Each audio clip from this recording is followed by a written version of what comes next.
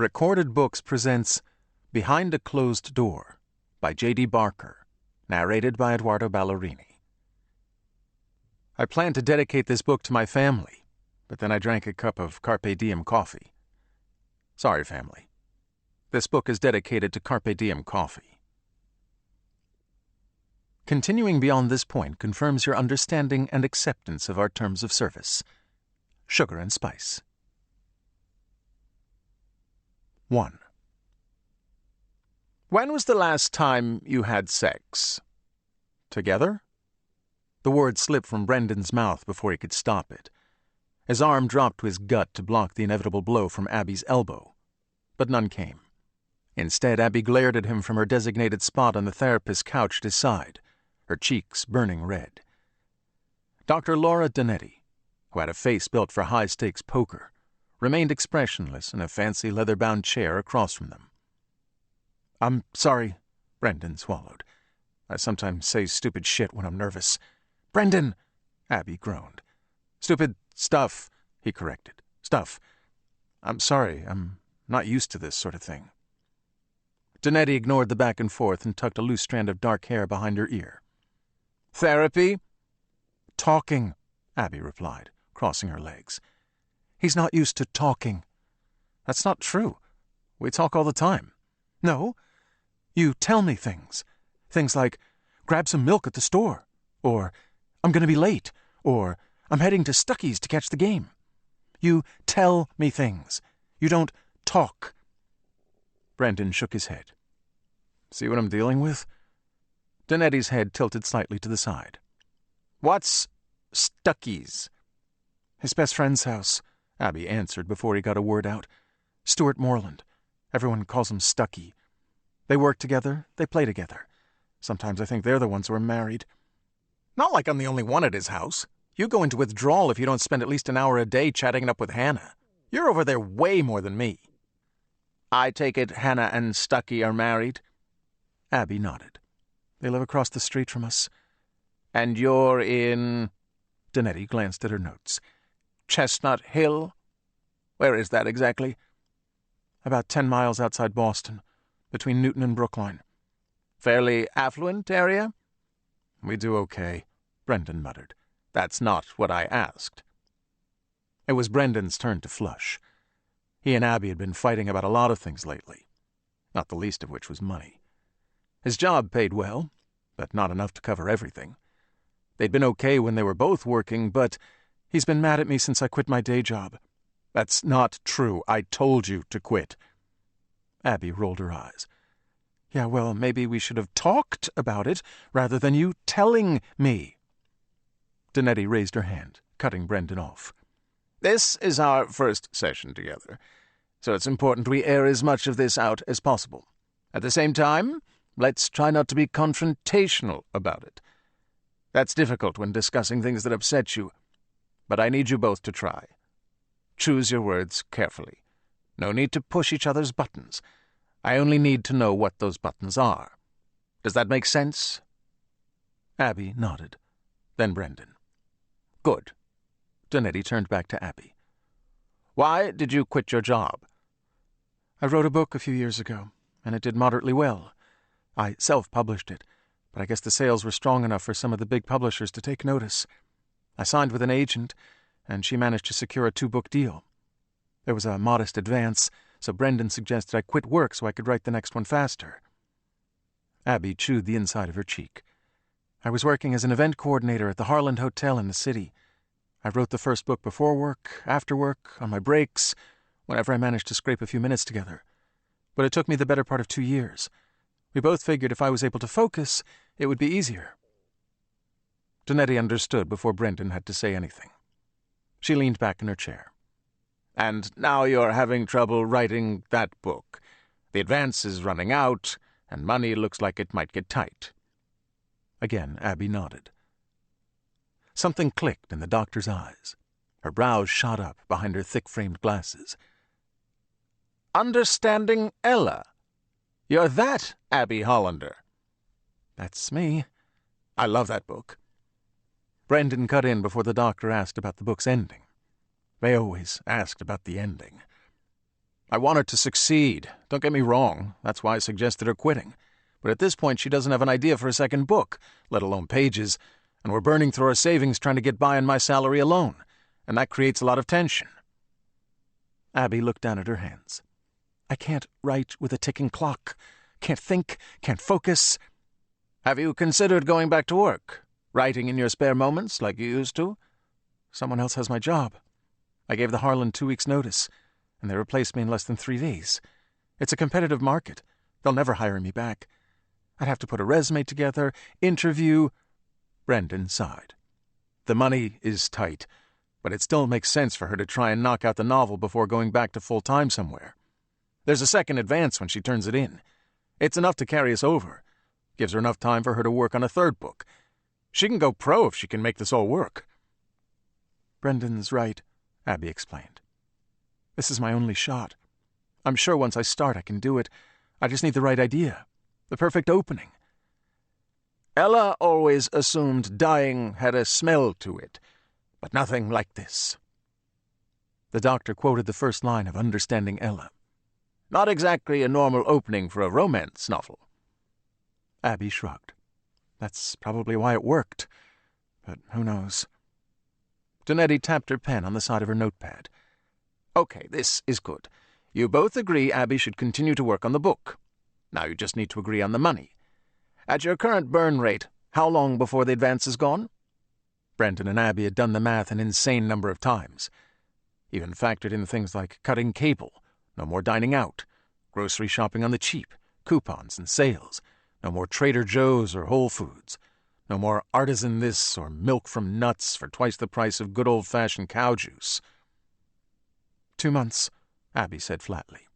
3 if we really make things stretch. For the first time in more than 30 minutes, the doctor smiled. Abby, this is your husband being supportive. I know men aren't always good at expressing that sort of thing, so take note. This is what spousal support looks like. Brendan felt a smile creep across his face. Donetti turned to him. Before you get all smug, I want you to promise your wife something. From this moment forward, for the next 30 days, you are not allowed to bring up money. You are not allowed to ask her about her book. No progress reports unless she volunteers the information. No pressure. Give her space to work. Do you understand?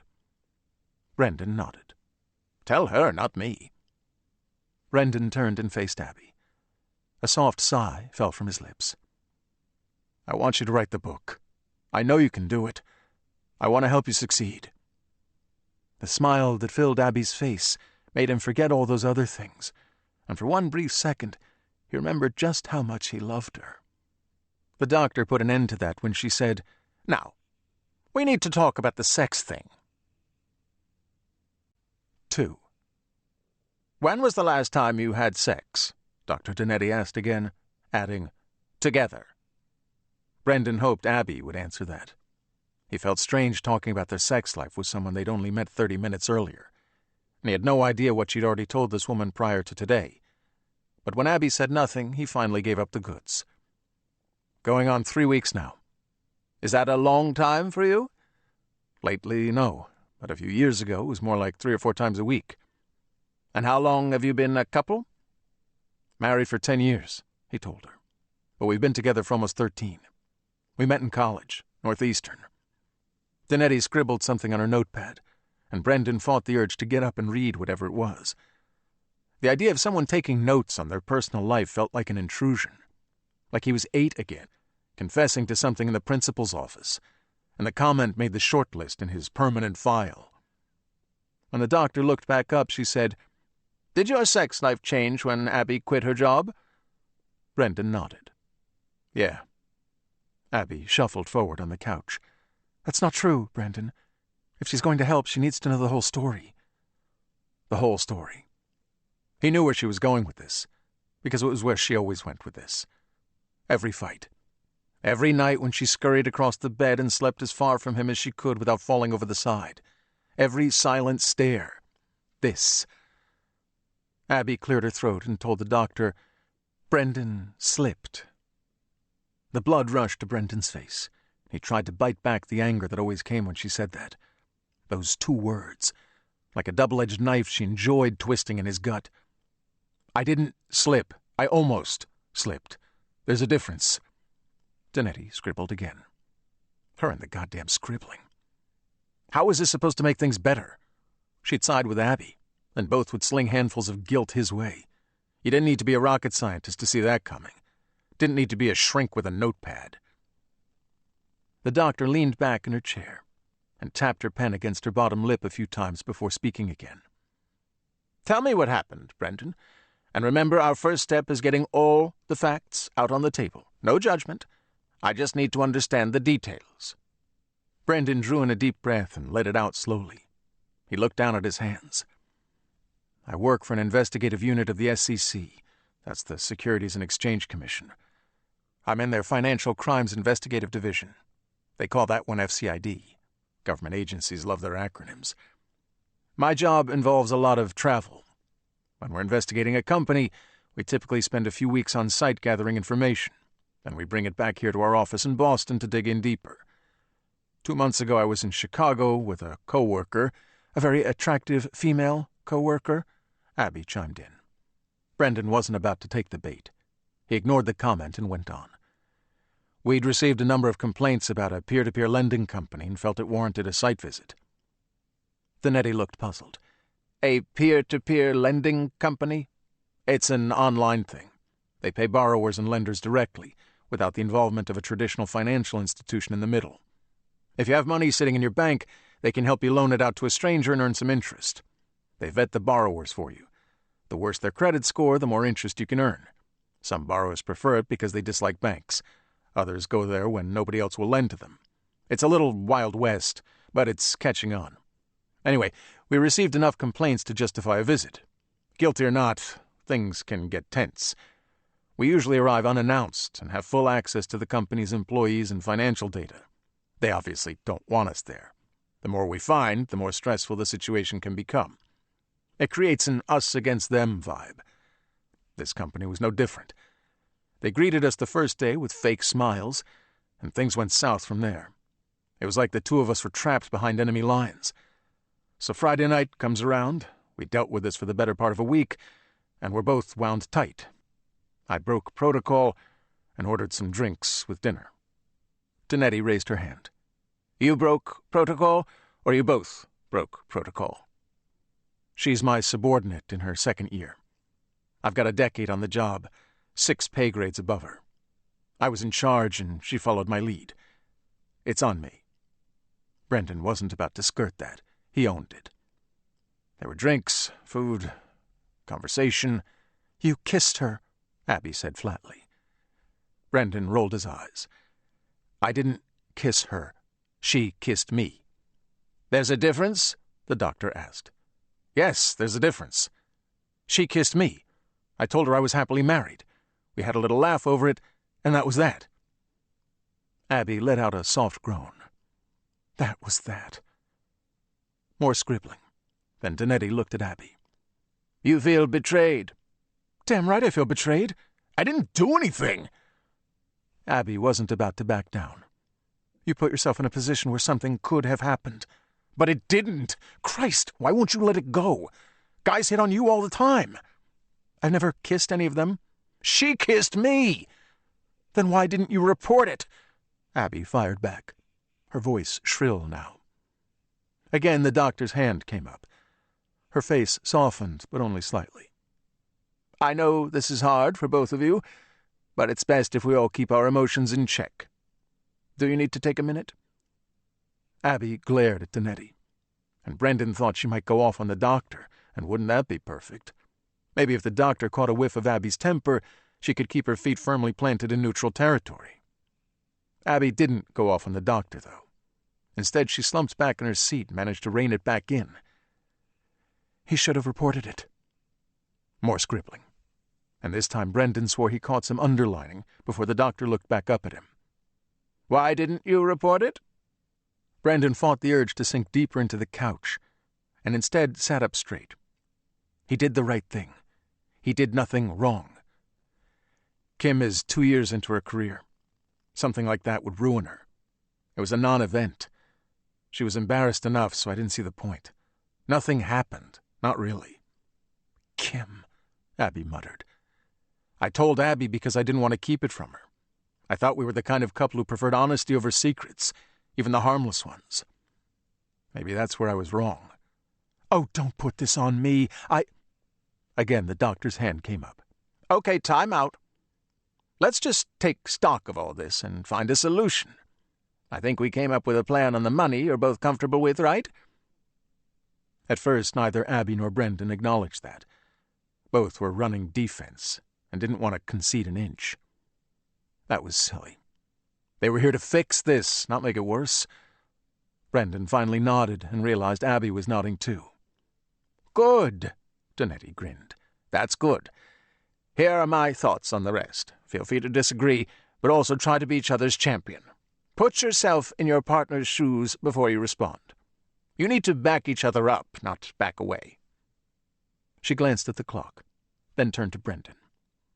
Whether this woman kissed you, or you kissed her, or you let her believe it was okay to kiss you, none of that matters. You knew something was wrong enough about the situation to feel guilty, and you wanted to unburden yourself by telling Abby. So you did that. It's bad you allowed it to happen. It's good you didn't keep it to yourself. You were right to share. She let that sink in for a long moment, then swiveled toward Abby. You feel betrayed. Your husband travels a lot for work. That conjures up all kinds of fears, not the least of which is cheating. Something like this happens and validates those thoughts. But here's the thing. Regardless of how it happened, he didn't follow through. He put an end to it. He confided in you. This comes down to one simple question. Would you have preferred not to know? Abby shook her head. Of course not. Absolutely. It was painful to hear, but secrets in a marriage are worse. Secrets end marriages. He should have reported it, though, Abby said softly. Not just told me. Donetti tightened her lips, nodded, and faced Brendan again. Tense situation. Benefit of the doubt. I understand why you didn't say anything at work, but you need to make a promise to your wife right now. If something else happens with this woman, even the smallest thing, you will take the entire matter to your superiors and let the chips fall where they may. Protecting your marriage is far more important than protecting this woman's career. Husband first, job second. She does it again, you put it out there. Understand? Brendan nodded. Good.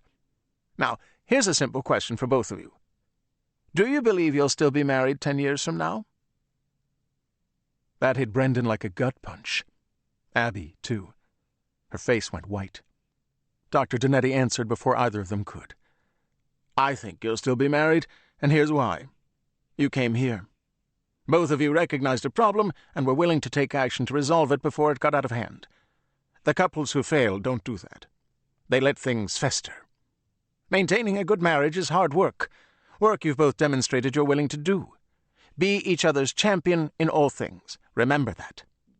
She smiled curtly. We have a plan, and I'm confident you will execute that plan. Which brings us to our final hurdle. The sex thing. Brendan stole a glance at Abby and found she was doing the same. Both quickly turned back to the doctor. A marriage without sex means your roommates legally bound to each other. Nobody likes a roommate. Sex isn't just about some physical gratification. It brings people closer together. An unmatched intimacy. Good sex teaches you to work together. Great sex teaches you to act as one. She scribbled yet again on her notepad, but this time she wrote in the bottom corner of the page. When she was done, she tore it off and handed the note to Abby. There's an app I've found to be extremely helpful in situations like yours. Think of it as a marital aid, a continuation of the work we started here today. It's popular in the app stores, so you shouldn't have any trouble finding it. Read the description. Give it a try if you think it's a good fit. Or don't, if it's not your thing, that's fine too. Either way, the two of you need to reconnect on a personal level, and I think it could help. Can you do that? Abby looked down at the paper and nodded. Brendan? He nodded too. Dr. Donetti smiled. Good. Now, one last thing. Homework. The two of you are going to have sex tonight. Remember what it is you like about each other. Don't be afraid to try new things. Experiment. She nodded at the paper in Abby's hand. "Give the app a go." A timer on the desk behind her chimed, and Brendan realized it was 10 minutes until noon. Somehow she'd managed to wrap their session at exactly the 50-minute mark. She reached over and retrieved a day timer from the corner of her desk. "I'd like to see you both back here next Tuesday. Does 11 in the morning work for you?" 3. An app, huh? How exactly does that keep his dick out of other women? Hannah licked some salt from the side of her margarita glass, took a drink, and leaned against the kitchen counter. "If Stucky pulled that shit with me, I'd buy a big pair of scissors and keep them on top of my nightstand, tell him to sleep tight. Men are animals. Back when we were dating, Stucky told me when he was 13 he actually fucked a bowl of Jell-O. There are so many things wrong with that, it makes me wonder why God bothered to give men opposable thumbs. Maybe you and me should go dyke and move to Costa Rica, open a B&B. She ran her fingers through Abby's dark hair. "You'll need to do something about this, though." "What's wrong with my hair?" "Oh, nothing's wrong with it. It's beautiful. You're beautiful. It's just a little plain Jane. If we're going to be seen together in a biblical sense, you need to step up your game." 2 years ago, Hannah Moreland was a teller at the local branch of United, on the fast track to remaining a teller at the local branch of United for the rest of her life. She hated her job, hated her boss, and began posting about it daily on TikTok. These funny videos she'd shoot in the bank about her co-workers and the people who came in. By the time someone reported her and her boss handed her a pink slip, she had amassed nearly 1 million followers and was making more on social media in a month than she made in a year at the bank. Now she had nearly 4 million followers and a slew of sponsors.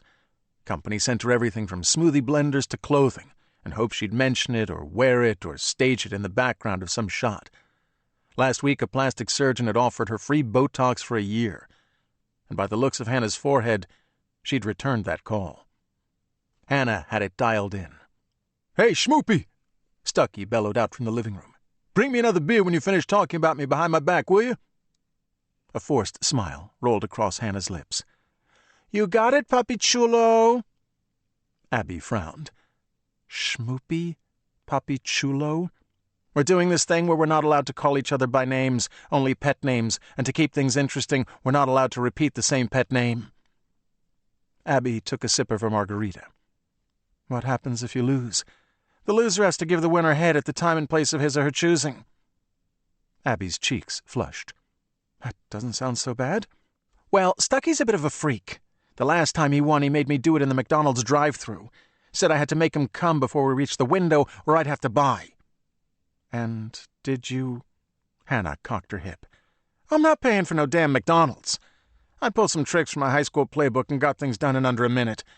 Made him buy me a sundae, too." "That's my girl." Abby clinked her glass against Hannah's, then frowned.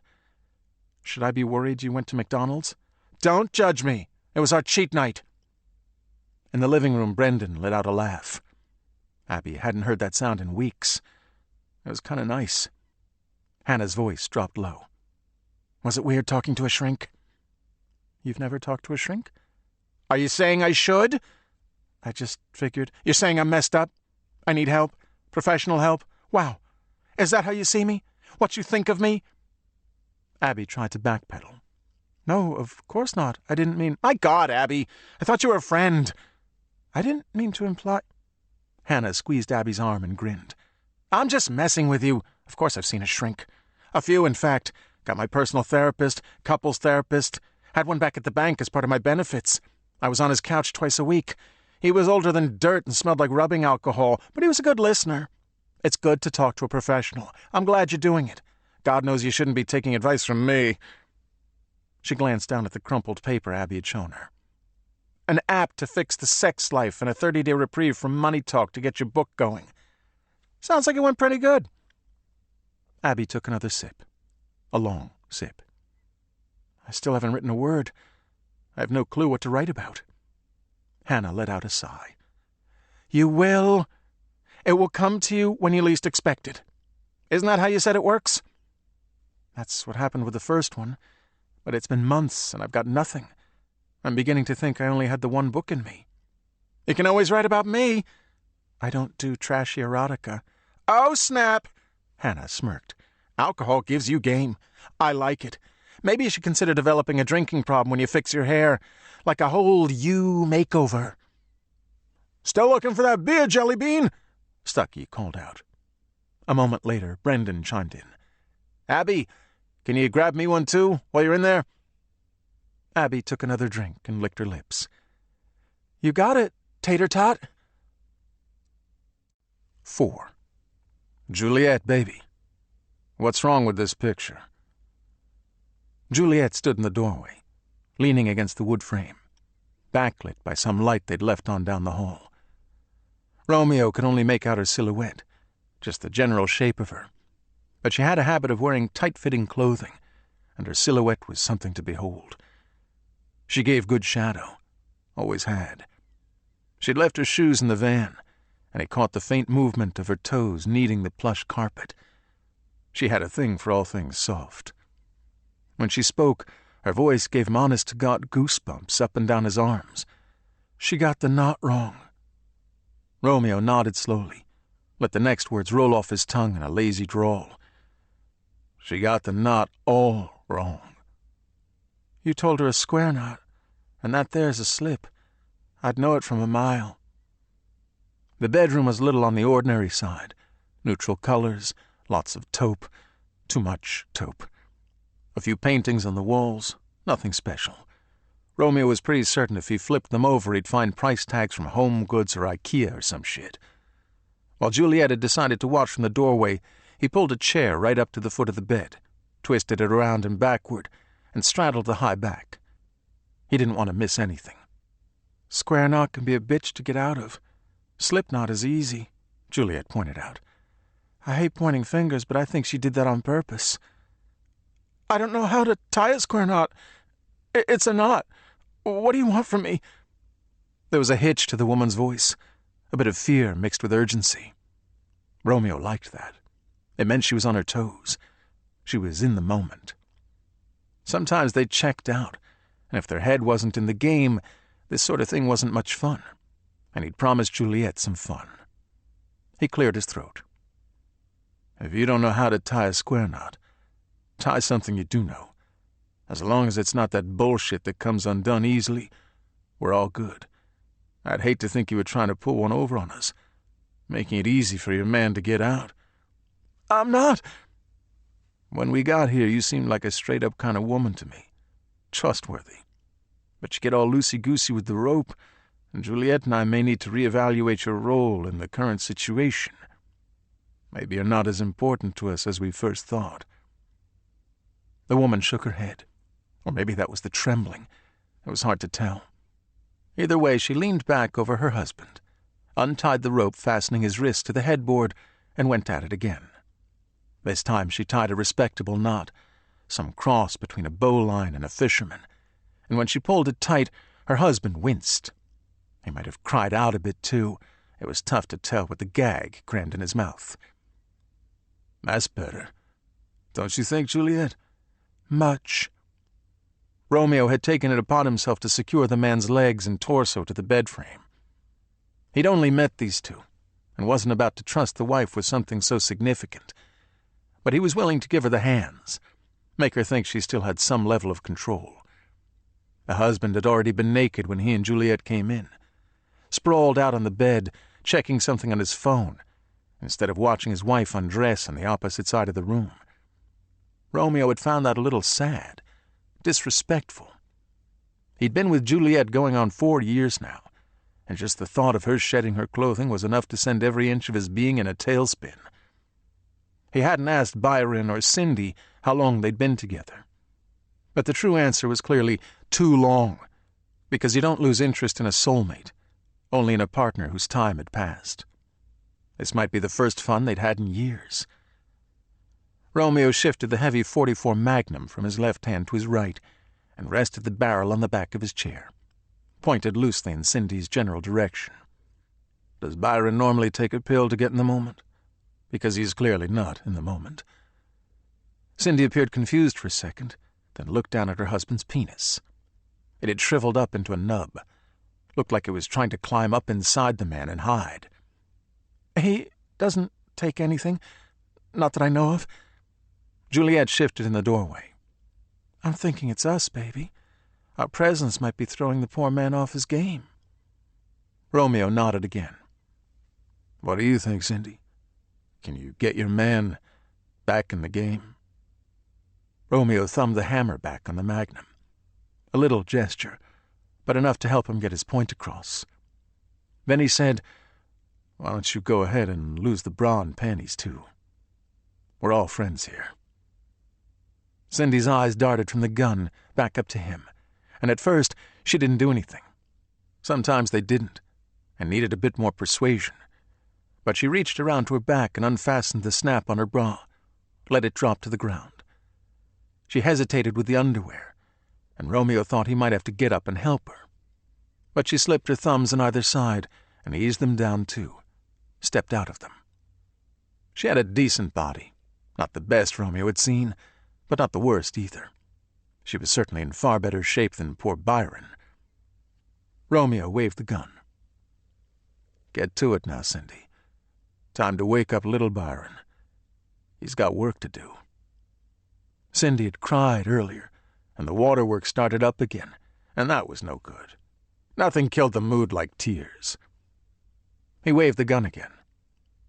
"Is this what's bothering you? How about I put it away?" He tucked the large weapon behind his back, into the waistband of his jeans, and held up both hands. "See? No gun." "A little tug and rub, Cindy," Juliet purred from the doorway. "You know what to do." Cindy shuffled closer to the bed and reached for her husband. Her hand was shaking so bad it was a wonder she managed to get it around him. But she did. To her credit, she tried, but little Byron had checked out.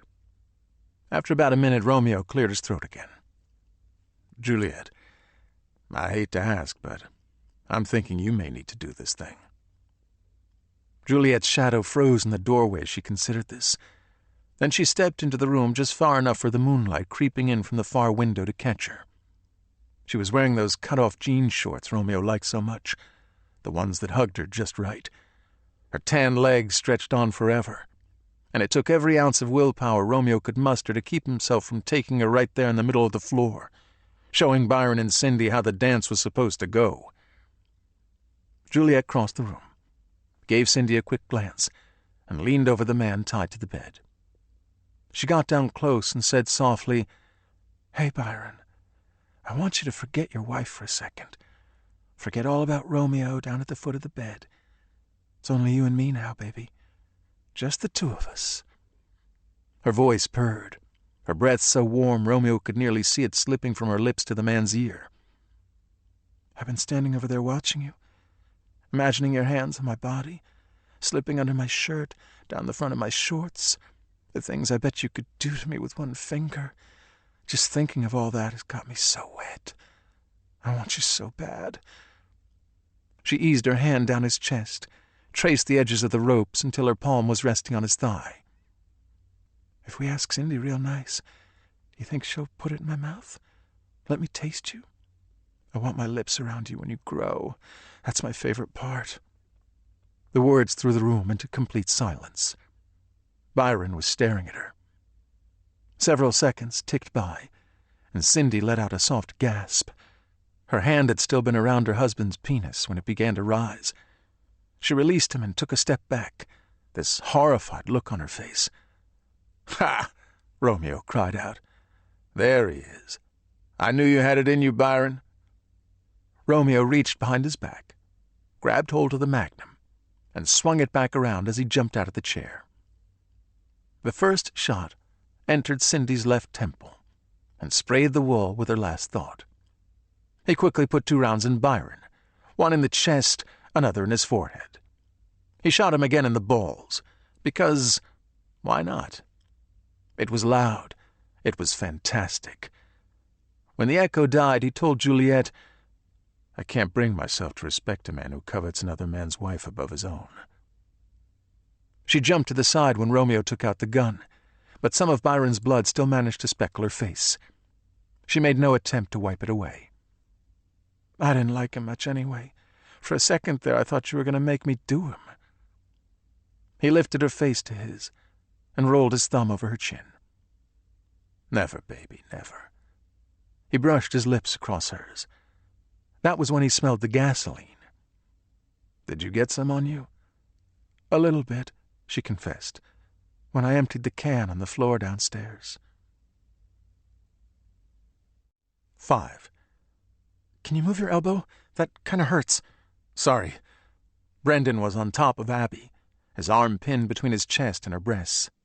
Their heavy quilt had gotten tangled up in their legs. From the Alexa speaker on his nightstand, Adele was crooning about holding on and some mess she'd gotten herself into. Sex between them had never been spontaneous. Maybe in the early days, back in college when the next day entailed nothing but classes or a shift at whatever minimum wage job they'd been working. But the second they found themselves out in the real world, spontaneity had been shoved out the window by 80-hour work weeks, stress, and growing responsibilities. At one point they'd scheduled sex every third day unless Abby was on her period. That had gone on for the better part of the Obama administration, even into the early years of Trump, right up until the great snore incident of 2020. Abby fell asleep mid-session, and once Brendan had gotten over the humiliation of that and had silently debated the finish, don't finish question, he did not. He'd fallen asleep too. The schedule vanished, packed away in the same box their spontaneity had gone to storage, and they'd resorted to the occasional grab-and-go quickie brought on by a steamy scene in their latest Netflix binge. Brendan called that maintenance sex. Abby called it shtup time. Both pretended to enjoy it, even though it felt more like a task to be checked off some marital to-do list rather than something pleasurable. The doctor had given them an assignment. Reluctantly, they'd both agreed to convene in the bedroom and complete their assignment at 9 p.m. The lights were out. Abby had lit a candle, but it was one of those scented ones, and the smell of lilacs made Brendan want to sneeze. He knew from past experience if he sneezed once, he'd sneeze a dozen times. He needed to get away from it. "Can I go down on you?" "Yeah." Abby sometimes got self-conscious, so Brendan made it a point to ask. He eased down the length of her body, kissing her as he went. He did his best to kick the quilt out of the way and took a moment to rub his nose and stifle the sneeze before it got worse. He was certain she didn't notice him do that, but to be sure, he spent a little extra time kissing the back of her knee before moving to her inner thighs and the place between. Abby let out a soft moan, arched her back, and pressed into him. A minute had passed. Adele had moved on to Easy on Me when Brendan heard something that horrified him. He lifted his head and looked at Abby. "Are you giggling?" Abby froze. Her eyes went wide, and her mouth dropped open. She quickly pinched it shut before any words escaped. "You were, weren't you?" He got up on his elbows so he could see her better. Her cheeks were flushed. She swallowed, embarrassed. "I'm sorry, it's just... You didn't shave, did you? Your beard tickles." "Seriously?" "I'm sorry, just do it again. Pretend that didn't happen. It was nice, really. I liked it." Brendan sat up further. "Do you want me to shave?" "No, it's fine. I just wasn't ready for it." "You weren't ready to be tickled by my beard?" "No." "And if you were, that would have been okay?" She paused a beat. "Yeah, sure." He wasn't buying that. "I always shave in the morning. That means my beard is always this length at night. When we... you know. Does it always tickle?" Abby went quiet for another second, then finally nodded. "Yeah." Brendan rolled over on his back and stared at the ceiling. "If it bothered you, why didn't you ever say anything?" "Bothered is a very strong word." "Okay, then pick another word. That's not the point. The point is, if you don't tell me, I don't know. Christ, Abby, we've been together for 13 years. It's not like this is our first time. It means it's always... You never actually enjoy..." Brendan let out a sigh and rolled over. Abby sat up. "That's not true. I always like it." "Sure." Abby reached for the quilt and covered herself up. The moment, if there had ever been one, was over. "It's not something we talk about." "Well, maybe we should," Brendan said. "You told the doctor we don't talk. I suppose there's some truth to that. Maybe you were right." Abby inched closer to him and rested her head on his shoulder. "We used to. In the beginning. I guess life gets in the way sometimes." From the speaker, Adele launched into her version of that old Garth Brooks song, the one he stole from Billy Joel. Brendan ran his hand through Abby's hair. Mind if I share a secret? Abby looked at his face. I wish you would. I don't even like Adele. This time Abby laughed. I thought you did. For being honest, I always thought she was a bit whiny. Brendan found himself laughing, too. Finally he said, Alexa, stop. And she did. The room went quiet. Abby kissed his shoulder and stood from the bed. With a quilt draped over her shoulders, she crossed the room and ruffled through her purse on the dresser. When she returned, she was holding Brendan's phone and the scrap of paper from Dr. Donetti. Maybe we should give it a try? Why not, right? Why not? Brendan took his phone from her and went to the App Store. What's it called? Sugar and Spice. 6. Wow, Abby muttered. How could an app have 106,000 reviews and I've never heard of it? Is that a lot? Brendan honestly wasn't sure. He rarely downloaded anything to his phone. Abby, however, was a seasoned pro. She spent far too much time staring at that little screen lately. When Hannah started making real money posting online, Abby began studying all things internet, hoping to find some lucrative corner of her own. They'd had their share of fights about it, particularly since she quit her job. It burned him to see her bumbling around the web when she was supposed to be writing. It's #1 in the App Store. Abby rolled her thumb down the screen, quickly reading the description and glossing over several images of the app. It's free to download and doesn't say anything about in-app purchases. So I can't tell how they're making money. So nobody creates an app unless they're trying to make money. Abby smacked him in the shoulder. Stop! Just download it. Brendan clicked the download button and pressed his index finger to the reader when prompted by a security screen. Wrapped in the quilt, Abby hovered next to him, both watching the small progress bar slowly fill from left to right. When it completed, Brendan clicked Open. The screen locked, then went blank. What the hell? Abby frowned. Did it freeze? He clicked the side buttons and tapped at the screen. Nothing happened. Maybe restart it? He did. The phone rebooted, and when prompted, he keyed in his security code. The Sugar and Spice logo filled the screen, followed by, Brought to you by International Entertainment Corps, your gateway to the freedom you live. That's a stupid company line, Abby said. It's probably written by some Chinese kid in his parents' basement. It reminds me of all... This audiobook is free for you to enjoy. If you'd like to support me, please take just 1 minute to listen to this relaxing music. Thank you so much. In twilight,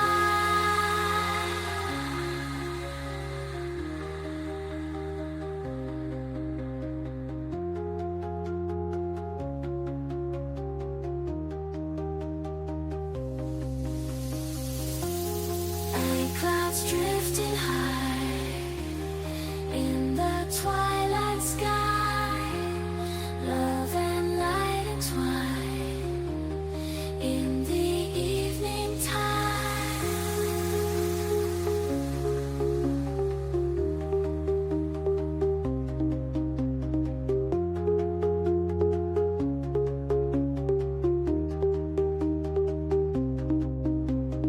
Golden rays, soft embrace, creating a poetic space. Hearts aflutter. instructions that came with our smart doorbell. You will enjoy powering on the button marked D. I still don't know what D stands for. Drives me nuts whenever I think about it. Another screen came up. Welcome, Brendan Hollander. Would you like to simultaneously install Sugar and Spice on your partner's phone? Although it was a question, it didn't offer him a yes or no, only okay. Brendan clicked on it, and Abby's phone let out a soft ding from her vanity in the master bathroom. It's letting you install an app on my phone? How does it even know I'm your partner? Maybe it searched my texts and assumed based on your incessant nagging? She smacked him again, and Brendan realized she was smiling. Not some half-assed polite grin, but smiling. It was nice, and he almost told her so, but didn't, and the moment slipped away. Would you like to log in with Facebook? The smile left Abby's face. Aren't you already logged in? It knew your name. Again, it wasn't a yes or no question. The only option to respond was, okay. Brendan clicked it again. Allow Sugar and Spice to track your activity across other companies' apps and website. Ask app not to track. Allow. Brendan clicked Ask app not to track, and nothing happened. He pressed it again harder, as if that would make any difference. When he mashed it down a third time, the word Allow flashed, and the screen went away. This thing is seriously buggy. Another progress bar appeared on the screen. It took nearly a minute before it completed. In the bathroom, Abby's phone dinged again. Neither of them looked at it. They were both busy reading the next message on Brendan's screen. I am in good physical condition. Aside from the 2.5 milligram dose of lisinopril I take daily for elevated blood pressure, I have no other cardiovascular or underlying health issues. How does it know that? Brendan had no idea. Probably my health app, or maybe my pharmacy app. I don't know. This time there was a yes or no. Brendan clicked no. Do you consider yourself to be adventurous or boring when it comes to sex? Brendan's finger hovered over adventurous, and Abby cleared her throat. Okay. He clicked boring. The next message read, which of the following best describes your partner in bed? Frigid, timid, or frail? That's not exactly a choice, Abby frowned. It's being buggy again. Won't let me answer. The only option is yes or no. Brendan clicked no. Understood. Okay, now I'm really confused. Does your partner enjoy pain? They both stared at that one for a moment. Then Brendan said, Oh, I see what it's doing. The app is trying to establish a baseline. Well, duh, but it's not allowing you to answer yes or no on that question either. Only okay. And for the record, I don't enjoy pain. What kind of question is that anyway? What do you want me to do? I don't want to say okay. Brendan sighed. It's just an app, Abby. Some game. If it tells us to do something and we don't want to, we won't. He clicked on OK before Abby could object again. That brought up a follow-up question. Do you enjoy pain? Again he pressed OK. Do you enjoy inflicting pain? OK. Have you or your partner ever asphyxiated during sex? Abby frowned. Is that a thing? Brendan nodded slowly. Do you remember that band In Excess? Sure. They found the lead singer in a closet with a belt around his neck. He accidentally suffocated himself while jerking off. Whoa. Yeah. This time the app allowed him to answer no. Would you like to? That would be a no, Abby said flatly. Like before, answering no wasn't an option, only okay. Brendan mashed down the button before Abby could object. If it tells us to do something and we don't want to, we won't, he repeated. As the remaining questions came up, he clicked OK. Faster each time until the questions flew by so quickly he barely read them. Have you and your partner ever welcomed others into your bed? OK. Do you consider yourself to be dominant? OK. Do you consider yourself to be submissive? OK. Have you or your partner ever considered sex with an animal? OK. Have you ever had sex in a moving vehicle? OK. Were you driving? OK.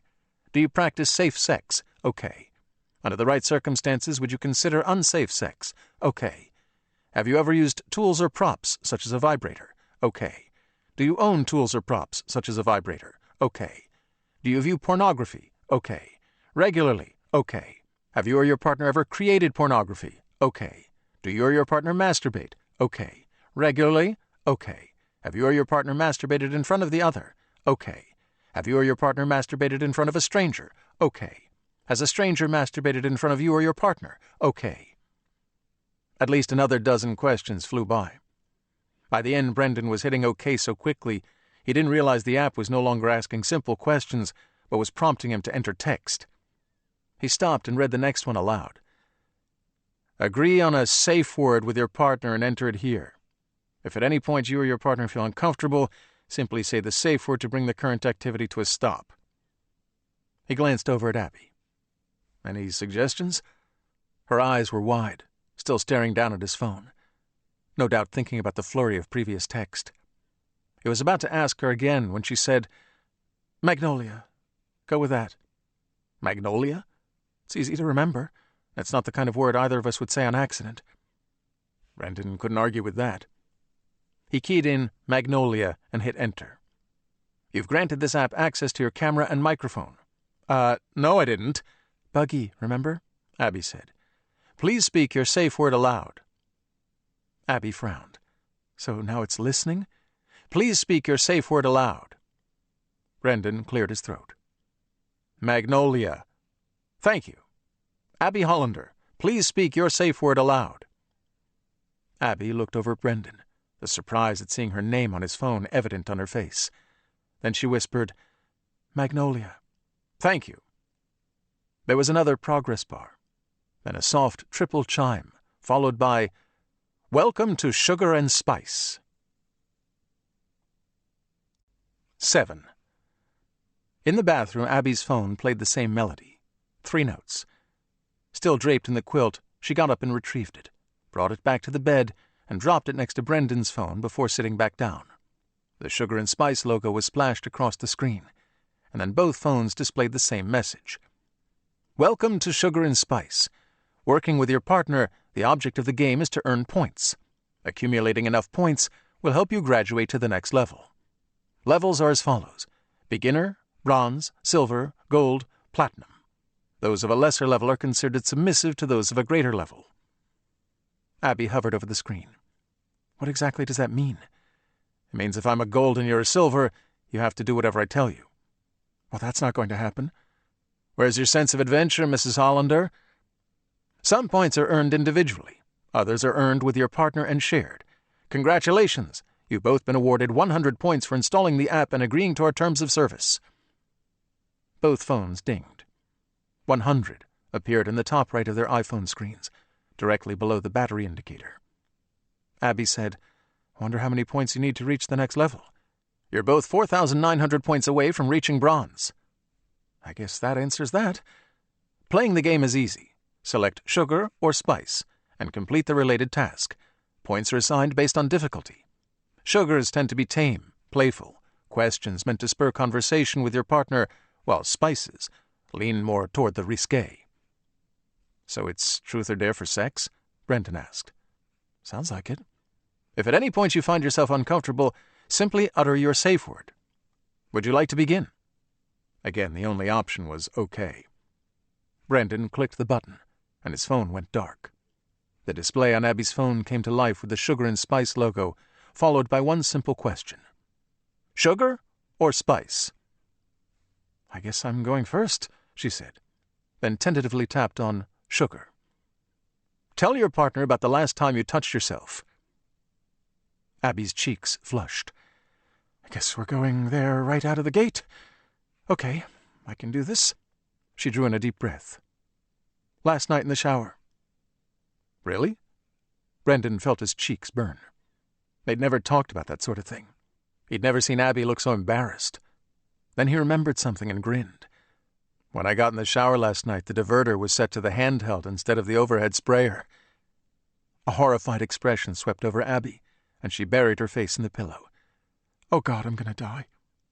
"That's kind of hot," Brendan said softly. "How often do you—" Abby pressed deeper into the pillow. "Too much, not enough, I don't know." Her ears were bright red. "Isn't it your turn?" A playful melody came from Abby's phone, and Brendan glanced at the display. "Hey, that earned you 100 points. So I'm winning? I get to tell you what to do now?" "Easy, shower girl. We're both still beginners. You don't get to tell me jack." Abby's phone went dark, and Brendan's lit up with the same question. "Time to take a commanding lead," Brendan smirked, pressing spice. Both phones came to life with identical text. "Date night. You're going out to dinner tomorrow night. A reservation has been made at Menton's in Boston for tomorrow night at 8 p.m. Buy a sexy outfit for your partner to wear and leave it for them on your bed no later than 6 p.m. tomorrow. This means everything from underwear to shoes. Dress them from head to toe. Click here to retrieve their various sizes at any time during this spice." A timer appeared on both their phones, directly below their current points. 21 hours, 35 minutes, 22 seconds. "It's impossible to get a reservation at Menton's," Abby said. "They're booked out months in advance." Brendan had scooped up his phone and tapped on the link in the message. After a few seconds, he held the phone out to her. "Are these really your sizes?" She studied the list, everything from her shoe size to measurements, and nodded. He looked up at her. "How do you think it knows?" "When you installed the app, you gave it access to information stored in other apps. I order a lot of my clothes online. I guess it got it from there. Same way it knew about your blood pressure meds." "That's a little creepy. I guess that depends on where you land with the whole privacy thing. Some people see it as a time saver." "It's fucking creepy." "Yeah, I guess it is." His phone dinged. "That's an email confirmation from Menton's. 8 p.m. tomorrow, just like it says." Abby was still draped in the quilt, but the corner had slipped from her shoulder. He could see a hint of her breast. When she caught him looking, she covered back up. "Can we even afford it?" "No," Brendan muttered. "But I think we should do it anyway."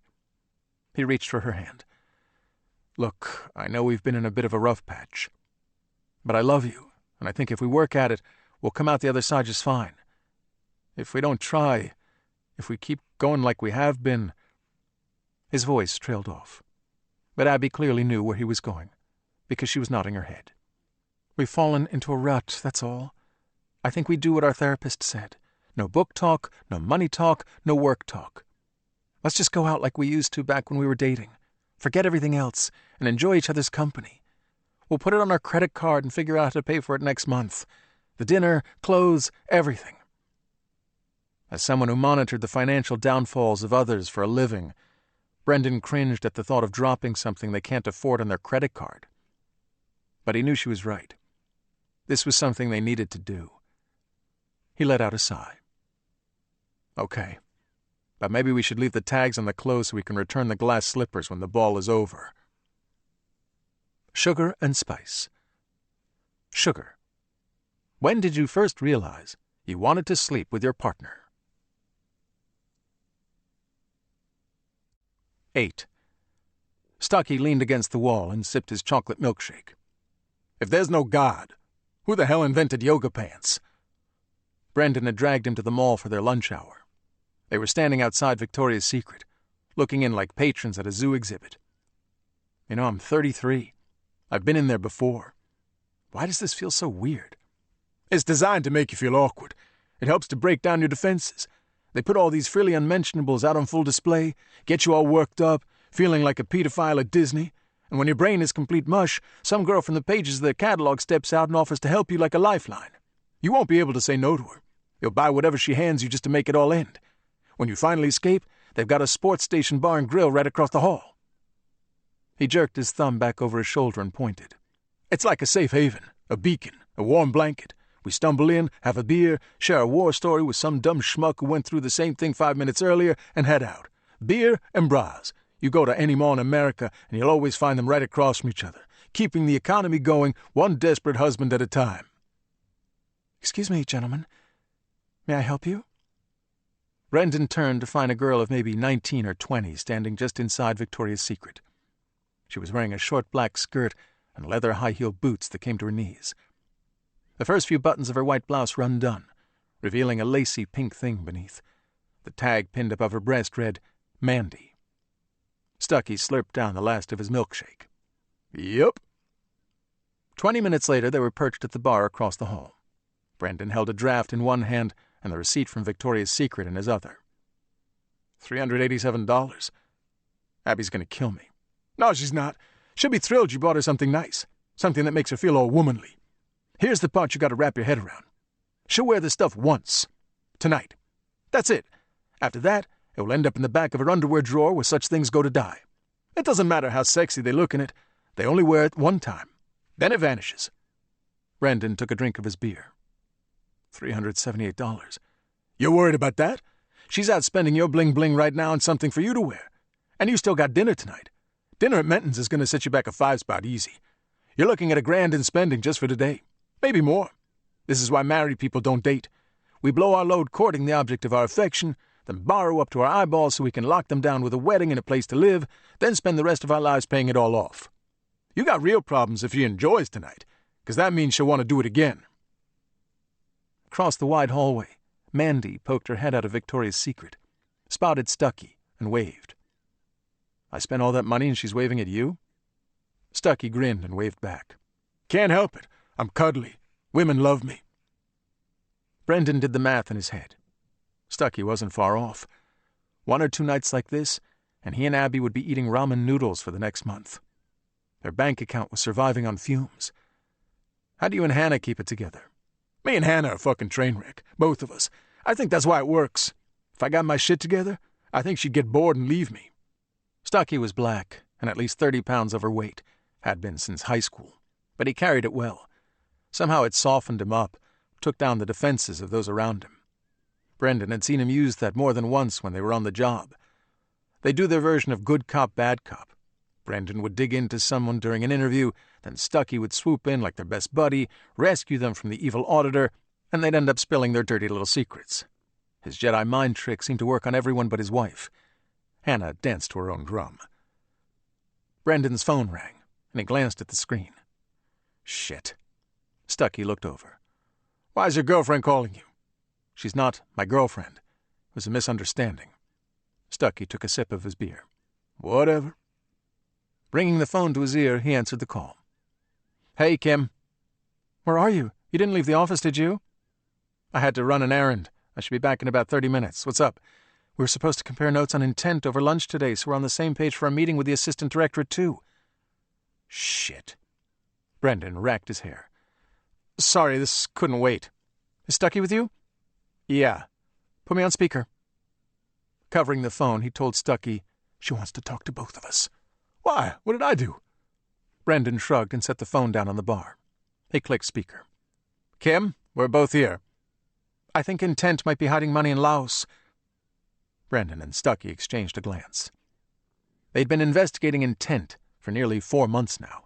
Formerly a software development firm, they'd branched out into peer-to-peer lending, and through a combination of low prices and blitz marketing campaigns, they'd managed to grow into the number 3 spot, biting at the heels of Lending Club and Upstart. This was the same company Brendan and Kim Whitlock had visited in Chicago, chasing a high number of customer complaints over the previous year, primarily failure to pay back loans in a timely manner. Stucky spoke first. You sure? 90%. That's not sure. No, it means I'm 90% sure. That's why I said 90. If I was sure, I would have said 100. Stucky pressed mute on the phone. I can see why you like her. She's feisty. Rolling his eyes, Brendan unmuted the call. What gets you to 90? What did you find? 6 trips by a member of senior staff over the past year on commercial airlines. That's not exactly a smoking gun. Why fly commercial when they lease 3 private jets? Kim, that's not one of those trips was submitted for reimbursement. Stucky's eyes narrowed. Then how did you find it? Some personal credit card records somehow got copied in our initial document request. Whose credit card? Their CFO, Isaac Alford. There's nothing illegal about going to Laos on his own dime. Sounds like a vacation. 6 times in under a year? Come on, that's not pleasure, that's business. Nobody goes to Laos for pleasure. That's really weak, Stucky said softly. Kim wasn't about to be deterred. 6 times! Putting you on hold for a second, Kim. Stucky brought his finger down on the mute button again before she could object, and gave Brendan a dismissive glance. Laos is a red flag because the money launderers love it. I'll give her that. But if you're laundering money, you don't visit. You hide that shit. More likely Alford's a pedo and going there to dip his wick. Child prostitution is big there, too. Stucky was probably right. He might be a smart-ass, but he'd been doing this longer than Brendan. Certainly longer than Kim. Criminals weren't that bright, and he'd seen it all 2 times over. Brendan clicked off mute. Kim, you said you thought they might be hiding money in Laos? How are you even connecting this travel to the company? Robin Church. Who? On the credit card receipt, someone wrote the name Robin Church and circled it. I found that same name written on a few of Intent's internal financial statements. Same handwriting, circled the same way. Some with a question mark next to them, others with an exclamation mark. Like someone connecting dots. The handwriting doesn't match the samples we have for Isaac Alford, which means he didn't write it. Somebody else did, and they wanted us to see it. Brendan pursed his lips. Stucky's right, Kim. That's weak. It's something, she stated firmly. Does Intent have anyone on staff named Robin Church? Nobody. Whoever wrote this wants us to look at Alford. Why else would they slip his personal credit card statement into document production? Stucky rolled his eyes. Putting you on hold again, Kim. Sing along with the happy music. He clicked mute. "You take this to the assistant director, and she'll bust you down to customer service." Brendan wasn't so sure. It could be something. Maybe a whistleblower dropping breadcrumbs? "Sounds more like a whole lot of nothing. You dig deep enough, you'll find just what I said. The CFO flew to Laos to diddle little boys or girls. Some fucking pervert. Nothing more." Then why would that name appear on internal docs too? This wouldn't be the first time we found evidence of a company investigating something on their own before we arrived on their doorstep. Maybe Kim's got it wrong. Maybe Alfred found some rogue employee and was chasing it down. At the very least, it's a loose end. Stuckey thought that over and unmuted the call. "Kim, you need more before we can go to the AD with this." "If you found this, you'd take it to her?" Kim said. "You know you would." "That's not true. She disconnected. Stuckey whistled. "Oh, man, you got your hands full training that one. How long is she on the job?" 2 years. Bet you $1 she don't see 3. She's got a good head on her shoulders. She just gets overzealous." Stuckey finished off his beer and stood. He was watching Mandy across the hall again. "Maybe I should pick up something nice for Hannah." "Why didn't you buy something when we were in there? We need to get back." "Who said anything about buying?" His voice dropped low, eyeing Mandy. "Hannah told me last night she was open to a 3-way. Brendan dropped a 20 on the bar top and shook his head. Why are everyone's lives so much more interesting than mine? 9. The sun was setting, and Abby was standing at the front door when Brendan finally got home, her face burning with frustration. She held up her phone. The tiny timer in the corner had gone red, just like his had in the car nearly 40 minutes ago. Before he could say a word, 3 chimes rang out from his Apple Watch, followed by a text message. "You were due home at 6 p.m. Your tardiness has cost you 30 points. Tick-tock, Mr. Hollander." Wonderful. He shook his head and offered Abby his most apologetic grin. "There was a wreck out on I-90. 3 lanes were blocked. I managed to get off at Brownling, along with half the other cars. I'm sorry I got home as fast as I could." "Our reservation is in an hour and 23 minutes. Menton's won't hold a table more than 5 minutes, not with their wait list." She looked like she might explode. "It will take us at least 30 minutes to get there, more with parking, and we still need to get ready. Maybe you should have left earlier." Before Brendan could reply, she turned and stomped up the stairs. "Perfect start to date night," he muttered, chasing after her. He found her standing on the far side of their room. There were 2 boxes and a glossy bag from Gary Percy laid out on the bed in front of her. Gary Percy was a high-end men's retailer with a shop out in Middleton and Boston. He'd driven past 1,000,000 times, but had never gone in. Any place that advertised custom-tailored suits with designer names he couldn't pronounce was not exactly on his radar. Not on a government salary. He'd always been more of a Men's Warehouse or Black Friday sale at Sears kind of guy. Brendan set the bag from Victoria's Secret down on the bed opposite her, and the 2 of them faced off like outlaws in an old western. He half expected a tumbleweed to blow by when Abby slid the 2 boxes and bag across the bed to him along with a page printed from the Gary Percy website. "I got you everything in that picture." From the crinkled page, a 20-something male model pouted at the camera wearing... What exactly was he wearing? Khaki pants with brown loafers, argyle socks. His white button-down was open at the neck, and a dark red sweater was draped over his shoulders. The model clutched it with one hand. "Is that a belt or a piece of rope?" "It's a belt made from rope," Abby told him. "It's stylish. I like it." "Okay." He slid the Victoria's Secret bags over to her. She riffled through the contents, the color slowly leaving her face. "This is what you want me to wear?" "It's stylish," he repeated. "I like it." Her irritated gaze jumped from him back to her phone screen. "We need to hurry." Scooping up both bags, she went into the bathroom and closed the door. She locked it. Actually locked the door. Brendan wanted to shave, brush his teeth. Hell, he'd shower if he could. None of that would happen. He blew out a breath and began to strip off his clothes. 10 minutes later, he was dressed, fumbling with the rope belt. 20 minutes later, he was standing at the full-length mirror in the corner of the room. He draped the sweater over his left shoulder, then his right, then both. He looked like a fucking idiot. 40 minutes later, he was sitting on the corner of the bed. Abby was still in the bathroom. "Abs?" Silence. "Abby, we're gonna be..." The lock clicked, and she came out. The red dress he'd picked plunged low in the back and was held together by a series of crisscrossing straps running down the left side from Abby's chest to her thigh. When Mandy had shown it to him and Stucky, she explained it wasn't meant to be worn with a bra or panties, and double-sided tape might be needed to ensure nothing wasn't exposed that wasn't meant to be exposed.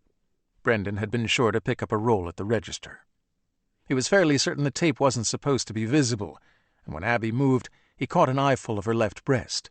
So something was wrong. The matching shoes he'd gotten her dangled from her hand. "These are like 5-inch heels. How do you expect me to walk? I can't—" Her voice cut off when Brendan stood up. She was staring at him. "What?" Abby clamped her mouth shut and bit her lower lip. Her eyes grew wide, and she began to giggle. "What's wrong?" She tried to hold back the laughter, but it only grew worse. "Oh, my God. You look ridiculous." The sweater was still over Brendan's left shoulder, but he'd given up holding it. When he glanced back at the mirror, he realized he looked like someone had dumped the laundry basket over his head. The socks itched, and the shoes pinched his toes so bad his right foot had gone numb. He shifted his weight to keep from falling over. "You don't like it?" That only made Abby laugh harder. Brendan couldn't help but laugh, too, and both fell back on the bed, the anger and frustration forgotten. Neither had the energy for it anymore. "We're hopeless, aren't we?" Abby finally managed after nearly a minute. "Certifiably hopeless." Both their phones dinged with a new message telling them they had 38 minutes until their reservation. Not only was the timer red, now it was blinking. "We'll never make it." Abby still had curlers in her hair and hadn't done her makeup. Brendan knew she was right. "I think I need to call an audible," he said. "A what?" He jumped up and started stripping out of his clothes, hopping and fighting the pants as he made his way over to the closet. "I'll throw on a suit and meet you there. Just follow after me in your car. I might be a few minutes late, but we won't lose our table. I'll stall with a drink or something until you get there." Abby did something then that surprised him. She walked over and kissed his cheek. "Thank you. I'll be as fast as I can." 10. The light bulb in the corner of the sauna flickered twice and died with a resounding pop. Joel Hayden looked up and realized only 3 of the 6 overhead lights remained working. He shook his head and went back to the financial news he'd been glossing over on his phone. He'd been coming to Back Bay Fitness for the better part of a decade and watched the place slowly fall apart. Cracked leather on the workout gear, faded paint on the walls, tile covered with scuff marks so dark and plentiful they blended with the pattern. The sauna had been the only saving grace, and now that was going too. If the owners raised their rates again, he'd find someplace else to wind down after work. It was quiet. At least there was that. He hadn't seen another soul for the better part of an hour. Shuffling across the hot floor, Joel scooped up a ladle of water and poured it over the rocks. There was a sharp hiss as white-hot steam bellowed out and filled the room. He added one more scoop for good measure, then returned to his favorite corner of the bench, leaned back against the cedar wall, and closed his eyes. He might have drifted off. He didn't hear her enter. When Joel opened his eyes, there was a girl stretched out on the long bench directly across from him. Her towel hung open, her naked body glistening with steam and sweat, her eyes closed. She had a small tattoo of a butterfly in her ankle. Joel pinched his eyes shut, opened them again. She was still there. Not his imagination, not a dream. She was real. Was she asleep? He couldn't tell. Didn't think so, though. There was a steady rise and fall to her chest, but aside from that, she wasn't moving. Joel shifted his considerable bulk, and the bench beneath him let out a soft groan. Her eyes opened, saw him, and she reached for the folds of her towel to quickly cover up. "I'm sorry. I thought you were off in dreamland." Her voice sounded like warm butter, had a slight southern accent to it. Carolinas, maybe? Alabama? Joel had no clue, but he liked it. "You don't have to do that," he told her. "It's okay." Her grip on the towel relaxed. "You sure?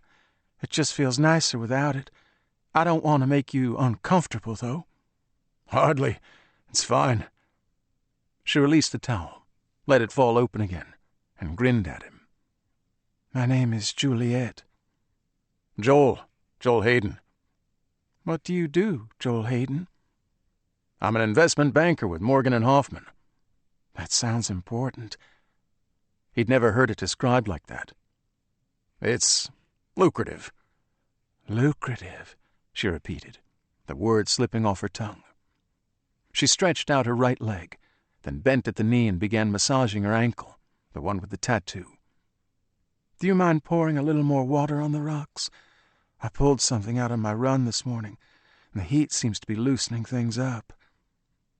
Standing wasn't exactly in the cards right now, not unless Joel wanted this girl to fully understand what she was doing to him, and he wasn't sure he wanted to go there just yet. Scratch that. He certainly wanted to go there, but she was a tough read. He couldn't tell if she was flirting or just naive. He'd always been a gambling man. That's why he worked in finance, so he decided it was time to roll the dice. Joel got to his feet, let his towel drop to the floor, and walked over to the heater. He told himself he looked perfectly natural doing it, sexy even, and if she didn't want to look, she didn't have to. She did look. He made it a point of checking before dipping the ladle in the water bucket and dousing the rocks again. More, she said behind him. So he added more. He was dumping his third scoop when he heard a gruff male voice behind him. Them rocks are called igneous. Can't use just any kind of rock in a sauna. They need to hold the water just right or you get no steam. Joel Hayden was a large man, not exactly built to move fast, but at the sound of that voice he spun around quick enough. His left thigh caught on the corner of the frame housing the heater, dug in, and left a gash at least 3 inches long. "Ooh," the voice said. "That's going to leave a mark."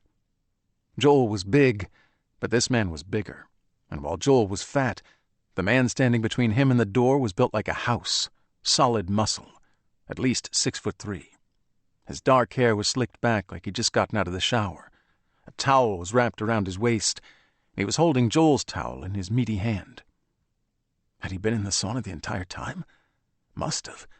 Must have come in with the girl. On the bench, she'd covered herself up and was holding Joel's phone, thumbing at the screen. Without looking up, she said, "We're gonna need his passcode." Joel considered trying to snatch his phone away from her, but the expression on the other man's face told him that would be a mistake. He looked like he wanted him to try, like he would enjoy what came next if he did. Joel didn't move. "What do you want?" The man tossed Joel his towel and nodded at the bench. "Take a seat." Having just added water, the air was thick with hot steam. Nearly 200 degrees. It made it difficult to breathe. Joel covered up and sat, doing his best not to look frightened, knowing full well he was shaking, and the other man knew it. "My wallet is in my locker. I've got nearly 1,000 in there. It's yours if you want it." Still tapping on the phone, the girl who called herself Juliet said, "That's mighty generous of you, Joel." The large man sat down next to Joel, leaned back on the wall, and waved his hand through the steamy air. "It's hot as balls in here. You enjoy this?" "It helps me think." "Helps you think." He nodded at the girl. "Remember when we were in Belize, baby? Living in that box on the beach? What was that, 2 summers ago? Remember how hot it got around midday? Did that help you think?" "Not in the slightest." The large man chewed on that for a moment, lost in some memory. Then he inched closer to Joel, too close. "We're going to need your passcode." "Why?" "You needn't concern yourself with that. You have more pressing issues. If you don't give me your passcode, I'm going to rip off your penis with my bare hands and make you swallow it. That's not an easy thing to do. I learned that lesson the last time I did it. But here's the thing. Even when I can't tear it completely off, it hurts like a motherfucker. The worst pain you could possibly imagine. There's a lot of blood, too, even when it doesn't come off completely. So much damn blood." The man raised his hand between them, clenched his fist, then opened it again and showed Joel his palm. "You could try to scream, but what are the odds of someone getting in here and helping you before I get a solid grip, before I twist and pull? A lot of bad things can happen in a second or two if you let them." 096437, Joel blurted out. He tried to move away from the guy, but the large man's hand came down on his thigh and held him still as he looked back to the girl. Baby? Juliet keyed the code. I'm in. The man released Joel's thigh. That's good, Joel. A solid start. Start? What exactly do you want from me? The large man said nothing. His gaze was fixed on the girl. He didn't speak again until she looked up from the phone and nodded. Your wife is home right now, Joel, giving your twins a bath. In 20 minutes she'll be tucking them in bed. Then she'll shower and settle on the couch with a book to wait for you. Same routine as the last 3 nights. She's a predictable woman, don't you think? Joel didn't answer that. He wasn't sure he could say anything, even if he tried. I'm going to give you a bit of a choice. Take that towel of yours, tie it to the rafter up top, and hang yourself here in the sauna. You do that, and your wife and kids get to continue repeating that routine for the foreseeable future. You don't do it, and I'll snap your fucking neck. Go to your house and rape your wife. Then I'll kill your whole goddamn family. When your kids are crying, when they're screaming the way kids do right before I end them, you know what I'll tell them? He narrowed his eyes at Joel. I'll tell him, Daddy made me do it. He winked at Juliet. What do you think, Joel? Where's your head at? Sugar and spice. Sugar. What is the one thing you always wanted to do with your partner, but didn't have the courage to ask? 11. Brendan didn't have time to park, so he left his car with the valet. He nearly tripped on the brick steps running up the walk, and by the time he made it to the hostess stand in the crowded lobby, the alarm was going off on his phone again. It had gone off at 8, and every minute after. He fumbled with the buttons and managed to silence it, but not before the now familiar triple chime from Sugar and Spice played, followed by a new message. You're late again, Mr. Hollander. What are we going to do with you? Minus 10 points. He cursed, shoved the phone in his pocket, and realized the young Asian hostess was staring at him. Sorry, work stuff. Hollander, we have a reservation for 8. Running a slender finger down the calendar on her tablet, she located his name and frowned. We have you down for 2 people. My wife is right behind me. She made a point of leaning to the side and peering around his shoulder. Well, not literally. We drove in separate cars. Perhaps you'd prefer to wait at the bar. Brendan didn't have to look around to know where this was going. The restaurant was packed, and they didn't want to tie up a table waiting for people to arrive. If he went to the bar, their table would go to someone else, and who knows how long they'd have to wait for another one. Abby would kill him. She's right behind me, I swear. His watch vibrated. A text from Abby. ETA 17 minutes. He quickly covered the small screen, hoping the girl hadn't seen it. She's parking now. I'm sorry, sir, I simply can't. A message flashed across her tablet, and Brendan swore he heard that triple chime again. There was a quick frown before she clicked the text away and looked out over the busy dining room. Oh, it appears we can accommodate you after all. Retrieving 2 menus, she told Brendan to follow her and led him to a table at a window in the rear corner. He'd been in his seat for less than 30 seconds when the chimes rang out from his phone again. That was just about enough to push him over the edge. The last thing he needed was some automated message nagging him again. But the text surprised him. Sit back, relax, and reconnect with your partner. Enjoy your evening, Mr. Hollander. Your date is on us. Sugar and Spice.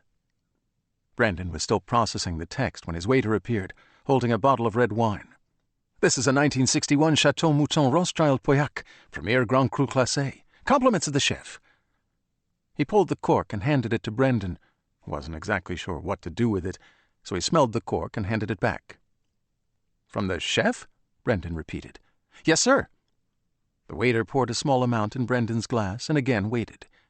Brendan swirled the wine around several times and drank. It tasted incredible. Approval must have been written all over his face, because the waiter filled his glass. Then the one across from him, as another man set a basket of bread down on the table. I understand your wife is running a few minutes late. Would you care for an appetizer while you wait? The Royal Ossetra caviar is divine. Sure, Brendan said, because he wasn't quite sure how to answer that. He'd never heard of an app buying dinner. He wasn't sure how that even worked. When the waiter walked away, Brendan did a quick search for the wine and learned it cost nearly $1,700. Unless Abby had paid something he didn't know about, the app hadn't charged them anything. How could they justify the cost without an income stream? Maybe it was a promotional thing? Or maybe a contest? That would explain why the waiter mentioned the chef. The restaurant was somehow in on it. Brendan quickly realized his mind had shifted into full-on work mode, analyzing the balance sheet and business model for some app on his phone, and he quickly pushed the thoughts out of his head. He wasn't working right now. The hows or whys of all of it didn't matter. He would enjoy it. Abby arrived shortly after the caviar, and Brendan's heart thudded at the sight of her. She rushed in, as he had, and paused at the far end of the dining room to look for him. Her dark hair was partially swept up in the back, while just enough had been left down on the sides to frame her face. Her eyes sparkled nearly as much as her grandmother's diamond earrings. She was wearing a dress he'd never seen before, black with a slit that followed the curves of her leg. It hugged her body like a second skin. When she spotted him, smiled, and started over, there wasn't a single eye in the restaurant that didn't follow. Brendan stood and kissed her gently on the cheek. "You look incredible." "Thank you." He pulled out her chair and eased it back when she sat. She smelled faintly of vanilla. Returning to his own seat, he took her in again. "You're absolutely stunning. I've never seen that dress." "I bought this about 2 years ago for an event out in Brookline, a fundraising thing. The event fell apart, and I never got the chance to wear it. I forgot I had it." She took in the wine and caviar. "What's all this?" Brendan showed her the latest message from Sugar and Spice. She leaned back in her seat, her eyes filled with wonder. Could it be some kind of mistake? "Probably," Brendan considered. "Maybe. I don't know. Here's what I do know." He picked up his wine glass and held it out to her. What came next was difficult, but had to be said. "Whatever this is, you and we need it." I didn't agree with everything that the therapist said, but she did make one thing very clear. We've drifted apart. The two of us are so caught up in our individual lives we've neglected the life we've built together. We've let silliness create a wedge between us. I'm willing to commit 100% to not only finding what we've lost, but building something better on the rubble of all this other nonsense. He reached across the table and rested his hand on hers. "I knew from the moment I first saw you. I wanted to spend the rest of my life with you. That hasn't changed, and it never will. I love you, Abby Hollander, with all my heart. I always will." She'd gone silent, her eyes welling up with tears. When Abby finally spoke, her voice wavered with emotion. "How much of that wine have you had to drink?" Brendan couldn't help but smile. "Enough to shut down my inner asshole and remind me what's important." "Fair enough." Abby reached for her glass and clinked it against his. "To a new chapter of our lives, one I couldn't imagine writing with anyone else." The waiter returned with a large tray and began placing plates on the table. Lobster, carabinero, various sliced meats laid out over fish. "We didn't order yet," Brendan told him. "Compliments of the chef," the waiter replied, glancing at the half-empty bottle of wine. "I'll have another of those brought out as well. I've been told you are to receive nothing short of our best. Enjoy." He was gone before either of them could say anything. Abby simply raised her glass again. "Enjoy!" 3 minutes later, Brendan's phone let out another triple chime, followed by a new message from Sugar and Spice. 12. The first message had been a Sugar. "Do you remember your first date? Describe it." Brendan remembered it vividly, because their first unofficial date began with misdemeanor theft. Both attending Northeastern, broke, Saturday afternoon, Brendan had rounded the back of the Movico Cineplex to the emergency exit on the east end of the building with hopes of sneaking into the latest Twilight movie, New Moon. He found Abby holding the door open for 2 of her girlfriends. They'd never met, but he'd seen her around campus. He went in with them, ended up sitting next to Abby, and they spent the entire movie talking. There was a trip to the local bookstore after the movie, which they thought was far better than the first, then pizza at Milano's, which they loved, but not as much as Arlo's downtown. It was nearly midnight by the time he walked her back to her dorm, and they made plans for a real date the following night. The memory came back to Abby, too. And when they finished with that one, both were laughing, and she selected another sugar, that one a little more daring. "What is your favorite place to be touched?" Brendan went with an obvious choice. Abby told him it was her cheek, which surprised him. He had no idea.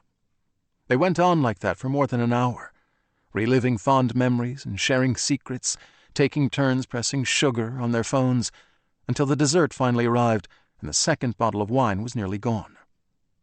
It was then a mischievous grin filled Abby's face. "You're winning, Mr. Hollander." Her fingers slipped across the points at the top of both their phones. He was at 510, she had 420. "I think it's time I pull ahead." She pressed spice and was immediately told, "Take off your underwear and hand them to your partner for safekeeping." "I'm glad I didn't get that one," Brendan told her, looking down at his suit pants. "Would have been particularly tough if I'd worn that damn rope belt." He thought he'd get a laugh with that, but when Abby remained silent, he looked over at her. "It's not that I didn't like the rope belt. Just seemed like something geared more toward a 20-year-old. "Forget the rope belt." She was looking around the crowded dining room, her eyes bouncing from table to table. "If I do it, do you think anyone will see?" Brendan was shocked. Abby could hardly be described as adventurous. Under most circumstances, she was reserved. But there was something new in her face. She looked alive in a way he didn't recall ever seeing before. Whatever it was, he liked it. Although it was getting late, at least 100 people were still in the restaurant. Many had been there as long as they had, and were well into their meals. Their table was in the corner of the room, dimly lit.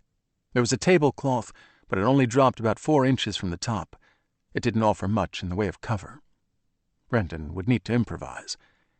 He eased his chair closer, shielded her as best he could, and whispered in her ear, "You're okay, nobody can see." He knew that was probably not totally true, but the wine had given him liquid courage, same as Abby. The real question was how much courage. Abby answered that when she casually leaned against him and slipped her fingers through the slit in the side of her dress, pinched the corner of her panties, and slowly tugged them down. She made the move as if she'd practiced it 1,000 times. But it was what she did next that really impressed him. Abby dropped her napkin from where it had been resting on her knees to the floor, and somehow landed it directly on top of her feet. "Can you get that for me?" Brendan bent over, retrieved the napkin, along with the slinky black panties resting beneath it at Abby's ankles. He had no idea how she'd gotten them past her pumps.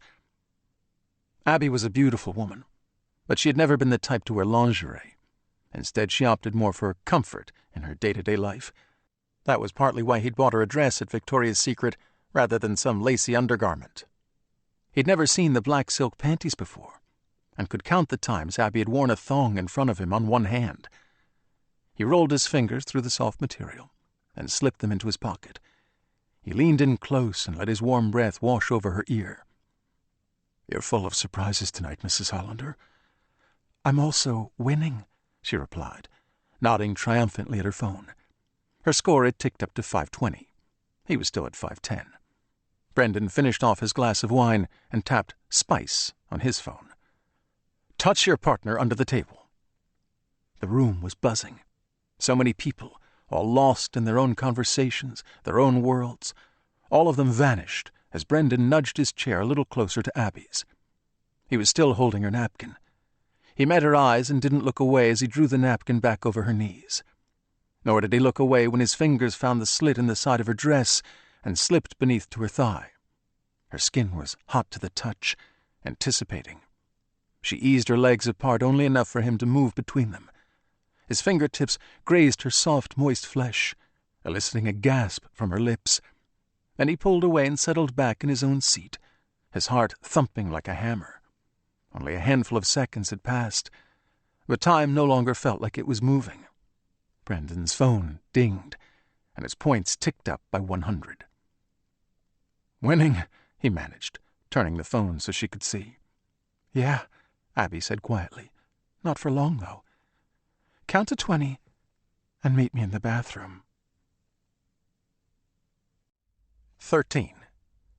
"You fucked Brendan in the ladies' room at Menton's?" Hannah's mouth was hanging open. "Because some app told you to?" They were in Abby's small office on the second floor of the house. Hannah had stopped over at a little after 10 with breakfast bagels and 2 caramel macchiatos from Starbucks. She wanted a full download. Abby had texted her around midnight, after the Uber driver had dropped Brendan and her off. They'd both been too drunk to drive. Abby blushed. "The men's room? Somebody was in the ladies." "Of course there was. And your cars are still there?" "Mine is. Brendan picked up his car this morning on his way to work." Hannah considered all of this, then pressed her palm to Abby's forehead. "No temperature. Who are you, and what have you done with my friend?" "Crazy, right?" "Crazy? That's like porno hot. Not the cheap shit they film in California, but the import kind from Italy." She drank some of her coffee and leaned back on the corner of Abby's small desk. "I always thought I was the wild one, and you make me look like an extra on The Handmaid's Tale. What the fuck, Abby? What if you got caught?" Abby was still wearing her pajamas. She twisted the drawstring from her shorts around her finger. "That's the thing. I know we were drunk, but it almost felt like the people there wanted us to do it. Like they expected it and nudged us along. One of the waitresses saw us come out of the bathroom together, and she didn't say anything." Hannah chewed her bottom lip and thought about that. "So this app buys you dinner and clears the path for lewd and nefarious behavior? Between 2 consenting adults, of course." "Of course. Well, that's bullshit." "How do you know?" Hannah shrugged. "Because it's an app. That's like saying Candy Crush helped wash your car, or Wordle paid your taxes. It was probably designed by some horny 16-year-old in China or some shit. It's throwing you a bunch of pre-written canned messages based on a predetermined schedule. As far as apps go, it's not even a complicated one. You're giving it too much credit." "The wine alone last night was $4,000. Hannah took another sip of coffee, then suggested, "Maybe Brendan paid for all of it and lied to you." "Why would he do that?" "Because men are idiots. Maybe he figured it'd be easier to sell you on the whole thing if he said everything was comped." Abby was shaking her head. "We only have 2 credit cards. There's no way he'd dip into our savings for something like that. I'd see it." "Men are also sneaky little fuckers. You don't think he's got his own credit card? How does he pay for porn?" "Brendan doesn't look at porn." Hannah stared at her, blank-faced. The room flooded with silence. "Oh, shit. Do you think he does?" "Don't you?" Hannah frowned. "Everybody looks at porn." It was Abby's turn to go quiet. "Oh my God, Abby, seriously? You don't?" Abby's cheeks burned, and she took a long drink of her coffee. "You write romance novels." "Porn and romance are hardly the same thing." "Fucking is fucking." Abby's eyes narrowed, and she stared at her friend. "Did you even read my book?" "Of course I did." "How many sex scenes were in it?" "I didn't exactly count." "Describe one." Hannah took a bite of her bagel but said nothing. "There were exactly 0, Abby told her after several long seconds. She picked up a copy of the paperback and smacked Hannah's leg. "You didn't read it." "I don't have time for books. You know how crazy my schedule is. I figured I'd watch the movie or something." She snapped her fingers. "Get that on Netflix already." "Wait a minute. You wrote a best-selling romance book and it doesn't even have sex in it?" "The sex is implied, but it happens behind closed doors, off camera," Abby told her. "Sometimes it's better to let the reader's imagination fill in the blanks." Hannah nodded at Abby's computer. "Well, now that you've actually had sex, in a public place no less, maybe you should include it in the new book." Abby quickly closed the lid on her MacBook. "We don't talk about the new book." "Shouldn't we, though? Because that screen looked very blank." Abby was about to respond to that when the doorbell chimed downstairs, followed by 3 hard knocks. "Expecting someone?" Abby shook her head. Carrying what was left of the bagels and coffee, they went downstairs and opened the front door in time to see a UPS van pulling away. A small box was sitting on the doormat. Hannah waved and turned to Abby. "I think I just thought of the opening to your book. You start with your female lead. She's in the shower when someone knocks at her front door. She wraps herself in a towel, runs to answer, and when the delivery guy hands her the package, she accidentally drops her towel. He could be wearing one of those cute uniforms with the brown shorts. Maybe he makes some silly comment about another delivery. Better yet, maybe she dropped the towel on purpose. Maybe she does that all day long to everyone who shows up. Pizza, Amazon guy, Mormons, whoever. Like some kind of, oh, please stop. No good? No. No good. Hannah was nodding slowly, the gears turning. Maybe I'll do it for real and film it. Start a new TikTok trend. Abby picked up the box and studied the label. It was addressed to her, but the label contained no shipper information. Where shipper data would normally appear, her name and address were repeated. She hadn't ordered anything. A triple chime rang out from her phone. Sugar and spice. Put them in immediately. Only your husband is permitted to remove them. Enjoy. Okay, Hannah said, studying the box. Now I'm curious. If you don't open it, I will. Abby carried the box over to the small catch-all table they kept in the hallway, cleared a space, and sliced open the lid with a spare car key. Inside, packed in tissue paper, were 2 silver bowls, heavy, about 1 inch in diameter, connected by a piece of black plastic with a loop on the end. She held them up to the light. Abby had no idea what they were. Put them in where, exactly? Hannah was grinning. They go in your hoo-ha. Your vajayjay, honey pot, taco, muff, pretty little flower, down below, your special place. Abby looked at her, puzzled. You know what these are? Hannah looked like she'd eaten chocolate for the first time. They're called Benoit balls, she explained. Hannah shared in far more detail than Abby would have preferred so early in the day. Abby could think of a million reasons to pack them back in the box and pretend she'd never seen them. But Hannah wouldn't let her. Her friend pushed her into the downstairs bathroom and closed the door. Just give them a try. Abby probably stood there, her back against the door, for a full minute, and finally decided, why not? Last night the Sugar and Spice app had shown her a side of herself she didn't know existed. It gave her a glimpse of the man she married, someone she thought was long gone. She hadn't felt that excited in years, maybe ever. If she didn't like this, she could toss them in the trash, and nobody would be the wiser. Well, except for Hannah, but she'd keep quiet if Abby pressed her. Abby pulled the string on her shorts and let them drop to the floor. With a deep breath, she spread her legs, slipped the Benoit balls into herself, and pressed herself back against the door. They were cold, and she wondered if she was supposed to use lubricant. That feels weird. From the hallway, Hannah said, They need to warm up. Give it a minute. She did. Then, oh my. 14. Hi, this is Cindy Messing. I'm unable to come to the phone right now, but if you leave a message, I'll get back to you shortly.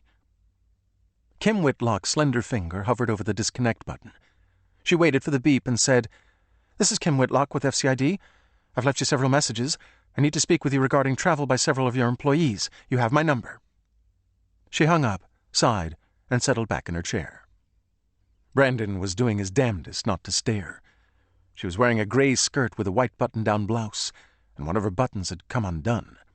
Every time she moved around, he caught a glimpse of her belly button, which was pierced with a tiny diamond stud. For some reason, seeing the piercing made the entire experience that much more intimate, voyeuristic. After what happened in Chicago, he wasn't sure if that button had come undone accidentally, or if, knowing they'd be alone, she'd unfastened it herself. Some veiled attempt at flirting. He knew the latter thought was a bit self-centered, but he couldn't keep his mind from going there, because surely she knew it was unbuttoned, right? She'd feel that. Brendan forced himself to focus and study the names on his legal pad. Who is Cindy Messing, again? I don't have her here. Cindy Messing is just a low-level staff accountant at Intent Corporate.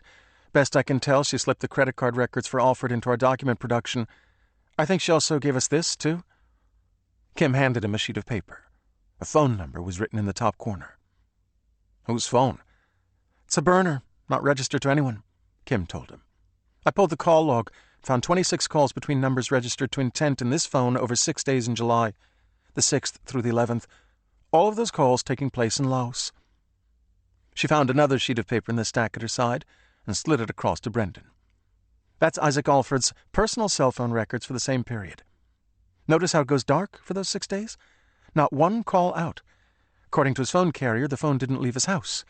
The dates coincide with one of the trips I told you about. Whatever he was doing in Laos, it was off the books.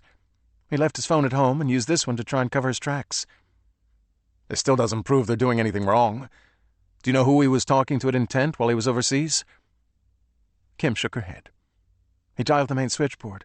We'd need a warrant to track the calls internally. But you like this. She positioned both call logs next to each other and tapped on a phone number she'd circled in blue ink, the same number appearing on both logs. That number is registered to Joel Hayden.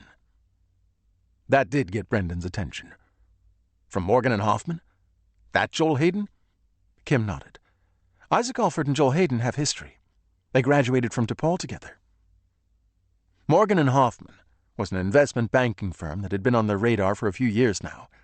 Although they were still building a case and hadn't brought charges, it appeared they were involved in several pump-and-dump schemes, possible tax evasion, and money laundering. Lately, he'd incorporated Bitcoin, further muddying the waters. FCID had no less than 5 open investigations. Joel Hayden was a real piece of work.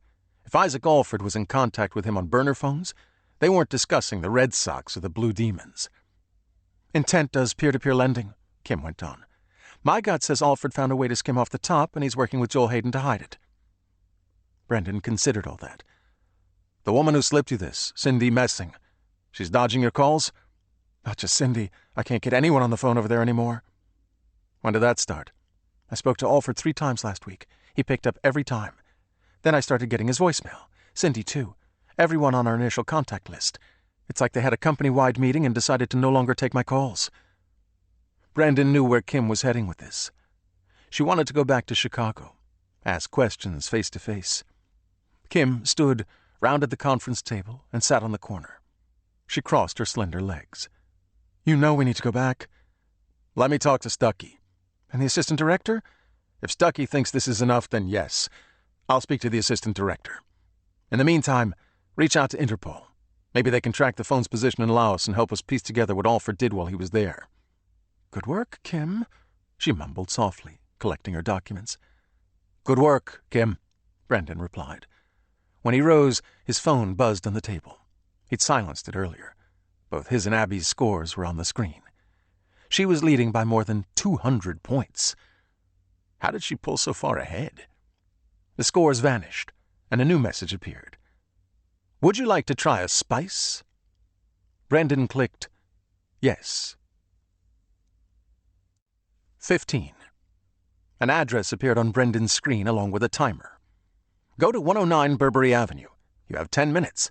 Await further instructions in the lobby. It wasn't far, only a few blocks from his office on High Street, so rather than get his car out of the garage and have to deal with parking, he walked. He stepped through the glass doors into the lobby of 109 Burberry with 1 minute left on the timer. There was a bank on the first floor, offices on the next 10, then apartments. 27 floors in all. When the timer hit 0, a new message appeared. Take the 3rd elevator from the left to the top floor. Brendan spotted several cameras mounted in the lobby, more in the bank, and he couldn't help but wonder if someone was watching him. He assumed the app was able to determine his location with the phone's GPS. That's how they knew he was here. But these directions were a little too spot on. The hair on the back of his neck tingled. He felt eyes on him, like a puppet master pulling his strings. The elevators lined the far wall, and he considered turning around and heading back to his office when the doors of the 3rd elevator from the left opened. Now, Mr. Hollander. Several people exited the elevator, and others quickly began to stream in. It was now or never. Brendan quickly crossed the lobby and stepped inside.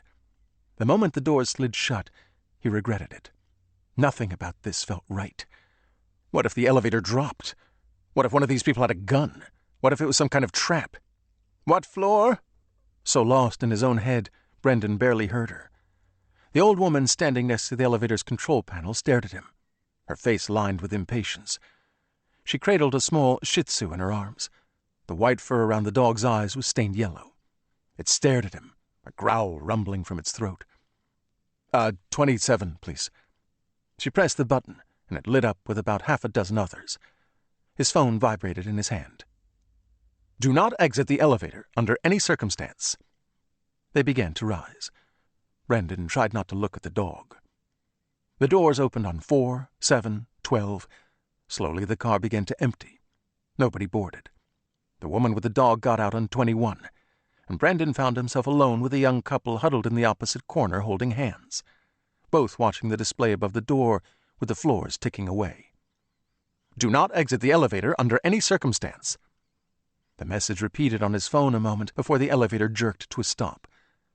According to the screen on the wall, they were somewhere between 25 and 26. "Do not speak. Do not move." They were stuck. No alarm sounded. Brendan fought the urge to reach for the panel and start mashing in buttons or pick up the phone. A voice in the back of his head told him if he were to pick up the emergency phone, the voice on the other end would belong to whoever had stopped the elevator in the first place, and he might not like what they had to say. He considered dialing 911 and was about to do just that when the phones of both strangers rang out with a familiar triple chime. Both raised their phones to read the incoming texts. She was pretty, maybe early 20s, long chestnut hair flowing over a tan sweater, nearly touching the top of her jeans. He seemed a few years older. A tattoo of a rose with a thorny stem peeked out from the sleeve of his t-shirt. When both pocketed their phones and started to undress, a breath caught in Brendan's throat. They didn't so much as glance in his direction as they shed their clothing in a pile at their feet and began to kiss, their hands roving over each other's bodies, exploring, caressing. Tentative at first, then at a fevered pitch. It wasn't until the man hoisted the young woman up and pressed her against the far wall of the elevator that she looked at Brendan at all. She kept looking at him as she wrapped her legs around her boyfriend as he thrust into her. 16. Wait a minute. They fucked right there in front of you? Stuckey dropped down onto the couch next to Hannah, careful not to spill his beer. You just stood there. What was I supposed to do? Thursday night was game night, and while the worn box for Cards Against Humanity was on the coffee table, nobody had bothered to open it. They were too wrapped up in Brendan's story. He'd told them everything. Stuckey knew all about the app. Brendan had filled him in on their way to Victoria's Secret the other day, and he could tell by the look on Hannah's face she knew too. He imagined Abby had told her. Maybe Stuckey did. He never could keep his mouth shut.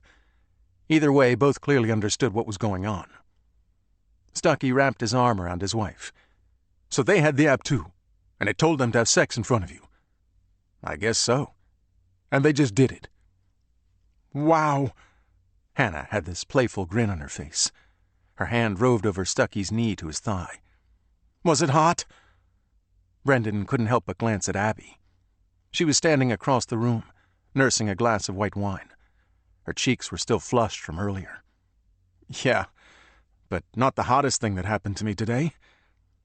The couple in the elevator had finished fast, and when it was over, they'd quickly gotten dressed. All three of them had avoided eye contact for the awkward minute or so before the elevator started moving again. And when the doors opened on 27, they'd rushed out, both laughing. Brendan managed to gather enough focus to press the button for the first floor, and he'd gotten out at the lobby. He didn't realize he was sweating until he stumbled out of the building to the sidewalk, and the fresh air hit him. 2 messages appeared on his phone simultaneously. The first was from Sugar and Spice, informing him he'd earned another 100 points. The second was from Abby, and simply said, "Come home now," followed by a heart emoji. He'd tried calling her, and when she didn't answer, he'd retrieved his car and made the drive in record time. Abby had met him at the front door. No, met was the wrong word. She jumped him, damn near accosted him. It was incredible. She opened the door wearing nothing but the skimpy drawstring shorts she liked to sleep in, and before he could ask her what was going on, her mouth was on him, hungry and burning. Brendan managed to kick the door shut as she pulled him into the living room, leaned against the back of the couch, and hooked her fingers into the top of her shorts. She gave them a gentle push and let them fall away. Her back against the couch, one leg straight and the other bent slightly at her knee, Abby stood there naked. Broken by the blinds, the light streaming in from the windows crept across her skin like warm fingers, tracing every curve. She eyed him with a look that was both eager and ravenous. In all their years, he'd never seen her like this. She usually insisted all lights were off during sex. She even locked the door when she showered. But this, she was so exposed. vulnerable, yet filled with a confidence Brendan had never known her to have. She bit her lower lip and spread her legs ever so slightly. He saw it then, something inserted inside her. Just revealing it to him seemed to make her hotter. I was told you need to take it out. Only you. Brendan had no idea what it was, but he was certainly curious. He stepped closer. His lips found hers again, but only briefly as he brushed her hair aside and left a trail of soft kisses down her cheek, her neck, and shoulders. He teased both her nipples with the tip of his tongue before moving on to her belly and below. He removed it with his teeth, and Abby let out a soft moan. She pressed into him, every inch of her burning. He brushed his lips over her clitoris, circled it, but only for a moment, nothing but a tease. I need you inside me, she managed between breaths. Right now, right here, just fuck me. Yo, buddy, Stucky snapped his fingers. You still with us? The three of them were staring at him. Abby's cheeks were bright red now, and by the look on Hannah's face, she knew all about his afternoon. She gave him a quick wink before telling her husband, Brendan played a little ball after work today. Stucky shot him a look. And you didn't tell me? Hell, I would have shot some hoops. You ain't got nothing on me. Hell, your game ain't shit. That's not what Abby says, Hannah said playfully. Okay, Abby cut in, reaching for the cards on the table. Whose turn is it to deal? Brendan woke that night at 3 a.m, his throat like sandpaper. They'd made love again after Hannah and Stucky left, going at it twice until both collapsed in exhaustion. Abby had fallen asleep naked, another first for her, and she was snoring softly. He slipped from the bed and crept downstairs to the kitchen. He didn't see Kim Whitlock, not at first, not until the light from the refrigerator revealed her standing just inside the back door. She was no longer wearing the gray skirt from earlier, nor was she wearing the button-down blouse. Both were puddled at her feet. She stood there in a black bra, matching panties, and heels. Is she finally out? I didn't think you'd wait. Brendan reached into the refrigerator, took out an open bottle of Fiji water, and chugged. When he was done, he held it out to her. Kim shook her head.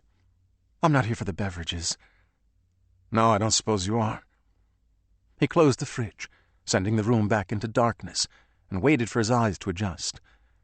Kim slowly came into focus, first only a hazy shadow, then her pale skin caught what little light came in through the window over the sink.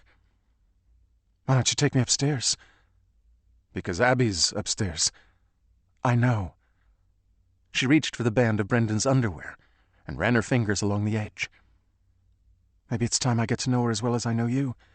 We're all friends here, or at least we can be. That's not going to happen. She surprised you today. Maybe she'll surprise you again. Abby's not like that. No? I bet her and Hannah are closer than you think. You'd be surprised what kind of secrets girls share. Kim's hand slipped inside Brendan's underwear. Her fingers wrapped around him and gave him a gentle squeeze. Maybe that was our mistake in Chicago, not including Abby. Nobody wants to be the third wheel. We make this about her. I think you'll find she's far more open-minded than you believe. I love my wife. You and it's wrong. This was clearly not what Kim wanted to hear, and Brendan regretted uttering the words the moment they slipped out. Her grip on him tightened. He was so focused on that, he didn't see her remove the large knife from the block on the counter. It wasn't until she held the knife between them he saw it at all. Brendan's body went rigid. What are you doing? Her grip tightened on his penis as she pressed the flat edge of the knife against his lower stomach. I'm confused, Brendan. I'm not sure what you want from me. I don't want anything from you. But we kissed. You kissed me, he fired back in a hushed whisper. Only after you spent an hour telling me everything that was wrong with your marriage. I saw the way you were looking at me.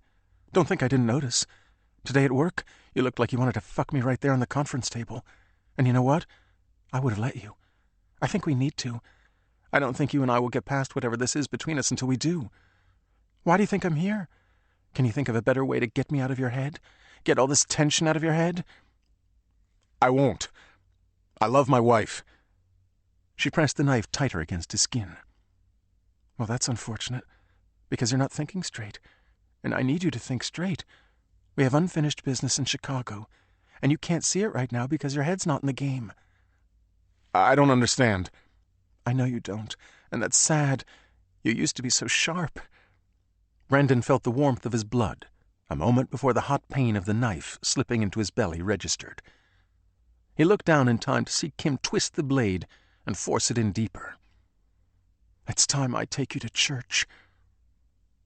Brendan! Abby was hovering over him as he jerked up in the bed.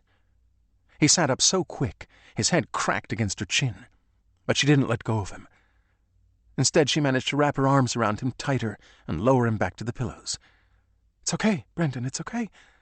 You had a bad dream. Brendan hugged her back and kept hugging her until the sun came up. Although she eventually drifted off, he didn't dare fall back asleep. 17. Well, you two look a little happier. Dr. Donetti grinned. I take it things are going well? Brendan and Abby sat on the same couch as last time, but unlike before, their bodies were pressed together, and they were holding hands. Abby was beaming. It's been a good week. The app? Well, the app has helped for sure, Abby replied, but we've connected in a lot of ways. I feel like I've got the man I married back. Donetti looked to Brendan. And you? How are you feeling? Brendan squeezed Abby's hand. I've learned some new things about my wife. I feel like we've grown closer. We discovered each other again, like she said. I didn't realize how far we'd drifted apart until this week. I think it took a slap to the face to remind us. I was skeptical, but I'm honestly not sure what would have happened to us if we hadn't come to see you. So, thank you. Good, very good. She scribbled something in her ever-present notepad, then studied them both again before the grin returned. So I've got to ask, you downloaded the app, right? Who's winning? Brendan retrieved his phone from beside him on the couch and held it out to her. I didn't realize how competitive Abby was. She won't let me pull ahead. Abby had 2,170 points, but he was at 2,050. I earned every one of those points, Abby told her. I bet you did. And all three laughed with that. Abby then added, I may have also come up with an idea for the new book. Brendan had no idea. You did? I've got an opening chapter, 12 pages. It's early, but it feels right. I think the story has bones. He offered her a smile. Good for you. This seemed to please Donetti, too. Her scribbles were happy scribbles. We talked about the other thing, too. Brendan figured it was best to weigh in before the doctor asked. The woman at work? Brendan nodded. Did something else happen? Abby answered before Brendan could. No, nothing like that. I just wanted Brendan to know I overreacted. I should have trusted him, and I appreciate the fact he was honest with me about the whole thing. I think last week I was still feeling hurt, and that was causing me to be defensive. I needed to get past the anger. And now you are? Donetti asked. Past the anger? Brendan talked to Kim. They had a frank conversation about what happened and agreed it was just a misunderstanding. They've moved beyond it, and I don't want to be the one dwelling. Brendan had told Abby all that, but it was a lie. He felt it was something Abby needed to hear, and he'd been right about that. Neither he or Kim had brought up what happened in Chicago again, and he had no plans of doing so. It was clear Kim had forgotten or let it go.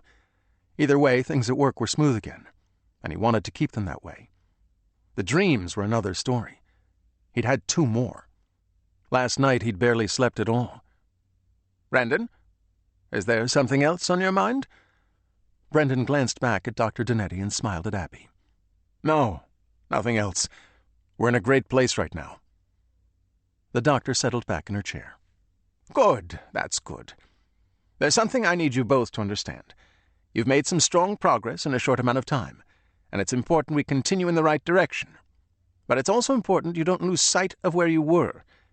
You were in a bad place, and that wasn't something that developed overnight. It took years. Recovery can take equally as long. Patients often experience immense progress in the early weeks of treatment. It's very common. It's also common for that to be followed by 1 or more back steps. She raised a hand defensively before either of them could respond.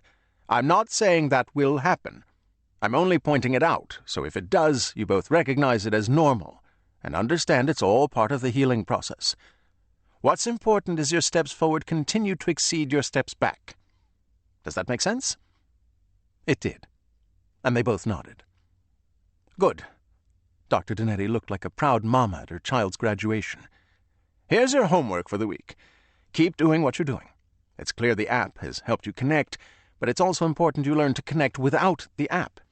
Maybe plan a date night where you leave your phones at home. I don't know, something like... The doctor's phone vibrated on the small table at her side. She glanced at the display and went quiet for a moment, the color leaving her face. Everything okay? Abby asked. Donetti didn't appear to hear her at first, only stared at her phone. Then she snapped back and placed the device back on the table, face down. Yes, I'm sorry. Personal stuff. The smile returned to her face. Same time next week? Brendan glanced at the clock. He had a lunch meeting scheduled with Kim and Stuckey. He and Abby rode the elevator down together. They were alone, apart from a stocky older man huddled in the opposite corner, his face buried in his phone. Brendan half expected a Spice to appear on his phone, instructing him to have sex with Abby in front of the stranger. But no such message came. Abby must have had the same thought, because she was fixed on her screen when he looked over at her. She blushed, and they both laughed. Sugar and Spice. Sugar. What is your partner's greatest talent? 18. Okay, show me how this works. Hannah clicked away on Abby's phone. There's no menu, no instructions, nothing but these two buttons, sugar and spice. You have to go back to the home screen to see my score. Why can't you see it in the app? I'm confused. They were sitting on Hannah's back porch, both nursing iced coffee. Abby had discovered some new blend called Carpe Diem, and it was incredible. The sun was out, and it was a pleasant 73 degrees. Fall had officially started 2 weeks earlier, and while the leaves hadn't turned yet, this was probably Abby's favorite time of the year. Abby took the phone from Hannah and minimized everything. See, I've got 2,170, and Brendan is at 2,050. And you need 5,000 points to get to the next level? Yeah, bronze. If bronze is the next level, what level are you now? Abby thought about that. You know, I'm honestly not sure. Hannah took the phone back and returned to the app. So, sugar is like truth and spice is a dare, is that it? Exactly. Let me guess. Play it safe, Abby just keeps chomping away at the sugars so you can stay ahead of Brendan. Hey, I did the Benoit balls. You did, I'll give you that. But they just showed up, right? You didn't click on anything? That was true, but she'd gotten points for leaving them in for Brendan. What did it matter? She was having fun, and she was winning. We've been mixing it up. Uh-huh, Hannah muttered. Can I try? Abby took a sip of her iced coffee. Sure. Hannah's finger hovered over the screen. Then she clicked on sugar, read the message, and frowned. What does it say? It's a little hardcore. It says, have you ever fantasized about being raped? Really? Hannah held the phone out to her. That is hardcore. Usually they're sweet little things. Conversation starters mostly. Well, that's a conversation starter for sure. Hannah smiled shyly. So, have you ever fantasized about being raped? Repeating the question isn't going to get you out of answering the question, Mrs. Hollander. Abby went quiet. Hannah rolled her eyes. Of course you have. Everyone has. Not raped for real, nobody wants that. But pretend? Sure. You don't need to feel ashamed about it.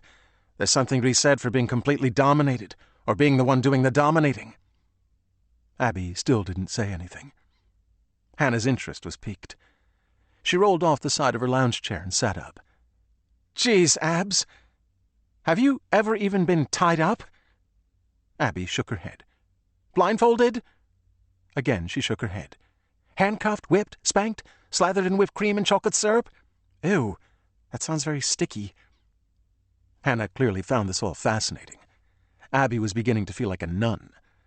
I had one serious boyfriend before Brendan, and neither of them expressed an interest in that sort of thing.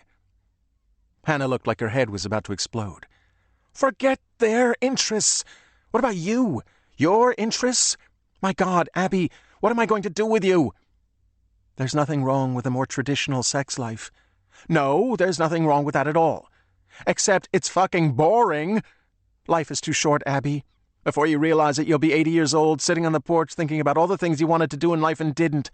And if I'm stuck sitting in the chair next to you, the last thing I want to hear is you bitching about what could have been. Sex is like food. You need to experiment a little. Try something new. Then rule it out if you don't like it. But don't not try something just because you think you might not like it. Abby's phone played the triple chime, and a new message appeared. Would you like to try a related spice? Both women saw the message at the same time. Abby tried to reach for her phone, but Hannah held it at arm's length. No way! You're not weaseling out of this one, Miss Prude. You need to live a little. She quickly tapped yes. The screen went blank for a long moment, and Abby got a strange feeling the app had crashed. Then it flashed white, came back to life, and filled with text. From her angle, Abby couldn't read it, but Hannah appeared engrossed, her eyes widening as she scanned the words. Okay, now we're talking. What does it say? Hannah cleared her throat. You are to dress comfortably in clothing unfamiliar to your partner along with a wig. Disguise your appearance. Have fun with it. But don't take too long. You don't want to keep him waiting. Be at the Westminster Arms Hotel in downtown Boston at 2. A room has been reserved for you under the name Mrs. Robinson. Proceed there and await further instructions. She looked up at Abby. So now what? Brendan's app tells him where to go? Yeah, that's how it works. Abby glanced at the clock. For the drive into the city, she had less than an hour to get ready. Where am I supposed to find a wig? Hannah lowered the phone and stared off into space. Christ! The Westminster! You know it? Hannah pinched her thumb and index finger together. You know Stucky was a little bit married when I first met him, right? A little bit? They'd been together since high school and the marriage was pretty much over, but neither had been willing to rip off the bandage and walk away. We couldn't go back to his place for obvious reasons, and my apartment was an embarrassing shithole complete with a loser roommate who never left the couch. When me and Stucky started seeing each other, we'd sometimes meet at the Westminster. It's a few blocks from his office, and they rent rooms by the hour. Sounds lovely. It's not the kind of place you'd want to fire up a black light. I'm not sure what that means.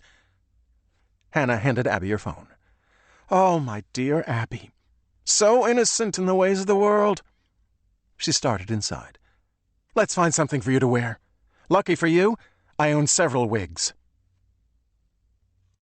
19. Interpol came through.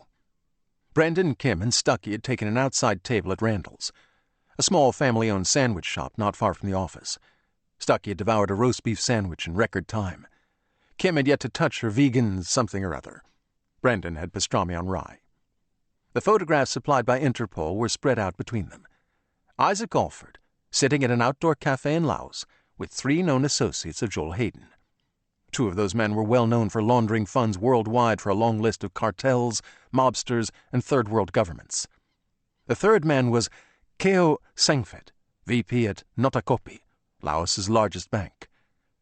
The fact they were all sitting together in the open was nothing short of a giant fuck you to authorities, since all of them were under investigation by multiple agencies in a dozen countries. Kim's laptop was open, the screen filled with spreadsheets. Printed versions cluttered the remaining space on the table. They contained every borrower and lender intent had paired up over the past year, along with the dollar amounts. The loans were all over the place, as small as $100 and scaling up into the hundreds of thousands. They'd spent the better part of the week searching for missing money and not finding it. It wasn't until Stucky suggested they compare the printed copies to the electronic records that they found anything. And what they found was big. Kim slumped back in her chair. I can't believe I didn't think of that. Stucky ran a French fry through a mountain of ketchup on his plate and plopped it in his mouth. Not your fault. Usually when a company we're investigating provides printed versions of their electronic records, they do it to waste our time, right? It's silly for us to dig through boxes of paper when we can run the spreadsheets electronically. But you did it anyway, she frowned. Stucky tapped one of the spreadsheets. Only because you told us to watch for this. The initials RC were written in the top corner, now highlighted by a red stain from Stucky's ketchup. Stands for Robin Church, right? What else could it mean? Then when I saw dots next to some of the entries, I compared them to the electronic version. Brendan read the page upside down. 6 of the loans had dots next to them, and had since been highlighted in yellow. The printout listed the loans in good standing, but the electronic records had the same loans coded as defaults. Between the 6, they were looking at a little over $400,000. The borrowers are bogus? You confirmed that? Kim nodded. Shell companies for the first 4. The other 2 use Social Security numbers belonging to dead people. Joel Hayden's handiwork, I'm sure. So Hayden takes out the loan with some fake entity, Isaac Alford codes the loan as a default, and they pocket the cash when nobody is looking for it anymore. Then Kim slid one of the photographs closer. Then they get the money to this guy, Keo Sengfit, at Not a Copy Bank in Laos. He cleans it. Have the funds left the bank yet? Brendan asked. Best Interpol can tell, everything is still there. Sengfit prefers to hold funds in numbered accounts for at least 6 months before farming them out to his network and cleaning them. None of this has been going on for very long, but they've moved a lot of money. How much? Brendan asked. Stucky and Kim exchanged a look. And Stucky said, Intent has just over $104 million in defaults on their books. Some of those are probably legit, but we're working under the assumption most are part of Alford's skimming operation. Brendan whistled. How is it possible nobody is looking for all that? This isn't like defaulting on a bank, Kim told him. With peer-to-peer lending, one loan may be funded by 1,000 people. The losses to individuals are small, so they just write it off as a bad gamble and move on. There's no real recourse. Look, these guys are ramping up. Kim's hand settled on Brendan's. We need to get back to Chicago. Brendan jerked his hand away. Moving so quickly, his elbow cracked against the back of his chair. Kim looked horrified. I'm sorry, I didn't mean... Ignoring the pain in his arm, Brendan waved her off. My fault. I didn't sleep well. I'm a little jumpy. His eyes on both of them, Stucky sucked the last of his Pepsi through his straw with a loud slurp. Anyway, let's focus. We've got motive, we've got means. We've got the framework of a theory. Now we need proof. He nodded at Kim's laptop. Look at every default. Get a data set together of every borrower. Compare all that to what we have on Joel Hayden. I want solid proof so that slippery fuck doesn't get away again. Stucky finished off the last of his French fries. Nice work, Whitlock. You keep this up, you'll have Brendan's job in no time. Funny, Brendan muttered. Will you take this to the assistant director now? Kim pushed. You have to, Stucky. We need a face-to-face with Cindy Messing. I can't get her on the phone. Maybe she's panicked, or worse, maybe Alford found out she's been helping us. Either way, we need to get in front of her and get her under protection. Once she's isolated, we confront Isaac Alford in person. We need the AD to sign off on a return trip to Chicago. Stucky weaved his fingers together on the table and slumped in his seat. He cocked his head to the side and did his best Brando impersonation from The Godfather. You have pleased me. I will take this information back to the family. He sounded nothing like Brando. On the table, Brendan's phone vibrated with an incoming message from Sugar and Spice. An address and some instructions. Something about Abby. This was quickly followed by another message. Steal a knife from the restaurant. You'll need it. 20. From the outside, the Westminster Hotel wasn't much to look at. The inside was worse. The walls of the small lobby were covered in green felt wallpaper that looked like it went up around the turn of the 20th century and started falling about 50 years ago. There was a couch, a few chairs, and a table. When Abby came in, the 3 men sitting in the lobby all looked at her like feral dogs that hadn't eaten in a week. They made no attempt at concealing their lewdness. One of them actually put his fingers to his cracked lips in the shape of a V and wiggled his tongue through the center. Abby, dressed in the tightest jeans Hannah could squeeze her into, along with a tank top and black wig, did her best to balance in the shoes Hannah had also given her. A pair of what she called her favorite fuck-me pumps. She stumbled to the small booth at the center of the room under a crooked sign that read, Reception. I was told you were holding a room for me. I'm Mrs. Robinson? There was an old man in the booth watching an equally old black and white movie on a television held together with duct tape. He didn't look at her, simply retrieved a key from one of the hooks on the wall and handed it to her. Sure you are, kid. You're in 3B. Elevator's busted, so you'll need to hoof it. Abby took the key, considered taking off the shoes, then thought better of it. A twisted ankle was probably preferable to whatever was living on the floors. She managed the steps without dying. 3B was at the far end of the hallway, the interior as dank and dreary as the hotel lobby and hallways. Green shag carpet, heavy orange drapes on the window, matching bedspread. An air freshener plugged into the wall did little to mask the earthy mildew scent hanging in the air. Abby stood at the threshold for a moment before entering, thinking, "This one's for you, Hannah." When she closed the door, her phone chimed with new instructions. "On the bed, you'll find a pair of handcuffs and a blindfold. Set your phone on the dresser. Keep the lights off and do not open the curtains. Move to the far end of the room and face the wall. Cuff your hands in front and place the blindfold over your eyes. Continue facing the wall. Do not move. Do not utter a sound under any circumstances. Completion of this spice will earn you 1,000 points." Abby stood still for a moment, rereading the message several times. Nothing she'd done so far had remotely brought in that many points. She stepped over to the bed, studied the items left on the faded orange quilt. The blindfold looked new, soft, black silk or something. The handcuffs were new too, still in the box. She scooped up both and went to the other side of the room, leaving her phone on the dresser as instructed.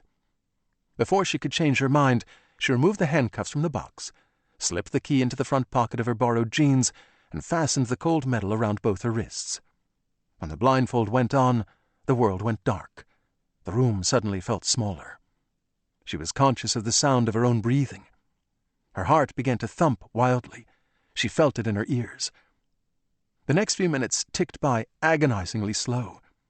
Anticipation, excitement, a yearning. Abby wasn't quite sure how to describe what she was feeling, other than she felt entirely alive. When she heard the door open behind her, it took her every ounce of willpower to keep from turning around. There were footsteps, then the door closed with a soft click. The shuffle of feet crossed the room. No words, no sounds. Don't move. Brendan's hands on her. With his first touch, Abby let out a soft gasp. She couldn't help it.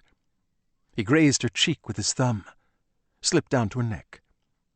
She didn't realize he was holding a knife until she felt the cold metal press against the skin below her chin. And somehow that heightened everything. Just a game, but still. He said nothing. There was no need. Every inch of Abby's body was afire.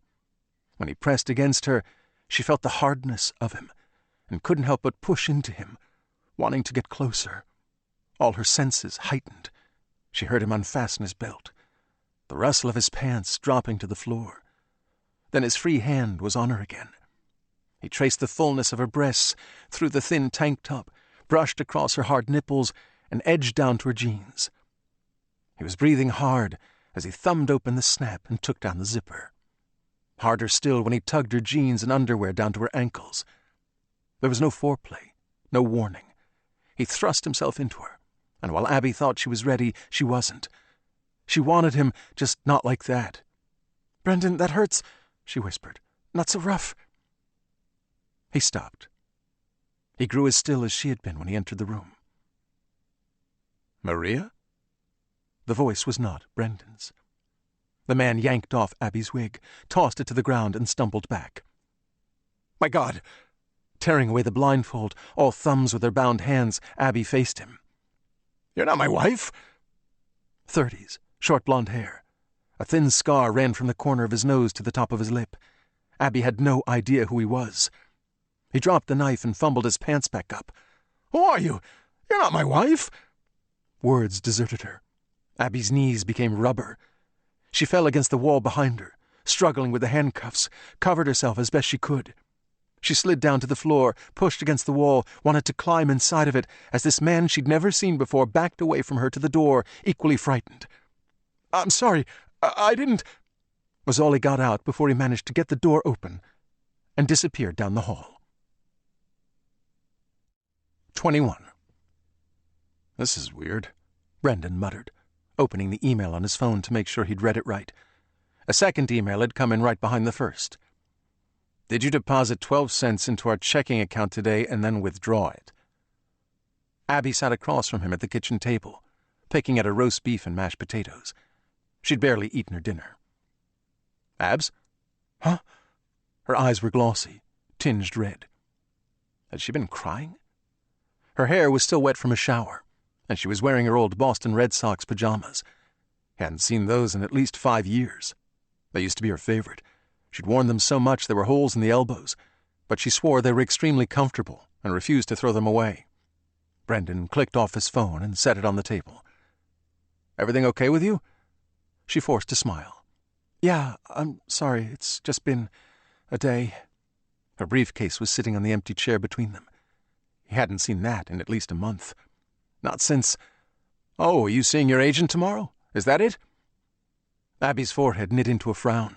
Then she followed his gaze and stared at the pages sticking out the top of her bag for several moments before she said, Yeah, that's it.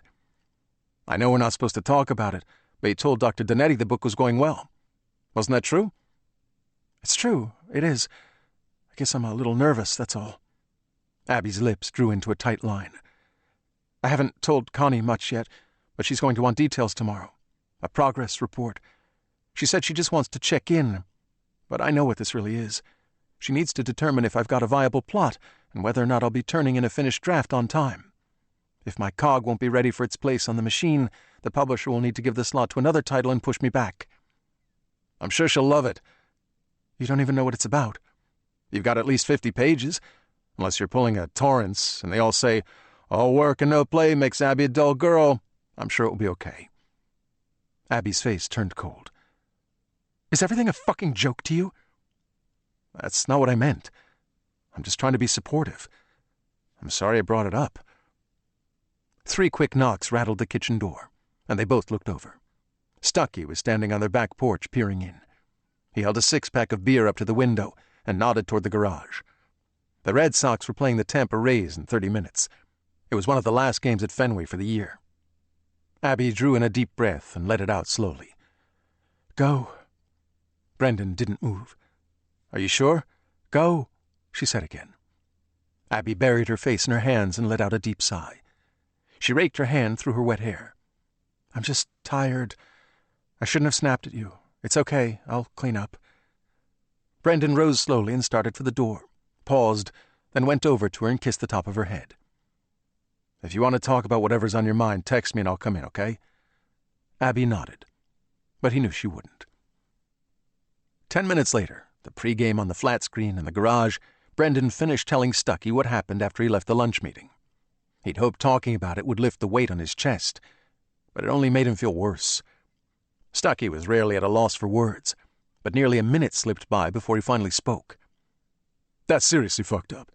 You have no idea who this woman was. Brendan shook his head. No. As soon as I realized it wasn't Abby, I panicked and got the hell out of there. Let me see your phone again. Brendan had loaded the sugar and spice messages back up. They were still on the screen. Stucky read aloud. You'll find your partner in the room. Remember, this is her rape fantasy, so play along, but keep things fun. Use the knife as a prop and take her from behind. It's best she doesn't see your face. If she tells you to stop, stop. Although specifically requested by your partner, this spice has been known to be a trigger event. Be ready for your safe word. Should that occur... He looked over at Brendan. There's an actual disclaimer. What the fuck? Are they all like this? Some. Stucky took a long drink of his beer. Must be some kind of glitch in the app. Mixed up partners or some shit. That's a nasty glitch. Yeah, that's how apps get those 1-star ratings. He looked back at him. You gonna tell Abby? What do you think? I think after the way she reacted with the Kim nonsense, you tell her about this and you'll be single by next Tuesday. You want my advice? You take this to your grave, my brother. Brendan stared him dead in the face. That means you do too. Not a word to Hannah. Stucky mimicked locking his mouth with an invisible key, then thought of something else. You said the app gave you 1,000 points for today. How are you going to explain that? Brendan had no idea. Abby's score had gone up by 1,500. He didn't want anyone explaining that to him either. We've both been playing the app alone. If she asks, I'll chalk it up to that. I'll tell her I'm trying to keep things competitive. Stucky clinked his beer can against Brendan's. "To lies and deception, the foundation of every solid marriage." He took a drink, then changed the subject. "Speaking of Kim, I'm sorry about that. I overreacted at lunch today. It was stupid. If things are weird between you, it's because you're making them weird. I don't know what happened in Chicago, and I don't want to know, but the two of you need to work your shit out, because others are starting to take notice, and that ain't good." "I know. I told the assistant director what Kim found." "What did she say?" Stucky took another drink of his beer. "She wants the two of you on a plane to Chicago for an in-person with the folks at Intent." Fuck. 22. "Romeo," Juliet called out from the bathroom off the master bedroom. "Yes, my love?" "How much do you love me, my dear Romeo?" "More than chocolate, baby." "And how much do you love chocolate?" "More than air." "That's a lot." "Because I love you bunches." "You're so damn sweet," she replied. "I don't deserve you." Something had changed. Romeo no longer heard the man crying. No splashing, no whimpering, no nothing. "Hey, baby."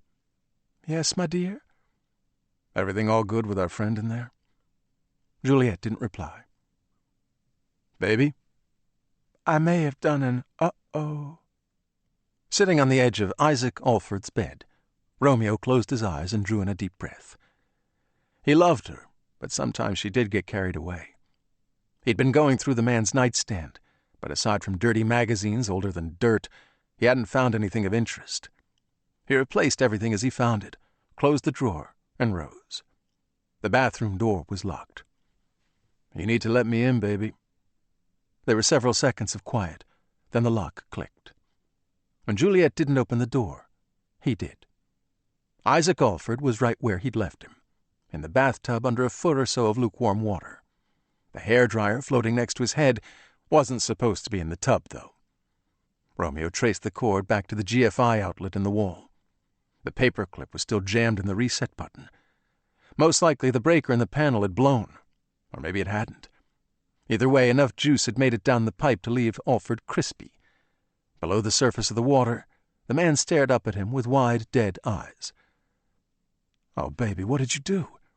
"I only meant to scare him, but he made a grab for my leg, and I lost my grip on the blower. It fell in." Isaac Alford's laptop was powered up, sitting on the vanity. A screensaver had beach photos floating lazily by. When Romeo tapped the space bar, the password box came up. "Did you get it?" Juliet, wearing a white tank and her favorite jean shorts, leaned back against the wall next to the tub. Her head sank. "I'm sorry, baby." Romeo had an anger in him. Always had. It lived somewhere behind his gut, and most days it was comfortable sleeping there, all curled up and warm in the dark. Sometimes, though, it stirred. Now was one of those times. Stirring was one thing. Waking was another entirely. He didn't want the anger to wake. Not for Juliet. It was one thing if someone else woke it up, but not Juliet. Never Juliet. He cleared his throat. "Can you give me a minute?" Juliet didn't move. She'd seen his anger, and she'd have to walk by him to get to the door. "Please." Juliet peeled herself away from the wall and stepped around him, the back of her legs brushing the side of the bathtub as she gave him the widest berth she could. When she reached the door, she closed it behind her. Romeo was grateful for that, glad she was gone. He hadn't realized he was gripping the corner of the marble vanity top until he looked down at his hands. His knuckles were white, and he was sure if he gave his thick palms a little bit of twist, he'd snap a chunk of the marble right off. Hell, if he wasn't resting his ass on the top of the vanity, he'd probably yank the whole slab out, maybe bash it against the wall, or use it to muddle Isaac Alford into a mush. Romeo knew he could do none of those things. Not here, not now. So instead, he worked to slow his breathing. He worked to tuck the anger back into a restful slumber. He just about had it when his phone rang. No name appeared on the screen. No number. It didn't even say unknown caller. He had no idea how she did that, but her calls always rang in that way. Romeo raised the phone to his ear and answered. He was never one to beat around the bush, and he was pretty sure, on some level, she appreciated that. We had a bit of an accident. Nothing I can't clean up, but we didn't get his password." She said nothing. She rarely did. Romeo waited a moment to let his words sink in before he went on. "I'll find some way to make this right with you." He was fairly certain she hung on the line for a few seconds after he said that, but he couldn't be sure. When he looked back at the screen, he confirmed she'd disconnected. Romeo looked around the bathroom, granite and marble everywhere. A shower the size of a car wash and the big soaker tub. Isaac Alford face up, hairdryer still plugged in. He could make it look like a suicide easy enough. He was grateful Juliet hadn't flubbed that. But they'd have to take the laptop. There was no getting around that. It was the reason they were here in the first place. Normally, they'd leave the suicide note on the laptop. He'd already searched the rest of the house and hadn't turned up any other computers, no tablets, no nothing he could leave a suicide note on other than paper. And he wasn't about to go that route. He had no idea what this man's handwriting looked like, and wasn't good at faking it anyway. So no note. He'd hoped for a stupid cop, of which this world had plenty. Someone who wouldn't notice the laptop was missing. He looked around the room again. When he jammed the paperclip in the GFI button, he'd wrapped it in toilet paper. No prints there. He grabbed a hand towel from beside the sink and went to work wiping down the rest of the room.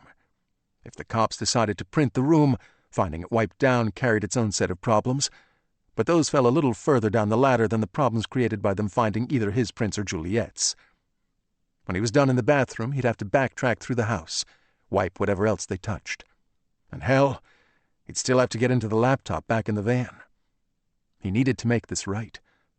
No way he'd get on that woman's bad side. Not when they were this close to the finish line. Sugar and spice. Sugar.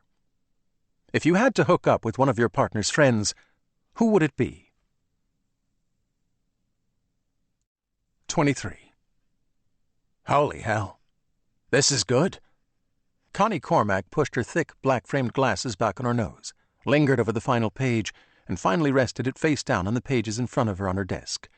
She patted the top of the stack like the head of a good puppy, and settled in her chair, removed her glasses, and studied Abby. "If I saw you walking down the street, looking all first-grade school teachery like you do, I'd never guess something like that could come out of your head," she tisked. "It's always the quiet ones." "I could have emailed it to you." "Then I wouldn't get the opportunity to see your lovely face, and let's be honest, you weren't exactly returning my calls." Abby did her best to smile. "I'm sorry. I had a lot of starts and stops on this one. I was beginning to think I didn't have another book in me." Connie's mouth fell open in an exaggerated O. "Abby, dear, I've been doing this for the better part of 30 years. And after reading your first book, getting to know you, I can safely tell you you have many books in you. More than you'll ever be able to write. Any agent worth their salt can smell it on you. Some people are born with that storyteller gene, and you are one of them. Don't ever think that again. It's perfectly normal to have starts and stops with a new book. I'd be worried if you didn't. It simply means you're not willing to phone it in. You want to craft a good book. Me and your readers, thank you for that." This time Abby did smile. "Do you lay it on that thick for all your authors?" Yes, I do." Abby's phone let out a soft triple chime. The following message flashed across her screen. "Your partner has initiated a spice. Send them a naked photo in the next 5 minutes." A timer began counting down. She turned the phone over and set it down on the chair next to her. "Abby, everything okay?" Abby blinked. "Yes, I'm sorry, it's just my husband." "The financial crimes detective?" "The accountant on a government salary." "Ah." She let it go and retrieved a business card from her top desk drawer. "This is why I really wanted you to come in." Abby looked at the card. "Who is Ryan Lewis?" "He's a film and television agent. He works with authors to get their stories on the screen. He'd like to talk to you." Abby swallowed. "About?" "For starters, your first book. But more importantly, this one." Connie tapped the stack again. "He thinks he can—" Connie's phone rang. She raised a finger and reached for the receiver. "Hello?" There were several seconds of silence as she listened. Then she held out the phone to Abby, a frown on her face. "It's for you. Sounds like a robocall." Abby didn't understand. Aside from Brendan and Hannah, nobody knew where she was. She took the phone from Connie and pressed it to her ear. "This is Abby Hollander."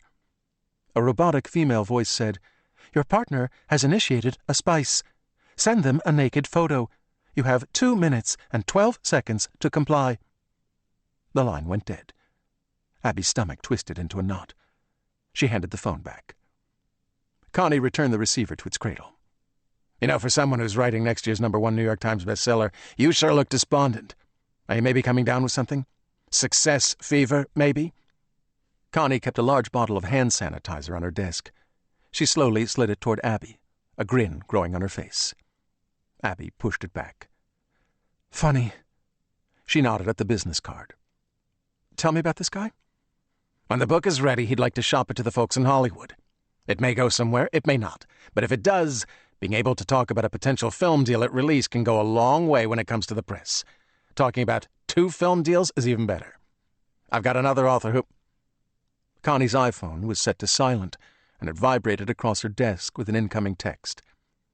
She quickly read it and appeared confused. "Okay, that's weird." She showed the message to Abby. It was from an unknown caller and simply said, 1 minute, 18 seconds. Do not allow time to expire. Bad things happen when time expires. Abby's heart thumped. What the hell was this? How the hell was that even possible? This had to be Brendan messing with her somehow. Or maybe Hannah? Bad things happen when time expires? What the actual fuck? This meeting was important. Her phone dinged, and the countdown timer went red as it ticked below a minute. 59, 58, 57. "I'm sorry, can I use your restroom?" Abby asked. Connie gestured toward the door to her private bathroom. "Sure." She only seemed to half hear her. She was busy clicking around her phone, no doubt trying to find the source of the strange message. Abby stepped into the bathroom and locked the door. As bathrooms went, Connie's was large, particularly for one in someone's office. There was even a shower twice the size of the one she had at home. The entire room was gray marble and smelled like wildflowers. Abby studied herself in the mirror and didn't like what she saw. There were dark circles under her eyes. Her cheeks looked pale and sallow. She'd put on makeup before leaving the house, but it had been a half-assed job at best. She was digging through her purse looking for lipstick when a thought struck her. Fuck Brendan. If he was behind this, who gave a shit if she looked good or not? Her phone was still counting down. 38, 37. Abby quickly stripped out of her clothes, snapped a few photos from different angles, and texted them to Brendan, adding the message, "I am not in the mood for this right now. You're an ass." A new message appeared from Sugar and Spice. "Congratulations. You've reached 5,000 points. Welcome to bronze level." "Lovely," Abby muttered. "I feel honored." She quickly dressed and remembered to flush the toilet before leaving the room. She hadn't used it, but figured some semblance of normalcy might help Connie believe she was a little less crazy than she currently felt. 24. Brendan was operating on little to no sleep. Whenever he closed his eyes, he saw the woman who wasn't his wife in that hotel room, standing against the far wall with her back to him, waiting for him. The room was dark. She was clearly wearing a wig, and he'd been told Abby wouldn't be in her own clothes, all part of the game, all part of the fantasy she wanted to act out. He'd be lying if he said the thought of it all hadn't excited him. Prior to Sugar and Spice, his and Abby's sex life had been running on autopilot. Lately it had been dialed up to 11. Abby had come completely out of her shell. He had too. Their sex life was incredible. She was incredible. Walking into that hotel room, he'd wanted her more than ever. Only it hadn't been her. It had been someone else. Nothing had happened, not really. The woman's perfume was all wrong. This strong, flowery scent Abby would never wear. When Brendan spoke, the woman had turned, saw the knife in Brendan's hand, and screamed. That's when he ran. The app gave him 1,000 points. The app gave Abby 1,500. No matter what he did, he couldn't silence the little voice in the back of his head that kept asking why she got more. He should have said something last night. She was obviously upset. But he hadn't. Deep down, he didn't want the answer. They'd spent the night physically next to each other, but in reality they were a million miles apart. This morning he got up early, kissed her cheek, and went to work. He was pretty sure she was only pretending to be asleep. Brendan arrived in the office at a little after 7 and downloaded all of Intent's defaulted loans going back 2 years. When he couldn't wrap his brain around them, he chugged a cup of coffee and printed them out, hoping the caffeine and physical pages might help. Instead, it made him jittery, and his desk was littered with paper. He got up, shut his door, and dropped into his chair. Closed his eyes. 5 minutes. Maybe 10. Just a little shut-eye to help him get back in the game. His phone vibrated. When Brendan woke, his head was on his desk in a puddle of drool. The time on his phone read 19 after 10. Abby had sent him a photo. Groggy, it took a moment for Brendan to wrap his head around it. A selfie in some bathroom he didn't recognize. She wasn't wearing a stitch of clothing. The first photo was quickly followed by several more at different angles. Oh man, she looked hot. Was this her trying to make up for last night? 2 more came in. Then a text message he probably read 10 times. If I asked you to fuck me in the ass tonight, would you? I think I want you to. Whatever sleepiness lingered quickly vanished. Brendan sat up straight in his chair and scrolled back through the images. Where the hell was she? Oh, wait. Hadn't she gone to see her agent this morning? Did she take these there? Somehow that made them even hotter. The thought of her doing this in some semi-public place. Abby sent another message. Are you hard? Can you send me a picture? I want to see it right now. Brendan was hard. Hell, if he tried to stand right now, he'd be doubled over. He looked around his office. His blinds were closed, same with the door. Most of the staff was out on audits and wouldn't be back until Friday. The office was a ghost town. Before he could change his mind, he unfastened the buckle on his belt, fumbled open the snap and zipper on his pants, and tugged them down along with his underwear. He quickly took several photographs and sent them to Abby. 2 quick knocks on his door, and it swung open. Kim looked in through the gap. I just got a notification from Reuters. Isaac Alford, the CFO of Intent, was found dead in his bathtub. Sounds like a suicide. His wife called police last night and... Kim frowned and stepped through the door. Are you okay? You look pale. Brendan froze. His pants were still down. He inched deeper under his desk, not sure what she could see, if anything. Yeah, I didn't sleep well last night. Kim took another step into his office and placed her hand on the door, began to close it behind her. No. He couldn't let her in. If she saw, if she told someone. Worse, if it led to something happening. Brendan's heart was racing. He felt sweat break out across his brow. Did you tell Stucky? The words came out far faster than Brendan wanted them to, and he knew how odd he sounded, but he could think of nothing else. Kim's voice dropped lower. I figured I'd tell you first. There's something else you need to know. It's about... You should go tell Stucky. I'll be right there. She drew closer, spotted the drool on his desk, but was far more interested in the printouts. You're digging through defaults? I thought Stucky wanted me to do that. Kim, go tell Stucky. I need a minute. Oh, and that came out all wrong. Angry. Hostile, even. Kim froze. Her eyes fixed on him. She was so close, there was no way she couldn't see. But if she did, she didn't say anything. Okay, Brendan, I'll be in Stucky's office. Join us when you're ready. Okay. Okay. She turned and left, closing the door so softly you'd think she'd just put a baby down to sleep. Brendan's heart was beating with a fierceness it might burst through his chest. His palms, his forehead, his chest, all were covered in sweat. He quickly pulled his pants and underwear back up, tucked his shirt in. When he looked at his hands, both were shaking violently. His phone buzzed with another text from Abby, a heart emoji, nothing else. He was still looking at that, trying to calm himself down, when his desk phone beeped. The assistant director's voice came through the speaker. Brendan, my office, now. 25. Brendan took the time to visit the bathroom and splash some cold water in his face and check himself in the mirror.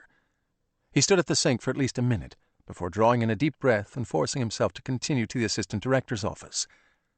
It felt like some kind of death march. Unlike his office blinds, Mary Dubin's were kept wide open.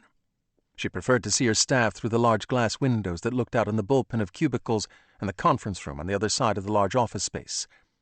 More importantly, she wanted the staff to see her, and she was always there. She'd been in her office when Brendan arrived at a little after 7 that morning, and she would no doubt still be in there when he left at the end of the day. Rumors of her sleeping at the office had circulated more than once. Brendan's office was 2 doors down from the conference room, across the bullpen from the AD, and when he circled the cubicles, he spotted both Kim and Stuckey already in there. They sat in the 2 chairs in front of Dubin's desk, their backs to him. Neither turned when he came in. Assistant Director Dubin, sitting in the cracked leather chair she refused to replace, barely glanced at him. "Close the door behind you, Brendan." Kim saw. She must have. She literally caught him with his pants down, and either went straight to the AD or told Stuckey, and he took her to the AD. Either way, they were all in there, and he was fucked. His career was over. If there was some kind of disciplinary action, if word got out, his life would be over. Press, the internet. Hell, if you Google Congressman Anthony Weiner, the first thing that comes up is his Wikipedia page, which begins with, "Anthony David Weiner, born September 4th, 1964, is an American former politician and convicted sex offender." The internet was forever. Dubin took off her glasses and shook her head before finally saying, "Kim told you about Isaac Alford, right?" Brendan forced a nod. "Oh, thank you, baby Jesus." This wasn't about him. This was something else. The AD confirmed that with what she said next. "Joel Hayden is dead, too." A knot formed in Brendan's stomach. "How?" "Apparently he hanged himself in a sauna at some health club downtown almost a week ago. Nobody thought to tell us until now." "Joel Hayden and Isaac Alford both killed themselves?" Brendan managed. Assistant Director Dubin didn't answer that. Instead, she nodded at Stuckey. Stuckey didn't turn around. He held his arm up over his head, a sheet of paper clasped between his fingers. Brendan took the page. It was a printout from a newspaper article that ran in some paper he'd never heard of in Woodstock, Illinois. The headline read, "Home invasion/arson leaves 2 dead." That was bad, but it was the names that got him. Cindy and Byron Messing? He looked at Kim. "Is this your Cindy Messing?" Kim nodded bleakly. Nearly a minute of silence hung over the room, broken by A.D. Dubin. "I've spoken with a colleague at the FBI. This can't be a coincidence. We either have 2 suicides connected to a potential money laundering operation, or, Brendan's mind muttered, or we have 3 murders connected to a potential money laundering operation, with 2 made to look like suicide. Neither of those options was good." Again the room went quiet. Finally, Stuckey cleared his throat. "I filled in the AD on everything. She agrees we need to act fast." Assistant Director Dubin leaned back in her tattered chair and absent-mindedly tapped a pen on the corner of her desk. "You and Kim are booked on the 7 a.m. to Chicago. You'll be staying in the same hotel as last time, but with the feds. At this point, the FBI doesn't want the folks at Intent to know they're under the microscope, so the 2 of you will go in first, do some quick recon, then the feds will organize a raid. They want everything Isaac Alford touched. Maybe me and Stuckey should go." Kim's face turned red. "Why? I've done all the legwork on this. I connected the dots. If I hadn't—" Dubin raised a hand and silenced her. "The people at Intent know the 2 of you. We send someone else? It could raise suspicions before we're ready to move." "This could be dangerous, and—" There was no holding Kim back now. "Oh, and because I'm a woman, I can't handle myself? You chauvinistic piece of—" "Kim, enough," Dubin interrupted. "The FBI doesn't believe you'll be in any danger. In fact, they've assured me of that. They do believe it's important we keep up appearances and not tip our hand. They don't know what we know. Suicide or not, they'll expect you to look at Alford. They will be too, and we'll need to get in there before they have time to scrub evidence." Brendan held up both hands defensively. "Kim, I didn't mean to imply you can't handle yourself. That's not it at all. Stuckey's been doing this longer than both of us. He's more likely to spot something. That's what I was getting at. And let's be honest, he's a better people person than either of us. He can get someone to confess to damn near anything. They talk like they're doing him a favor. If this escalates, and it sounds like it will, this might be our last opportunity behind their doors. How they might already be destroying evidence." He looked back to the AD. "Maybe send Kim and Stuckey instead of me." Stuckey leaned back in his seat. "Can't, buddy. I'm heading to Laos. I'm on the red-eye tonight. We've been granted an emergency order to seize the assets connected to Alford, Hayden, and Kia Singfit at Nottacopy Bank. I need to meet up with Interpol." Brendan took a moment to process that. Stuckey was good at reading people, but Assistant Director Dubin was better. She knew exactly what he was thinking. "FBI has no jurisdiction outside the U.S., but we do," she said. "It would take them a week or longer to arrange something with another agency. Much faster for us to send someone. Stuckey leaves in a few hours, serves the subpoena, authenticates the asset seizure, and turns back around. With the layover, the flight's 17 hours and change. I'm home day after tomorrow. Dubin said to Brendan, "Authentication requires 2 senior staff members, and I'll be in and out of closed-door meetings. I don't want to risk Stucky not being able to reach me. Can you keep your computer close so you can enter your ID and a password when Stucky is on site?"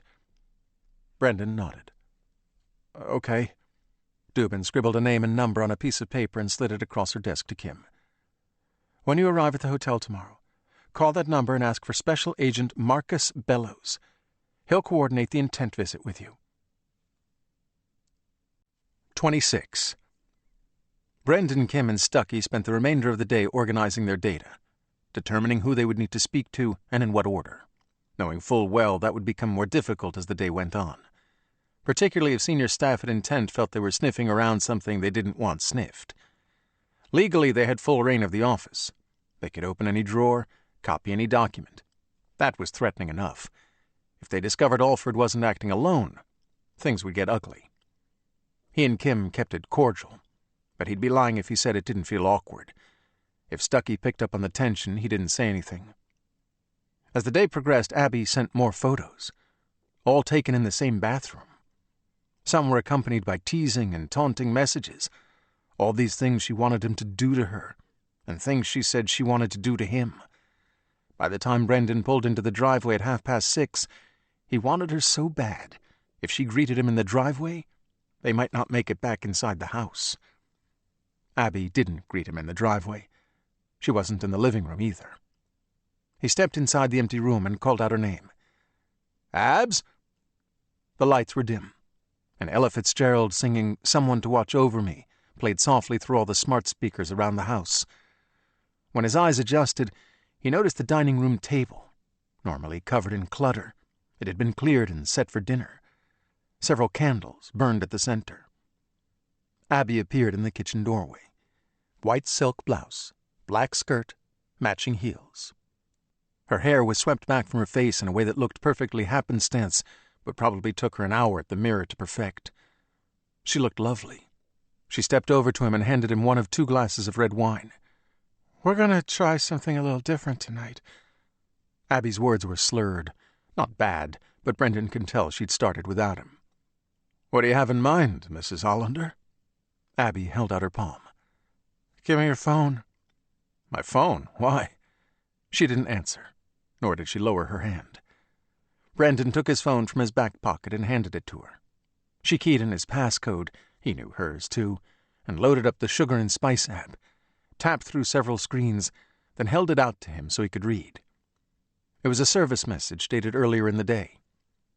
"Your app has been updated to the latest release. Among other issues, this patch corrects problems that led to a system-wide processing error yesterday.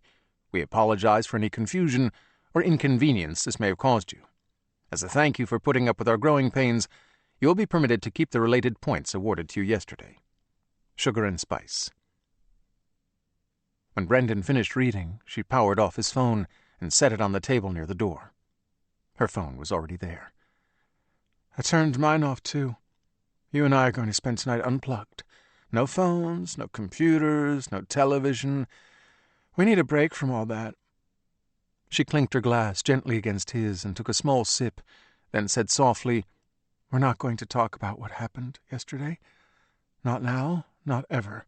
In fact, it didn't happen, so wipe it from your mind. Instead, we're picking up where we left off. We were in a good place, and I don't want to backstep. I imagine you don't want to either."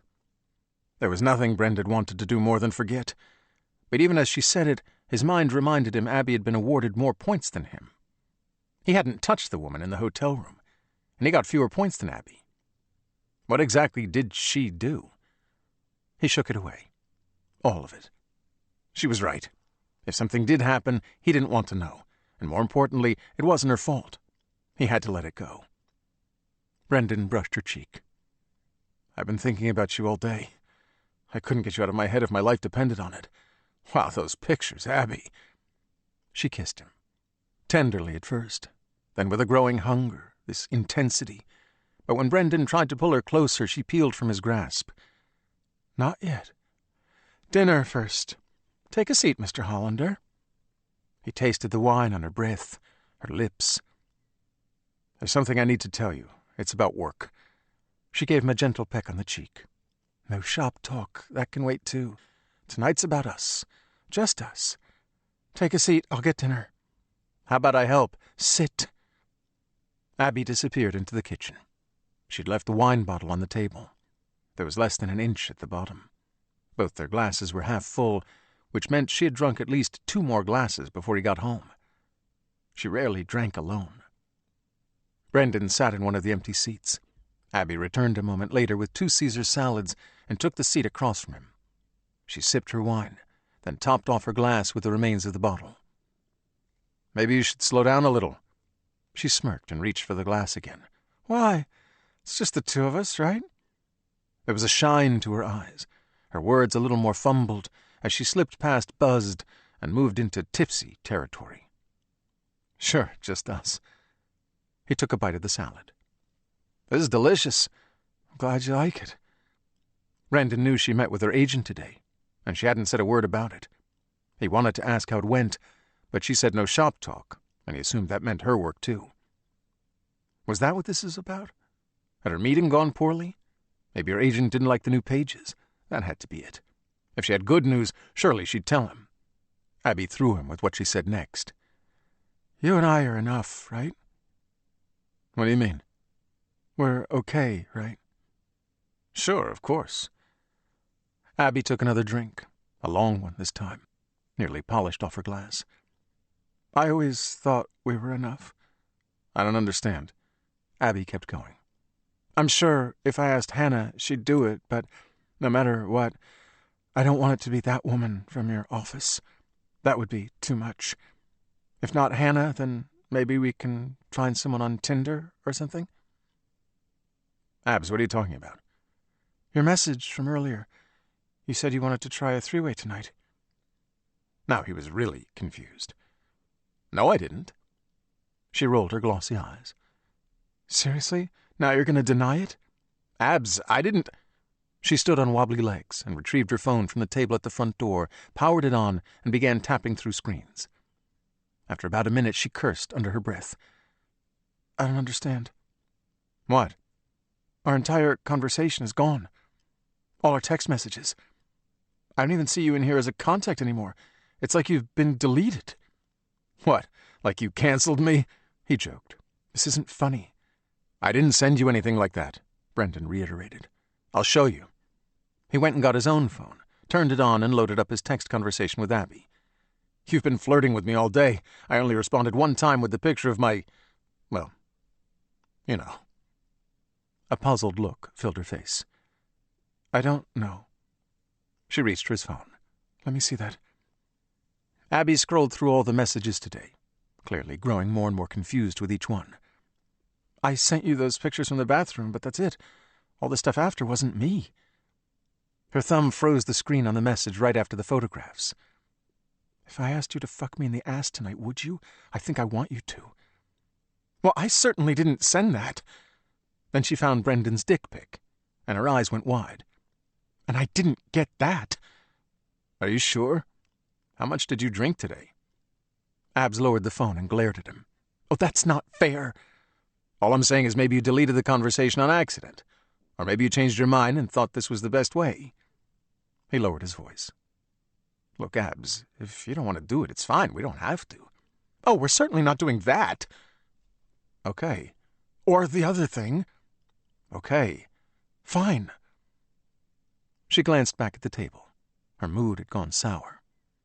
"You know, I'm not that hungry anymore. There's steak in the oven, help yourself. I'm going to bed." "Abs, let's talk about this." "Why? You clearly think I'm some blackout drunk lush who can't remember what she does and doesn't do. What's the point in talking to me when I'll just forget?" She swiveled and started up the steps. She was halfway up when Brendan said, "Abs, I have to go back to Chicago tomorrow." Abby didn't look back at him. Didn't slow. He heard her stomp around on the second floor for a moment. Then his pillow came sailing down, followed by a quilt. The bedroom door slammed, and all went quiet. 27. "This isn't going to be weird, is it?" Kim asked. "I really don't want it to be weird." Their plane had just pulled away from the gate and was taxiing to a runway. Brendan had a knot in his shoulder from sleeping on the sofa, and the little legroom and coach wasn't helping. He couldn't stretch. He'd crept into his bedroom at a little after 5 to pack. If Abby heard him, she hadn't stirred. He didn't want to leave her alone, not after last night. He'd considered calling Hannah, telling her what happened, and maybe asking her to keep an eye on her. But he knew that would only embarrass Abby further, and that would make things worse. Hopefully she'd wake, remember what happened when she sobered, and apologize. Hell, he didn't even care if she apologized. He just wanted her to remember the truth so they could move past it. It wasn't worth fighting over. Brendan quickly tapped out, "I love you," in a text to her. He always did before taking off in a plane. Then he added, "I'm sorry about last night." Because he didn't care if she blamed him. He only wanted to put it behind them. He switched his phone into airplane mode and told Kim, "No weirdness, I promise." Kim donned a pair of headphones, settled back in her seat, and closed her eyes. Brendan was about to do the same when his phone vibrated. "Please take a moment to complete this brief survey." There was no yes or no, only okay, and that wasn't okay. Brendan was getting tired of that. He checked the settings on his phone and confirmed it was on airplane mode. Then he held his thumb on the Sugar and Spice app logo until it began to vibrate. He selected Remove this app from the menu. The logo vanished for a second, then reappeared. "We're sorry to see you go. Because your account is linked with your partner, consent to remove the app must be received by both parties. We have sent your partner a request. While we wait for your partner to respond, please take a moment to complete this brief survey." Brendan let out a frustrated sigh and clicked on OK. He had 3 hours to kill. "Do you feel closer to your partner since discovering Sugar and Spice?" He hesitated for a moment and thumbed yes, which was the truth, even if they'd fought last night. "Glad to hear it. Would you recommend Sugar and Spice to a friend or coworker?"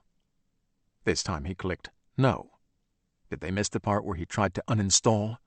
No way he'd recommend them. Not after what happened at that hotel.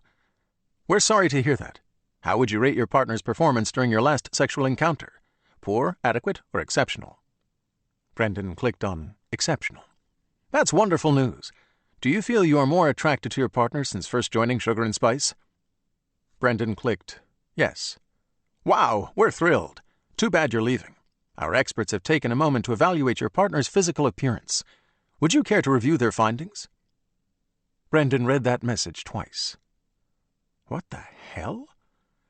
Before he could respond, one of the photos Abby had sent him yesterday appeared on the screen, silhouetted behind the text. He quickly glanced over at Kim. Her eyes were closed, and if she wasn't sleeping, she was well on her way. He turned slightly anyway to ensure she couldn't see his screen and clicked OK, because as usual the app didn't give him a choice. "While your partner is attractive, she is only 32. As she ages, it will become increasingly difficult to maintain her current physique. In fact, her recent changes in employment from a career that kept her active as an event planner to her current profession as a writer, which is sedentary, will quickly prove to be detrimental. Signs of this change are already visible." Brendan could only stare as the photograph moved to the side, and another appeared next to it. Another naked picture of Abby he'd never seen before. Another selfie, this one taken at the full-length mirror in their bedroom. This comparison photograph is dated 4 years ago.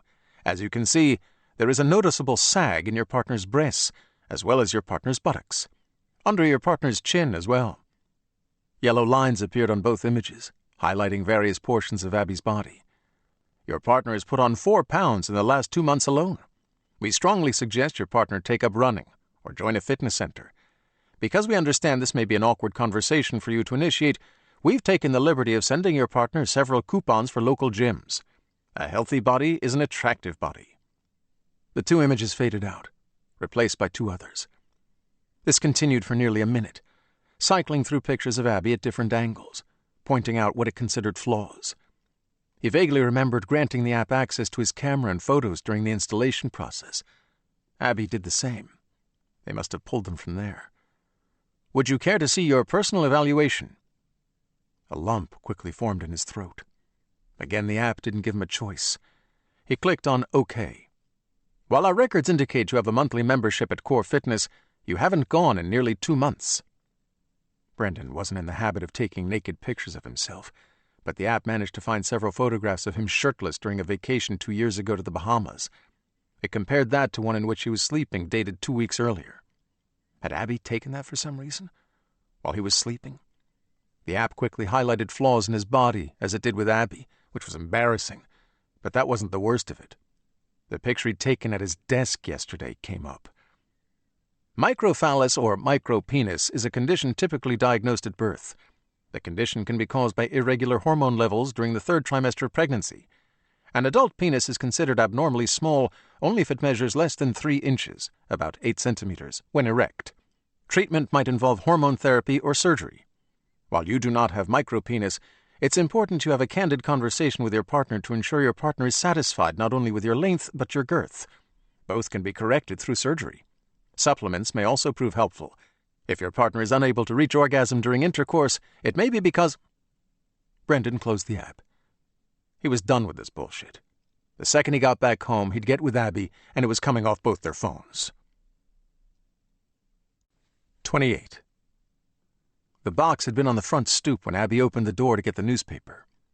A small box wrapped in plain brown paper. No return address. Inside was a silver chain with a small charm. A square piece of bronze with the number 73 stamped on it, about a half-inch long on each side. There was no note, nothing else inside, but Abby knew it came from Sugar and Spice. Some trinket for reaching the bronze level. She had no idea what the number meant, though. She'd brought it up to her office and set it on the corner of her desk. Then she went in search of Advil. Yes, Abby had a hangover. No, she didn't care. She'd written 9 pages since rolling out of bed. It was crazy. She'd never been struck with the bug this bad. 9 pages, barely a pause. The words were coming out of her so fast her fingers couldn't keep up. She was seriously considering dictating, something she'd never tried before. She was always self-conscious someone would hear her, which was silly since Brendan was usually at work when she wrote. Sillier to consider now since he was halfway to Chicago. Chicago. Fuck. That did it. Full stop. Fuck, fuck, fuck. Abby settled back in her chair and tried to gather her thoughts. She hadn't drunk that much last night. It had been the pill that sent her over the edge, and she had Hannah to thank for that. Small, pink, round. Abby had no idea what it was. Hannah had called it her happy happy, and said Abby had earned one after her ordeal at the hotel the night before last. Abby had told her what happened. She told Hannah everything, good and bad, and while recounting everything had been horrible, it also lit a spark. More like a fuss. There was no way she could sleep the night it happened, and after wandering the house, she'd found herself at her computer. Brendan had no clue. She was pretty sure he didn't even realize she hadn't spent the night in bed. By the time morning came around, she had the first 50 pages of her new book. The pages her agent had loved. She'd forgotten all about Hannah's happy, happy pill and decided she'd save it for what she hoped would be a special night with Brendan.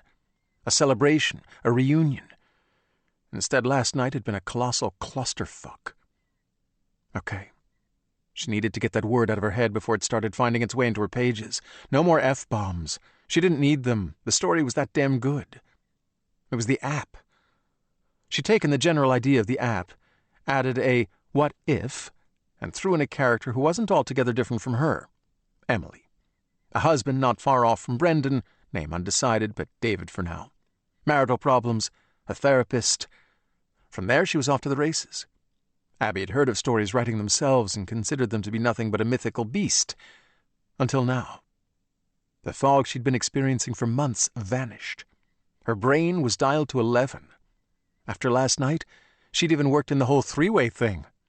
In her story, the wife, Emily, had made it all up. Told her husband he'd sent it to her in a text when he didn't. She'd made it all up because she wanted to gauge his reaction when she brought up the idea of inviting her best friend into their bedroom. In her story, the wife and best friend had secretly been having an affair. One originally meant to counter the husband's affair with a coworker, New Yorker in the book, no name as of yet. The wife and best friend had fallen in love, though. They'd fallen in love and were plotting revenge against the husband for his indiscretions.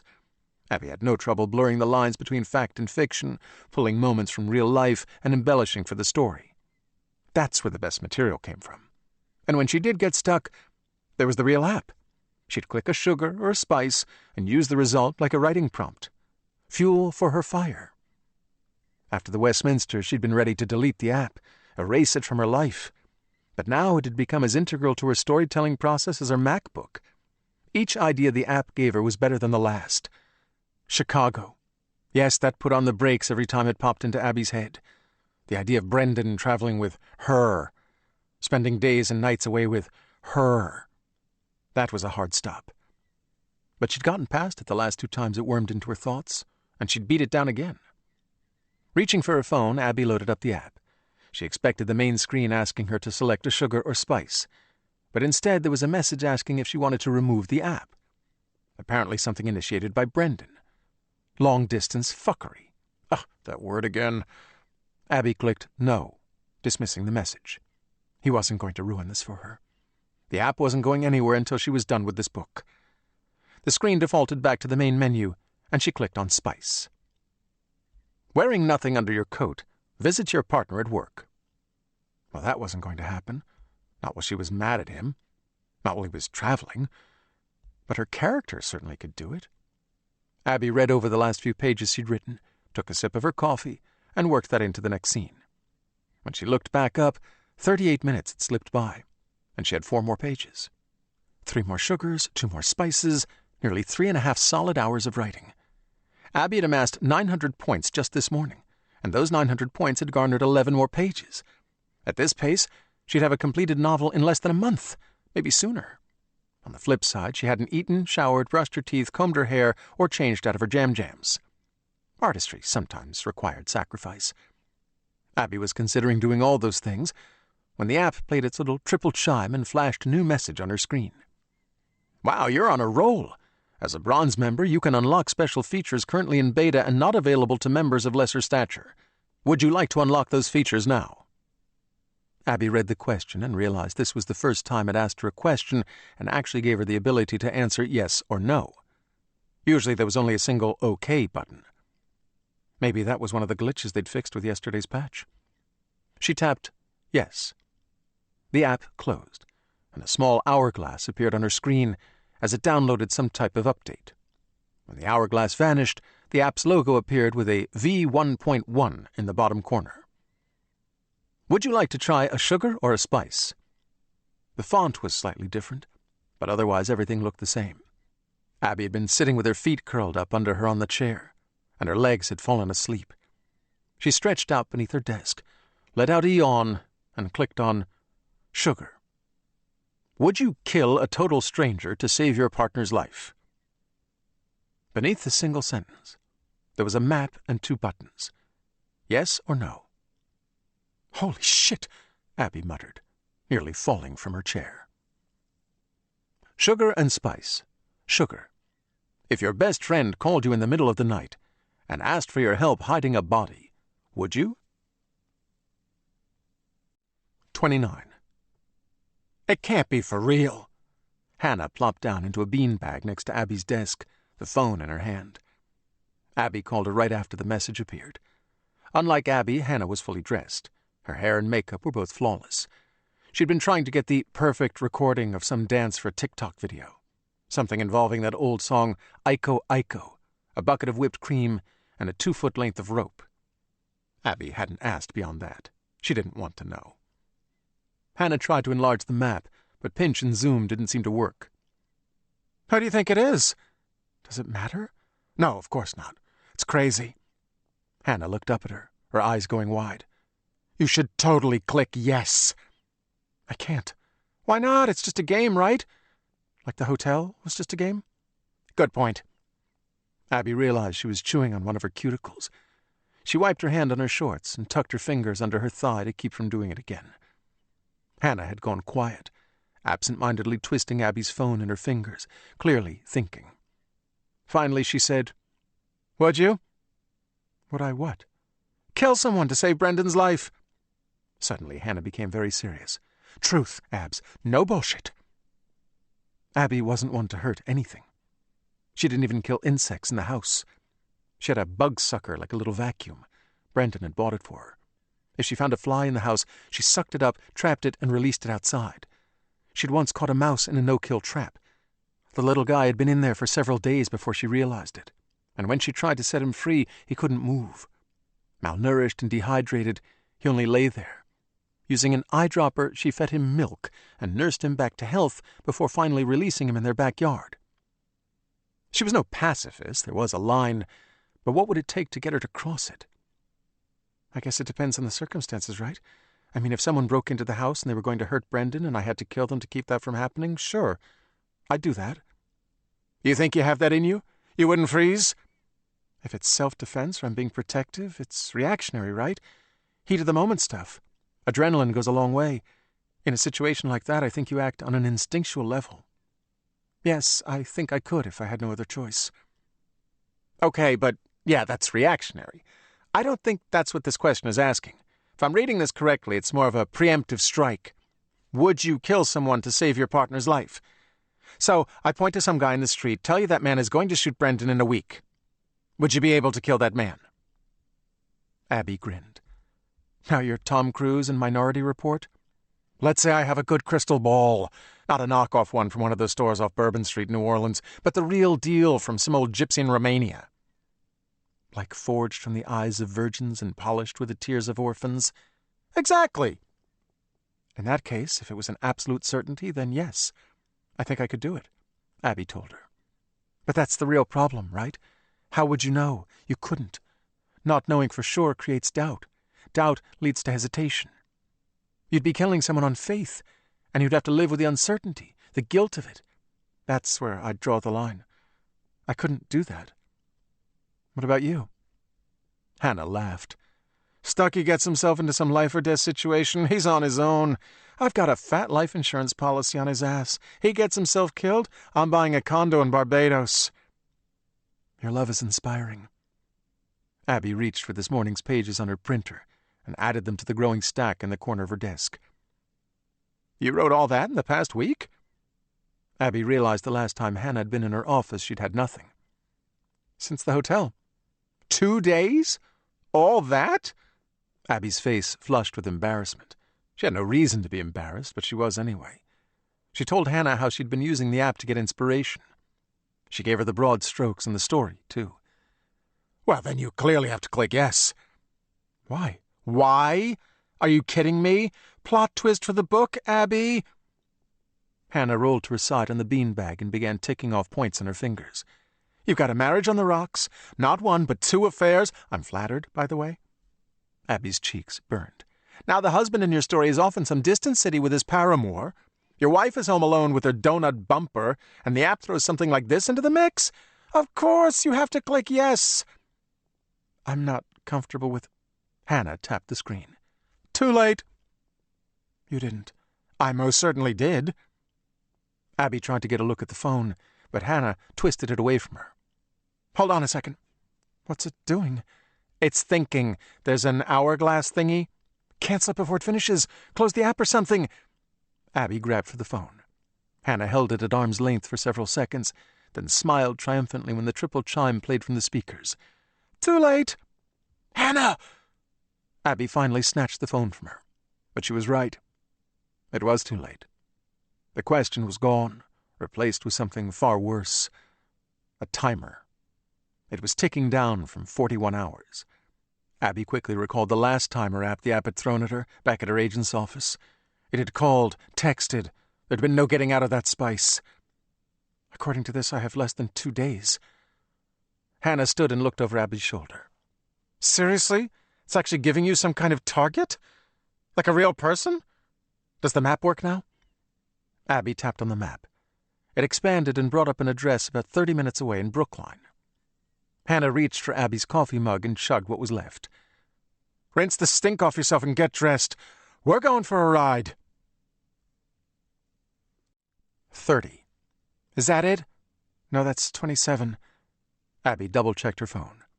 It's the white one next door, 29 Belfort Drive. With the guy mowing the lawn? Yeah, with the Lexus in the drive. Hannah drove so Abby could follow the map in the Sugar and Spice app. The map worked in much the same way as the one she used for navigation, providing turn-by-turn directions, but it also asked her something she hadn't expected when they first started driving. Would you like to disable location services on your phone? This will prevent others from tracking you. Abby and Brendan both used the Find My app to help keep track of each other, but she had never considered other people could access the same information. Well, we are on our way to kill someone, Hannah pointed out. Probably best not to leave an electronic trail of breadcrumbs.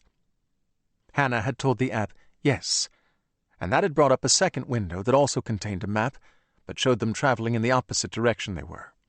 As they drove, Abby watched in amazement. It matched their speed and distance mile per mile, but placed them far from their actual location. When they reached the house on Belfer, the app had them across town, parked at the mall. "That's some crazy spy shit, 00 Hollander." The man mowing the lawn didn't live there. When he finished with 29 Belfer, he gassed up at a blue pickup truck and trailer with Max Landscaping plastered on all sides, then moved on to another house 2 doors down. Hannah drove a BMW 3 Series, candy apple red. Not the most discreet car on the road. Although the windows were tinted far darker than the state of Massachusetts allowed, they'd both put on sunglasses. Hannah had even plucked a pink Red Sox cap from the floor in the back at a stoplight a few miles back. Her blonde hair was tucked neatly inside with a thin wisp hanging down the side and a ponytail out the back. She made a very fashionable assassin as she slowed the car to a stop at the curb across the street from the house and peered over Abby through the passenger side window. "Do you see anyone inside?" Abby tried not to appear too conspicuous as she looked, too. "No, nothing." Hannah keyed the address into her phone. "According to Zillow, whoever lives there bought that house in 2019 for $1.9 million, and they pay $20,700 annually in taxes. Whoever they are, they're doing okay." "You are way more into this than you should be." "Open the glove box." "Why?" Hannah was busy typing on her phone again and didn't hear her. Instead of answering, she mumbled, "Rats." "What?" "I'm looking at the tax records. The house is owned by an LLC rather than a person, so I can't find the real owner's name." "You can see all that on your phone?" "They're either worried about getting sued or hiding from someone. Maybe both." Brendan would know how to dig deeper, Abby thought. Half his job was unraveling twisty financial records. She couldn't call him, though. Not after last night. How would she even explain this? He tried to uninstall the app. He'd tell her to turn back around and go home. Hannah's fingers were a blur as she typed. "Somebody's in there. There's a car in the driveway. Can you see now?" "We're too far." Hannah frowned at her and leaned across the car. "I told you to open the glove box." She popped it open. Inside was a pair of obscenely large binoculars. "Do I want to know why you have those in your car?" "No, you probably do not. Let me see 'em." Abby handed them over and caught a whiff of Hannah's lilac perfume as she leaned across the car and dialed in the focus. "Oh, there we go." "You see someone?" "A woman, maybe 50 or 60, hard to tell. She has short gray hair, glasses, dressed professional, dark slacks and a button-down. Looks like she either came home from an office somewhere for lunch or is about to head out. Nobody dresses like that around the house unless they have to." "What's she doing?" Abby's phone dinged with a triple chime. "Congratulations. You've located your target and earned 300 points." "She's looking at her phone," Hannah told her. Abby frowned. She looked at her phone when mine chimed, or she was already looking at her phone. "When yours chimed, I think, or maybe right before, hard to tell. She picked it up from the kitchen counter at about the same time. She's still looking at it." When the timer was about to go off at her agent's office, the desk phone had rung. Her agent started getting text messages. What if she had the app too, and it told this person they were out there? "We need to go." "Why?" I've got a bad feeling about all this." Hannah lowered the binoculars, raised her phone, and took several pictures of the Lexus in the driveway. "We can run the plates when we get back home. That should give us a name." "Hannah, I want to leave." "In a second, The knock on Hannah's window seemed to rattle the entire car. 2 hard bangs. The landscaping guy. He wore an old AC/DC t-shirt, soaked through with sweat, and motioned for Hannah to roll down her window with an arm bulging with muscles. "Just go, Hannah. He might be able to tell us something. Hannah." Her finger was already on the button, lowering the window. Her face filled with her go-to Instagram smile. Hannah tilted her head a little to the side. "Hey!" If Hannah had been wearing a t-shirt that said "flirt" across her ample chest, she wouldn't be more obvious, but it worked. It was like she had some sort of influencer-hot mind control power. The scowl melted from the man's face. He bent and peered through the open window. "You too lost? You look a little lost." Hannah was still holding her phone. She showed him the Zillow app. "We're real estate agents." She gestured toward the house. We were told this one was for sale and wanted to get a better look, but I think it's some kind of mistake. There's no sign out front. That is 39 Belfer, right? That's 29 Belfer, not 39. Looks like you've got the wrong house. He nodded at the binoculars. Guess those don't work too well. Guess not. Hannah let out a sigh and shifted slightly in her seat. I don't suppose you know who lives in this one, do you? It's exactly what our client is looking for. The man's gaze had drifted to Hannah's legs. He made no attempt to hide it. Then he winked at Abby. Honest to God, winked. Like Sweaty Lawn Guy thought he'd stepped into some cheesy porno. Those two will never sell. They've been there forever. My buddy lives 2 doors down, the place I just mowed. He ain't home. But if you want to come in for a minute, we can call him and see if he'd be open to selling. Do they have names? They do. He didn't elaborate. Instead, he leaned a little deeper into the car. I've got a bottle of Red Tail in the truck. I picked it up for later. Wouldn't mind opening it now. Hannah licked her lips. Which house again? He leaned back and pointed. That one there. The yellow one. Hannah slammed her foot down on the gas. Sweaty Lawn Guy wasn't completely out of the window, and the sudden acceleration sent him stumbling back with a twist. He shouted something, but Abby couldn't make it out over the scream of the engine. Hannah nearly sideswiped an old red van at the corner. She didn't slow until they were 2 blocks over and she had to make a right on Beacon. That went well, Abby managed, gripping the handle on the door with one hand and holding her seatbelt with the other. Oh, come on, Abs. Sometimes you've got to live a little to learn a little. 31. After a quick strategy meeting with the feds in a conference room downstairs, Brendan and Kim went up to their adjoining rooms on 18 to drop their bags. Brendan tossed his suitcase on the bed, unlocked the door to Kim's room, and knocked.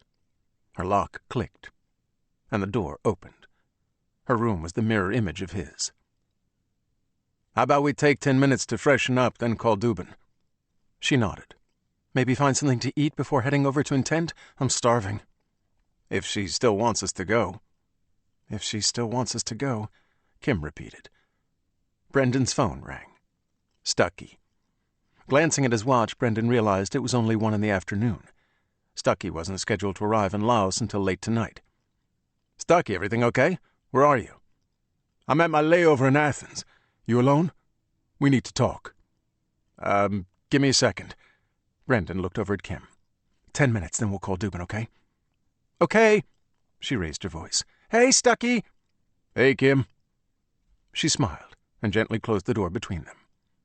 Brendan closed his side and crossed over to the window. What's up? You know I like me some porn, right? Okay. I got a few go-to sites. About 3 hours into the flight, I figured, why not, right? Nobody's looking. I got like a full day in the air to kill. You're on a plane, Brendan pointed out. Everybody is looking. I used some of the miles on my credit card and upgraded to one of those private pods. Got me some legroom. A little Stucky treat. I used a VPN, too, so none of my shit is visible on the network. I'm a professional porn ghost. That's not the point. I fired up my gear, and I'm rolling through my regular sites and found something you need to see. Brendan didn't have time for this. He needed to use the bathroom, brush his teeth, organize his thoughts for the call with Dubin. Can this wait until we all get home? His phone dinged. Click that link. Brendan let out a sigh, put the call on speaker, and clicked on the link. It was to some video. When he clicked play, his stomach twisted into a tight knot. It was Abby. What the hell is this? Stucky didn't reply. Abby was standing in a bathroom, undressing. The video was shot from multiple angles, and looked like it had been slowed down. Stucky, what the fuck? Where did you find this? Brendan recognized the bathroom from the naked pictures Abby had sent him yesterday. He watched dumbstruck as Abby stripped out of her clothes and began taking pictures of herself in the mirror, the same shots she'd sent him. I'm guessing the video cameras were hidden somewhere in that room, but then she starts taking photos of herself, so, well, you know it better than anyone. Fake hidden cameras are a thing in porn, like acting or role-playing. Would she do something like this on purpose? Hannah, sure, but Abby? She never struck me as... As the blood coursing through Brendan's ears increased, It drowned out Stucky's voice. Abby was at her agent's office, right? Would her agent have hidden cameras? Would she post video taken with those hidden cameras? It occurred to Brendan he'd never met Abby's agent before. He knew nothing about her. Stucky's voice faded back in. This isn't the only site where I found the video. I ran a quick search using the file name and found it on 3 others. 3 sites in one day. How many by this time tomorrow? This time next week? How do we shut it down? I don't think you can. These sites aren't even hosted in the U.S. One is in Estonia, another is in the Ukraine. I think the third one is out of China, but I can't tell for sure. Not without doing more digging. Stucky's voice fell away again, then, I'm sorry, man. Brendan dragged his fingers through his hair. His forehead was sticky with sweat. You couldn't stop this sort of thing. Files were copied, shared, reposted. Some of these companies owned dozens of websites. With international laws being what they were, there was no legal way to take down something like this. Threats amounted to nothing. All you could really do is ask nicely. Beg and plead when that didn't work. Offer money they didn't have. Abby was an adult. Even if they could prove the video was taken without her consent, that wouldn't be enough to force any kind of action, other than maybe sue her agent, maybe her publisher. And would Abby even be willing to do that? Doubtful. Her writing career would come to a hard stop. Brendan clicked pause on the video and scrolled through the accompanying text. The headline just said, Hidden Camera Striptease. They didn't mention Abby by name. No location, nothing identifying. Stucky found it, though. Fuck. Don't tell anyone. I won't. Definitely not Hannah. I'll see what else I can dig up. Maybe find a way to get it taken down or stop whoever's distributing it, or something. I got a lot of time in the air. Thanks, man. Half in a daze, Brendan disconnected and knocked on Kim's door. He heard the muffled sound of her speaking to someone. When she opened the door, she was on the phone. She held a finger up to Brendan and mouthed, It's A.D. Dubin, before turning her back and returning to the call. She had this oversized pink phone case with a knob on the back to make it easier to hold. He always thought it looked obnoxiously large. Thanks, Mary. I'll let you know what we find. Brendan's gut clenched. Mary? She was on a first-name basis with the assistant director now? Why was she even talking to her without him? 32. Abby and Hannah pulled into a Five Guys a few miles from the house in Brookline to regroup. They took a booth near the window. Abby's phone sat between them, the countdown ticking away. The GPS map provided by Sugar and Spice also had them at a Five Guys, but this one was across town. In all seriousness, it's never given you a message like this before, right? Abby began dissecting her burger and didn't look up. Kill someone? No, of course not. Some of these companies are pretty big, and they have a bunch of games. You said the app recently updated? I'm wondering if the code for your app got crossed with some other one. Like maybe they have a spy game or something too, and some programmer mixed it up on accident. Abby removed the bun from her burger, placed it off to the side, and scraped off the pickles and sauces from the beef with a plastic knife. I guess that makes sense. But I think she had the app too. Because she was on her phone? Hannah waved around the small dining room. Everyone is on their phone, all the time. Abby set the sauce-covered knife off to the side, removed a fresh one from its plastic wrapper, and began cutting up her burger. Hannah narrowed her eyes. What the hell are you doing? The bread is all carbs, and I don't want to know what they put in the toppings. Beef is okay, though. Taking a large bite of her own burger, sauce dripping from the corner of her mouth, Hannah chewed and swallowed. Don't get me started on the fries. We should have gone somewhere else. I love Five Guys. Abby speared a small piece of burger with a plastic fork and plopped it in her mouth. You're so fucking weird sometimes. Twisting Abby's phone around, Hannah tapped on the timer, which brought up the main app. Can you cancel a spice after you've accepted it? Not that I know of. What about uninstalling the app? Hannah knew Abby wanted to keep the app for her story, so she quickly added, We can uninstall it and put it right back on. Force the latest version to your phone. See if that fixes it. I guess you can try. She watched as Hannah held down the app's icon and selected Remove from the menu. Oh, shit. What? It says, a pending removal request is already in the system.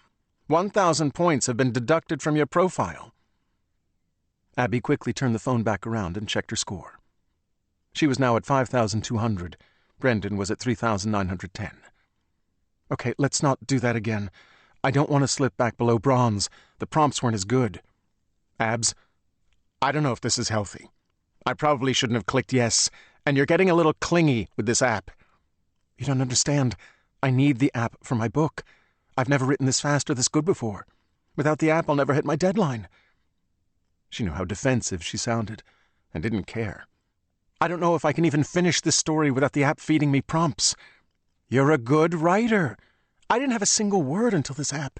I can't go back to a blank screen. You're letting an app run your life. Hannah made a show of shoving 5 French fries in her mouth, moaning softly with each chew. Oh, you don't know what you're missing. Scooping up her phone, Abby took a picture of Hannah. Hannah's eyes were half closed, her mouth partially open, and there was ketchup on her cheek. Hunched over the table, she looked 20 pounds heavier. One of those rare moments where she looked terrible. Abby held the phone up to her. What if that went up on your Instagram account? No filters, no airbrushing, nothing but the real you. How would your followers react? When Hannah didn't answer, Abby continued. It would go viral, you know it would. Imagine the comments you'd get. The bottom-feeder press might even pick it up. Your sponsors would vanish. Your income would vanish. Your career would vanish, all because of an app. So don't get all high and mighty with me. We're exactly the same. Hannah remained silent. She took 3 more fries, ran them through a glob of ketchup on her plate, and slowly ate them. Finally, she said, Wow, abs. I didn't realize you had the balls. I think I like this you. How about we delete that pic? When she reached for Abby's phone, Abby slid it to the side. Okay, not funny. The sick feeling in your stomach right now? That's how I feel at the thought of losing the app before I finish this book. Point taken. Abby gave it a few more seconds to sink in, then deleted the photo. The tension melted from Hannah's face. Maybe we look at it this way, then. What's the name of the wife in your book? Emily. Okay, what would Emily do? You put her in this exact situation, what would she do next? Hypothetically, would she kill this person to save her husband? Abby hadn't considered that. Her husband's a bit of a bastard. Brendan can be a shit, but he loves you. I don't think he's crossed into bastard territory. The story in my book isn't following my life, not exactly. I borrowed little bits and embellished, twisted things into something far worse. The husband is having an affair in the book. And you don't think Brendan is? Abby gave it one final thought, then shook her head. I think something happened between him and that girl. It could have gone further, but he shut it down. I don't think he lied to me. If he'd cheated, he would have hidden it, not told me. Telling me makes no sense. Unless he told you because he knew you'd believe telling you made no sense. Hannah ate another fry. Makes it seem like it couldn't possibly be true. Again, Abby shook her head. My character is a cheater. Brendan is not. So that brings us back to my original question. What would Emily do? Does she want her husband to die? I haven't decided yet, and I certainly don't want anything to happen to Brendan. The timer on Abby's lock screen silently ticked away. 39 hours, 41 minutes, 12 seconds remaining. If my math is right, the clock will hit 0 just before 5 in the morning the day after tomorrow. When does Brendan get back? Tomorrow around dinner time, I think. So he'll be home. That's how we solve this. We wait it out. Lock his ass in the house and not let him out until it's over. You think it's that simple? If you'd rather paint a target on his back and set him loose in Boston Commons, I'm game, as long as you let me post it. Abby was about to respond when she caught something from the corner of her eye. Don't turn around. Why? The van you almost hit back at the house. I think it just parked next to your car. 33. To her credit, Hannah didn't turn around. Instead, she reached for her soda and casually took a sip. Are you sure it's the same van? I think so, Abby replied. I only caught a quick look at it. This one is red and old. It's got rust around the fenders like the other one. Hannah picked up her phone, turned on the camera, and switched to the forward-facing lens so she could see over her shoulder. I can't tell. Anybody get out? Not yet. Excuse me, are you Abby Hollander? Abby jerked in her seat, and Hannah nearly dropped her phone. They'd been so busy studying the van, neither had heard the girl walk up. She was wearing cut-off jean shorts and a white tank top. Her dark hair fell loosely over her shoulders. She was holding a paperback copy of Abby's book, Understanding Ella. Across the table, Hannah quickly recovered, checked her face with her phone camera, and set her iPhone down next to the remains of her lunch. The girl shifted her weight to her right leg and bent her left, standing in what Abby always thought of as the stork pose. Her pink sandal dangled precariously from her big toe. "I'm halfway, and it's so good. I might just be your biggest fan." "Well, thank you. No, I'm serious. I haven't crushed on a book this hard since Harry Potter." Hannah tried to stifle a laugh and nearly choked on it. Abby kicked her under the table and smiled at the girl. "That's very flattering. Hey, do you think you could sign it for me?" She said this like the idea just occurred to her, like it was the most off-the-wall suggestion someone could ask of a writer. As she said it, she set the book on the table and thrust it over toward Abby. As Abby looked down at the book, a strange thought popped into her head, more of an observation. The girl said she was halfway through the story, but none of the pages were folded. There was no bookmark sticking out the top, no creases in the paperback spine. The book looked new. Something about this felt wrong. She didn't want to sign the book. She didn't want to touch it. "I'm afraid I don't have a pen." "Oh, I have a pen," Hannah chimed in, somehow still amused by all this. She reached into her purse, produced an old ballpoint with a chewed cap, and handed it to Abby. Reluctantly, Abby took the pen and peeled back the cover of the book. She half expected to find a fresh receipt, but there was none. She turned to the title page and glanced back at the girl. "Who should I make it out to?" "Cordelia, Cordelia. Maybe write, 'To your biggest fan,' or 'To my biggest fan.' Oh, you know what I mean." She twisted a loose strand of her hair between her fingers, rolled it around her knuckle. "Cordelia, like in King Lear?" "Sure, just like that," the girl replied, although Abby was fairly certain she had no idea what she was talking about. Abby quickly scribbled out the words, added her signature, and slid the book back over to the girl. Realizing a little too late it probably seemed weird she didn't hand it to her. The girl scooped it up and pressed it to her chest. "Thank you so much. I will treasure this forever." She turned on her heel and bounced off toward the opposite side of the restaurant, disappearing around the corner. "Geez, misery much?" Hannah frowned. "That happened to you a lot? I didn't know author stalking was a thing." "I think we should go." Hannah started to twist around and caught herself. "What about the van? Is it still out there?" The van hadn't moved. Abby hadn't seen anyone get out, but it's possible they did when the girl was at the table. Either way, sitting around waiting for them to leave didn't seem like much of an option either. She needed to get home and keep going on the new book. Reaching into her purse, she took out the small can of pepper spray she'd bought a few months back at the Army surplus store and showed it to Hannah. "They try something, and we get to learn if this stuff really works." Hannah's eyes grew wide. "I have no idea who you are." They cleared away their trash and tossed it in the bin on their way out the door. The October air had taken on a crispness. Abby told herself it was that icy breeze that caused goosebumps to dance across her arms, not the growing anxiety as they approached Hannah's car and the red van next to it. The two small square windows in the back doors were tinted and offered no view of the interior. Hannah had backed into her space while the van had pulled straight in, right at the white line, leaving very little room for Abby to squeeze between and get to the passenger door. When she did, she had to twist sideways to fit through the narrow opening. As she turned, she managed to glance through the van's passenger window. A man was sitting behind the steering wheel, slumped slightly in the driver's seat. He wasn't looking at Abby. Instead, he faced forward, his eyes hidden behind dark sunglasses. He drummed his fingers across the top of the wheel. His arms were as thick as Abby's thighs, and even that slight movement caused the muscles to roll and ripple against the thin material of his T-shirt, like they were trying to escape. Abby dropped into her seat, slammed the door, and jabbed down the lock. She'd forgotten she was holding the small can of pepper spray, and it fell from her grasp, landing down near her feet. Hannah got behind the wheel, closed her door, and started the engine. I guess whoever's driving that thing got one look at you and decided they didn't want to die today. Good job dialing up the Terminator vibe, Abs. Just drive, okay?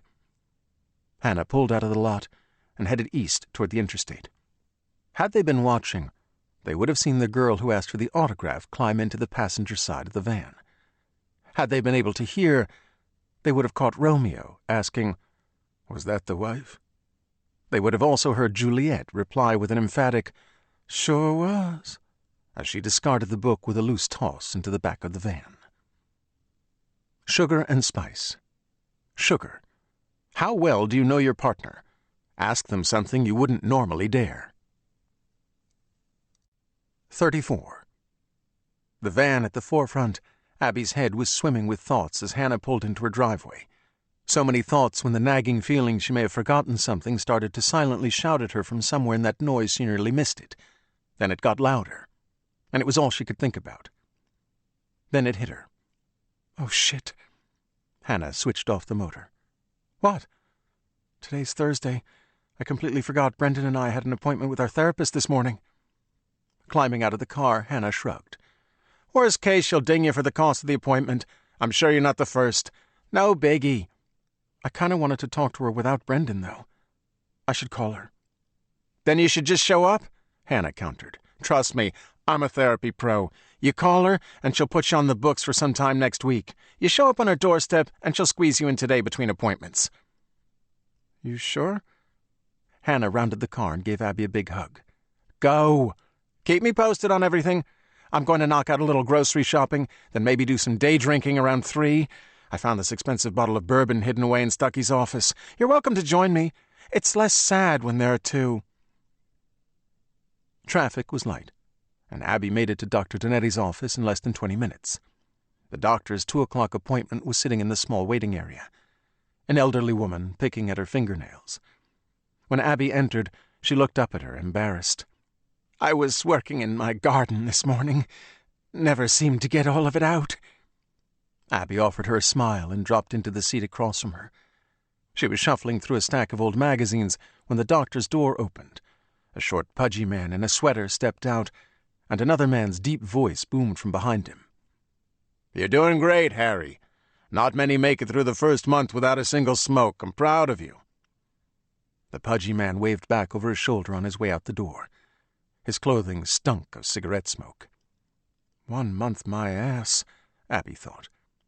The man with the deep voice appeared in the open doorway and smiled at the elderly woman.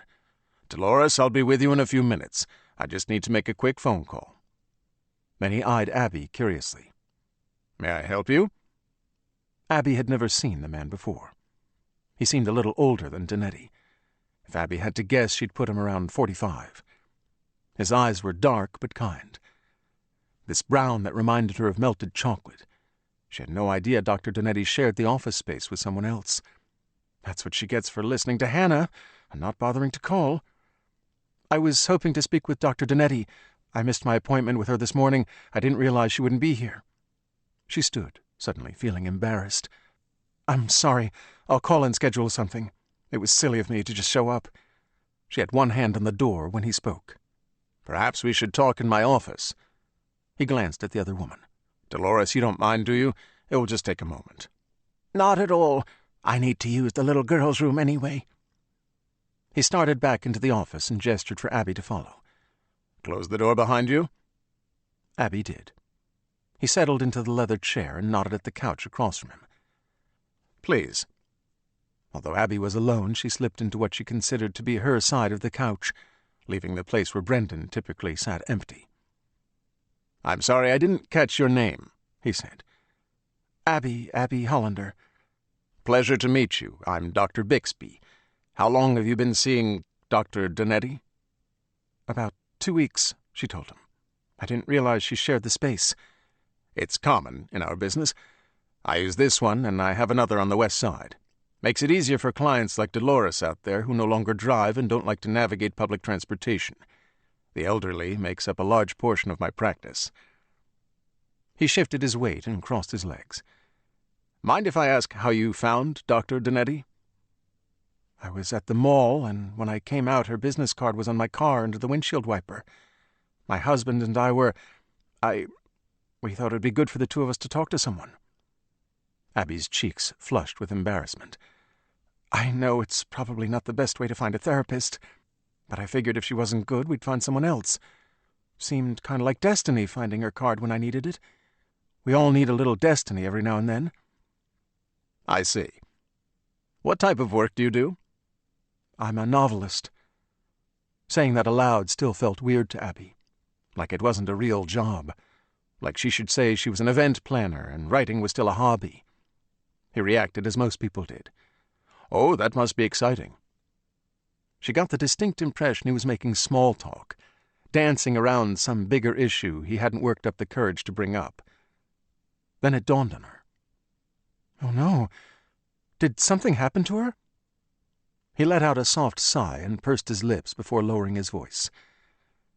I'm afraid there's no easy way to say this, so I'll just come right out with it. The woman you know as Dr. Donetti is not a doctor.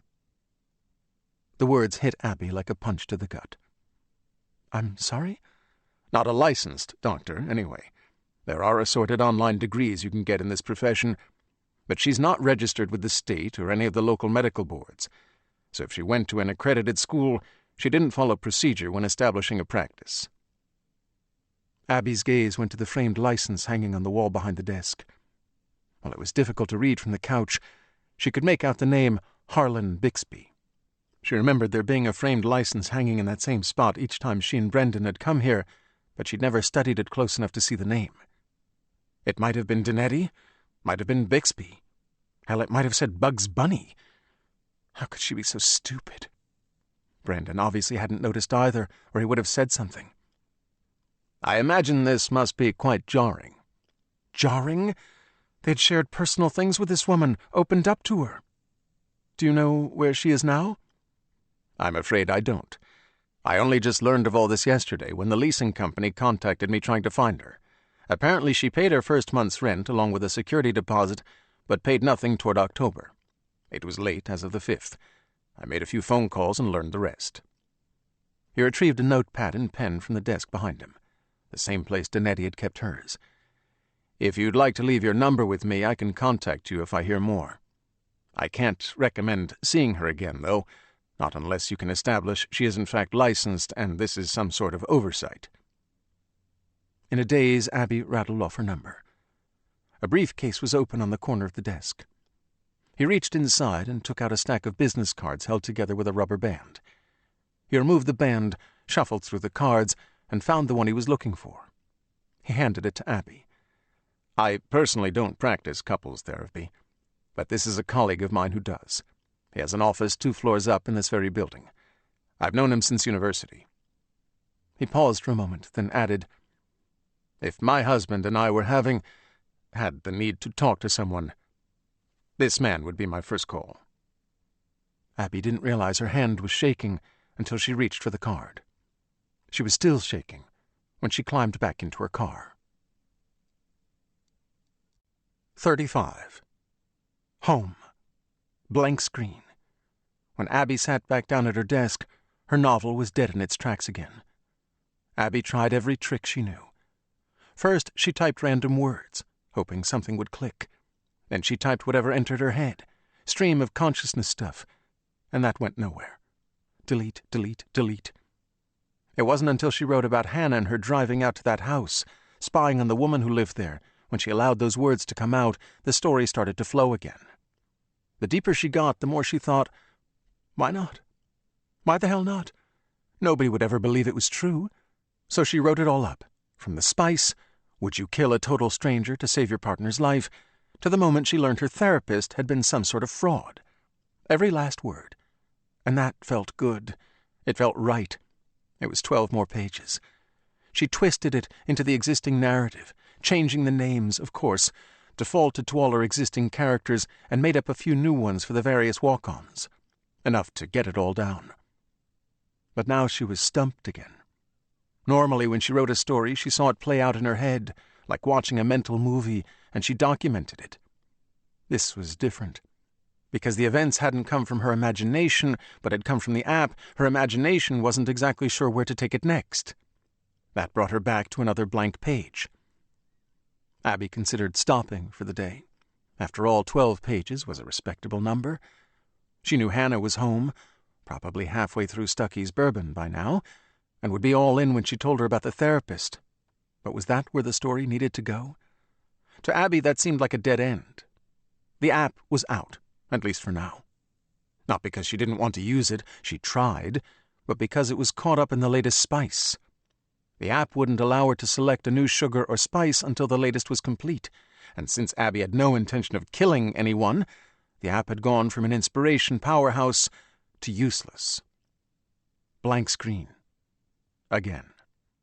Hannah's words from earlier came into her head so clear, for a second she thought her friend was standing behind her. What would Emily do? You put her in this exact situation, what would she do next? Abby may not be a killer, but the wife in her story? That was still undecided. In the writing world there were two camps, plotters and pantsers. Those who plotted out their stories in advance, and those who wrote by the seat of their pants, made it up as they went. Abby fell into the second camp. She firmly believed if she didn't know where the story was going, her readers wouldn't figure it out either. That meant she had no idea if her lead character was a killer. She did know she was smart, intuitive, resourceful. She wasn't spontaneous or reactionary. She was cautious. So, what would Emily do? WWED. She'd research her target. That's what she'd do. She'd learn what she could about this person. Maybe figure out why they were a target in the first place. Abby opened a browser window and typed in 29 Belford Drive, Brookline, Massachusetts, and pressed Enter. Her Mac hummed for a moment, but instead of returning results, the Sugar and Spice logo appeared. Thank you for installing the Sugar and Spice browser extension. Congratulations! As a bronze member, you have been automatically enrolled in a 2-week trial of our privacy enhancement package. During this trial period, all data transferred to and from this device will be encrypted, and enjoy the use of our VPN network ensuring your activity cannot be tracked, traced, or monitored by a third party. Should you wish to discontinue this service, simply decline at the end of your trial period. Abby had two thoughts after reading the message. First, that was a shit ton of exclamation marks. Second, this was probably a good thing. She should have opened a private browsing window before typing in the address. She knew it was intrusive, but it wasn't the first time an app installed on her phone found its way to her Mac. All her Apple products worked in sync. Honestly, she was surprised Sugar and Spice hadn't made an appearance on her watch yet to complete the holy Apple Trinity. Abby's original browser window closed and reopened. She spotted a tiny S&S in the top right corner, along with a picture of a lock to indicate she was now secure. She keyed in the address again. This time her screen flooded with results. There was a map and several photos up top, numerous listings from real estate companies. A few of those "who lives at" type services that will provide personal information for a fee. At the bottom of the page was something she didn't expect. The definition of a stranger. Stranger, noun, a person whom one does not know or with whom one is not familiar. An obvious, not too subtle callback to the original Spice. Would she kill a stranger? And if she researched that person, would it mean they were no longer a stranger? She wasn't sure exactly what that meant. Would the app pick someone else? Would she fail the Spice? Why exactly wouldn't the app want her to know who this person was? Abby would never kill anyone. Her character might, but not Abby. That meant it didn't matter if she learned more about this person because she'd never actually go through with it. It meant that the target was no longer a stranger, or the app changed the rules by replacing the target because she did a little digging. So be it, it wouldn't matter, because Abby wouldn't kill anyone. Her character might. But her character wouldn't do a damn thing until she knew exactly who her target was, why they were a target, and what the possible repercussions were. Her character would learn everything about that person she possibly could. There was something else her character would do that Abby hadn't done yet and probably should. She quickly typed out a text to Brendan. Should I be worried about whatever you're doing? But before hitting send, she deleted it, then replaced it with, I'm sorry about yesterday. I trust you. Get home soon. This time she did send it. It was a message both she and her character would send. One, because it was true, the other to cover her bases in case someone went back through her texts at some later date. Abby wouldn't kill anyone, but her character might. The thought kept circling like a shark.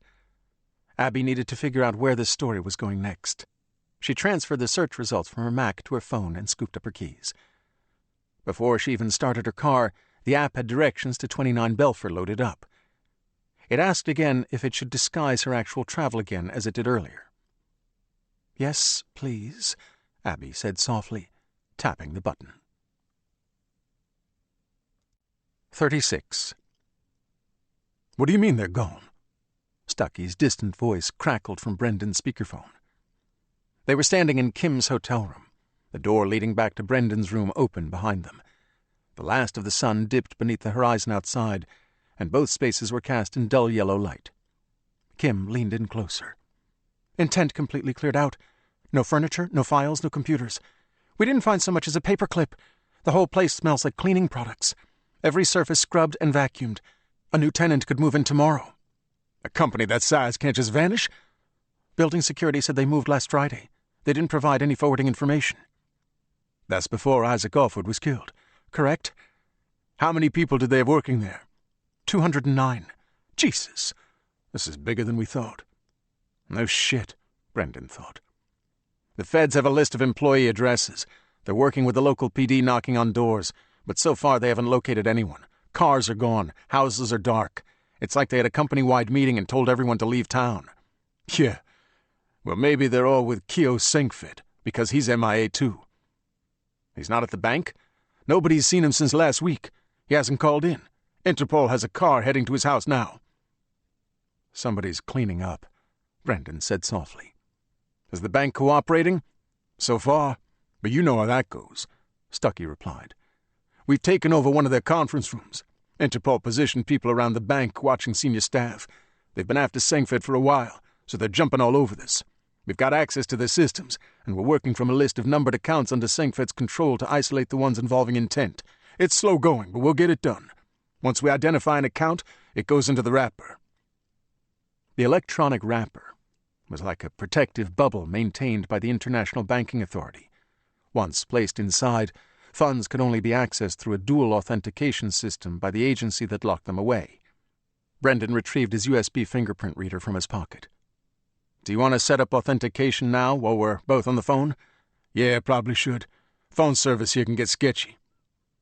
Brendan's laptop was on a small table near the window. He leaned over the screen, plugged in the USB reader, and logged into FinCap. What's the wrapper code? 652-2301-BT7-GR509. As Brendan typed, Kim came up behind him and watched over his shoulder. When the screen populated with the wrapper information, she let out a slow whistle. You're over 109 million already? Like I said, this is bigger than we thought. Stuckey was already set up as the first authorized party, so Brendan clicked through and registered as the second, watched it populate with his name, user ID, and clearance information. When prompted, he keyed in a password, repeated it in the second box, then pressed his index finger to the USB reader. The reader asked him to repeat several times from different angles, then flashed green when complete. Okay, he said. All good from my end. Kim had turned away when Brendan entered his password, but she was looking back again. I've never seen this before. How does it work? Anything Stuckey moves into the wrapper will be frozen and can only be removed if both of us sign in and authenticate together. It's a failsafe to ensure people like Stuckey don't run off to some beach in Belize with other people's money. What keeps you and Stuckey from running off together? My complete lack of desire to see Stuckey in a G-string? I would totally rock a Speedo. There were several voices from Stuckey's end of the call.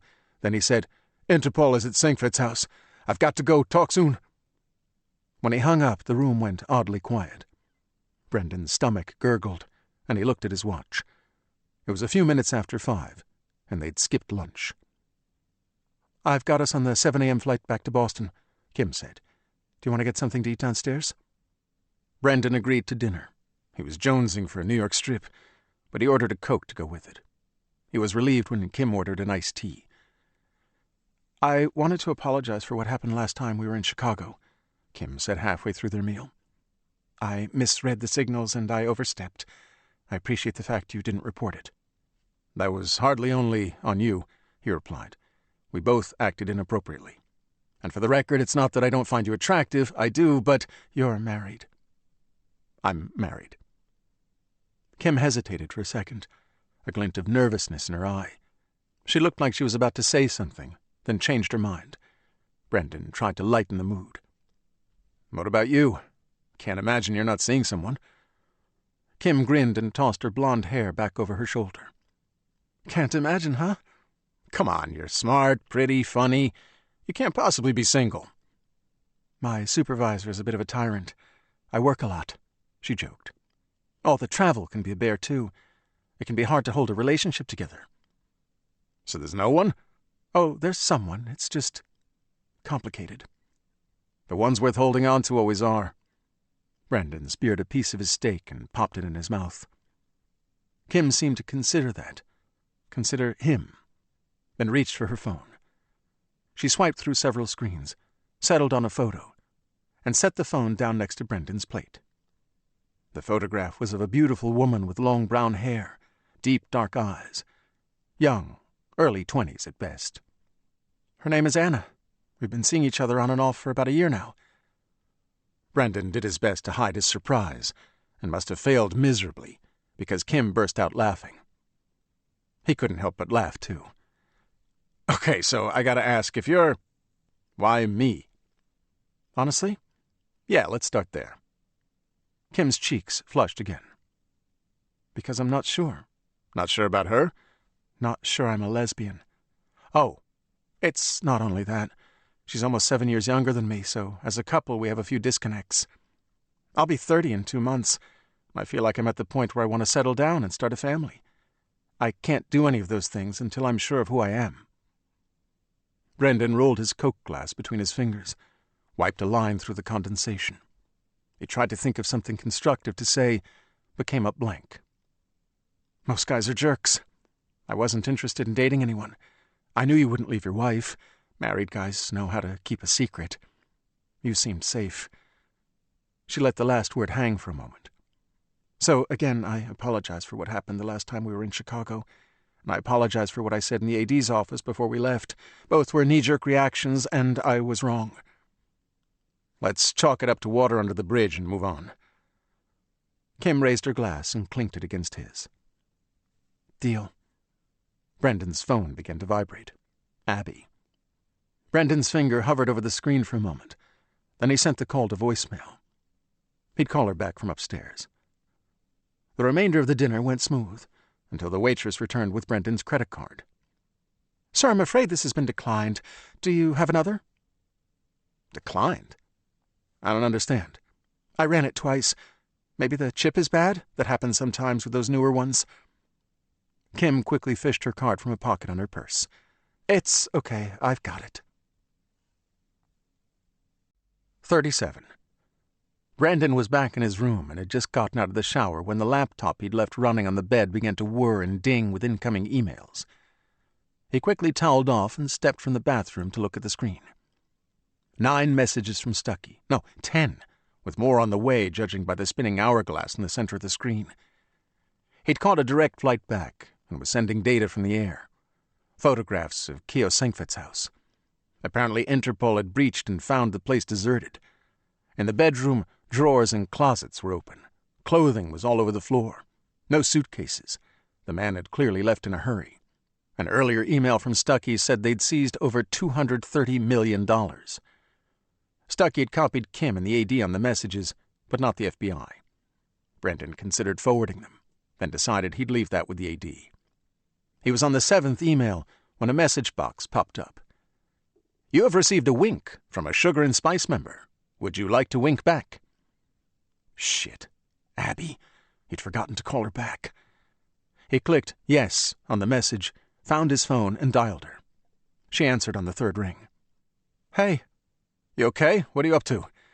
Just working on the book. Brendan glanced at the clock next to the bed. At 9 o'clock? That's late even for you. I knocked out 2 chapters earlier. Now I'm doing a little research so I can hit the ground running tomorrow. Sounds like it's going well. Better than expected. Her answers were short, clipped. Her voice was flat. Nothing like her usual self.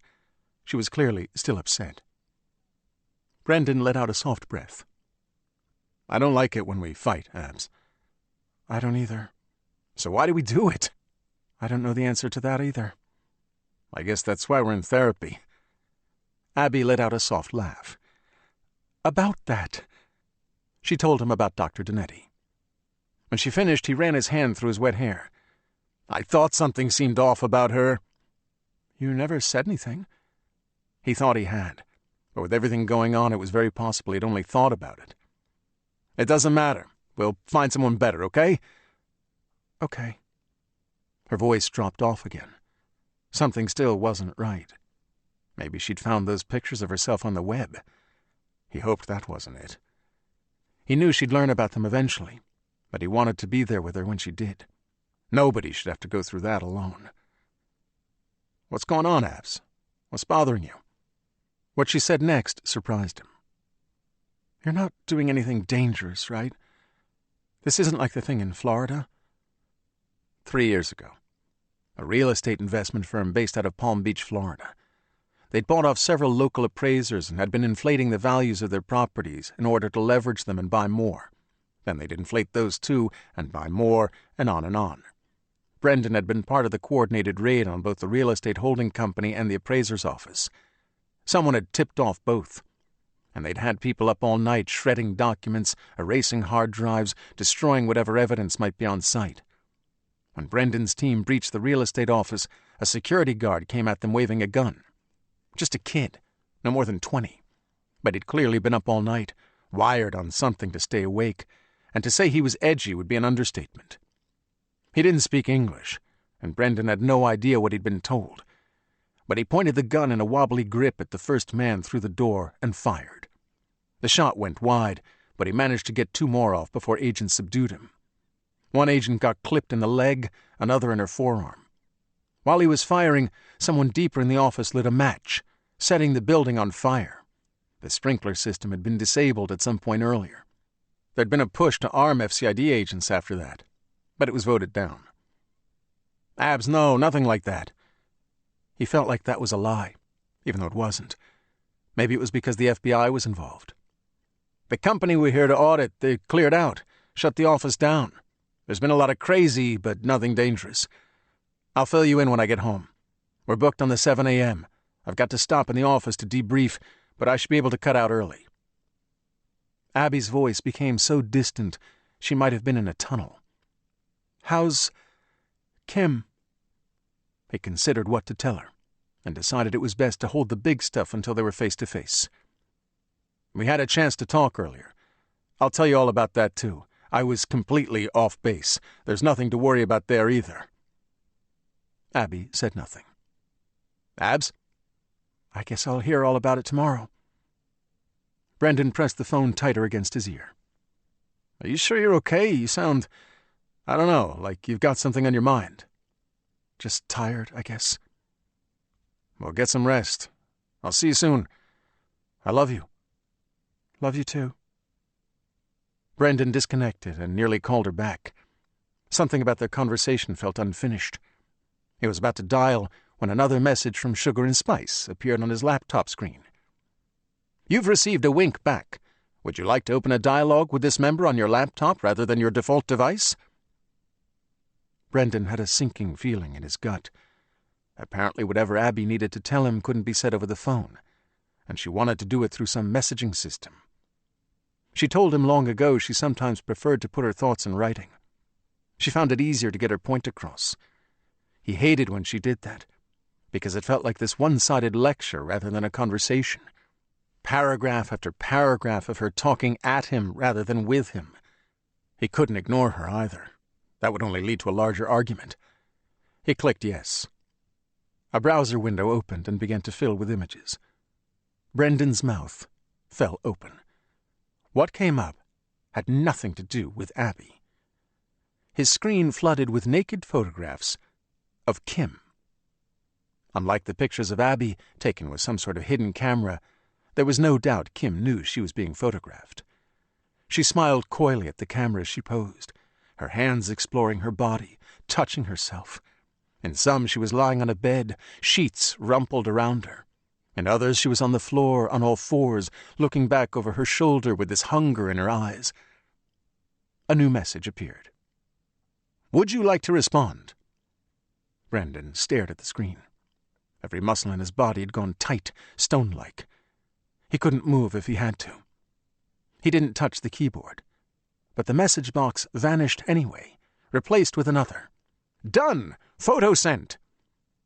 Directly below in a small thumbnail was the picture he'd taken of his penis the other day for Abby. Oh no, oh no!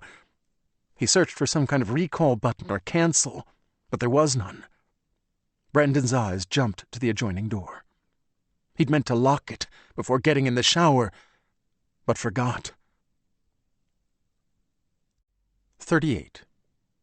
When Abby hung up with Brendan, she assumed he might use the Find My app to check her location.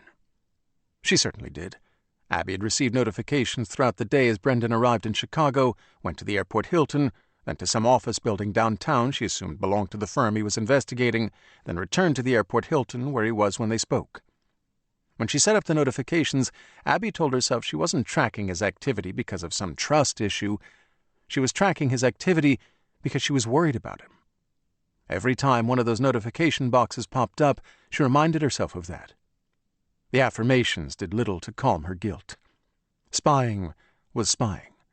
The means didn't justify the end or the method. The Find My app was a double-edged sword. In order for Abby to keep tabs on her husband, he was able to keep tabs on her. There was no one without the other.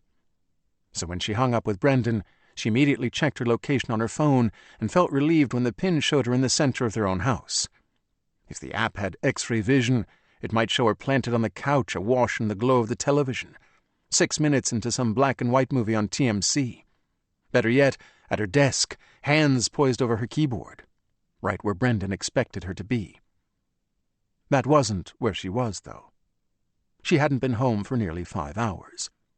But somehow the Sugar and Spice app had made it so. Abby was parked at the Walmart in Brookline, 2 rows back from the grocery entrance where she had watched the woman from 29 Belfer go in 12 minutes ago pushing a cart she found in the lot. Prior to Walmart, she'd followed her to Westminster Bank and Trust, a dry cleaner off I-9, and a Rite Aid pharmacy where she'd sat in the drive-thru for nearly 20 minutes. Abby had taken to calling this woman Sue. She had no idea what the woman's real name was, but she looked like a Sue. Sue was married to a man Abby had dubbed Stanford. He'd arrived home, presumably from work, at a little after 6, promptly removed his tie before he entered the house, then put on a sweater vest in the 12 minutes Abby couldn't see him through the windows. She was going to call him Bob until he broke out the sweater vest.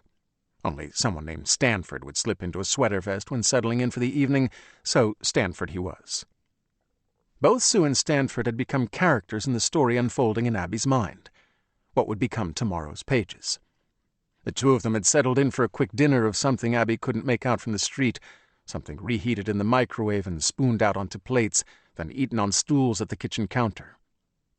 Best Abby could tell, Sue and Stanford had no pets, no children, and didn't enjoy each other's company much, because they didn't seem to talk while they ate. Sue was busy studying a stack of documents, while Stanford was glued to a small television set on the kitchen counter. Stanford drove a black BMW. Sue drove a white Prius. The Prius was parked 3 cars over from Abby at Walmart, diligently waiting for Sue to return. Tonight, Abby wasn't Abby.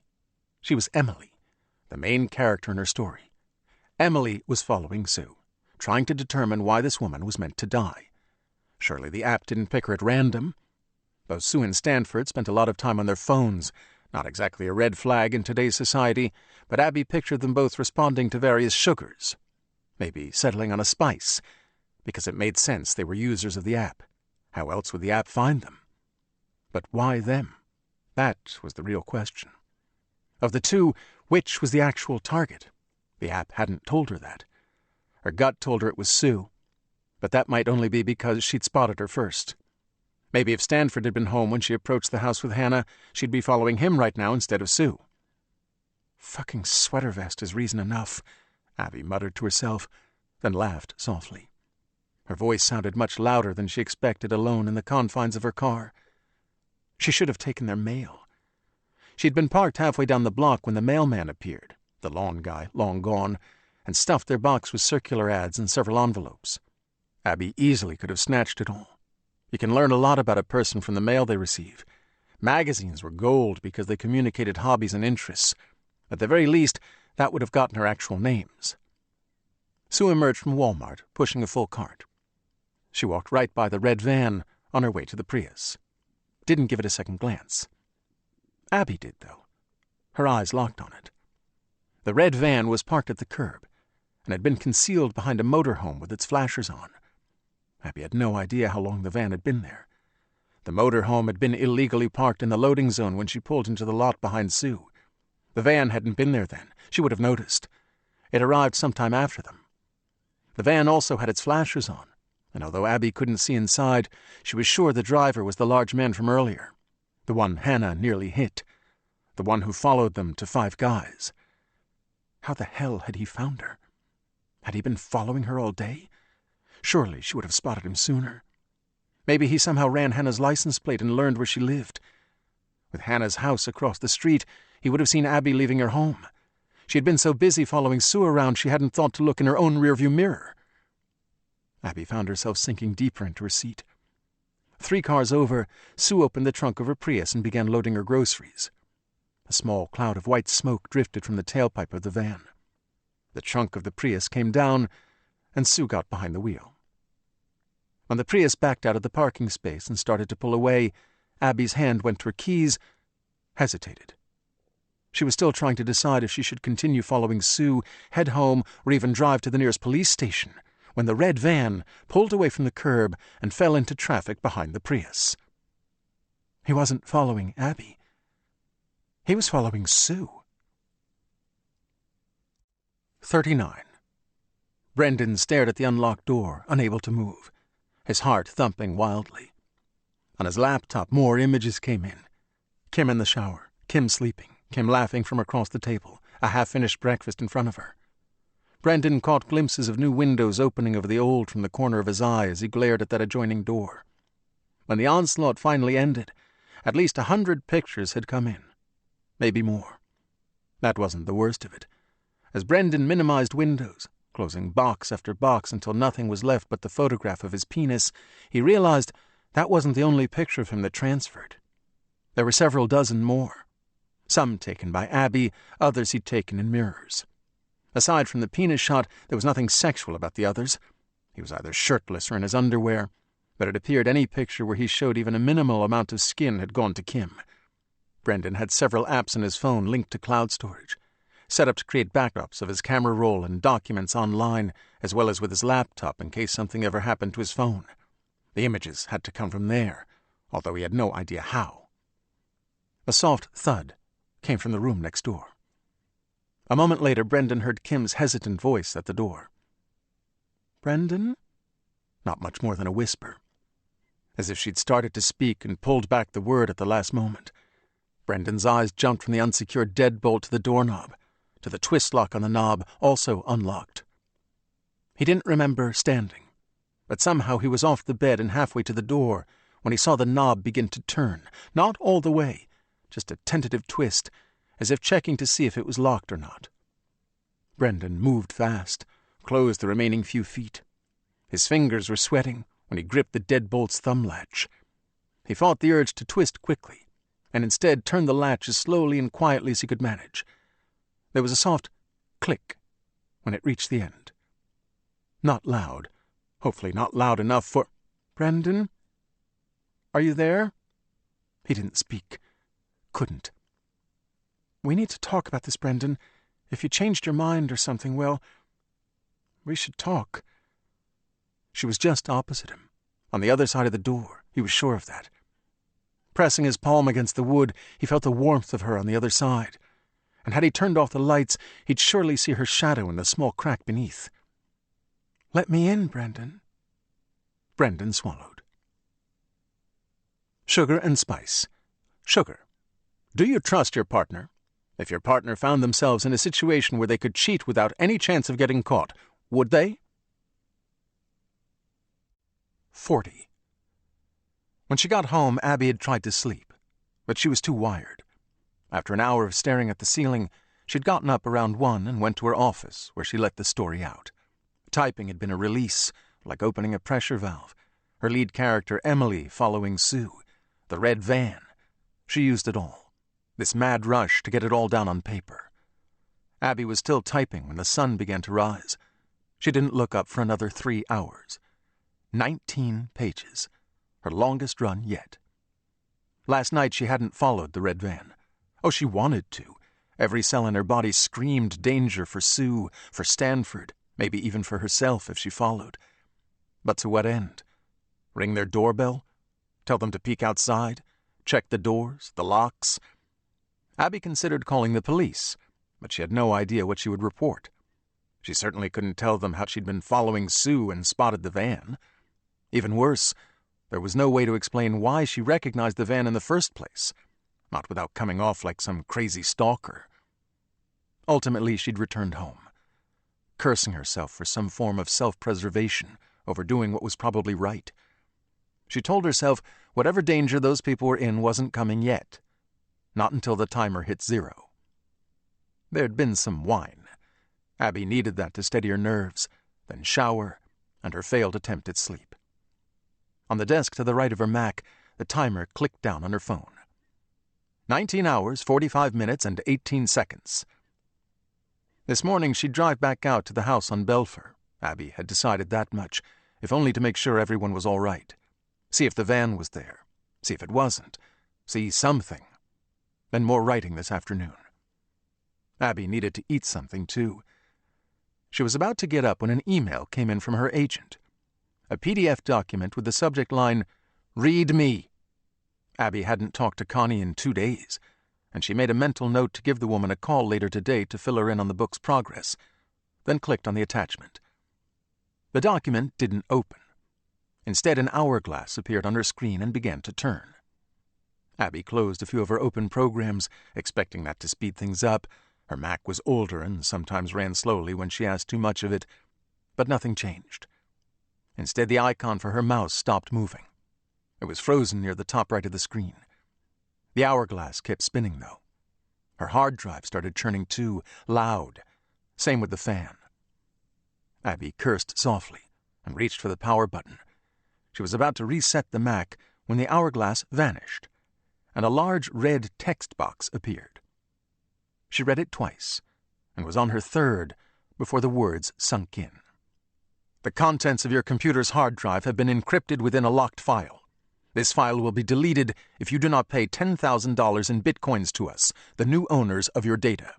Should you notify authorities, your data will be deleted immediately. We are not located within your country. You have no recourse. Failure to comply will result in the deletion of your data. Do not turn off your computer or reboot. Doing so will result in the deletion of your data. Do not attempt to back up. Your backup will be infected as well, and all data will be deleted. We will provide payment instructions shortly. Say hello to your friends for us. You just infected them, too. There was a skull and crossbones below the text. Abby was reading the message a 4th time when her phone rang. Her agent. Connie didn't give Abby a chance to say anything. She frantically blurted out, "You didn't click it, did you? The file?" I clicked on it. "Did it?" "Yeah." "Shit, I'm so sorry," Connie managed. She sounded as if she'd just run a marathon. Abby slumped in her chair. "Please tell me it's not real, just some kind of joke." "Our IT guys are all over it. It's on our company's server and hit every computer in the office this morning when we logged in. I pulled the network cable from the computer box thingamajig under my desk, but not before that email snuck out to you," Connie quickly explained, before covering the receiver and yelling at someone in her office. She returned a few seconds later. "You took your computer offline, right? Before it could send itself to everyone in your contact list? That's ransomware 101. Abby looked back down at her Mac and tried to move the cursor again. It was still frozen. "I think it's locked up." "It's not locked up, it's sending!" Connie shouted loud enough to rattle Abby's iPhone.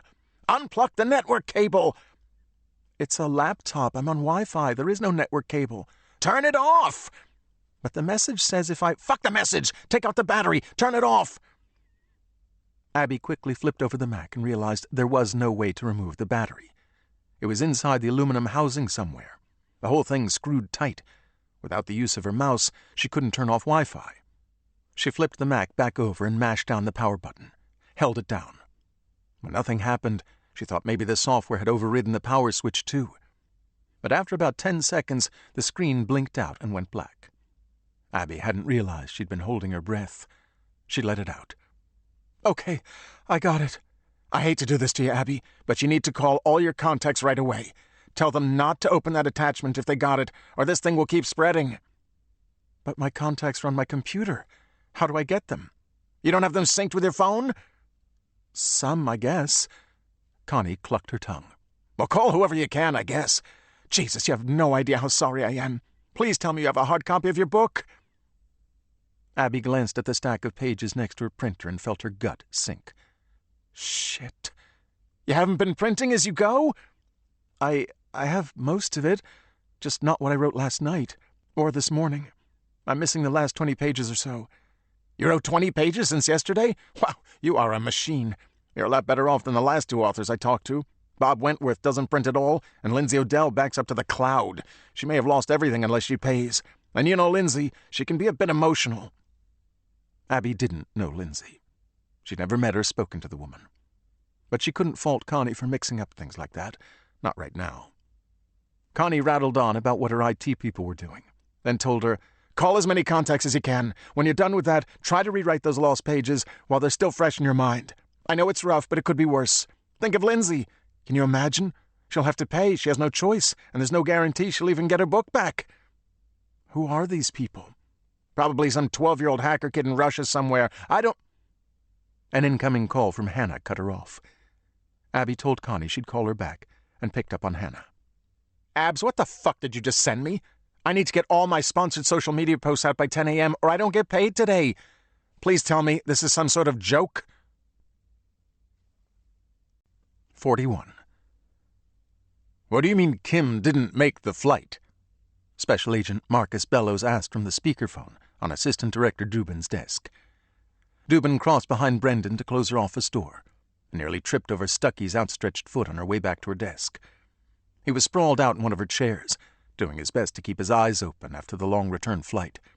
Unlike the luxury seat he enjoyed on the trip over, he'd had to sit in coach for the nonstop return and hadn't been able to sleep. Brendan scratched at the stubble on his face. He'd forgotten to shave. "Honestly, I'm worried. We were supposed to meet in the hotel lobby at 5:30 to catch the Uber to the airport. I texted her a couple of times and she didn't respond. When the car showed, I ran back up to the rooms and knocked on her door. She didn't answer. I figured she'd forgotten and went to the airport on her own. I tried calling her from security, called again when I got to the gate. I hoped she'd be in her seat, but she wasn't on the plane."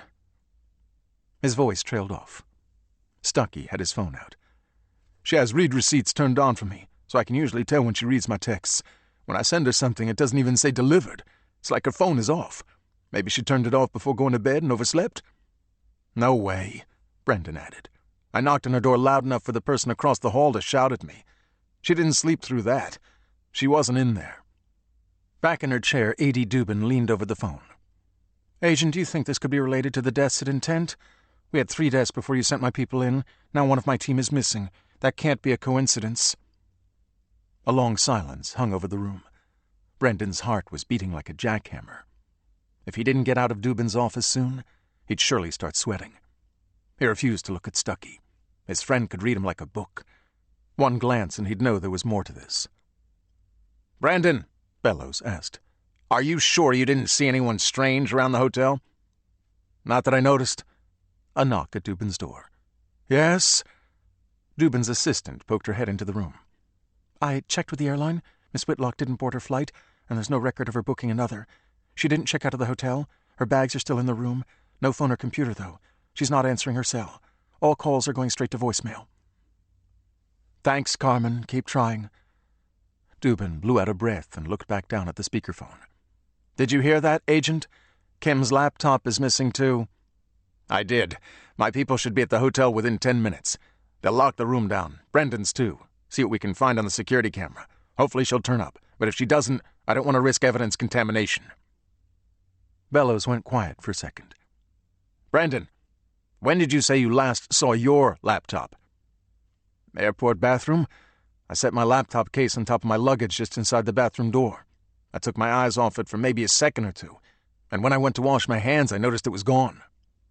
Taken at the airport, though, not the hotel, you're sure? Yes. The images of Kim flashed through Brendan's mind.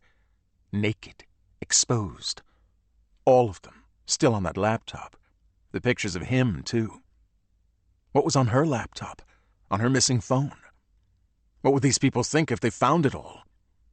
Brendan's face flashed red. He tried not to think about any of that. He couldn't. Not right now. How secure are your laptops? Dubin cleared her throat. We use Avox, probably the same as you. So 3 bad password attempts and the drive auto wipes? Yeah. Good. Let's keep the communication open on this. I'll let you know what my people find at the hotel. I'll run a trace on Kim's phone, too. Maybe we'll get lucky. You call me if you hear anything on your end. Understood. Dubin hung up. When the call disconnected, Stuckey let out a sigh. You know that's bullshit. How long before they pull the entire thing out from under us and take over? Dubin looked out across the bullpen at Kim's empty cubicle. My best guess is that depends on what happens with Kim. We're not equipped to deal with kidnapping, murder, an investigation beyond the financial aspects. They need us for that. They have their own people for that, too. Not as good as our people.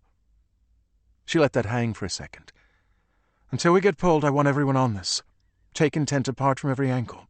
Look at every document we have, every file, every person. We need to connect the dots. The answer is there. I don't want it slipping through on our watch. Stuckey cocked his thumb toward Brendan. You okay with us working on this from home? All things considered, I don't think we should leave our wives alone. Dubin nodded. Okay, but let's reconvene back here in the morning for a quick in-person to compare notes. I know tomorrow is Saturday, but I think we can all agree this won't hit pause over the weekend. Call me the moment you find anything.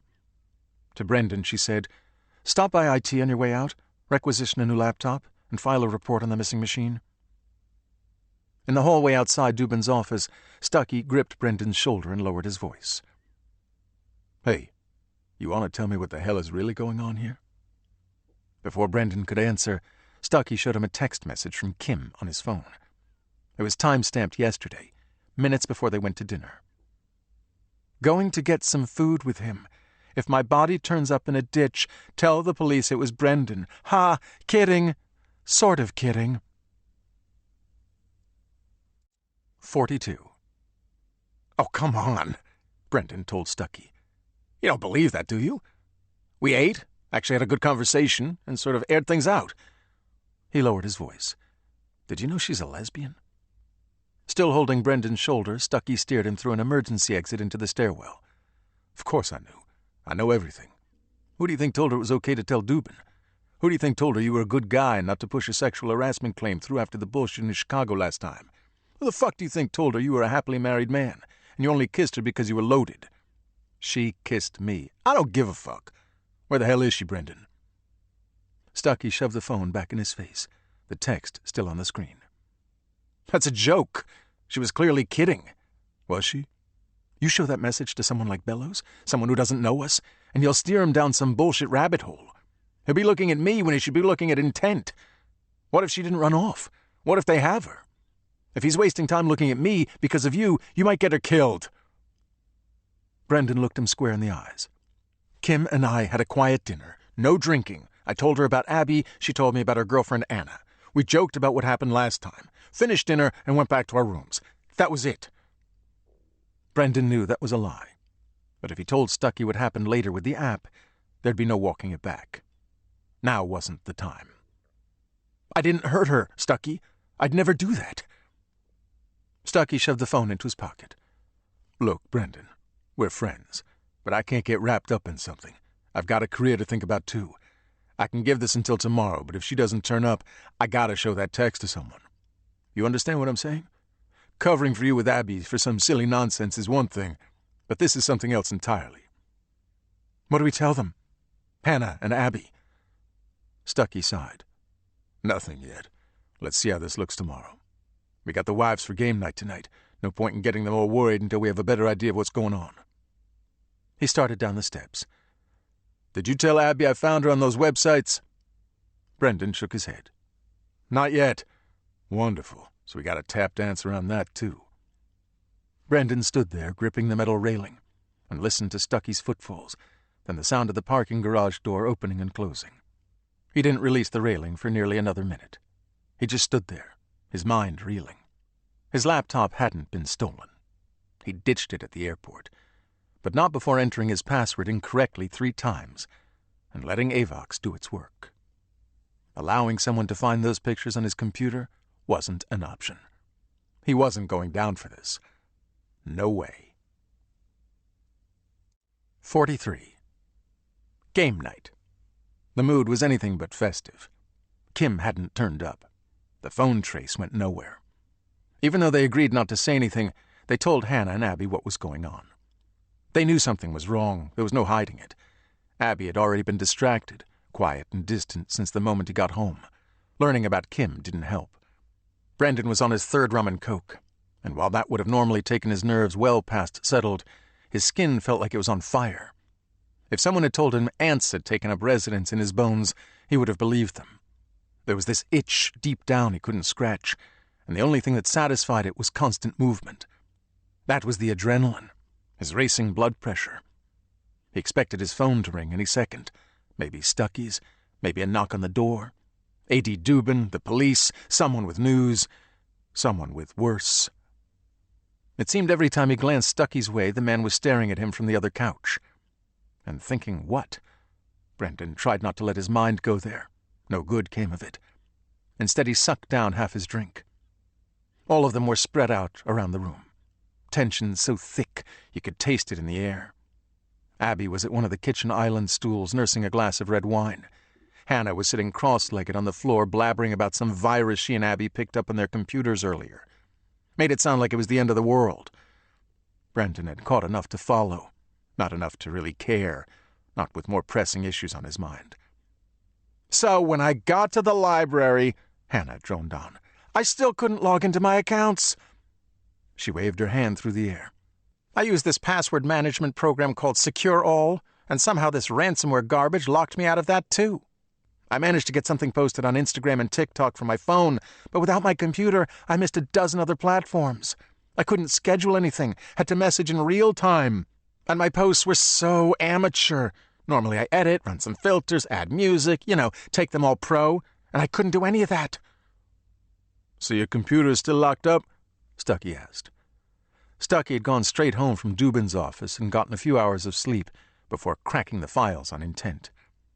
The red was gone from his eyes, but he was still sluggish from the jet lag. Every 20 minutes or so, he took out his phone, dialed a number, then hung up when it went to voicemail. Brendan didn't have to see the screen to know he was calling Kim. Although they all watched him dial, nobody said anything. Hannah played it off like it wasn't happening and told him, "Well, unless you're willing to give me 10 grand in Bitcoin, Sugarloaf, we're going to be a one-income household until I can get set up on a new computer." "Uh-huh," he muttered, and pointed his beer bottle toward Abby. "What are you going to do?" When she didn't answer, Brendan said, "Abs?" She looked up. "What?" Abby had this deer-in-the-headlights look on her face, her thoughts lost in God knows what. He caught the quick glances between her and Hannah. Stucky probably showed that text to Hannah. Who knows what Hannah told Abby? And Abby was off in conspiracy land with the other two. His own wife, somehow afraid of him, believing he did something bad. Brendan took a sip of his drink and tried to shake it off. Stucky asked what you planned to do about the ransomware on your Mac. She'd already told Brendan, but he wasn't sure she was serious. Apparently she was, because she said it again. "I'm writing the rest of the book by hand." Stucky set his phone back down on the coffee table and gave her this confused look. "Can you do that?" Abby nodded. "I talked to my agent about it. The virus came from her office, so she feels horrible. She said she doesn't care if I write the book out on candy bar wrappers as long as I finish it. She'll have someone on her end transcribe everything." "That seems so old school?" Stucky shook his head. "I was going to say archaic. Who the hell handwrites anything these days?" Abby finished off her glass of wine, reached for the bottle, and generously refilled her glass. "I did it today. I rewrote the 20 pages I lost and added 7 more, and honestly, I think it's better. Something about using pen in a notebook makes it more, I don't know, more personal. I guess that's the best way to describe it. I feel closer to the story. What's this one about? Abby glanced at Hannah again, drifted over to Brendan, and quietly looked away when she realized he'd been watching her. I'd rather not say yet. It's fantastic, Hannah beamed. Way better than the first one. Way steamier. Stucky pointed his thumb at his wife and tried to lighten the mood. You let this one read it, but not me? Hell, if you need someone to fact-check the sexy time parts, I'm your man. I got me a dog-eared copy of 50 Shades back at the house. That shit is sex gospel. Hannah rolled her eyes. That fucking book. Stucky used to moan in his sleep. Oh, Christian, the things you do to me. My inner goddess is doing handstands. The hell I did. Hannah stood, clasped her hands together, and lowered her voice. Anna, let me demonstrate my love for you by beating you with this stick and covering your perfect ass with welts. Anna, the name of Kim's girlfriend. Stucky shook his head and reached for his phone again, began to dial. Brendan had had enough. I didn't hurt Kim. The words were out before he could stop them. A quiet voice, one he didn't recognize as his own. Nobody moved. The room went silent. Finally, Stucky said, I don't think we should talk about that, buddy. Not here. Brendan set his glass down on the side table a little harder than he wanted to. It sloshed over the side. No, I'm pretty sure there's already been talk about it, just not with me. Stucky eyed the puddle from Brendan's drink. Maybe you should lay off that a little bit. We're all just a little concerned, that's all. Sure, we're all very concerned, Brendan fired back. And we should be, because she either ran off for some reason or worse, but I can assure you if it's something worse, it had nothing to do with me. Stucky said nothing. Both women stared. You don't seriously think I'd hurt her, do you? I don't know what to think right now. I'm just hoping she's okay. Abby, who had remained quiet through all of this, drank the rest of her wine, grabbed a bottle of vodka from the counter, and slammed it down on the coffee table in front of the couch. It's game night, right? Let's play. Enough of this tiptoe bullshit. Let's fucking play. 44. The three of them stared at her. Brendan had never heard Abby speak like that. Even Hannah looked shocked, and nothing surprised Hannah. There was no denying Abby was drunk. Hell, they all were. But she wasn't so far gone she didn't have control of her faculties. The alcohol had only loosened her up, put a door in the normally solid wall in her mind between her thoughts and her mouth. Abby sat on the floor in front of the coffee table and motioned for Hannah to sit beside her. She looked at Brendan, then at the empty place on the couch next to Stucky. You sit there, all four of us, nice and cozy. Brendan knew better than to question her, not when she was like this. He shifted over to the other couch and sat across from her. She twisted off the cap from the vodka and slid the bottle to the center of the table. We're going with a classic tonight. She thought for a second, then said, Never have I ever eaten pizza for breakfast. If you have to drink. If not, you don't. We're all friends here. I think we can forgo the shot glass, right? Hannah's face filled with confusion. Are you being serious right now? Abby ignored the question. I've seen you two eat day-old lobster rolls for breakfast. I know you've done pizza. Drink. For a second, Hannah looked like she might argue. Then she shrugged, took a swig from the bottle, and handed it to her husband. I'm pretty sure you ate pizza for breakfast last Saturday. Stucky seemed as confused by Abby's behavior as the rest of them, but he drank from the bottle and handed it to Brendan. You lived off that shit in college. Brendan drank too. When he finished, Abby took the bottle back, drank, and set it on the table. Okay, now that we got the practice round out of the way, let's start for real. She looked around at the others, studied each of their faces, and spoke in a clear voice suggesting she wasn't as drunk as Brendan thought. Never have I ever cheated on my partner. Brendan felt a lump form in his throat. Again, Abby studied their faces. Keep in mind, I already know the answer. Seconds ticked by, and nobody reached for the bottle. Brendan swallowed. I told you nothing happened between me and Kim, only the kiss, nothing more. She didn't look at him. Instead, her eyes remained fixed on the bottle. And this trip? She knew. He didn't know how she knew, but she did. While he was fumbling for the right words, she opened a drawer in the coffee table and took out his old iPad. He hadn't used it for years. "When my computer locked up," Abby said, "I remembered we had this in the kitchen junk drawer. I charged it up, figured it would be better than nothing until I got my Mac working again. All the accounts are under your name, too, so I didn't have to worry about the ransomware somehow transferring over. I plugged it in so it could charge, clicked yes on a few software updates over the next hour or so, then went out to run some errands. When I got home, there was a message about a photo sync." Abby tapped the screen to life and entered Brendan's passcode. She spun the screen around so everyone could see. Stucky's eyes grew so wide they looked like they might burst from his head. "Is that Kim?" Brendan's throat felt like sandpaper. I don't need you to explain. The Sugar and Spice app is on here, too. I went through your history. I saw the wink from her, your wink back, the photos back and forth after that. It's all there in the log. Nice, neat, and time-stamped. Hell, you earned points for sharing your favorite dick pic. Yay for you. All that happened before I could stop it, Abs, I swear. Her face was unreadable. The app did it. Yes! Brendan said a little louder than he wanted to. Right after all that, Kim tried to come into my room, but I locked the door. I pretended I wasn't there.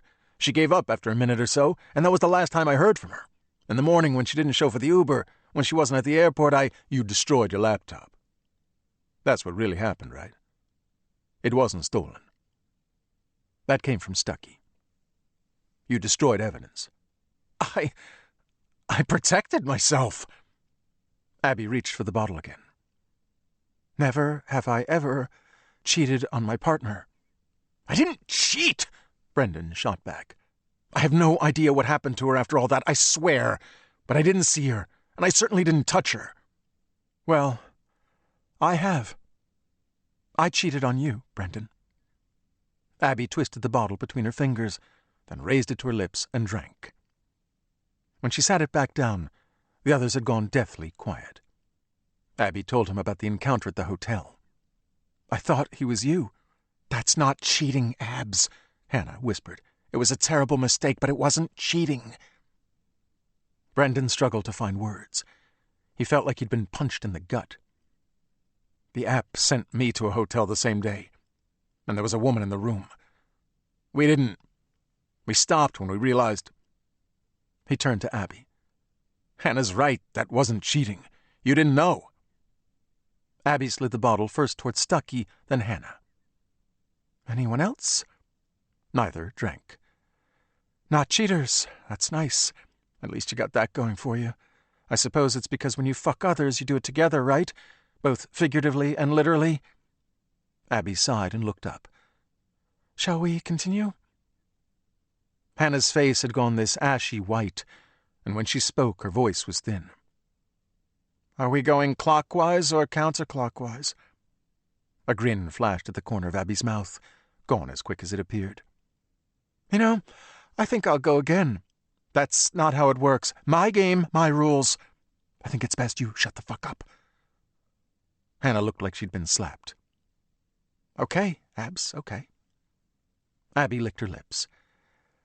Never have I ever used my best friend to get ahead.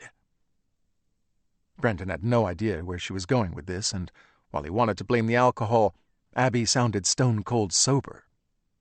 Hannah's eyes grew glossy. When a tear fell, she made no effort to wipe it away. She swallowed. How did you find out? It was that stupid triple chime, Abby said.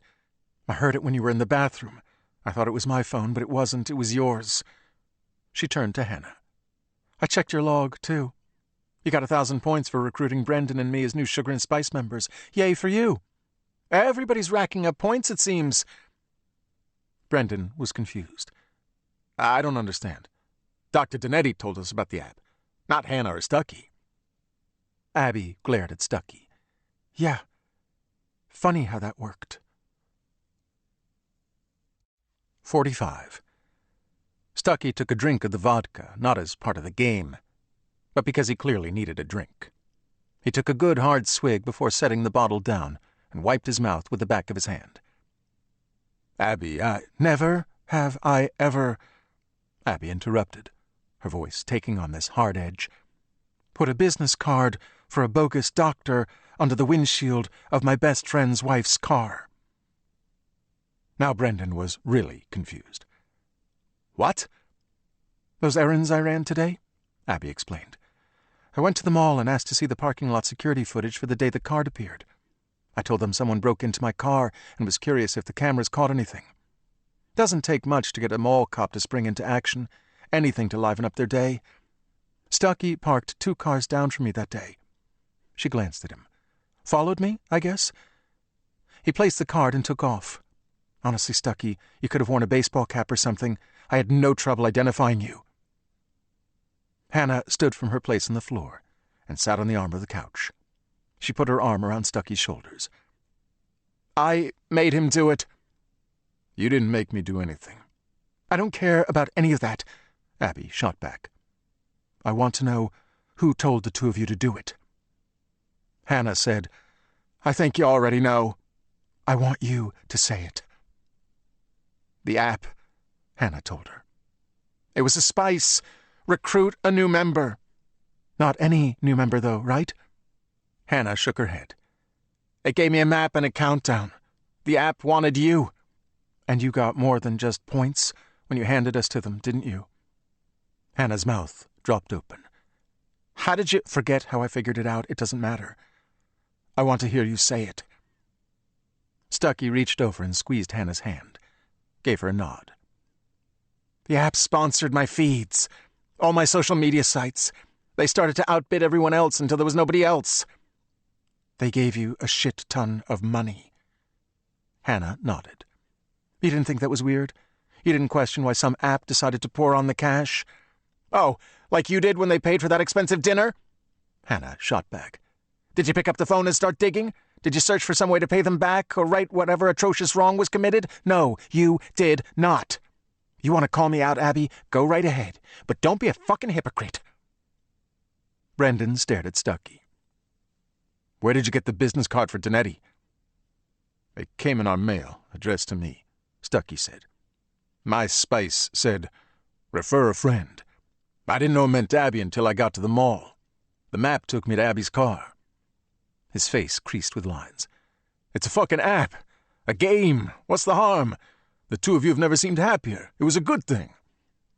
I got raped, Abby replied, her voice cold. Some guy I never met before put his dick in me because of your harmless app. Your good thing.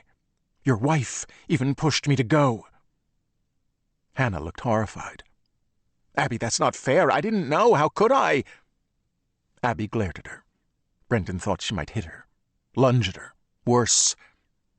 Instead, Abby settled back on her heels, closed her eyes, and drew in a long breath. When she spoke again, somehow she managed to calm herself. This app is playing all of us. The money, the sex stuff. Hell, even the way I've been using it for my book. I don't think any of that has happened by chance. There's something bigger going on here. What, like a puppet master or something? Hannah bit the inside of her cheek. That's crazy. I don't see how that's possible. Do you know how many people use this thing? Why would they give a shit about us? Kim had the app, too, Brendan reminded them. It sent me that wink, remember? This isn't only about us. He looked at each of them again. Look, I swear I don't know where she is. I don't. She either left the room on her own or someone took her. But whatever happened, it happened right after the bullshit with the wink and all those photos syncing up. He closed his eyes, tried to recall the events exactly. I could hear her moving around in her room through the adjoining door. Then she was quiet. I didn't hear her leave, but that doesn't mean she didn't. If someone knocked on her door or came in, do you think you would have heard it? Stucky asked. I'm not sure. Maybe. No struggle, though. You didn't hear any other voices. Definitely not. Stucky glanced at Hannah, then Abby. When Hannah spoke, her voice was soft, childlike. Never have I ever been asked to kill someone. Brendan frowned at her. What the hell is that supposed to mean? Hannah bit her lower lip, then looked at Abby. Did you tell him? Tell me what? Abby took out her phone and set it in the center of the table, next to the vodka bottle. When she tapped on the screen, the countdown appeared. 7 hours, 3 minutes, and 28 seconds. Abby clicked on the timer, bringing up the related spice. Would you kill a total stranger to save your partner's life? Brendan read the message along with Stucky, and slowly pulled Abby's phone closer and clicked through several more screens. He brought up the map, zoomed in. I doubt Kim's in Brookline, he said tentatively. And she's not a stranger. It's not Kim, Abby told him. I don't know who it is, just some woman or her husband. The app hasn't said which one is the target. The point is, if the app sent a message like this to me, it might have sent one to someone else. A message leading to Kim. Wait, back up. You went there? He tapped on the map. To some stranger's house? I went with her, Hannah quickly added, as if that would make it better. I went back, Abby told them all. A few times. I followed the woman. Brendan shook his head, tried to process everything. He reached for the vodka and took a drink. Stucky snatched the bottle from him before he could put it back on the table, drank too. It's a fucking app. A game, he said again. Nobody's killing anybody. Although this time he didn't sound as convinced. Brendan's fingers were shaking as he minimized everything and clicked back to the countdown. He checked his watch and did the math. That works out to 4:51 tomorrow morning. That's either very specific or very random. Hannah took the bottle from Stucky and cradled it in her hands. Kim might be dead, and these people are next. Like a toddler firmly planting his feet, Stucky grunted, Nobody is going to kill someone because an app tells them to. Abby's phone let out the triple chime, startling all of them. A message appeared. You could use your best friend's gun to do it, Brendan. Brendan's heart thumped at the sight of his name. What the fuck? This was Abby's phone, not his. We don't have a gun, Hannah mumbled, her face glued to the phone. I hate guns. Stucky went quiet, his expression sallow. She turned on him. We don't have a gun, right? He said nothing. You brought a gun into our house? I bought it after the bullshit in Florida a few years back. Stucky licked his lips. It's just a .38. A little snub nose, that's all. Oh, it's just a little killing machine. I guess that makes it okay, as long as it's cute and cuddly. She smacked his arm. You're an asshat. I want it gone. Stucky took another drink of vodka. How does the app know I have a gun? He looked at Brendan. More importantly, why does it want you to use my gun? Is it trying to set me up? Kill some random white person? Blame it on the nearest black man? That's some bullshit. He turned back to Hannah. I told you we should never move to the suburbs. Fuck this. This isn't a joke, Abby countered. You sure about that? Nobody's twisting anyone's arm to kill someone. Nobody twisted anyone's arm to do any of the things the app suggested. It's thrown some garbage at Hannah and me, too. Doesn't mean we got to do it. We chose to do it all. There's a difference. Bad things happen when time expires, Abby mumbled. They all looked at her. When I was in my agent's office and the app wanted me to take pictures, it sent a text with that message. Like it knew I wasn't going to do it and needed to push me along. We're not killing anyone, Brendan told Stucky. You don't have to worry about that. No, you're not going to take my gun and frame me for murder? Thanks for that, buddy. Where exactly is it? Hannah prodded. Your cute gun? It's in the pantry. I hid it in a box of granola whippets. I hate those fucking things. Exactly. Brendan was staring at the phone. It knows what we're talking about. Okay, now who's being paranoid? Hannah replied. Abby leaned closer. Can an app do that? Listen? It would explain a lot. Stucky thought about that for a second and nodded. Can I look at your privacy settings? She pushed her phone toward him. Go ahead. It took a moment for Stucky to find what he was looking for. When he did, he flipped the phone back around so Abby could read the screen. You granted access to your phone's microphone when you installed the app. Your camera, too. They watched as he turned both of those off. It was far worse than that. App tracking is also on. That means it can see what you're doing in other apps, every keystroke. With Bluetooth and Wi-Fi, it can see and connect to other devices nearby, things on your network. I never agreed to that. It's probably buried in the terms of service. Most apps default to on, unless you specifically tell them not to. And who reads that shit? Stucky toggled those settings off too. A moment later, the Amazon Echo on the shelf behind Brendan's shoulder beeped and said, "The Sugar and Spice app is having trouble connecting to this device. Please check your network connections and app settings.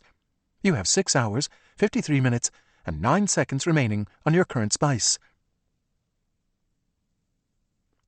46. What the actual fuck? Hannah's grip on the vodka bottle tightened. Brendan stood, crossed the room, and pulled the device's plug from the wall. From the hallway, their smart thermostat dinged. You have 6 hours, 52 minutes, and 43 seconds remaining on your current Spice. In the kitchen, the familiar triple chime rang out. "I think that was the microwave," Abby whispered. They heard it again, this time from the laundry room, again from something upstairs, all their connected devices. The triple chime over and over, growing louder. This cacophony of muted tones. Some spoke, others did not. Brendan forced his legs to work and ran to the garage. He fumbled with the latch on the electric panel, got it open, and switched off the main breaker at the top. There was a loud click, then silence. A blanket of black fell over the house as all the lights went out. He was halfway back to the living room, feeling his way along the wall, when he heard the chime from his Apple Watch. The screen lit up. 6 hours, 50 minutes, 13 seconds remaining. Sugar and Spice. Unsure of exactly how to turn it off, Brendan mashed down the crown and the button on the side. He then held them down until a slider appeared with the words, "Power Off." He struck it twice with a sweaty index finger before it finally took and the screen went dark. When he returned to the living room, he found the others removing their various smart devices, pulling batteries, switching them off, and piling them on the coffee table. Abby retrieved a candle and lighter from the drawer in the end table and lit the wick. She set it down as Brendan returned to his place on the couch. They sat in silence for nearly a minute, all of them waiting for the chime again, the voice counting down. But nothing came. There was only quiet. Finally, Hannah said, "I'm not ready to go Amish, so how do we work through this?" Abby shuffled in the dim light, flickering yellow playing across her face. "It's my Spice. I don't think it wants you." Brendan removed his smartwatch and set it on the table. Someone had powered off his cell phone. It was in a pile with the others. "Do you have a name or anything for the people in Brookline?" Abby shook her head. "They live at 29 Belford Drive, a husband and wife. I haven't seen any children. I've got pictures of their license plates, but they're all on there." She nodded at her dark phone. "Hannah found info on their house, but no names. Doesn't matter anyway. When I tried to figure out who they were, the app sent me the definition of a stranger, like it didn't want me to dig." "What, like a threat?" Abby nodded. "We learn their names. What good will it do?" Hannah asked. Brendan had no idea. He just felt like he needed to do something. He picked up the iPad, then realized it was useless. Without power, the Wi-Fi router was down, and the tablet couldn't connect to the internet. "Sugar and Spice is on that tablet," Abby said. "It's on our phones, our computers. Use any of those devices, and whoever's watching us will know." Stucky let out a chuff and reached for the vodka bottle. "Do you have any idea how paranoid you all sound right now? It's just a game. That app had its fun moments, but it always felt like it had fingers everywhere. I bet all this is just part of the game. What you need to do is open up a Google search and ask the question, has Sugar and Spice ever asked you to kill someone? You do that and I bet you get a gazillion results from people who got played just like you. Pawns who bought into all this bullshit. For all you know, the people who live at that house are on the app too. They're playing the game. Hell, maybe they're expecting you to show up on their doorstep." Abby and Hannah exchanged a look, but neither said anything. Stucky didn't miss it, though. "What?" "When Abby and I got to the house, the app gave her some points for finding her target. The woman in the house looked at her phone around the same time the message came in." "Not around the same time," Abby corrected. "The exact same time." Stucky clapped his hands together. "There you have it. They're players too. Mystery solved." "That doesn't mean much of anything," Brendan told him. "And it doesn't explain what happened to Kim." It doesn't explain it because the two things aren't related. Stuckey frowned. Look, up until a few minutes ago, that app had access to everything on your phones. Probably everything on your laptops, tablets, and who knows what else. You gather all that intel, it's easy to start pushing buttons. The app knows you better than you do. That's all I'm saying. It's still only a game. He nodded at Brendan's bare wrist. When did you say the time it would hit 0? 4:51 in the morning. Stand up. Off the sofa. Brendan got up. Why? Reaching for a pillow, Stuckey placed it on Hannah's lap and spread out on the couch. We keep the power off and have ourselves a sleepover. Wait this thing out. Nobody leaves. That means nobody is off killing anyone. Hannah looked down at him. Comfy? Yeah, baby. Stuckey reached for the bottle again. Things will look different tomorrow, you'll see. Daylight does that. The world ain't so scary when the boogeyman has to hide. Brendan slipped his hand into Abby's. She was cold, trembling. She allowed his touch for only a second before pulling away. 47. Brendan? Are you there? He didn't speak. Couldn't. We need to talk about this, Brendan. Kim was just opposite him, on the other side of the adjoining door. He was sure of that. Pressing his palm against the wood, he felt the warmth of her on the other side. And had he turned off the lights, he'd surely see her shadow in the small crack beneath. Let me in, Brendan. Brendan swallowed. Why'd you lock the door? Brendan's heart was thumping so loud he could hear it. This jackhammer in his chest. Is it because I said I was a lesbian? Did that turn you on? The idea of me with Anna? Brendan didn't speak. Couldn't, wouldn't. I told you I was confused, Brendan. That's all it was. Shouldn't speak. But he did. Why did you send me those pictures, Kim? Everything was okay between us. Why would you do that? I didn't send you anything, Brendan. I've got dozens of photos of you. Explicit stuff. Why did you send it to me? I'll have to take it to HR. This needs to stop. Brendan regretted the words. They came out far more confrontational than he had hoped. But he couldn't take them back. You're my boss, Brendan. You have complete access to my work papers, my computer. You were alone with my phone when I went to the restroom earlier during dinner. If you accessed any of those devices, if you downloaded private images of me without my knowledge, I prefer to think you wouldn't do that, but if you did, if I told HR you did, who do you think they'd believe? This is the kind of thing that ends careers.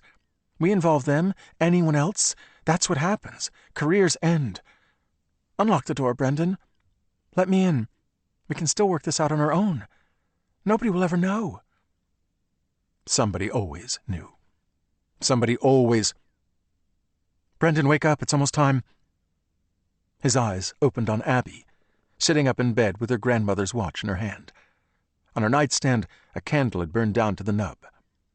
She leaned closer to the light and studied the watch face. Less than 2 minutes to go. Brendan had slept in his clothes and was covered in sweat. His mouth and throat were gritty, like he'd swallowed a handful of sand.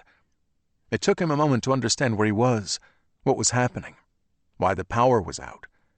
Finally, he got his bearings and said, Are Hannah and Stuckey still here? Her face buried in the ticking hand of the watch, Abby got off the bed and started for the door. Downstairs. Brendan sat up. Most dreams vanished within moments of waking, dissolved like the frame of a film caught on a projector and melting with the heat. Not this one. This dream stuck. This dream had teeth. Even as he navigated the hallway and stairs in the dark, Brendan felt like his fingers were still entwined in the carpet of that hotel room floor. Stuckey and Hannah were on the couch, Abby across from them, all three looking down at the small watch as Brendan stepped into the living room. 10 seconds, Abby whispered. Hannah, who normally didn't rise for a few more hours, watched glassy-eyed, too tired to comment. If Stuckey slept, it hadn't been much. Coupled with his jet lag, he looked as tired as his wife. He gave Brendan a subtle nod as he stepped into the room and sidled up next to Abby. 5. He leaned over and watched the second hand sweep past the 11, then 12. Time. That's it, Brendan said softly. 4:51. And the world didn't implode, Stuckey managed, his voice full of morning gravel. Abby stared at the watch for several more seconds, then set it on the table and picked up her iPhone. "Should I turn it on?" Stuckey let out a sigh. "Can't live like this forever." She held the power button down, and a moment later the Apple logo appeared. The boot-up sequence seemed to take forever, but when it completed, there was no sign of the countdown on Abby's display. She entered her passcode and swept through the various screens. "The app is gone." Brendan leaned closer. "Are you sure? Maybe it moved to another screen with the reboot." "It's not here. Check yours."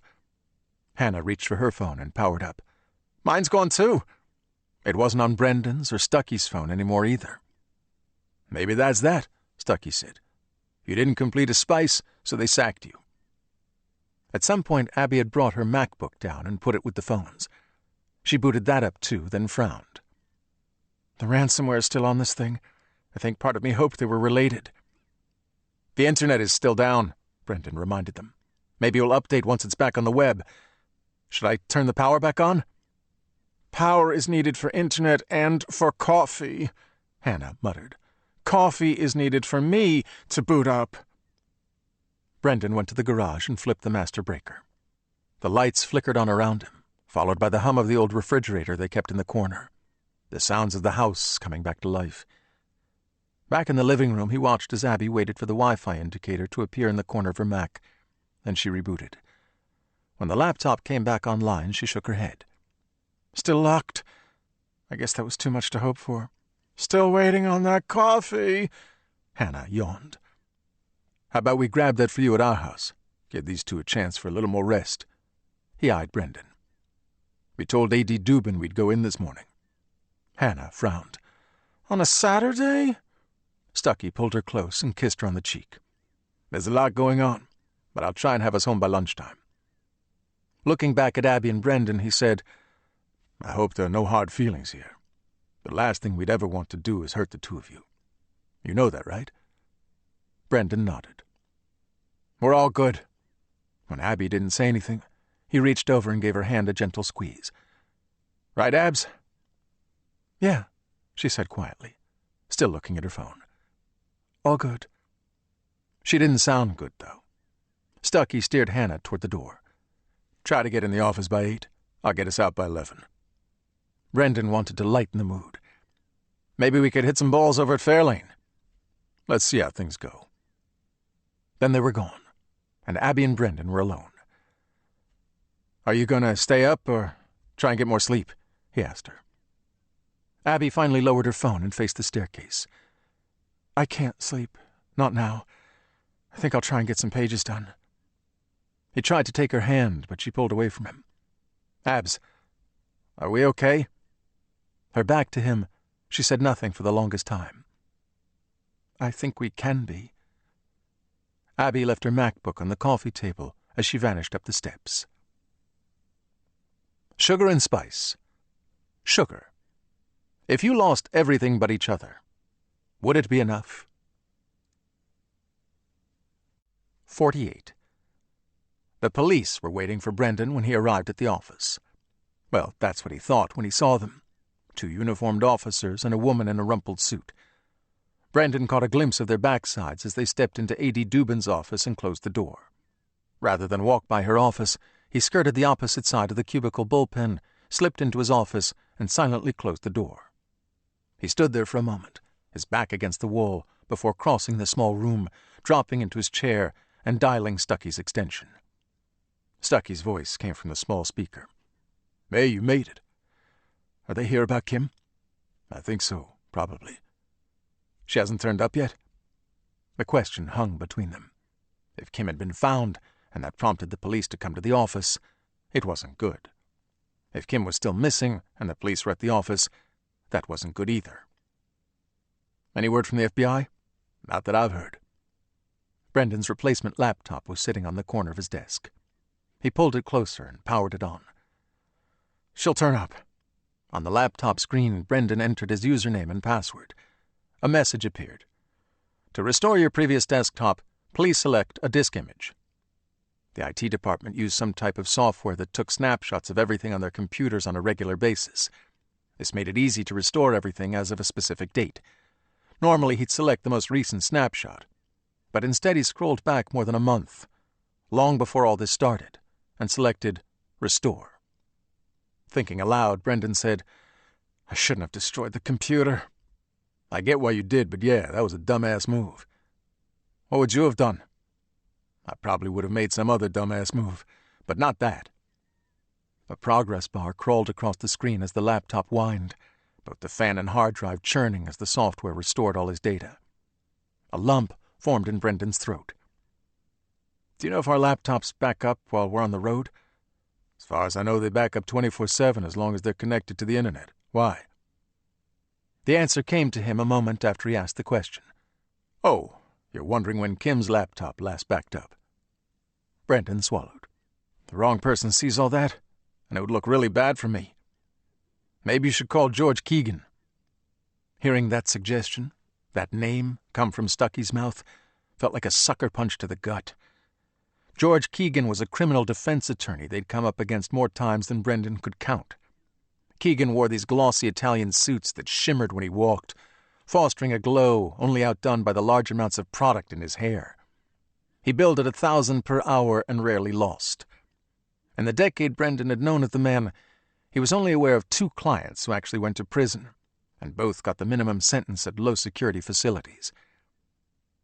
"You hate George Keegan," Brendan told him. "Yeah, because he's good. I didn't do anything wrong, Stucky." "That doesn't mean you don't need an attorney. Keegan would have told you not to destroy the laptop." Several minutes went by, the drive screaming, and it finally went quiet. A dialog box with "Completed" popped up. Brendan clicked the message away, and his familiar desktop appeared, albeit altered slightly from what he remembered since it was a month old. No sign of the app, photos of Kim, none of that. A beep came over the line. Stucky said, "That's Dubin. Stay put. I'll call you right back." He disconnected before Brendan could reply. Brendan opened a browser window. It took him a moment to recall the Brookline address Abby had mentioned yesterday. When it came to him, he keyed it in and clicked search. Dozens of results appeared, all of them reporting the same story. Brendan's heart began to race. He clicked on the first link, a report from the local NBC affiliate. 2 believed dead in Brookline gas explosion. Possible arson. The usual quiet neighborhood of Brookline, Massachusetts awoke to a loud blast just before 5 a.m. this morning, as what is believed to be a gas explosion detonated in the home located at 29 Belfer Drive. The cause of the explosion is yet to be determined. The residents of the home, Douglas and Mary Dubin, were believed to have been inside. Much to the credit of the Brookline Fire Department, firefighters were able to contain the blaze to the single residence. Authorities would like to speak to this woman. She appears on several neighborhood security cameras observing the Dubin home in the days preceding the explosion. Police are looking for either a red BMW 3 Series or a charcoal Nissan Altima. Should you recognize this woman, please alert authorities. This story is developing. Check back for additional information. While the photographs were grainy, it was clearly Abby. In one, she was watching the house through a pair of binoculars. In the other, she was sunk low in her seat, staring out at the house. A.D. Dubin's house. Holy shit, holy fucking shit. Brendan's head jerked up, and he stared at Dubin's office across the bullpen. Although they'd partially closed Dubin's blinds, he could see the police officers and that woman shuffling around inside, opening drawers, cabinets, inspecting documents on Dubin's desk. This was insane. Dubin was dead? Police thought Abby? Brendan keyed in Stucky's extension, but he didn't pick up. Fumbling his phone, Brendan located one of the news stories and forwarded it to Abby. His phone dinged with a reply a moment later. A screenshot from Abby's phone. "You have violated our terms of service. Your membership is hereby revoked. Sugar and Spice." A second later, she texted, "You need to come home now." Brendan dialed her number, but the call went straight to voicemail. "Pick up, damn it!" He dialed a second time, and again got voicemail. He hung up without leaving a message and tried Stucky's office again. He didn't pick up either. Rising from his desk, Brendan went to the door and opened it a crack, just enough to see Dubin's office. The police officers were still in there. Stucky, too. Her door was closed. Shit! That kid from IT was in there, too, leaning over a laptop on Dubin's desk. He jerked a thumb toward Brendan's office. Had they restored Kim's data? Found the pictures? Something else? A new text on his phone. Abby again. "Are you coming? Please, hurry." He heard the triple chime. Not from his phone, but from his new laptop. When he looked back at the screen, the Sugar and Spice logo was at the center with an installation progress bar. He watched in horror as it completed, and the company's ridiculous tagline appeared. "Brought to you by International Entertainment Corps. Your gateway to the freedom you live." Brendan's eyes grew so wide they might have popped from his skull. His legs turned to rubber. Why hadn't he seen it before? International Entertainment. International Entertainment. Ent. His desk phone rang. Brendan picked up the receiver, expecting it to be Stucky. It wasn't. It was a female voice, robotic. "Listen to me carefully, Brendan. You are to leave your office immediately and return home. Under no circumstance are you to speak to anyone as you do." The Sugar and Spice logo vanished, and pictures filled the screen, all of Abby, taken through various windows of their home. "Take this laptop. Take your phone. Do not use either device to contact anyone. We will know. We'll kill your wife." "Who the hell is this?" "Prepare to leave in 5, 4, 3, 2, 1. The call dropped. Brendan heard a distant line ring. When he looked back out the crack in his office door, the detective was reaching for Dubin's desk phone.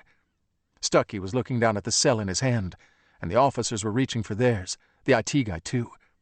It sounded like all their phones were ringing at once. Brendan didn't understand the hows or whys, but he recognized a distraction when he saw one. He needed to get to Abby. Grabbing the laptop and his phone, Brendan hunched low. He used the cubicles for cover on his way to the elevator. 49. Brendan was racing down I-90 when a text came in from Stucky. "Did you go somewhere? The police want to talk to you. Dubin's dead. They have pictures of Abby. Brendan, Abby didn't leave last night, did she? Would she, you know?" He didn't respond. Instead, he tossed the phone to the passenger seat and ignored the calls and texts that followed. None were from Abby. She had her own ringtone and text chime. He'd know. How the fuck had whoever this was called not only A.D. Dubin's office line, but Stucky, multiple police officers, and the kid from IT all at the same time? How could they have all the numbers? Could they all be on that app? International Entertainment. Intent. Fuck. How the hell did he miss that? Distracted, Brendan nearly missed exit 127. He swerved across 3 lanes of traffic, cut off an Amazon delivery van, and skidded as his wheels caught the gravel at the edge of the breakdown lane before finding purchase on the blacktop. He didn't slow until he reached the turn for Washington. Right on center, left on Marcusland. A green Ford was parked in front of his house, and when he skidded to a stop in the driveway, it sped off. Brendan didn't recognize it. The front door of the house opened, and Abby appeared. "Hurry, get inside!" Brendan rounded his car and ran up the walk. He threw his arms around her and squeezed. "Jesus, Abs, that house, they think you... Abby, that was my boss!" He showed her the message from Stucky on his phone. Abby only stared at him, horrified. "I didn't go. I would never..." Brendan squeezed her tighter. I know. It'll be okay." Pulling from Brendan's arms, she slammed the door, twisted the deadbolt, and put the chain in place. Abby inched the curtain covering the sidelight aside and peered out. She was trembling. Anxious, nervous, scared. Maybe all of the above. Finally, she managed, "You saw that car, right?" "The Ford?" Abby nodded. "Yeah, why?" "People have been stopping out front for the last few hours, just parking and watching the house. They leave when they notice me watching them." "What people?" "I don't know. People." "The same car?" "No, different cars. And there's this..." Abby showed him her phone. She was holding it not like she wanted to, but like she had to. Like it was some diseased thing she'd been forced to carry. There was the Sugar and Spice logo, a map, and a pin directly over their house. A silver pickup jerked to a stop outside. "There!" Abby pointed. Although the windows were tinted, Brendan could make out at least 2 people sitting inside. Both appeared to be studying their house. A moment later, a yellow hatchback lumbered up the street and stopped behind the pickup. Nobody got out. They just sat there. Brendan's blood began to boil. He removed the safety chain, disengaged the lock, and yanked the door open. He'd only taken a couple of steps onto the sidewalk when both vehicles quickly drove away. What the fuck was this? Abby's phone rang. When he looked back at her, her face had gone pale. It says unknown caller. Brendan stepped back inside and closed the door. Answer on speaker. Abby was shaking as she held the phone between them and clicked on accept. She didn't say anything. They heard someone breathing, followed by a woman's voice. Abby? Are you there? It's me, Connie. To Brendan, Abby mouthed, Connie Cormack, my agent. Call her back, Brendan muttered, looking out the window. Before Abby could say anything, Connie spoke in this low voice, rushed, an urgent whisper. You need to listen to me carefully. Grab whatever you can and leave that house. Leave your phones behind, computers, anything that can be tracked. Do you understand? It's in everything. Go someplace nobody will find you. You need to hide. You need to disappear. Brendan's breath caught in his throat. He turned from the window and glared at the phone. Abby looked confused, but he knew exactly what her agent was talking about. You planted those cameras, didn't you? What the hell is wrong with you? Abby didn't understand. What cameras? Are you listening to me? You don't have much time. They made me do it. You need to know that. They made me do it. They have a crack. Both Abby and Brendan jumped. Although it hadn't been very loud over the phone, they both recognized the sound for what it was. A gunshot. That was followed by what sounded like the phone clattering to the ground. Are you there? Abby managed. Connie, are you there? Connie? The call hadn't disconnected. There was a shuffling, and someone picked up the phone. Breathing. Deeper this time. A female voice, older. Ain't love grand? Abby nearly dropped the phone, and Brendan snatched it from her hand. What the fuck is this? He shouted. What happened to Connie? Abby Hollander? You there? You still with me, honey? Wide-eyed, Abby glanced at Brendan, then back down at the phone. What do you want? Abby Hollander, you should have done it. Oh, you should have done it. Now it's on you, too.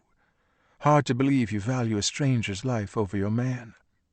But that's the way you let the cookie crumble. I guess when your husband is a lying piece of shit, the choice is a bit easier. Sugar and spice and everything nice, till your husband sticks his dick in someone else's slice. Brendan hung up and found himself staring at the screen. It's in everything. Abby must have had the same thought, because she slapped the phone from Brendan's hand and stomped it, crushed it. She ground the pieces under her shoe until nothing was left but bits of glass, plastic, and mangled circuitry. Pack a bag, she said in a wobbly voice. We're not waiting around here. We can't just leave, Brendan told her. The police are looking for you. They think I hurt Kim. I'm sure of it. If you didn't, she'll turn up. We can't stay here. Abby jerked her thumb toward the street. I don't know what that's about, and I don't want to know. Stay, go, I don't care. I'm leaving. If you didn't... She didn't believe him either. Christ, was she leaving him? Abs, please, I swear I didn't cheat on you. I didn't hurt her. I don't want to lose you. Abby pressed a finger over Brendan's mouth, shut him up, and pointed at the Amazon Echo on the table across from them. It was still unplugged, but when she pointed around the room, at the smart thermostat, smart switches, smoke and fire detectors, all their connected devices, he understood. If the right person or persons wanted to listen, they could. Hell, they were. They must be. Looking him in the eyes, she carefully mouthed, I believe you. Brendan felt the air slip from his lips, this relieved sigh he couldn't hold back. Abby raised her voice. Pack a bag or don't. I really don't give a shit what you do. Real or not, that stung. Abby then mouthed, How much cash do you have? Taking out his wallet, he showed her. A little under $300. She produced another 80 in crumpled bills from her pocket. Not much. Not enough. The look on her face said she was thinking the same thing. 5 minutes, she told him.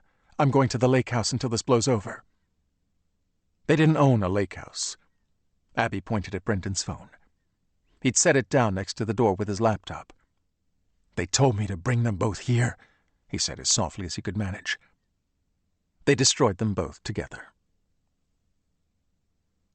50. Brandon hadn't unpacked from the latest trip to Chicago, so he pulled his dirty laundry from the bag, replaced it, and was at the door in under 3 minutes. Abby came down the steps right behind him with her tattered red backpack, the same one she'd used a few years back when she went on the book tour for Understanding Ella. Brandon pulled back the curtain and looked out the sidelight at the front door again. Fuck. What? There's some van blocking us in. A van? She pushed in next to him and looked for herself.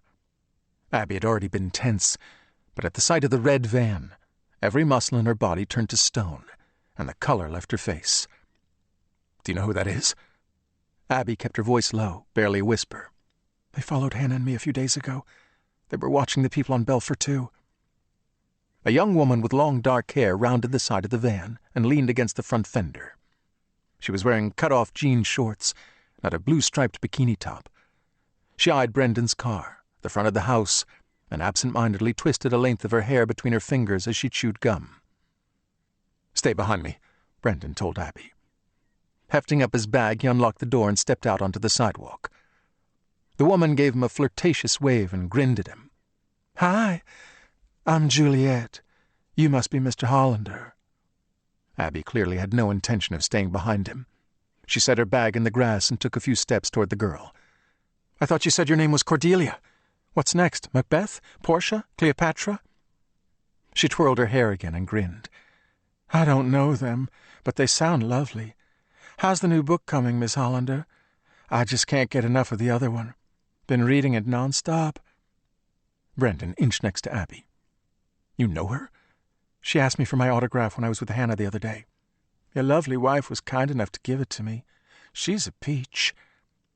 Brendan took a step toward her. You need to move your van. I'm afraid I don't have the keys. Her lips drooped into a pout. Romeo never lets me drive. Romeo and Juliet, that's cute. Abby drew closer. Where is Romeo?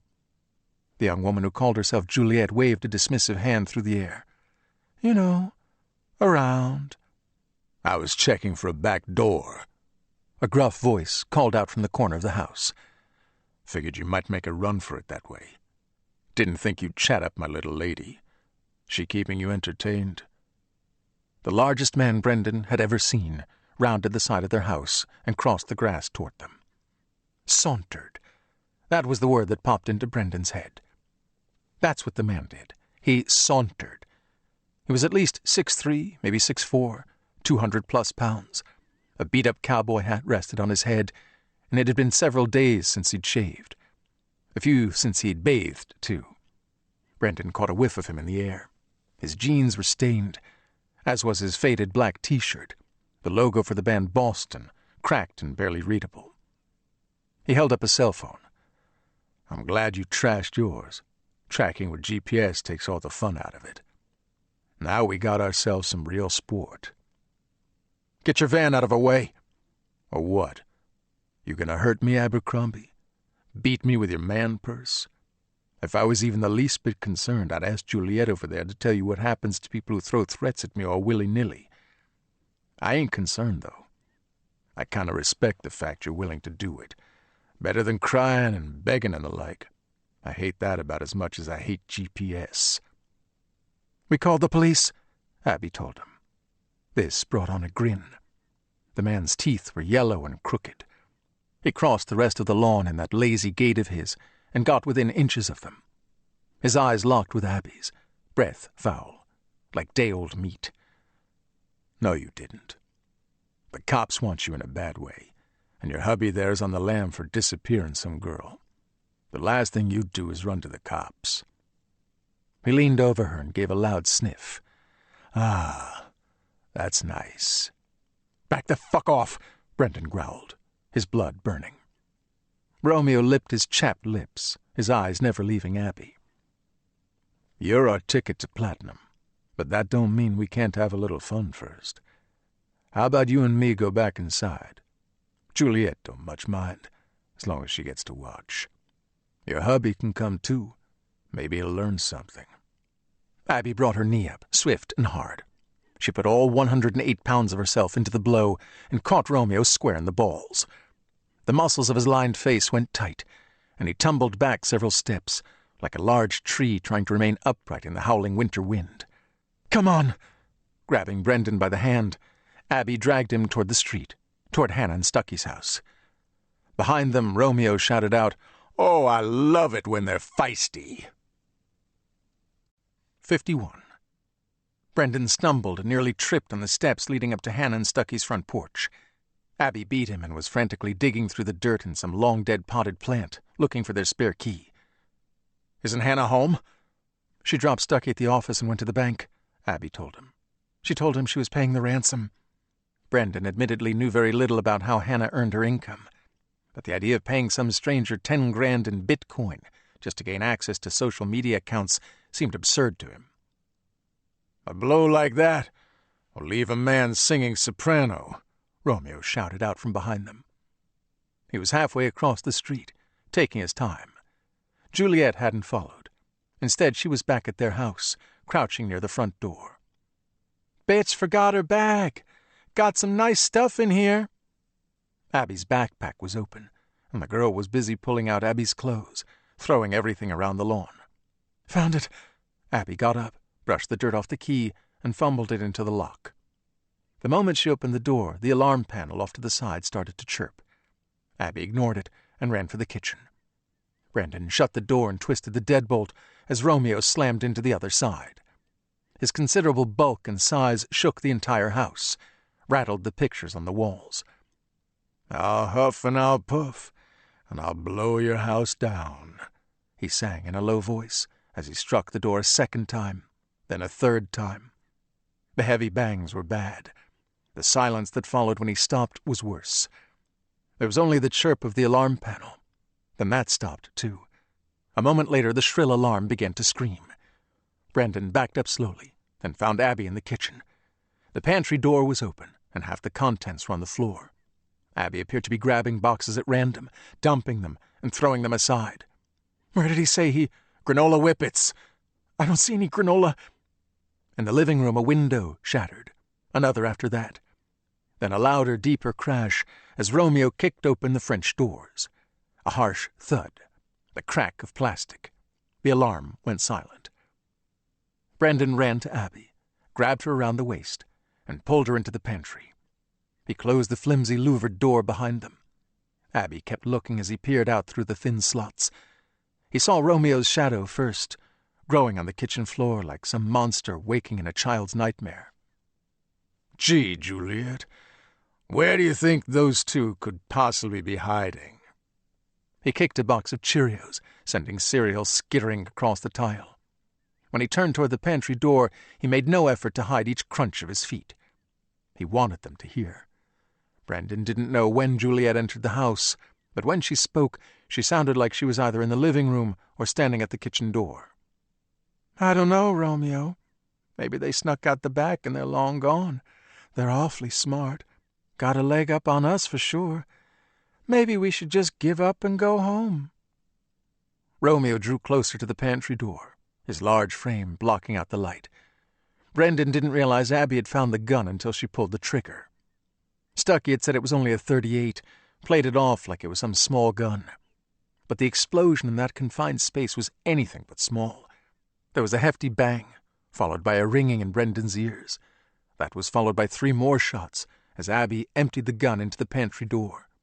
Brendan had no idea how many shots a .38 held, but he thought it was more than 4, which meant Stucky had hidden the weapon away without ensuring it was fully loaded. The shots ripped through the thin wood of the door. One moment it was solid, then there were 4 holes, each about the size of a dime. "God damn it!" Romeo cried out from the other side. "You clipped me!" Brendan twisted the knob and threw all his weight against the pantry door. It swung open and slammed into Romeo even as he was staggering back. Romeo slipped on the cereal, lost his footing, and dropped. He cracked hard on the floor, and Brendan saw a growing red stain in the man's shirt above his left flank where at least 1 bullet had found him. He jumped on Romeo's chest and began punching wildly at his face. Brendan had never hit anyone before. The man's jaw felt like steel, like Brendan was hitting concrete, There was a satisfying crunch as Romeo's nose cracked to the side. His lip opened. Brendan kept hitting. Even when two of his knuckles split, when his blood mixed with Romeo's, he kept hitting. Romeo was barely fazed. He laughed. "Oh, it's good to be alive." With a sharp scream, Juliet jumped on Brendan's back. She wrapped her legs around him, grabbed a handful of his hair, and yanked. "What you doing to my Romeo's face? Get off him, you shit!" Her free hand reached around Brendan's head, and he only caught a glimpse of her long, sharp nails as she went for his eyes. Brendan slammed his head back and connected with her bony chin. He didn't notice Abby exit the pantry, nor did he see her reverse the gun in her grip and bring the butt down on the girl's skull. He only heard it. Juliet went stiff and tumbled from his back. She landed in a heap next to Romeo on the floor. Abby grabbed Brendan's shirt and pulled him to his feet. Together, they ran for the garage. 52. Stucky's Tesla was in the garage. Stucky had purchased the car, a black Model S, a few months earlier, telling Hannah it was necessary to help him through his second midlife crisis. They'd installed a charging station at home, but it died last week, and Stucky hadn't gotten it fixed yet. Their office building only had two, so the odds of beating the other EV owners were slim, and not one Stucky was willing to take, so the car was gathering dust. "I'm driving," Abby called out, jumping into the driver's seat. Brendan rounded the car and got in beside her. He tapped the garage door opener on the visor, and the door started to lumber up. Abby was staring at the unfamiliar dashboard. "How do you start this thing?" The key fob had been left in the center console. It looked like a computer mouse. The only buttons were for the door locks and front and rear trunks. No start button. Abby rolled it between her fingers and dropped it into the cup holder. Brendan tried to remember what Stucky had told him. It was something strange. Then it came to him. "Hold the brake pedal down for 3 seconds." Abby jammed her foot down on the pedal. The dashboard came to life, and when she pressed the accelerator, they shot forward, the car moving in near silence. Romeo appeared at the door leading back into the house, his hulking frame so large he looked like he might get stuck walking through. His face was a bloody mess, his yellow teeth lined with crimson as he grinned like a toddler standing at the entrance to Disney. "Leaving already? That's a shame." There was a hole in his shirt where the bullet struck him, and although he'd lost some blood, he seemed unfazed. The cowboy hat was gone. His dark hair hung in greasy tangles. He reached for a hammer from Stucky's workbench and lobbed it at them as they shot past. It crashed through the back passenger window and thumped down on the seat. Romeo stepped out to the driveway and watched them as Abby turned left at the street and jammed down the accelerator. The car shot forward like a rocket with nearly no sound. As they passed their house, Brendan eyed all of Abby's things spread out on the lawn, the entire contents of her backpack. Then he realized his suitcase was still out there somewhere, too. He couldn't remember when or where he'd dropped it. Probably in Stucky's house. "Damn," Abby muttered, looking up at the rearview mirror. "Now what?" Brendan managed, twisting around in his seat to get a look at the back of the car. Juliet was behind the wheel of the red van. She stopped in front of Stucky's house, only long enough for Romeo to climb in. Then she accelerated, too. A cloud of black smoke sputtered from the back, and they began to pick up speed. Although she was already going nearly twice the posted limit, Abby sped up. "There's no way they can catch us in that piece of shit." The sentence had barely left Brendan's mouth when the display in the center of the dashboard went red. A message appeared in all caps. "Two-factor authentication failed. Authorized mobile phone not detected. Enter security code to avoid vehicle shutdown." 53. Abby took her eyes off the road only long enough to read the message. "Did Stucky give you the code? Any idea what it is?" "He never told me." Brendan stared at the screen. "I never saw him enter anything either." The code was 6 digits. There was a timer. It had started counting down from 60 and only had 37 seconds left. Brendan instinctively reached for the phone in his back pocket and remembered his mobile was in pieces back at their house. Abby's, too. "Don't these cars have some kind of built-in phone? Check the steering wheel." Abby found a button on the right back side of the wheel. That caused the timer to minimize as the center screen cycled through various options with each press. She landed on the phone screen when Stucky's picture appeared. He was calling them. 22 seconds. Brendan clicked accept. Stucky, what the hell you doing in my ride? It's me, Brendan. Abby's with me. Oh shit, you're on camera. Want to explain why my phone is lighting up with pictures of you stealing my car? Why the fuck did you leave the office? Do you have any idea how much trouble you're in? 12 seconds. I need your override code. What override code? For the car. Why? Brendan glanced out the back. Piece of shit or not, the van was gaining. No time to explain. What is it? I don't know. Hannah set all that stuff up. He went quiet for a moment. Is my back window broken? It's hard to see from this angle. 5 seconds. Forget the goddamn window, Stucky. Somebody's trying to kill us. What? They didn't have time for this. It's the app. It's made by International Entertainment. That's intent. 1 second. The screen flashed red. All 4 doors locked, and the vehicle began to slow. Abby frantically jammed her foot down on the pedal. Everything shut down. Nothing's working. Then her eyes went wide as the steering wheel twisted in her hands, moved on its own. The car pulled itself to the curb and rolled to a gentle stop. The red van came up behind them so fast, Brendan thought for sure they'd hit. When Juliet realized they'd stopped, they were close enough for Brendan to see the panic in her face. She jammed down the brakes. The back tires locked with a loud squeal. They fishtailed and came to a halt within a foot or two of the Tesla. Shit, Stucky! The code! Try Bourbon 1 with a capital B. Hannah and me used that for everything. That's not it. It's 6 digits, all numbers. Romeo climbed out of the van. His shirt and jeans were covered in blood. His face was a mess, yet he'd found his cowboy hat and put it back on. He spied Brendan watching him, gave him a wink, and reached back inside the van. He retrieved a baseball bat. Spinning the wooden bat in his large hand, he started toward them. The fucker was whistling. Juliet rolled the driver's side window down, climbed halfway out, and perched on the opening. You teach him, Romeo, messing up your face like that. Bust his skull wide like a pumpkin the day after Halloween. Stucky, what's the code? Think. Maybe try 696969? Brendan mashed the buttons. Another buzz. That's not it! Romeo swung the bat. He smashed the taillights on the right, then shuffled a few steps and destroyed the ones on the left. Hannah would have used your birthday, Abby shouted. It's her combo at the gym. Really? That's sweet. What the hell is it, Stucky? 012482. Romeo brought the bat down on the rear window, shattering the glass. Oh, hell no, Stucky cried out over the car's speaker. Brendan entered the code. The screen flashed green, and the message vanished, replaced by a map of their current location and info on the active phone call. Abby wasted no time. She threw the Tesla in reverse, stomped down on the accelerator, and hit Romeo with enough force to knock him down. Brendan thought she'd run him over. Part of him wished for it, wanted to feel the satisfying bump, hear the crunch. But instead, she put the car back in drive and raced off. Brendan didn't see Romeo get up, but he had no doubt the big man had.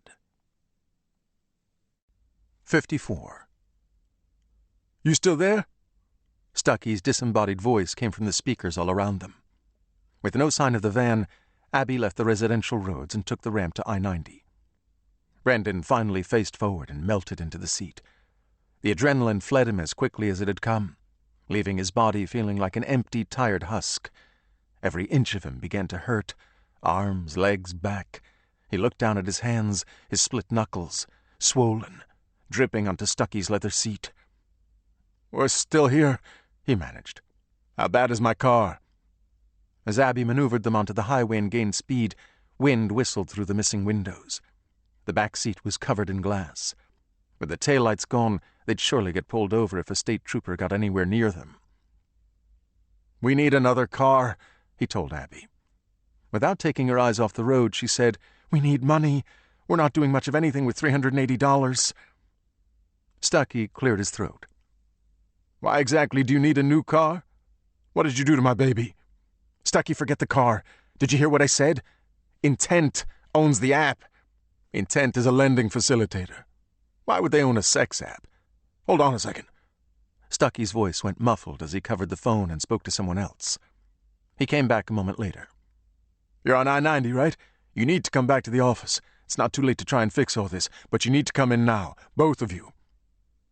Brendan gave Abby a nervous glance. "Who are you talking to? How do you know where we are? You're in my car. I can see where you are in the Tesla app. I can also do this." The car jerked softly. "We're slowing down." Abby stomped the accelerator, but nothing happened. "Stucky, knock it off." The car jerked again, and they began to pick up speed. "Are you watching the battery level? You're almost out of juice. You've got enough to make it to the office. But you try to run, and you'll be dead on the side of the road in under 30 minutes. Brendan leaned over and studied the various electronic gauges. Abby pointed at the battery indicator. It was at 7%. Stucky's voice dropped low. "Brendan, I'm not going to lie to you. They restored Kim's laptop from one of the backup images. They have all the photos and the back and forth between the two of you.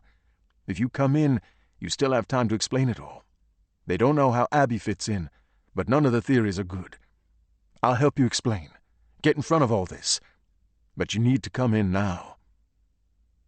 Brendan glanced over at Abby, who was staring ahead worriedly, weaving them through traffic. "Maybe we should. What else are we going to do?" Abby's gaze remained fixed on the road. She said nothing. Stucky cleared his throat. "You don't come in? You run? You know how that will look. Brendan, we—" His voice cut off.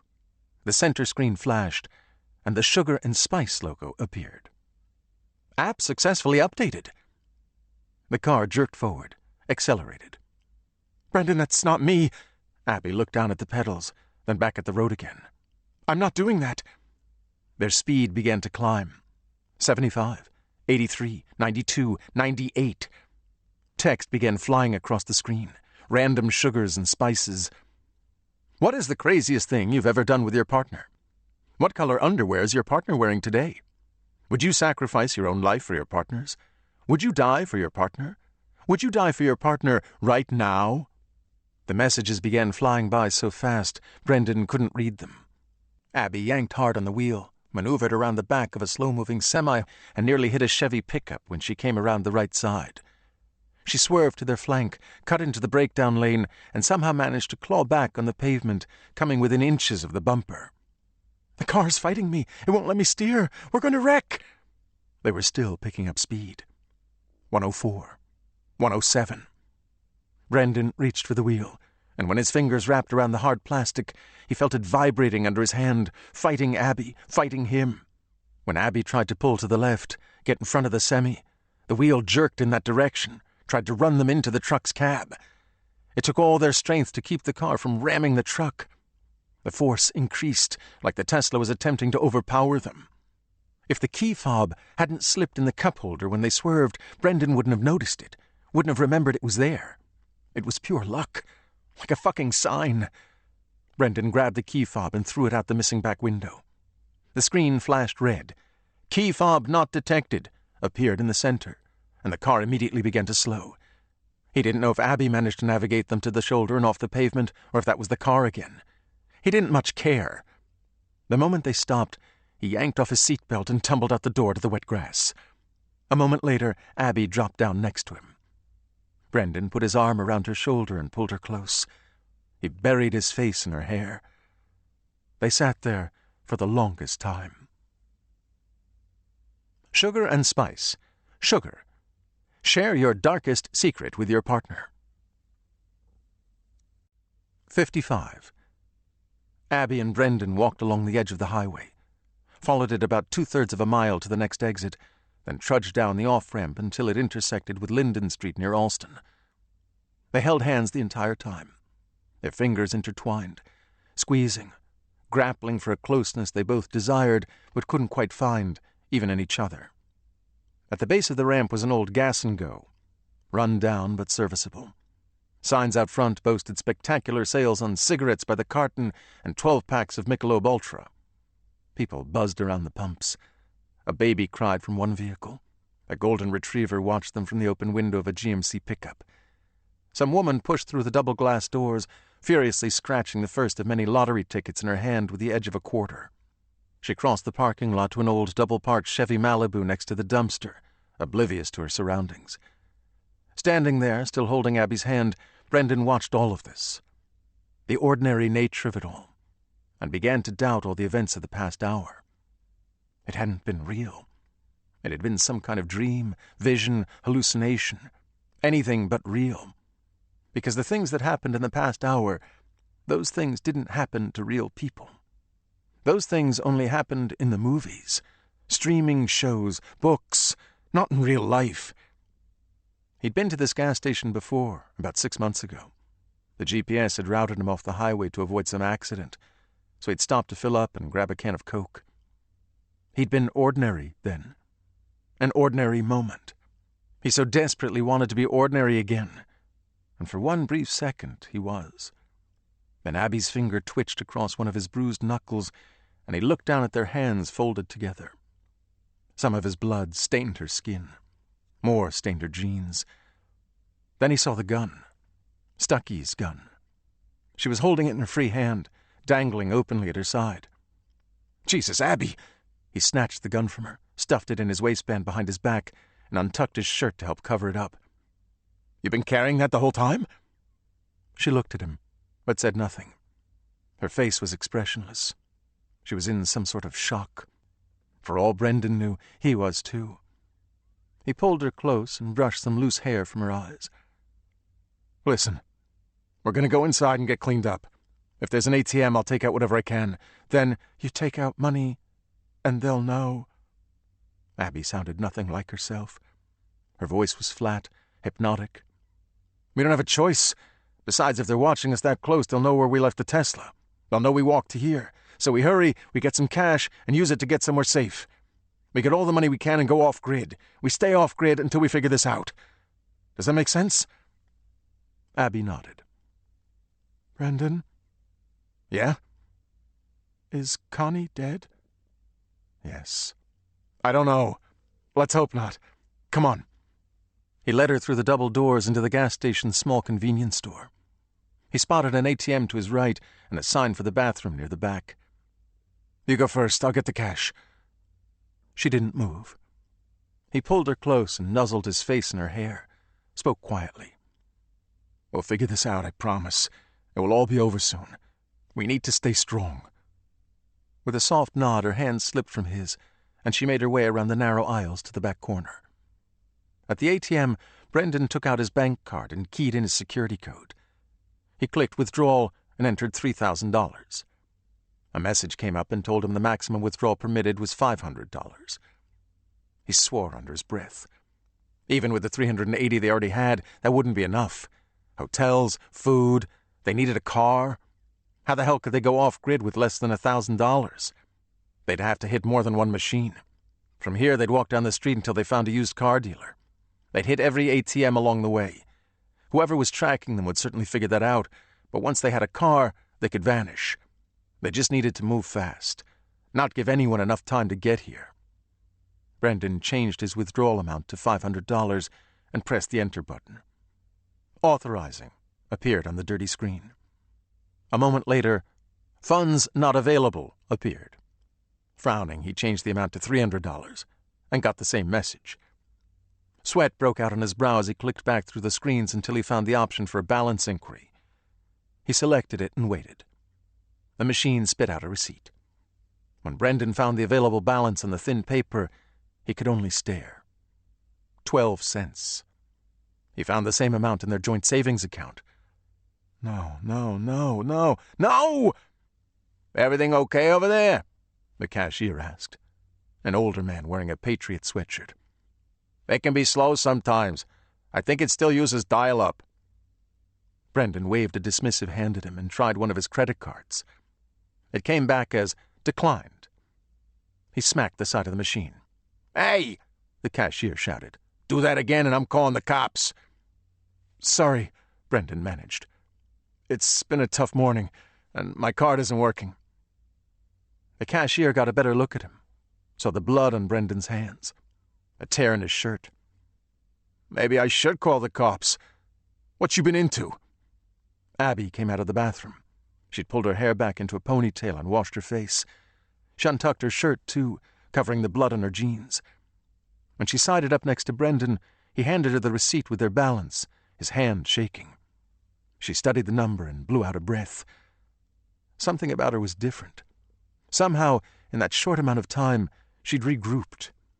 Gone was the look of shock, replaced with the look Brendan knew all too well. It was the same look she had when she painted herself into some corner while writing. The look she had when she'd placed a character in some impossible situation and needed to come up with a way out to continue. Her brain was running on overdrive, working the problem. Abby patted Brendan on the butt. When she spoke, there was a twang to her voice, some accent. She spoke loud enough for the cashier to hear. "That's my fault, honey. I went shopping yesterday and cleaned out our checking. My paycheck should hit tomorrow, no worries. Do you want something?" Brendan watched as she crossed the small store, went to the register, and put a pack of gum on the counter. She pulled a couple of crumpled bills from her pocket and called back to him over her shoulder. "Last chance, baby cup." "I'm fine." Abby scratched her cheek. "Suit yourself." To the cashier, she said, "Can I get a pack of Marlboro Lights and one of those cheapo throwaway phones you got there?" The cashier gave Brendan another quick glance, then turned and plucked a pack of cigarettes from the overhead rack at his back and put them on the counter. Then he removed a burner phone from a display to his right and set it down next to the gum. "Your man's got a bit of an attitude problem." "Oh, he don't mean no harm. How much?" $26.58. Need a bag?" "No, thanks." Abby handed him $30. "Keep the difference, for your trouble." Scooping up the phone, gum, and cigarettes, she went to the door and hollered back at Brendan, "You coming?" He followed after her, dumbstruck. On the sidewalk outside the store, he said, "What the hell was that? You don't smoke." "When the police ask him who he thinks stole his car, we don't want him describing us. We want him to describe someone else." Abby held out a small ring of keys and pressed the button on the attached key fob. A rusty Honda Civic chirped to their left. 56. "Hold still, baby." Juliet hovered over Romeo, an alcohol-soaked cloth in her hand. She'd set his nose and was wiping away the blood. "It ain't so bad. You'll be pretty again in no time." She kissed his forehead. "You're still my cuddly teddy bear." They were in the back of the van, parked 2 blocks down from the Hollander place. He'd cranked the AC before they climbed in the back. Now he wished he hadn't done that. Chills kept running through him, made his whole body quake. He tried to will them away, but they kept coming. Goddamn adrenaline wearing off. The gunshot hurt like a son of a bitch, but that beanpole of a woman couldn't shoot for shit, and the bullet had gone straight through his love handle. Wasn't much of nothing compared to other times he'd been shot. Most of the bleeding had stopped by the time Juliet got his shirt off and cleaned up the wound. Truth be told, he was more pissed about the shirt.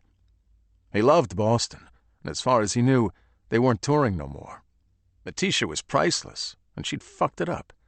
He'd rained down a special kind of hell on her for that. He'd make Abercrombie watch.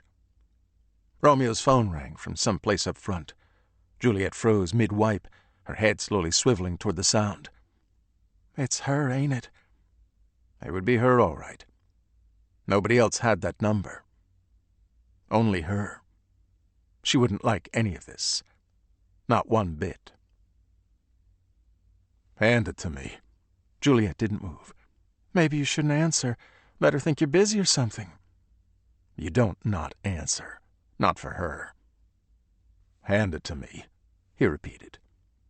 Juliet let out the breath she'd been holding and retrieved the phone, gave it to Romeo. The caller ID name was blank, and the number that appeared below made no sense. There were too many digits, and it started with a 4, some country code probably. It didn't matter. She was bouncing the call, always did. She could be right outside the van for all he knew. Romeo cleared his throat and answered the call on speaker. "We had a bit of a situation at the Hollander place, but we got it under control." She didn't speak. Rarely did. He glanced to the corner of the van, at the pile of laptops, tablets, and pieces of cell phones they'd retrieved from inside both houses. "We have all their hardware. I had to blaze both houses. The second one had an alarm, and those shit-knockers set it off. We had no time for cleanup." In the Hollander house, Romeo had used the gasoline he'd found in the garage next to their lawnmower. With the house across the street, he'd had to get a little more creative. He turned on the gas burners, blew out the flame, and lit up a tub of Crisco oil on the counter. Both houses had gone up nicely. The bitch shot me. I couldn't leave blood behind, you know that. Stuff we touched. Figured the alarm would bring the cops. We only had a few minutes. Not enough time to clean the place, so I made a call. A good one, because the cops did show. We barely had time to do what we did. But we got things contained. Sloppy. She spoke low, almost a whisper. Or maybe it was some kind of electronic voice garbler. She'd used those before. Either way, hearing any kind of response from her side of the call caught him off guard. Another chill rolled through him, crawled over his bones, and clawed at his skin. He told himself that was still the adrenaline. The police won't buy any of that as an accident. They'll circle back to the gas explosion at Dubin's house. Maybe the Messings' place, too. They'll tie them all together and know they weren't accidental either. You're compromised, and you let them go. You lost them. Romeo swallowed. Ain't nobody compromised, and we didn't lose no one. I know where they're going, even if they haven't figured it out yet. We got this. Don't you worry. He almost said, pretty little head, and realized that might be just enough to paint a target on his back. Don't you worry one bit. The woman hung up. No goodbye, no click. The call simply dropped. Romeo should have felt relieved by that, but he didn't. He looked over at Juliet. We may need an exit plan. Something sooner over later. Juliet let out a soft tsk and went back to work on his wounds. Ain't no running from her, you know that. We best finish the job. We're close. We get it done for her, we're set for life. That's our exit plan. Ain't no other way out. Juliet dabbed at a cut next to his right eye. The alcohol-soaked rag felt like a hot knife. Romeo sucked some air from between clenched teeth, then willed the pain away. Told himself he felt nothing until there was nothing to be felt. He was pretty sure he knew where they were going, but that hinged on one simple question that was out of his control. Were they smart enough to figure it out? Romeo was pretty sure they were. He'd put dollars on the skinny bitch before Abercrombie, but together they'd piece it together. The real question was, how long would it take them? How much time we got? Juliet fumbled around her feet, found her phone, and held it out to him so he could read the display. The timer said, 57 hours, 36 minutes, and 19 seconds. Come on, skinny bitch. Connect the dots. Come to Daddy. Daddy needs a payday. 57. The Civic smelled like old pizza. The back seat was piled high with dirty laundry. The brakes squealed whenever Brendan applied pressure. Water dripped from the rotted rubber around the sunroof, even though it hadn't rained in more than a week. Never have I stolen a car. Drink, Brendan muttered under his breath. What? He shook his head dismissively. Abby had been busy searching the car for anything useful, under the seats, the glove box. She even crawled in back and picked through the laundry, and checked the hatchback where she found nothing but a rusty tire iron, a flat donut spare, and an assortment of trash from various fast food restaurants. She climbed back into the passenger seat, tried to fasten the safety belt, then gave up when the latch wouldn't work. Hopefully this guy's working at Dublin won't notice his car's gone until late. I think we did him a favor by stealing it. After leaving the gas station, Brendan took a right at the first traffic light, then a left at the next. He had no destination in mind, but every bone in his body told him they needed to keep moving. You told Stucky this was intent? What is intent? The word seemed foreign coming from Abby's mouth, and hearing it threw him for a second. It's the peer-to-peer lending firm we've been investigating at work. Their CFO's been stealing funds from the company and laundering them in Laos. We seized it all, over $200 million. He wasn't acting alone. Their offices in Chicago are empty, the entire staff is in the wind. At least 3 people are dead. Now Dubin and probably Kim. Brendan nodded. Could this be some kind of retaliation? For seizing the money? He considered that. I don't know. Maybe. I'm not sure what any of this means. "It means," Abby said, "someone is using the app to silence people. That spice I received said, 'Would you kill a total stranger to save your partner's life?' I didn't follow through, and someone else killed those people in Brookline anyway." Her eyes went wide. "The guy in the van, Romeo, he said we were his ticket to platinum." Brendan made another random right turn. Come on, Abs. Nobody's going to kill someone to get points in a game. Abby had no response to that. She went quiet. A moment later, she pointed to the right. "Turn in there." A Walmart parking lot. Why, we should keep moving. "We'll be quick." He thought she meant to buy something, but instead Abby directed him to a crowded corner of the parking lot and told him to park. He found an empty space. When he switched off the engine, it sputtered a few times before finally going silent. Abby plucked 2 dimes from a pile of random coins in the ashtray and handed one to Brendan. "Use this to take off our license plate. Don't let anyone see you." She left the car before he could say anything. Brendan climbed out and rounded the Civic. He was on the last screw when Abby returned with another license plate.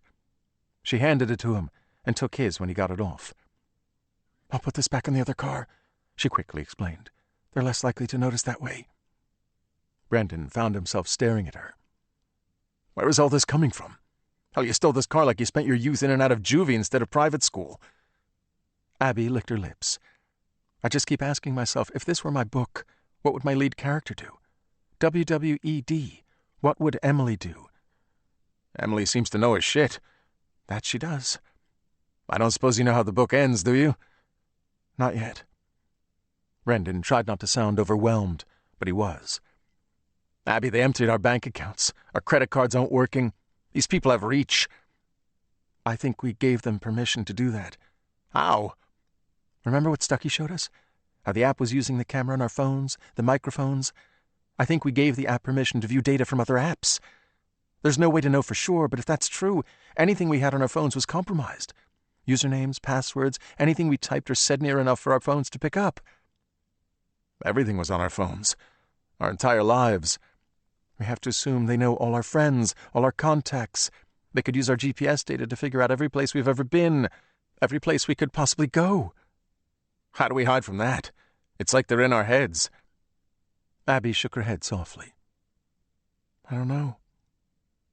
When he finished and stood, Abby took both his hands in hers. The blood was dry, but they were bruised and swollen. "Does it hurt?" "Not as bad as it did," he lied. "I'll live." Reaching into the back of the car, Abby took out a plaid button-down shirt and a Red Sox ball cap. She put the hat on his head and handed him the shirt. "Go inside and wash up. Change into that. Bring the bloody shirt back out with you. Don't throw it away. Things like that always get found. We'll get rid of it somewhere else."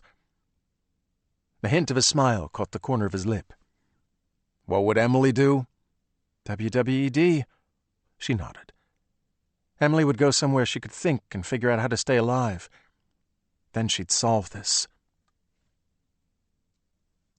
58. An hour later, Brendan shifted the car into park. "Are you sure about this?" "No," Abby replied softly. "But it's all we've got." "What did you say his name was?" "Harlan, Dr. Harlan Bixby." They'd gotten to Donetti's office building as Bixby, the psychologist who shared Donetti's office, was walking out the door. He climbed into a late-model gray Saab and drove downtown to a popular 50s-style diner off Legacy Boulevard. He made a quick call from the car, then went inside. Brendan eyed the .38 in Abby's hand. "I don't know if you should bring that." "If he's part of this, I don't want to go in there without it." "It's empty." "He won't know that. What if he has one?" "If he has a gun, I doubt it will be empty." Brendan chewed the inside of his cheek for a second. "Maybe I should carry it." "Why, because you're a man? Or because of your extensive training and background with firearms?" she replied. "How many shots have you actually fired?" "Well, none, but I fired 4 in self-defense. That's 4 more than you. Recent experience, I might add. That means I win." Before Brendan could object, she was out the door and halfway to the diner's entrance, the gun hidden under the folds of her shirt. He swore softly and chased after her. Pushing through the doors, they stepped back in time. The walls were teal and white, lit by an assortment of neon signs, red leather booths, black and white checkered floor, an old Wurlitzer jukebox against the far wall belting out Elvis from honest-to-God records. The place was packed for lunch. A red-haired hostess appeared wearing a white uniform and plucked 2 menus from a stand on her left. "Got a couple spots at the counter if you want to sit now. It'll be about 20 minutes for a table or booth." When she glanced down at Brendan's scabbed knuckles, he shoved his hands in his pockets. "We're meeting someone," Abby told her, scanning the crowd. When she spotted Bixby sitting alone in a booth about 2/3 of the way down the window-covered wall, she stepped around the woman and started toward him. Brendan took the menus from the hostess, thanked her, and followed. Abby slid into the booth opposite Bixby, Brendan beside her. Bixby appeared startled, stared at them both, his face filled with confusion. When he recognized Abby, he grew tense. "This is a coincidence." "It is not," Abby said flatly. "We followed you." He glanced briefly at Brendan and started to rise. "Sit, I don't want to shoot you." "Shoot me?" Both Abby's hands were under the table. She raised them just enough for him to see the top of the gun, then eased the weapon down and out of sight. Bixby settled back in his seat, his face pale. "I don't know what this is about, but I'm meeting someone, and they'll be here any minute." "We won't be long. Slide your phone across the table." He stared at her for a moment, like she spoke in some foreign tongue, then took his phone from the front pocket of the leather briefcase in the seat beside him and did as she asked. Abby nudged Brendan with her elbow. "Check if the app is on there." Brendan picked up the phone, tapped the screen to wake it, and looked at Bixby. "What's your passcode?" His eyes dropped to the table, like he could see the gun through the wood. 732581. Brendan keyed that in and swiped through the various screens. "I don't see it." "That's good." The color started to return to Bixby's face. "See what? What is this about?" Abby licked her lips. "We need to find Dr. Laura Donetti." He appeared puzzled. "I left you a voicemail. Didn't you get it?" Abby shook her head. "About an hour after you left." "I've had phone trouble the last few days." Bixby let out a frustrated sigh. "Look, it's probably nothing, but—" When he reached for his briefcase again, Abby raised the gun. More of a reflex move. Her hands thumped against the bottom of the table. To his credit, Bixby didn't jump at the sound. Brendan knew the gun wasn't loaded, and he still jerked in his seat. Bixby held both his palms out to her. "I'm just getting something out of my briefcase." "Slow," she told him. He reached inside and produced a prescription pill bottle. Handed it to Abby. Brendan was nervous, and when Brendan was nervous, he had a hard time sitting still. A harder time keeping his gaze on the man across from him in the booth. Instead, his eyes wandered. Normally that was a bad thing, but if his eyes hadn't been wandering, he might not have noticed the older couple at the far end of the counter staring at them. Nor would he have noticed the way they quickly looked away when he caught them looking. Both were holding their phones. "Abby, I think we have a problem." The absurdity of that statement hit him right after he said it. His wife was sitting next to him, pointing a gun at some man he'd never met. Their bank accounts were empty, and someone tried to kill them only a few hours earlier. "Can I get you something?" None of them had noticed the waitress approach. She was hovering over the table, holding a small pad and pen. "No, thanks, we're leaving in a second," Brendan managed. When she walked away, he spotted the old couple watching them again. It wasn't just them.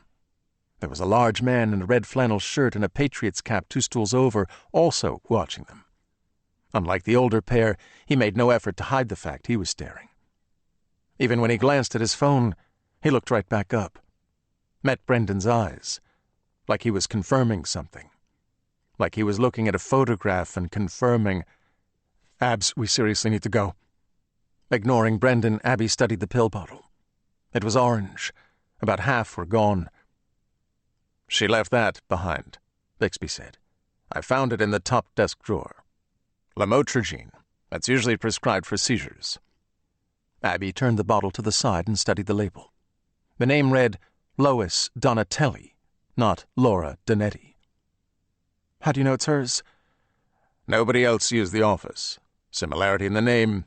Who else could it be? I couldn't find any record of a Laura Donetti in the area, but I did find a Lois Donatelli near Fenway."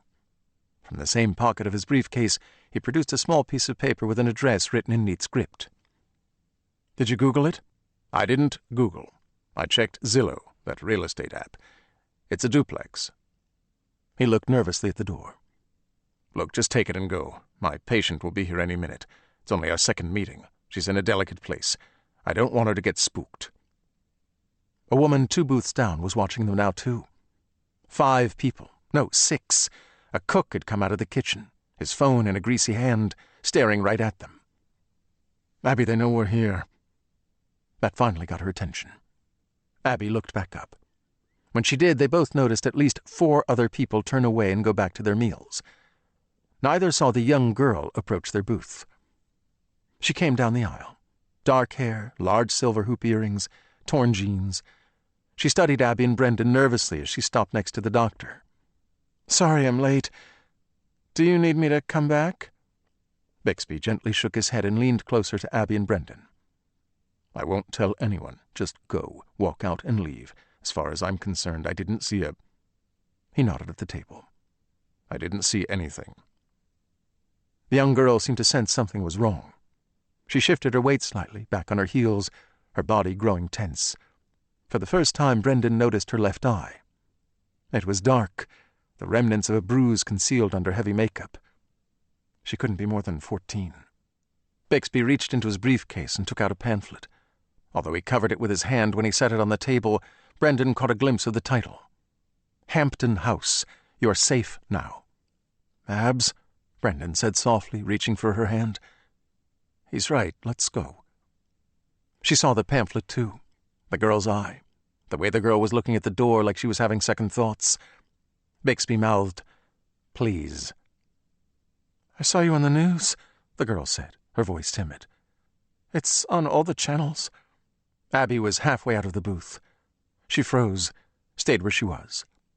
Brendan felt her press the gun into his hand. He quickly slipped it under the band of his jeans and concealed it under his shirt. Abby reached for Bixby's phone, which was still on the table. She tapped on the browser app, then clicked on News. When the headlines appeared, her face lost all color. 59. Back in the Honda Civic. Racing down I-90. "We need to call Stuckey," Brendan said from behind the wheel. "Warn him. Maybe that FBI agent I work with in Chicago, Bellows. Maybe he can get us all into protection." Abby had her finger on the radio scan button, jumping from station to station in search of the news. She'd wanted to take Bixby's phone, but Brendan told her they couldn't. It was too easy to track. They had the burner. The radio landed on a Britney Spears song, and Abby mashed the button in again. She flipped past 3 more stations before finding another news broadcast. Although the fire is contained, both houses are gone. Brendan Hollander is wanted in connection with the disappearance of this woman, Kim Whitlock. His wife, Abby Hollander, is a person of interest in an arson case in Brookline earlier today. Authorities believe the Hollanders started the fire in their own home to conceal evidence before stealing the vehicle of a co-worker who happened to live across the street and setting a fire there too. The stolen Tesla was recovered on I-90 approximately 3 hours ago near mile marker 102. It is believed Brendan and Abby Hollander proceeded from there on foot to a nearby service station where they attempted to withdraw funds from an ATM. Their whereabouts beyond that are unknown, but they are most likely still in the greater Boston area.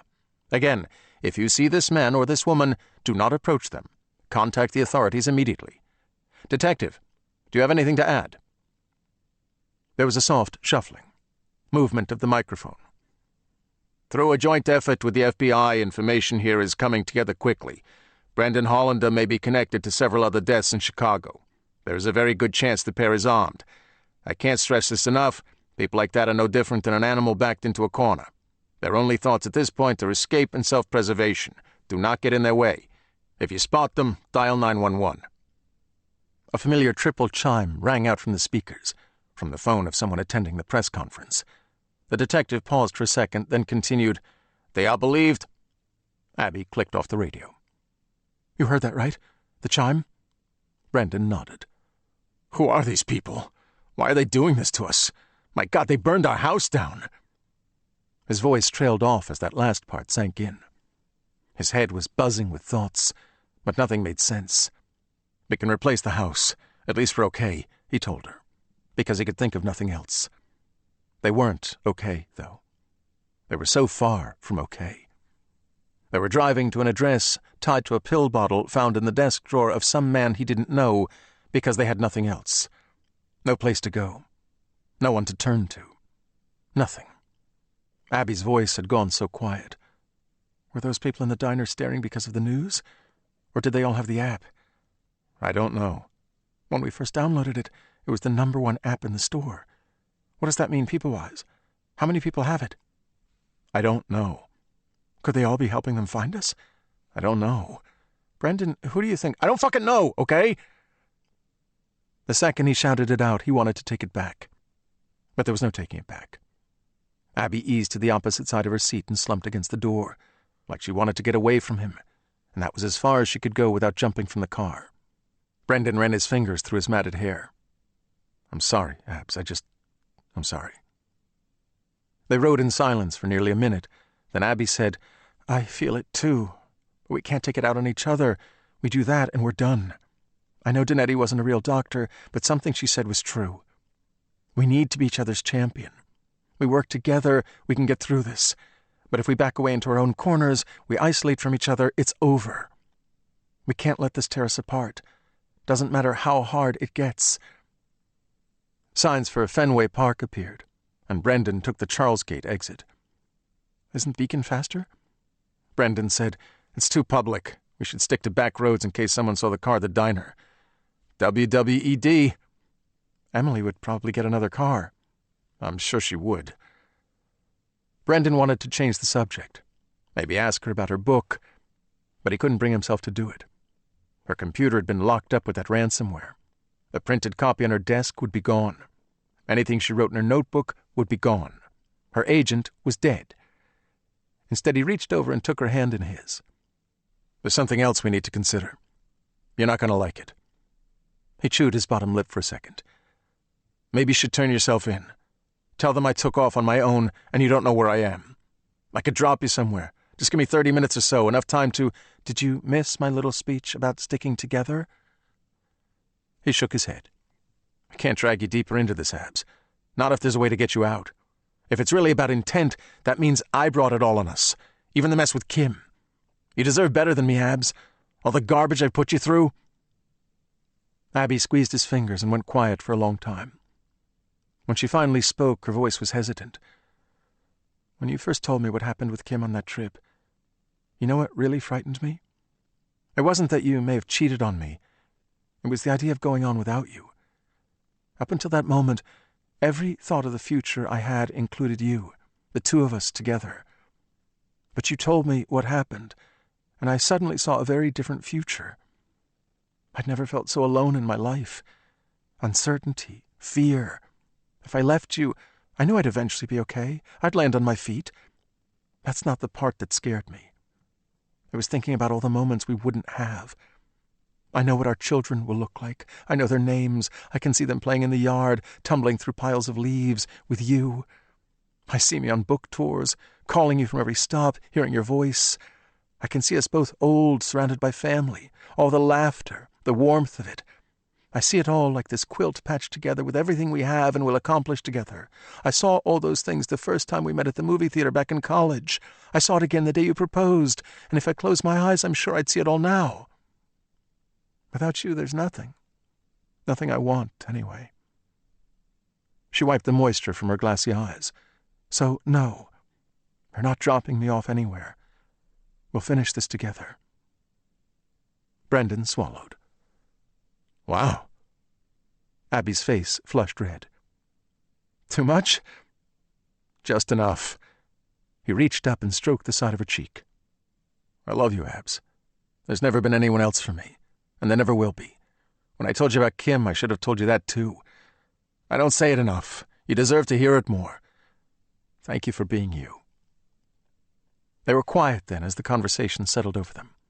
Not an awkward silence, but the kind of quiet that can only be found with someone who truly understands you. Someone who can hear the things spoken between the words. They were still holding hands when Brendan made the turn on Peterborough Street. He pulled to a stop at the mouth of an alley, across the street from the address Bixby had given them. This can't be right. Abby said softly, studying the house. Can it? 60. A colorful sign near the street read, Little Tykes Daycare. The house behind it was large, older, a duplex like Bixby had said, red brick with 2 bright blue doors. The daycare appeared to occupy the space on the right with a residence on the left. The side yard was fenced in. 6 or 7 children were busy running and climbing around a well-kept playground. 2 slides, a swing set, a large plastic pirate ship, a pink plastic house beside it, seesaw, all housed on islands of brown mulch and a sea of green grass trimmed neat and short. An elderly man wearing a Patriot sweatshirt stood in the corner looking over everything like some father hen. When Brendan shut off the motor, the children's laughter and voices filled the Civic's interior. Considering everything that happened over the past few hours, it felt like they'd entered another world. Abby took the gun from the center console. Loaded or not, we can't bring this into a daycare. Before Brendan could point out they might be walking into the kind of situation that desperately warranted a gun, she opened the glove box and shoved the small weapon inside, concealing it behind the mess of papers and trash. She had to slam the rickety plastic door 3 times before the lock caught. No gun, she said, reading his thoughts in that way only wives could. Brendan dropped it and looked at himself in the mirror. His cheek was bruised and darkening. There was no hiding that. Anything to make himself less recognizable was worthwhile, though. So he tucked his hair into the ball cap as best he could and smoothed out the wrinkles in his shirt. He wiped his palms in his jeans and swiveled the mirror back. If this is wrong, we get out fast. I'm guessing that's what Emily would do. Abby let out a nervous laugh as she straightened her own clothing. Maybe you should let me do the talking. I know exactly what Emily would do and say. They locked the car. Guns may not enter daycares, but they sure as shit wanted it to be there when they got back. Crossing the street hand in hand, Brendan opened the door for Abby. A small bell chimed as they stepped inside. Like the sign and playground, the small lobby was awash in color. Murals of children covered all the walls, and the ceiling was painted a light blue, filled with puffy clouds made of cotton, lit by strands of LED twinkle lights. There were 2 purple couches and several bean bags in the center of the room. A short counter lined the wall just inside the door. On a stool behind it, a young woman of maybe 20 looked up from a dog-eared paperback of Where the Crawdads Sing. Her blonde hair was cut in a short bob, and she wore blue denim overalls over a loose white tank top. She marked her page with her thumb and smiled. "Hello. May I help you?" "Oh, I hope so," Abby told her. "We just moved to the area, only about 2 blocks from here, and our little one is 3. With both of us working, we're hoping to find a nice place for her to spend the day. Are you currently accepting new children?" "As luck would have it, we have an opening as of yesterday." She shuffled through some paperwork behind the counter and produced a clipboard and pen. "If you could fill this out, I'll also need to make a copy of your driver's license. You said you have a girl?" Abby was about to answer when an approaching voice called out from the hallway behind them. "Sally, I'm going to hit the store and get some watermelon for the kids. It's such a nice—" Brendan and Abby turned to find Donetti standing there, frozen, car keys dangling from her fingers. 61. Donetti's mouth fell open, and her eyes shimmered with something that couldn't be mistaken for anything but fear. "You can't be here," she finally managed. "They'll find you here." She glanced at an open window. "The children, you need to go." Brendan took a step toward her. "We're not going anywhere. You owe us some answers." "I don't owe you anything." The girl Donetti had called Sally was still holding the clipboard. She gently set it on the counter, took a step back, and reached for her phone. "Lois, do you want me to call the police?" Lois. Abby held out her palms. "We just want to talk. Give us a few minutes, that's it. Then we'll go, I promise." "I've got nothing to say to you." 5 minutes, Abby insisted. She looked them both up and down. The tattered clothing, bruises and cuts. Brendan had his hands in his pockets again, hiding his battered knuckles. Little good that did with the blood on his jeans. Not much, but she didn't miss it. She took it all in. Donetti narrowed her lips and looked at the girl behind the counter. "No police, Sally. It's okay. I know them. Go outside and tell Mark to take the kids down the street to Sparkles for some ice cream. Clear everyone out for a little bit. We'll be fine." "Are you sure?" Danetti nodded. Their eyes locked, and Brendan could only imagine some unspoken message passing between them. "Call the police the second you get out of here. Tell them they're here. Brendan and Abby Hollander, the ones from the news. Arsonists, killers. You know the ones, right? The ones I'm talking about. Everybody probably does by now." Abby said 5 minutes. He was thinking more like 3. Moving slowly, Sally put her phone in her back pocket and rounded the corner. She gave Danetti one last worried glance before heading outside. Danetti dropped her keys and cell phone on the counter and started back the way she'd come. "Let's talk in my office." Brendan and Abby followed her down the narrow hallway past a large playroom on the right and a dark room on the left housing several cribs and a bassinet. Both rooms were empty. At the end of the hall were a storage room and a cluttered office with an old wooden desk, the paint faded and chipped, scratched with years of use. The computer in the corner looked like an antique, all boxy beige plastic, loud fan, with a giant CRT monitor. Danetti reached around the back of the tower and pulled out the power cord and network cable, dropped them both to the floor. The room went oddly quiet. "Do either of you have any electronics?" They both shook their heads. "Good." She settled into an old leather chair held together in several spots with duct tape. "How'd you find me?" Abby took the pill bottle from her pocket and placed it on the desk. Danetti stared at the bottle for a moment before picking it up and rolling it between her fingers. "Well, fuck me. I thought I left them in my car." Brendan waved his hands around the room. "What is all this? Who the hell are you?" Abby placed her hand on Brendan's arm to silence him and asked Danetti, "Please tell me that girl isn't calling the police." "She won't call anyone unless I tell her to. She's fine." Danetti sat the pill bottle down on the corner of the desk next to a pack of cigarettes and a lighter. Her hand hovered over them for a second, then she must have decided now wasn't the time for a smoke. Instead, she frowned at Brendan. "Business is hard enough. The last thing I need is the police storming in here and arresting wanted killers on live television. Sally knows that." She turned back to Abby and let out a rough sigh. "Look, it was a spice, that's all. No different from half the shit that app has probably thrown at you. One spice of many. It gave me an address, told me to dress conservatively, and pretend to be a relationship therapist." She gestured around the small office. "This is who I really am. I opened the daycare 12 years ago with my husband. He ran off with his secretary 8 years ago. Dee Dee, all tits and ass, with nothing but a hollow echo between her ears. Apparently they'd been bawling in his shithole of an office at the insurance company while I was putting in 18-hour days trying to get this place off the ground. Fuckers. The both of them. Now it's only me and a handful of part-timers. Business is good, but my sex life has been shit since Lou left, so I downloaded the app. Heard about it at my hair salon and figured, what the hell? A girl's got needs." She got lost in her thoughts for a moment. "Honestly, I get off on role-playing. Always have. When the two of you came into that office, I thought the whole thing would turn into some sort of three-way. That's the kind of thing that usually happened with the app, so I played my part and waited for one of you to make a move. We got a few minutes into the session," she did air quotes around the word, "and I got the feeling that wasn't what you were there for. Or you weren't into me, whatever, so I played along. I played the part. That's all it was for me. I collected my reward from the app, and that was that." "That was that," Brendan muttered, flashing back to that initial conversation. "Are you fucking kidding me? Do you have any idea what you got us into?" Danetti narrowed her eyes at Abby and jerked her thumb back at Brendan. "Can you keep this one in check? I don't need to tell you any of this. I probably shouldn't anyway." There was an electric pencil sharpener on her desk. She glanced at it, then pulled the cord from the wall, twisted it in a ball, and put the entire contraption in a drawer.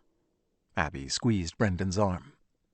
"Please, let her talk." Brendan pinched his eyes shut and nodded. "Sorry." Danetti gave it a second before going on. "Look, you do what the app tells you. Bad things happen when you don't. They tell you that early on, and it's no joke. I guess the two of you have figured out that much for yourselves. What did it ask you to do? Or I guess the real question is, what didn't you do?" Abby went quiet for a second, no doubt trying to decide if she should tell her. The words came out with a cautious hesitancy. It wanted me to kill someone. Someone I didn't know. If Danetti was surprised by this, she didn't show it. She gave them a soft shrug of her shoulders. Whoever it was probably had it coming. If you're going to sweat the small stuff, good luck getting to the next level.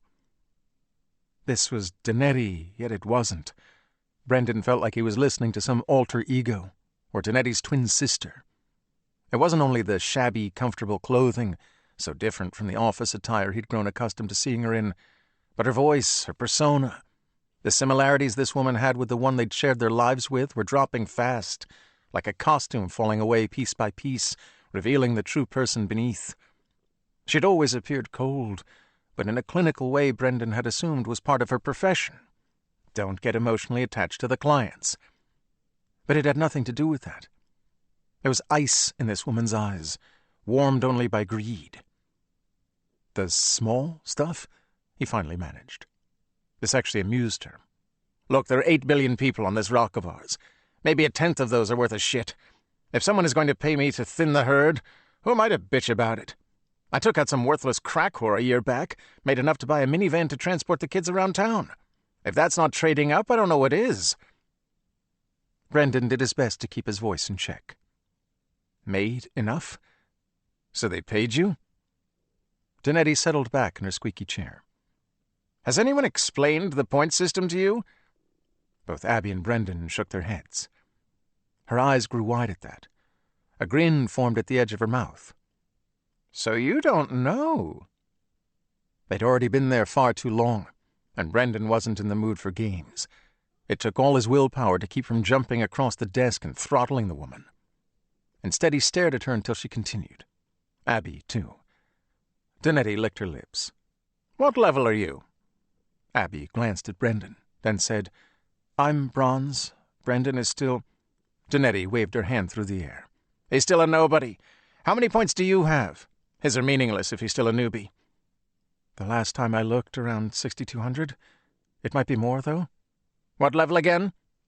Bronze. This time Danetti looked directly at Brendan. You work in finance, right? Is it clicking yet, Mr. Big Shot Money Man? It wasn't clicking. The only thing clicking was the clock in the back of Brendan's head, the amount of time they'd been here.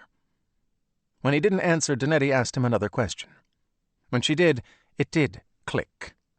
It clicked right into place. Danetti asked him, What is the going rate for 1 ounce of bronze? About 60 cents. She tilted her head. Okay, do the math. He tried to hide the surprise in his voice. You're saying she doesn't have 6,200 points. She has 6,200 ounces of bronze? Bingo! She beamed like he'd just cracked the genetic code. About $4,000 worth. Not much, but it's something. The real money doesn't kick in until the higher levels. Silver, gold, platinum. There's even one called Elite. I've got no clue how that works. Thanks to the two of you, I'm a silver member knocking on the door to gold. How many users do they have? Brendan was trying to work it all out. When he and Abby had downloaded it, Sugar and Spice was the #1 app in the store. What did Abby ask him? How many users did that equate to? A lot. How can they afford that? Abby spoke the answer about the same time it popped into his head. Brendan, you said they emptied our bank accounts, maxed out our credit cards. Wealth redistribution, Danetti said emphatically. That's all it is. Robin Hood shit. The second someone hits bronze, they pull all their funds, put the money God knows where, and the exchange system kicks in. You begin earning precious metals. Each point is worth 1 ounce of whatever level you're on.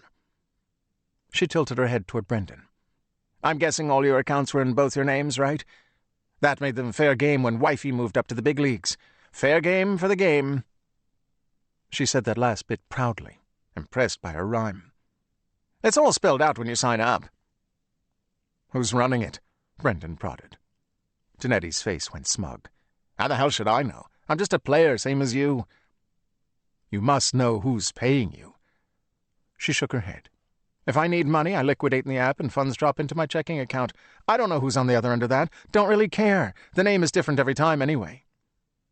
Does the name Intent mean anything to you? Again, she shook her head. Abby was staring at Danetti's charm bracelet. When Danetti caught her, she held up her wrist and flicked the 2 small metal squares. "What, you got one too, right?" "Mine only has 1 charm." Brendan got a closer look. There was a bronze charm with 73 on it, and a silver one with the number 9. "This is from the app? What does it mean?" She gave a dismissive grunt. "Without all 4, it doesn't mean much of anything. I was told you get all 4 and type the numbers on the internet, and you'll learn how to find the fall ball. It's like a game within the game." Brendan exchanged a look with Abby, then asked, "What's the fall ball?" She rolled her eyes. "Christ, didn't you read any of the fine print? It's an annual thing where all the high rollers get together." She ticked off her fingers. "Bronze, silver, gold, platinum. If you're platinum, you've got all 4 numbers. That gives you the location. The rest of us bottom feeders only get to speculate on the debauchery that takes place there. I'd sure as shit like to know." 4 numbers typed into the internet, Brendan muttered.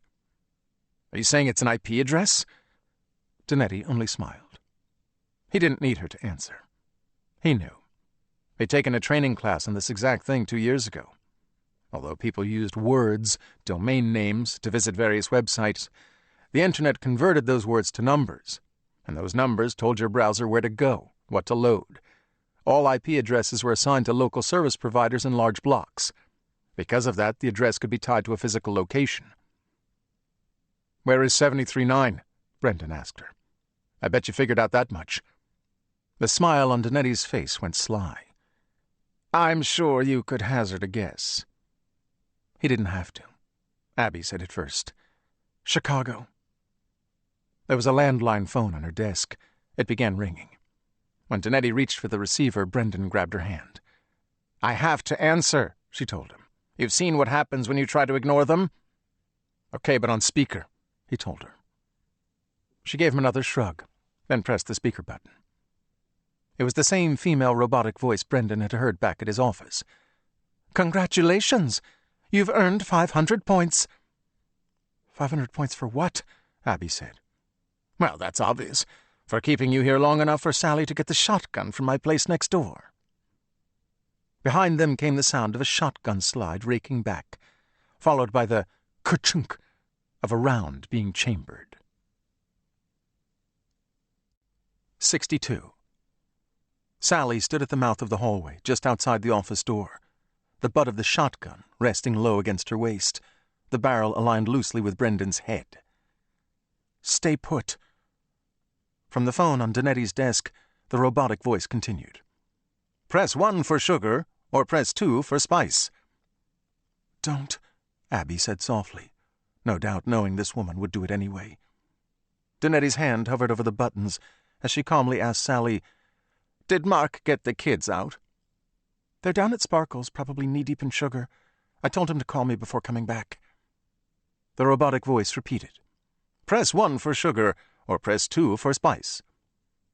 Danetti eyed the phone curiously. "They asked me to detain you. Don't ask me why, but the app wants you alive. Or maybe they just don't want you to die here. Who knows? I guess I should be grateful for that. Honestly, you'd be better off if I put a bullet in your head. Got it over quick. The 2 they got coming for you, wow, what a piece of work they are. If they're supposed to take you alive, that means you've got something they want. God help you. I've seen what they do to people who have something they need. I'd swallow rat poison before I'd let them get me, that's for damn sure. Press 1 for sugar or press 2 for spice." "Gotta admit, I'm a bit curious. How about you?" Brendan watched her finger drop and pressed the 2 button. The triple chime played from the phone. "You've selected spice. Congratulations. Please sit perfectly still." That only confused her. "Why, that doesn't make any sense." "They must know I'm not a very good shot," Sally offered. She jerked the barrel of the shotgun up and pulled the trigger. A fiery blast burst out with a deep explosion, catching Danetti in the chest. She slammed back into her chair, rolled, and smacked the wall behind her. Her head slumped. Dead eyes stared at the ground. As the deafening rumble faded, replaced by a high-pitched ringing in Brendan's ears, he heard the triple chime again. This time from the phone in Sally's back pocket. Sally chambered another shell and leveled the shotgun at Brendan's chest. She really should have read the terms of service. Revealing the app's payment structure without prior approval is a violation of the rules. These people are sticklers for the rules. Brendan dropped to his left, drawing Sally away from Abby. He hit the ground hard and rolled, somehow managing to catch the shotgun barrel with the corner of his right foot. Sally fired again, more of a reflex. She pulled the trigger as Brendan's foot connected with the barrel. The shot sailed high into the side, blasting a hole the size of a bowling ball in the wall behind Danetti's lifeless body. Abby jumped from her chair and slammed into Sally's gut. The air left Sally with a grunt, and both women crashed to the floor in the hallway as Brendan scrambled to his feet. He'd never seen Abby hit anyone. Couldn't recall a single moment where she'd ever gotten violent. But she tapped into something primal. Her right fist came down hard on Sally's chin, followed quickly by her left. A sharp edge on Abby's wedding ring opened a cut nearly 2 inches long. Sally managed to pull the shotgun trigger again, but without having chambered a new round, it only clicked. Brendan stepped on the shotgun, crushing Sally's fingers between the trigger guard and the hardwood floor. She howled. When Abby rolled off her, Brendan wrenched the weapon away. He grabbed both Sally's wrists. "Get me something to tie her up with." Looking around the office, Abby grabbed the power cord from the computer and the lighter from Danetti's desk. As Brendan held the girl still, she wrapped the cord around the girl's wrists as tight as she could, then used the lighter to melt the plastic together. "WWED," Brendan said softly. "Exactly." Sally coughed. A trickle of blood dripped from the corner of her mouth. "You are so dead." Her phone let out the triple chime again. Abby took it from her pocket. The screen had cracked during the scuffle, but the message was still readable. "Spice completed." As usual, the only available response was, "Okay." "Should we click it?" "They'll know it's not me," Sally managed. Brendan grabbed the girl under the chin. "Who's coming? Is it the two in the van? How far away are they?" She seemed to revel in the fear and frustration Brendan's voice held. When she grinned, blood outlined her white teeth. "Do you have any idea how many people are looking for you? There are players everywhere. On the streets, in the supermarket, school teachers, police. Rumors the bounty they have on your heads is one of the largest they've ever offered. You think Romeo and Juliet are scary? At least you can see them coming. Try hiding from a kid looking to make a name for himself, or some homeless man who wants to line his pockets. Hell, the leader of the local PTA, a gangbanger, the whole gang." Brendan shook her. "What do they want from us?" Sally only smiled. "I'm pushing it," Abby told him. She tapped on OK. Sally's phone chimed again and said, "Congratulations! You've earned 1,000 points and graduated from bronze to silver. Would you like to try a related spice?" Before either of them could stop her, Sally shouted, "Yes!" "Brendan Hollander has a .38 stolen from Stuart Moreland. Use it to shoot at least 3 of the children in your care, then wound yourself. When the authorities arrive, tell them, 'Prior to fleeing, Hollander killed my boss, the children, and shot me.' Be sure to wipe your prints from the .38. They may test you for gunshot residue. This is fine. Tell them the shotgun belonged to your boss. You retrieved it when he started shooting, and you managed to fire a single shot in defense before he wrestled the weapon away from you and used it on her. You will earn an additional 3,000 points." "Oh, my God," Abby muttered. "We need to go," Brendan said. "We can't. If we leave and she tells the police this, they won't be looking to arrest you. They'll kill you." "Then we take her with us. Get her to talk." Abby was already shaking her head.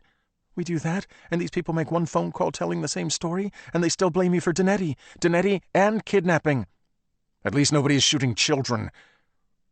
Abby's mind was reeling. Playing chess, trying to get 3 moves ahead. All that means is she's not shooting children. They could get someone else to do it. She glanced over at Sally. If what Danetti said about the levels is right, this girl just went from bronze to silver. She doesn't know anything. She's just a pawn. We need someone higher up if we want to figure out what's going on. Sally's phone dinged again. The cracked screen began to fill with video taken only moments earlier. Images of Brendan securing Sally, holding the shotgun. Only Brendan was visible. The next video was far worse. A camera in the hallway, a long view of Danetti's office at the far end. Sally standing there with the shotgun, pulling the trigger. Danetti getting hit, visible over Sally's shoulder. Only none of it was Sally. Somehow, it was Brendan. Brendan's body. The back of Brendan's head. Brendan holding the shotgun. Brendan pulling the trigger. Hannah told me about this. Abby edged closer. It's called deepfake. There are websites and apps that allow you to stitch one person over another. They can replicate voices, too. This gets out, I'm fucked. Brendan frantically looked around the room, finding the cameras. There were 4 in the main room, 1 in the hallway, probably more in those other rooms they passed. Outside, too. There was no telling what they had on video or what they were doing with it, particularly if they could edit on the fly so fast. Oh, no. Abby pointed out the front window, to the red van parking at the curb. They're here. Brendan was still thinking about the cameras. I've got an idea. You are so fucked, Sally repeated through a blood-stained grin. You too. Brendan grabbed the shotgun, swung it around, and brought the butt down hard on the side of Sally's head. 63. Romeo's gut hurt like a motherfucker. Like some asshole was twisting a rusty railroad spike around his innards and thumping the spike's backside whenever said asshole thought Romeo was getting a little too comfortable with the pain. The bullet had gone straight through. They'd been sure of that. Juliet had done a bang-up job patching him. It shouldn't hurt this bad. He'd taken some antibiotics, all they had on hand. Should have been enough to hold back infection, so it probably wasn't that. Probably. They needed to score more just in case. Now wasn't the time to get sent to the bench. They pulled this off. They were looking at the payday to end all paydays. This was endgame. This wasn't life on the beach. This was owning the beach. She wanted these two in a bad way. Romeo shifted slightly in the passenger seat, winced and shook it off. Fuck the pain. Use it. They had a bottle of Oxy in the glove box, but he hadn't touched it. Couldn't risk going sloppy. He told himself he'd take one when Skinny Bitch and Abercrombie were hogtied in the back of the van. Maybe he'd take a handful followed by a nice long nap. Maybe he'd have some fun with Skinny Bitch, then take a handful of Oxy, then take a nice long nap. Propped up on her knees, Juliet hovered over the steering wheel, looking at the duplex across the street with the blue doors. Seems awfully quiet in there. What kind of daycare ain't got no kids? You sure about this? I'm sure. They're here. Romeo knew the woman would have had the common sense to clear out the little shit factories, but he wasn't in the mood to explain things to Juliet. She'd piece it together soon enough. He'd be lying if he said things seemed right, though. How about you stay in the van, Sugar Cup? Romeo told her instead. Let me take care of this by my lonesome. I got a feeling. She looked at him only long enough to give him a cursory once-over before turning back to the window. I can tell by your sweats you got a fever. You're as pale as a damn vampire. Probably got infection crawling all up in you. The last thing I should do is stay in the van and let you go in alone. You're best behind the wheel. We may need to leave fast. An H&K 9mm sat in the center console between them. Juliet picked it up and pulled back the slide to ensure a round was chambered, then checked the clip. How about I go in and you stay here? Romeo loved Juliet to death and beyond, but there were some things he wasn't comfortable with her doing on her own, and this fell smack in the middle of that list. He held out his palm and kept it there until she handed him the gun. I'm not out in 5. You come in after me. He nodded at the wooden trunk in the back. Bring one of the big guns. Something with kick. That work? He didn't give her a chance to answer. Sometimes with Juliet, it was better not to. Instead, he sucked in a breath, clenched his teeth in anticipation of the pain to come, and opened the door. He dropped his feet to the pavement and got himself standing. The hurt washed over him like a white cap in a hurricane. It started in his gut and radiated out until his vision went cloudy. He stayed still long enough for the worst of it to go away. Then he took the pain and twisted it into something useful. Motivation. Fuel. He sucked the pain back in and swallowed every bit of it, felt the burn of it in his throat like a nice shot of whiskey. Be right back, Snugglebun. He blew her a kiss. Love you bunches. Juliet pretended to catch the kiss and brought it to her cheek. He ignored the worry in her eyes as he turned and crossed the street to the daycare. A bell above the door chimed as he stepped inside. The smell of recent gunplay hung faintly in the air. Not much. Maybe 3 or 4 shots. Big shots, though. Not some pea shooter. Something with bite. Some blonde girl was propped up against the wall, unconscious but alive. He knew that because the dead don't bleed, and blood was dripping steadily from a nasty scrape on her cheek. Her chest was rising and falling too. Not much, but some. She had an ugly bump growing on her head. He'd get to her in a moment. Romeo tightened his sweaty grip on the 9mm and moved his index finger off the guard to the trigger before starting down the hallway at the far side of the small lobby. The smell intensified, and when he got to the office in the back, he understood why. What looked like a shotgun blast had made a nasty mess of some woman's stomach. Part of it was in her lap, the rest was on the wall behind her along with the back of her chair. There was another hole in the plaster above her head. At the sight of it, Romeo's gut-grazer shot didn't seem quite so bad no more. An old landline phone was off the hook on her desk, making the buzzing sound they were prone to do when not hung up properly. Romeo's brain jogged back.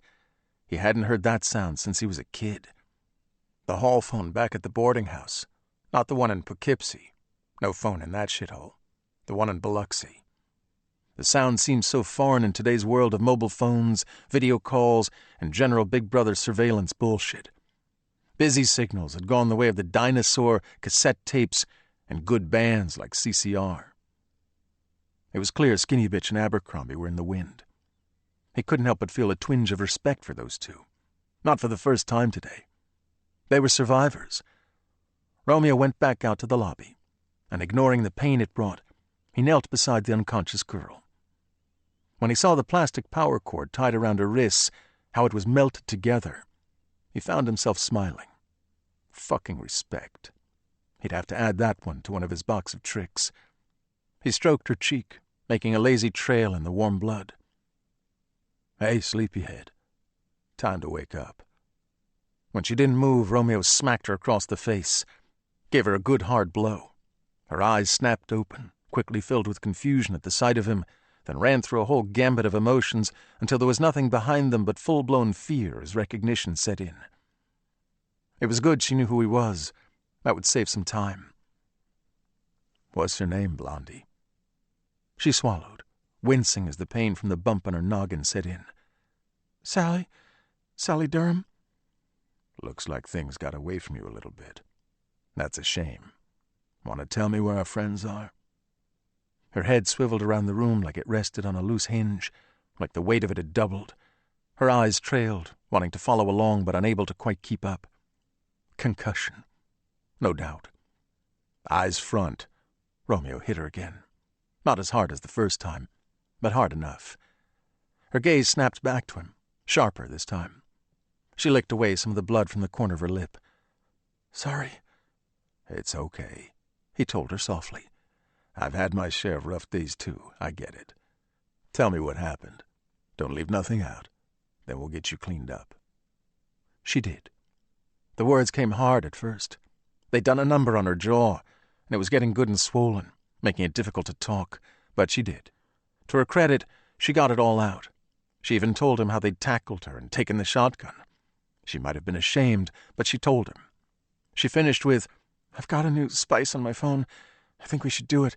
They want us to shoot some of the kids and pin all this on Hollander. They're backing us with video. There are copies on my phone if you want to see. That's how we get out clean. They take the shotgun. Blondie nodded. Must have. Romeo settled back on his heels and studied her. She couldn't be more than what? 22, 23?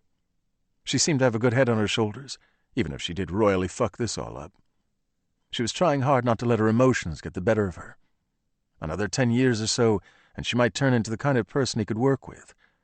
He brushed some of her hair back, tucked it behind her ear. Got us a solid frame-up. Video too, huh? Do you think that's what we should do? That make the most sense to you? Yeah, if we... One hand under her chin, the other still on the side of her face, Romeo snapped her neck. He loved the satisfying sound of it, like a thick branch wrapped in a warm, wet blanket. There was also something in the way her body went limp, all tense and hard 1 second, then snap, and they go all ragdoll. There was power in that, like the life left them and went into him every time he did it. So much better than a gun, almost as satisfying as a knife. For the seconds that followed, his gut didn't even hurt. Romeo had no trouble killing kids. He'd perfected that particular skill set when he still was one. But killing a kid only made sense when it made sense, and right now it did not. First off, there were none here, and this didn't seem like a good place to hang around and wait for one. Not with shots fired and a dead body, scratch that, 2 dead bodies. They'd finger Hollander for this mess either way. A story like this was best told by the evidence, not a witness. Blondie would only have mucked it up. Romeo realized he was still holding her limp head. He let her go and wiped his bloody fingers on her overalls and stood. That damn white vision came back, but only for a few seconds. He waited it out, then rounded the corner of the front counter. The security system recorder was on the bottom shelf, some fancy doohickey that stored footage on SD cards rather than tape or a hard drive. Normally that would have been well and fine, but both SD cards were gone. Next to the recorder was a rack clearly meant to hold spare cards or previously recorded cards. That was empty too. Although his brain was running a little sluggish, he didn't need all cylinders to figure this one out. If they had video to back up Hollander's shoot up the daycare, that meant they'd doctored the footage. The real question was, did they doctor the original or some copy? Hollander could start a fuckload of trouble if he took the real footage, and it looked like he did. Blondie had said, "There are copies on my phone if you want to see." Romeo sure as shit wanted to see. He found Blondie's phone on the floor next to her. When he picked it up, when he looked at the cracked screen, his heart thumped hard in his chest. Jackhammer hard. There were no videos on the display. Someone had dialed a number. Someone was on the line right now. Romeo brought the phone close to his lips and did his best to keep his voice calm. "Who do I have the pleasure of speaking with?" He heard a soft inhale. Then the call disconnected. Whoever it was had heard everything since he arrived. His entire conversation with Blondie. His heart thumped again. Romeo took out his phone and dialed a number from memory. His brain was working just fine right now. Fear had a habit of kicking everything up a notch. Someone picked up but didn't speak. Like the woman, they rarely did. Romeo said, "I need you to run a number for me." He read off the last number dialed from Blondie's phone. A soft male voice came back a moment later. "The phone is owned by FCID. That's the financial investigative arm of the SEC. The registered user is an investigator called Stuart Moreland. He's a silver member. Would you like his current location?" "Yeah, I think I would. Thank you kindly." He thought about that, then changed his mind. Better yet, send someone to pick him up. I got my hands full. "Understood," the voice replied, then hung up. Romeo knew that name, Stuart Moreland, but couldn't quite remember from where. He was trying to figure that one out when he heard an engine start up. Across from the daycare, his red van pulled away from the curb and shot down the street. Juliet was driving, but he also spotted Skinny Bitch in the passenger seat, and it looked like she had the barrel of the missing shotgun buried deep in Juliet's beautiful hair. 64. "What the hell was that?" Stuckey said on speaker after recounting what he just heard. "Whose phone you using now?" Brendan crouched in the back of the van, holding a rusty metal bracket welded in the wall to keep from falling over as the red van rocketed down the road. "Danetti's, or whatever the hell her name is, was..." "The therapist? Yeah. She really dead? Please tell me you recorded all that, the whole call, everything you heard." From the driver's seat, Juliet let out a nervous laugh. "Romeo is going to fuck the two of you up real good for this. You best let me pull over so you can get out. Your only shot of seeing tomorrow is getting far from me and our van." Abby pressed the barrel of the shotgun into Juliet's side. "We're already wanted for murder. What's one more?" "Didn't take you long to go all Bonnie and Clyde, did it, Karen?" "Shut up and drive.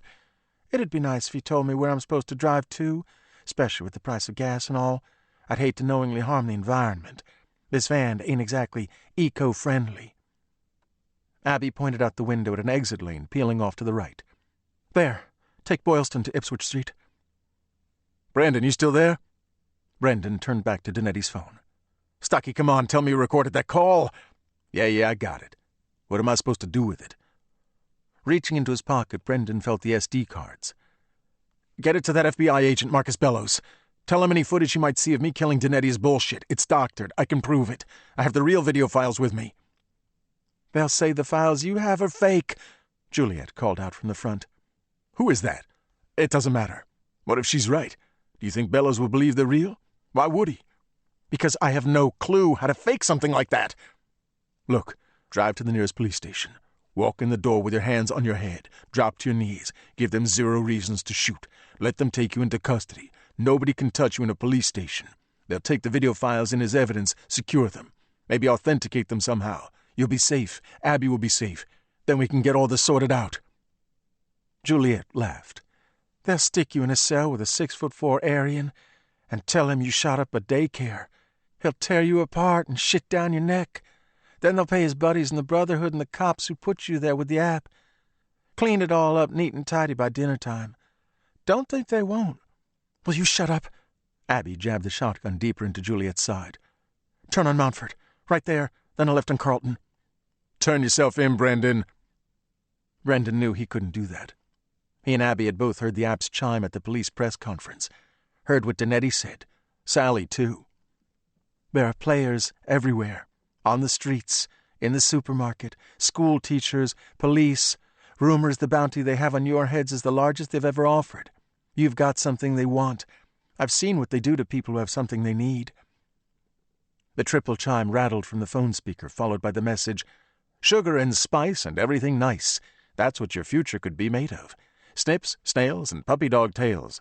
Give me what I want, or you'll soon hear the hollow clink of a coffin nail. Abby heard it. We need to lose that phone. Brendan quickly told Stuckey. This is about intent. We must have picked up something when we were in their offices the first time. A photograph, a copied file, something. Whatever it was, they're willing to kill for it. You're the best investigator I know. Dig. Tell Bellows I'll be in touch. Brendan disconnected before Stuckey could reply, and began toggling through the screens until he found the Sugar and Spice app. He clicked it open. Christ. What? She's a silver member with 10,860 points, he explained. If what she said was true, that's over $200,000. From the driver's seat, Juliet huffed. Piker. Brendan glared at her. What the hell is that supposed to mean? It means she's a small fish, a piker. Me and Romeo, we're gold. Haven't been no silver maybe 2 years.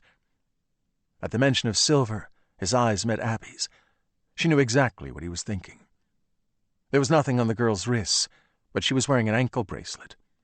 Abby reached down and yanked it from her leg. Hey, what the fuck? Flicking through the small metal trinkets, Abby found the one made of silver. 149.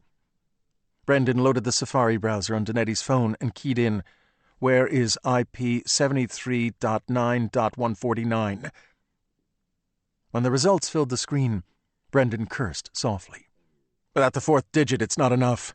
It's Chicago for sure, but I can't narrow it down any more than that. Another message appeared on the screen. This one wasn't from Sugar and Spice. It was a security message from Apple. Warning.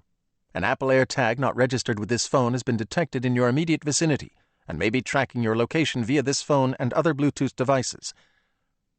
Brendan felt deflated. That had to be Romeo. He quickly showed Abby. She chewed her lower lip, took the phone from him, and threw it from her open window. To Brendan she mouthed, "Find it." When she turned back to Juliet, her face betrayed nothing. Get off at Commonwealth. Watch for Chester and turn there. She jabbed her again with the shotgun. Where's your phone? Give it to me. I ain't got no phone. I need one. I use Romeo's. She was a horrible liar. Brendan turned around and got a better look at the dingy van, at the sleeping bags bunched up in the corner, the small propane-funneled cooktop covered in rust and grease. AirTags were only about the size of a quarter. It could be hidden anywhere in the mess. He wanted her talking, distracted, so he asked, "If you have money, why do you live like this?" "I don't need nothing except Romeo, and he wants for nothing but me. You sit all nice and cozy in your big house surrounded by random stuff and think you got it so much better? Well, you don't. Ain't nothing better about that. Possessions bring headaches. Every last one of them is more weight on your back. It hurts until you can't carry no more. That big house of yours, everything inside, did that really make you a better person?" Brandon wasn't about to get lectured by some homeless hippie hit woman. He tuned her out and started going through some wooden boxes someone had secured to the bump created by the wheel well. He found clothing, toiletries, some food. It wasn't until he opened the third box that he found the guns. At least a dozen of them. Everything from pistols to assault rifles. Cans of lighter fluid. "Abs, we got an arsenal back here." He fished out a small .380, probably meant for concealed carry. It fit perfectly in his back pocket. He grabbed some ammunition, too. A pack of zip ties. He almost missed a scrap of paper on the floor near his shoe. If he hadn't spotted his name written in scribbled cursive, he probably wouldn't have noticed it up at all. When he studied it closer, he realized exactly what it was. "Abs, I found some kind of hit list. Cindy Messing, Joel Hayden, Isaac Alford, A.D. Dubin, me, Stucky. We're all on here." Beside each name were numbers. Points. "Jesus," Brendan muttered. From the front, Abby instructed Juliet, "Make a right on Ashford, then a left on Sawyer Terrace, then another left on the first gravel road. Follow it to the end." Brendan shoved the list into his pocket.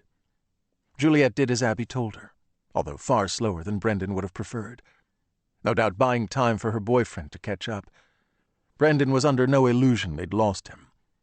He could be tracking this van in any one of a million ways, and they only had a few minutes' jump on him. They came to a crawl when the road narrowed due to cars parked tight on both sides. "Where the hell are we going?"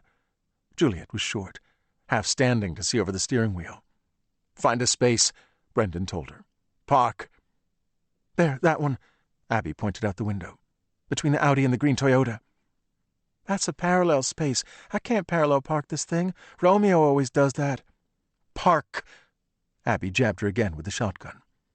"You ain't gonna shoot me, so how about you drop the pretense?" "Like I wouldn't shoot your boyfriend? How many holes did I put in him?" Abby replied. Maybe Juliet forgot it was Abby who shot Romeo. Or maybe she'd just been so distracted she hadn't considered it since they grabbed her in the van. But the reminder brought it back. Front and center. Her eyes turned to beady little black pinpricks. "I should bite out your throat for that. Maybe I still will." Angry or not, Juliet managed to get the van in the tight space. She bumped and nudged the Audi and the Toyota, but she got it in there and grumbled, "What is this place?" "Put it in park, shut off the engine." Juliet did. WWED, Brendan thought. It's now or never. He hadn't found the AirTag. In a minute, it wouldn't matter. Brendan slung the backpack over his shoulder and opened the can of lighter fluid. He gave it a squeeze and doused the sleeping bags in the corner. The shells. The box of remaining weapons and ammunition, even the grenade. He saturated the back of Juliet's seat. When the scent reached her, Juliet twisted around to try and get a better look at what Brendan was doing. Horror filled her face. "You best not be thinking what I think you are." "You burned down our house," Abby told her in a voice much colder than Brendan could have imagined coming from his wife's mouth. "Seems only fair we return the favor. I guess the real question is, will you be in the van when he lights the match?" Brendan emptied the last of the cans on Juliet, then tossed it aside and got right up in her face with the lighter they'd taken from Danetti. "Where's your fucking phone? Don't lie to us again." 65. After Romeo hung up, he found a set of car keys sitting atop the counter at the daycare. He imagined they either belonged to Blondie or the woman with the basketball-sized hole in her stomach down the hall. Either way, whoever owned it wouldn't need it no more, and most certainly wouldn't be reporting it stolen any time soon. While standing on the front stoop, he'd pressed the key fob a few times and followed the chirps to a white BMW parked at the curb. The car was older than dirt, but despite the faded paint and small pockets of rust, appeared to be well maintained. It grumbled slightly when he started the motor, and fell into a steady rhythm. When Romeo looked at his phone, he didn't have to waste time clicking through menus and typing this or that. The app had already loaded up a map and set 2 flashing pins, one for Juliet's location, another for the van. Now both pins were on top of each other, indicating they were together. He'd gone half a mile when 2 police cruisers rocketed by him heading in the opposite direction, no doubt heading to the daycare. Aside from wiping his prints from anything he'd touched, he'd left the place as is. Blondie's plan to frame Hollander was sound, all but waiting for the kids anyway. He knew he'd made the right call when he turned on Commonwealth and nearly got clipped by a Channel 7 news van racing after the cruisers. The app no doubt tipped them off and probably sent them the footage Blondie mentioned. That was all about 10 minutes ago, and Romeo was feeling pretty good about himself until he saw the smoke. A thin black line rising from a half-mile or so away. Romeo knew what it was long before he saw the van. He'd started so many fires in his day. You got to know the different types based on their color and smell. Vehicle fires, especially those started with an accelerant, always went up black. It was all the plastic and rubber, the oil and grease. His van was no different. He left the BMW in the middle of the gravel road, door open, engine running, and got as close to the van as he could, shielding his eyes from the heat. The windows were gone, blown out. The thick, toxic smoke belched out from the various openings like it was fleeing something far worse inside. And his mind immediately went to Juliet. Had they killed her? Left her to burn? Did those two have it in them? His gut twisted at the thought, and with that came the roiling pain from the infected hole in his gut. Roles reversed, he would have killed Juliet. She'd be in there right now, the fire eating the flesh from her bones. That's what he would do. You back even the most timid animal into a corner, and it will strike to survive. Skinny bitch, sure as shit, had it in her, and Abercrombie would follow like a lost puppy. Romeo's legs didn't want to work, didn't want to get closer, but he knew he had to. He needed to know. His limbs heavy, he forced each step. When he couldn't take the heat, he rounded the side, came around to where the windshield had been. The black smoke rolled across his exposed skin like molten sandpaper. It seared his lungs with each gasp, each forced inhale. Yet he drew closer. Through the heavy smoke, he only glimpsed the place where the driver's seat once was. The leather and padding were long gone, nothing but a jagged metal frame left. If Juliet had still been sitting there, she was there no more. While that offered him a little relief, it didn't mean she wasn't in the van.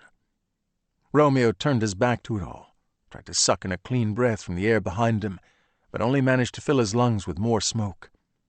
Either from the pain, the smoke, or lack of oxygen, his vision grew white again, and he found himself falling forward, dropping to the ground. He slapped hard against the gravel, felt it dig into his palms. Without clean air, he wouldn't be able to help Juliet. He wouldn't be able to help himself.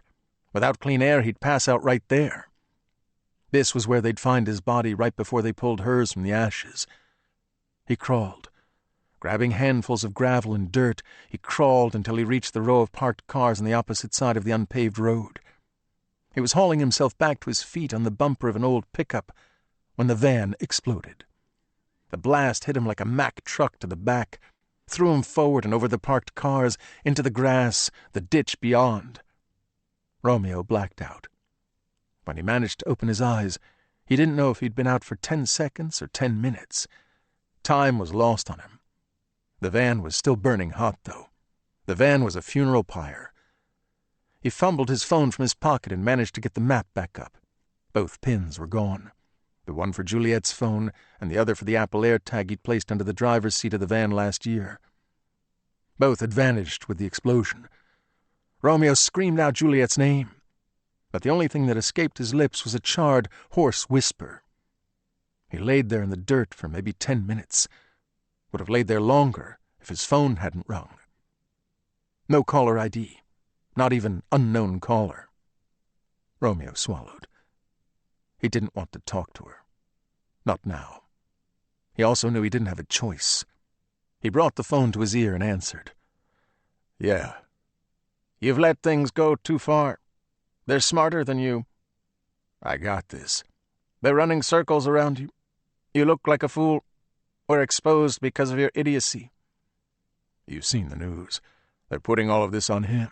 Ain't nobody exposed." She said nothing. That was a mistake. He knew better than to contradict her. Romeo couldn't help it, though. Watching the van burn, knowing Juliet, He'd cut the Hollander woman from cunt to her pretty little mouth while her men watched. He'd film it and play it over and over, listening to her screams like a goddamn lullaby. Then he'd go to work on Abercrombie. He'd make that last. Romeo licked his lips, tasted blood. They kicked the wrong fucking hornet's nest. Despite the pain, he got to his feet, stumbled across the gravel road, and rounded what was left of the van, giving it a wide berth to avoid the heat. He began climbing the hill behind it. There was no place else they could have gone, and they couldn't be far. They were on foot. Close, gotta be. You telling me to back off? Let him go? Again, she said nothing. Romeo reached the top of the hill and looked down the other side at the largest train yard he'd ever seen.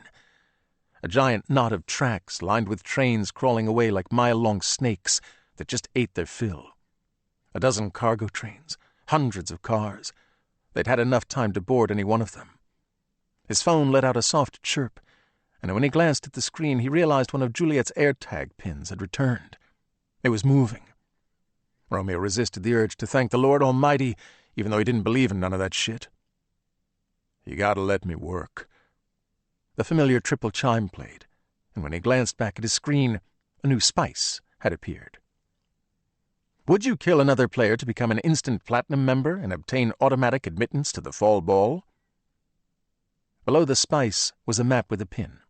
It took Romeo a moment to realize the pin was marking his location. Was marking him. If this business hasn't concluded soon, that spice will go out to all members. Now wait a minute, She hung up. He damn near threw his phone, but managed to keep his wits about him. The bullet hole in his gut burned hot, roiled with infection, and that was mucking up his thoughts. But he couldn't let it rule him. He'd get Juliet. He'd get them. They'd get paid. All this bullshit came down to those simple facts. Fuck all the rest. Peering down the hill at all the trains, he loaded up the location of Juliet's AirTag again. She was slowly moving away from him, heading west. He eyed one of the trains. A long son of a bitch.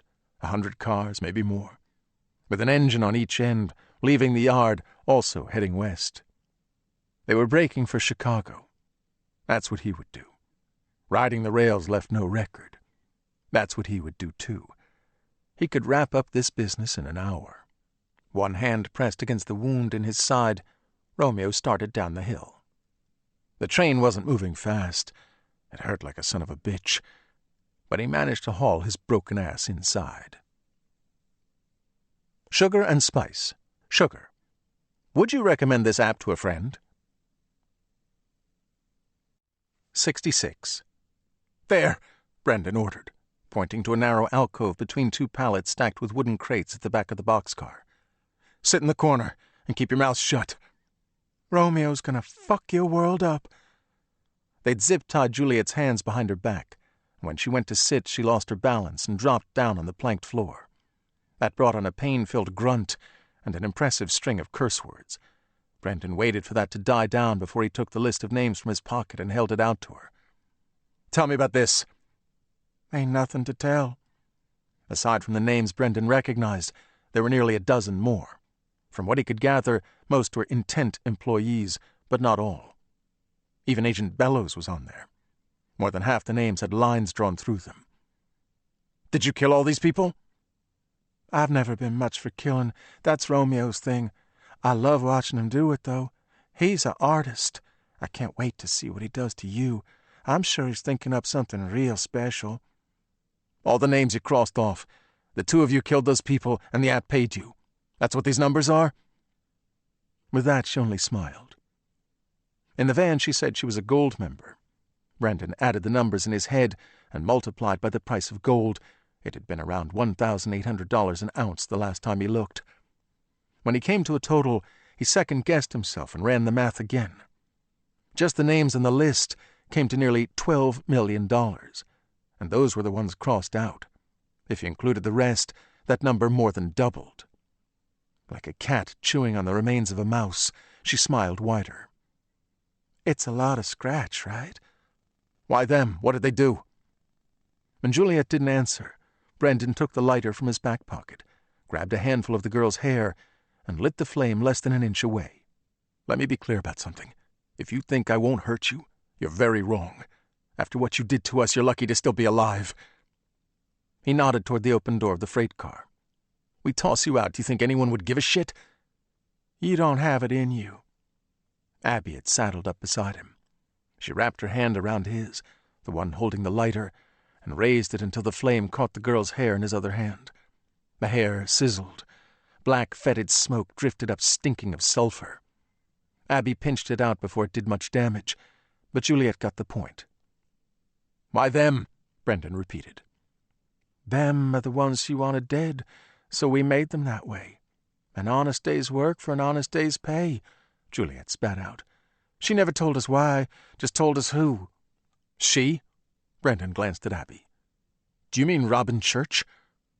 "Who's Robin Church?" Abby asked. "It's a name Kim stumbled onto. It turned up on some of the paperwork we found."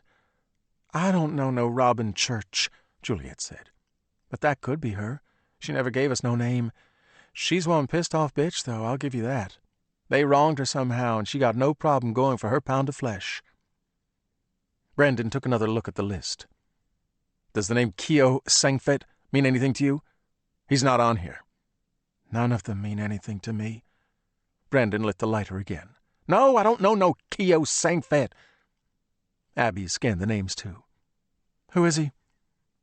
"This guy," Brendan pointed.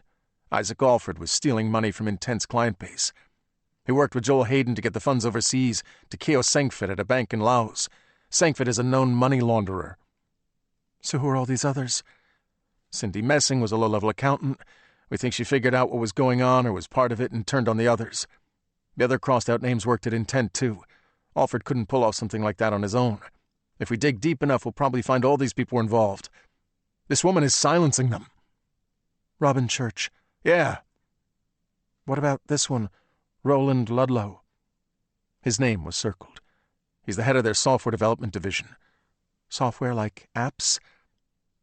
Juliet whistled softly, the same notes as the app's triple chime. "Would you like to select a sugar or a spice?" "He's still alive?" Brendan asked Juliet. "No more alive than you." 1,000 points. That's almost $2 million just for him. "He's a sandy beach," Juliet muttered more to herself than to him. "He'd know what's going on," Abby said. "Wouldn't he?" "He might." That's when Juliet screamed. Juliet twisted her head toward the open freight car door and let out an ear-tearing screech. "Romeo!" Brendan scooped up the shotgun and cracked the butt against the side of her head. It was only a glancing blow, but it stunned her into silence. Abby nervously glanced out the open door at the train yard beyond. "We need to gag her. We don't want her attracting attention. Let me see the tape." Brendan reached into the bag with his free hand and fished out the duct tape and a black sack he'd pilfered from the van.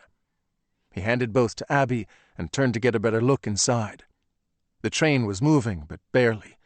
So damn slow he wanted to jump back out the open door of the freight car and push. Every inch of his skin was crawling. Some weird lizard brain thing. His instincts were telling him Romeo was probably right behind them. He easily could have boarded any one of the cars and begun a systematic search. Off in the distance, black smoke filled the sky, a thin stream still rising from the van. "Stay away from the door, Brendan. Most of this place is automated, but there's still a few people around. Probably cameras everywhere." When he looked back, Abby was smoothing out a second piece of tape. The girl was still grumbling, but barely audible now. When finished with the tape, she slipped the bag over the girl's head so she could no longer watch them. Then Abby leaned back on her heels to admire her handiwork. WWED. Brendan told himself never again to get on his wife's bad side. He handed the shotgun back to her. "I thought this place was closed." "Technically it is," Abby explained. "But until they reroute all the tracks, most of the trains in and out of Boston have to pass through here. I stumbled into it researching the new book." Brendan had seen numerous stories on the news about Beacon Park Yard over the years, going back at least a decade. He vaguely remembered Harvard bought it at one point, but nothing came of it. They faced too much opposition. Too many politicians and wish lists. Too many deaf ears unwilling to listen to each other. The land sat, forgotten. For an abandoned train yard, it was bustling. Trains everywhere, all moving at glacial speed as they navigate the maze around each other. some switching tracks, others passing through. A million places to hide, nearly all on the move. Brendan was under no illusion they'd lost Romeo, but he felt they'd bought some time.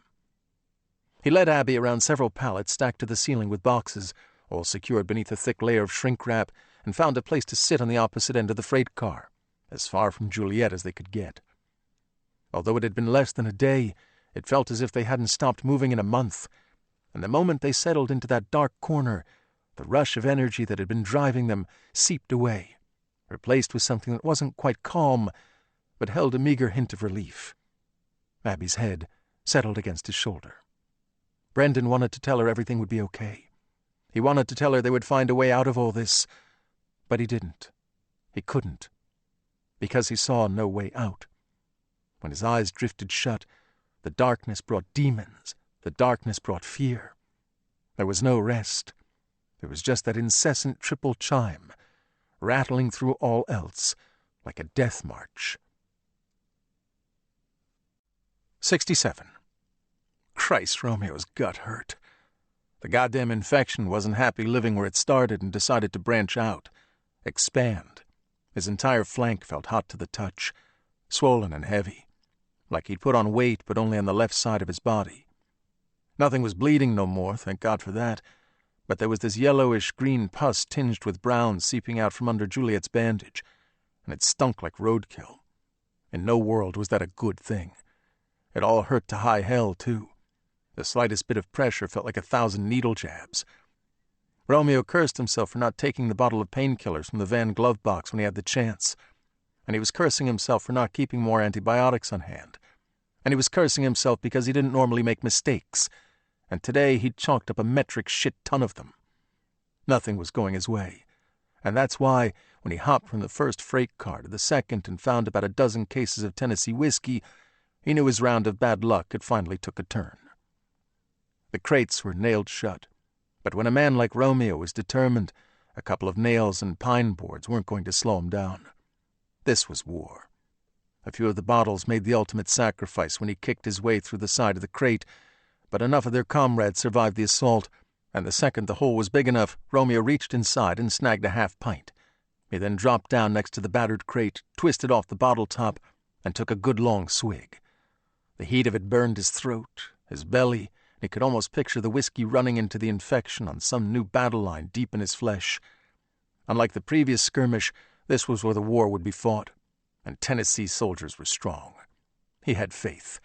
He also understood in any campaign it was best to surround your enemy from all sides. That in mind, he took another swig, then went to work peeling the clothing away from his angry skin. While that was nasty business, the bandages were far worse. The pus had all but fused them to his skin, and peeling back the layers felt no different than taking a paring knife to his own meaty parts and slicing them off. He didn't realize he was yelling until maybe a minute or two in, and when he did, he shouted louder. Somehow it helped, like a kettle needing to release steam. When the last of the bandages were off and piled to the side, Romeo sucked in a deep breath and got himself a good look at the mess Skinny Bitch had made of him. The entry wound had puckered up, swollen, and nearly closed. When he managed to twist and get a look at the exit, he found it was no different. The movement brought more pus, though. When he touched it, gave just the smallest bit of pressure, it oozed over his fingers, dripped down his side, and puddled on the plank floor, hot and sticky. That wasn't good. That was so far from good. And why was it so fucking cold in here? Fever, you dumb fuck. You're covered in sweat. The fever is trying to burn away the bad parts and failing miserably. You need to get those bad parts out of you. Cut 'em out if you got to, but rid yourself of them. Shut up, it ain't that bad, he grumbled. If it ain't that bad, who the fuck are you talking to? Romeo took another drink, shivered. He thought of the mattress in the back of the van. How nice that would be, curling up in the corner above the muffler where it was always nice and warm. Gone now. He thought of Skinny Bitch and Abercrombie. Every ounce of flesh I lose over this, I'm taking 2 from each of you. And that felt good, saying it out loud. Empowering. Romeo sucked in a breath. He'd never been one to procrastinate, and now wasn't the time to start. If he didn't clean the wound, it would only get worse. Before he could change his mind, he grabbed a handful of his love handle and gave it a solid squeeze. White-hot pain shot out, crossed every inch of his body, and took leave through a shout loud enough to rattle the bottles in the crate at his side. Before the pain had a chance to subside, Romeo moved his hand a little further and squeezed again. Pus poured out of him, flowed from both ends of the wound. Romeo squeezed again. Again. He kept going until the pain was unbearable. Then he squeezed harder. He didn't stop until the last of the pus was out. Then he twisted to his side, spread the entry hole as wide as he could with 2 trembling fingers, and poured the whiskey. Romeo passed out. Not for long, only a few seconds. No more than a minute for sure, maybe 5. The moment he had some semblance of his wits back, he rolled to his belly, found the exit wound with those same 2 fingers, opened it up, and poured again. Holy hell! He wished to pass out again, but he didn't. Instead, he was wide awake for every fun-loving second of the whiskey inching through him like acid across a baby's tender bottom. At some point, he'd stopped screaming. He had no more of that in him. Romeo just lay there. A good 10 minutes went by before he was able to sit. He took another drink. Done. For now. In the same crate were several bottles of premium whiskey in blue velvet bags. Romeo removed 2 of them and tore the bags into strips, which he then used as makeshift bandages. He patched himself up as best he could and tentatively got to his feet. His vision went all white again, but it cleared faster than last time. He was still cold, still shaking, but that would all break if he kept moving. "You'll be right as rain, hoss, if you just keep moving. That's the key. Yeah, plenty of time to rest when you're— Fuck that! I ain't dying today." What he was going to do was find Juliet, find them, extract his pounds of flesh. Lumbering past the open door of the freight car, Romeo realized they were finally picking up speed. Whoever was driving this thing would probably put the hammer down when they were outside of Boston. He had no idea how long it would take to get to Chicago, but Juliet would. He looked forward to asking her, because then he'd know how much playtime he'd have with the other 2. As with the previous doors, the one at the front of the freight car wasn't locked. Romeo tugged it open, looked down at the ground moving below him, and reached for the handle of the next car. When he swung across the chasm to the adjoining platform, the move didn't flow as elegantly as he would have hoped, but he got there, and that was all that mattered. Romeo searched the car, didn't find them, and worked his way forward to the next. He'd find them. They had no place to go. According to the Find My app on his phone, he was damn near on top of them. 68. "Brendan?" The room was dark, black as pitch. The air thick and musky with heat. Brendan didn't remember unlocking the door between their adjoining rooms, nor did he remember opening that door. In fact, he was certain he hadn't. But it was open now. He could tell that much by the faint outlines he managed to string together with his limited vision. When Kim's fingertips brushed his arm, he wanted to shy away, but found himself unable to move. The triple chime. The sound seemed to play all around him. Then there was a small screen, so bright he had to look away, but not before reading the words. It was a spice. "For the next 60 seconds, kiss your partner. You're not allowed to kiss the same place twice." The phone screen blinked out as quickly as it came to life, and somehow that made the room even darker. "Kim, don't," Brendan heard himself say. "I have to, Brendan," she said in barely a whisper. "Bad things happen when you don't." "I don't want to hurt Abby." "Maybe she deserves to get hurt more than anyone. Have you ever considered that?" Her lips brushed the tender spot behind his ear then the nape of his neck. He caught a whiff of her vanilla perfume, the same scent Abby wore. She kissed his chest, lower. "They're killing people, Kim. Did you know that? They'll kill me too. Stucky, Hannah, Abs. Shh. No shop talk. Play the game." "How long have you played the game?" "Longer than you, not as long as some others."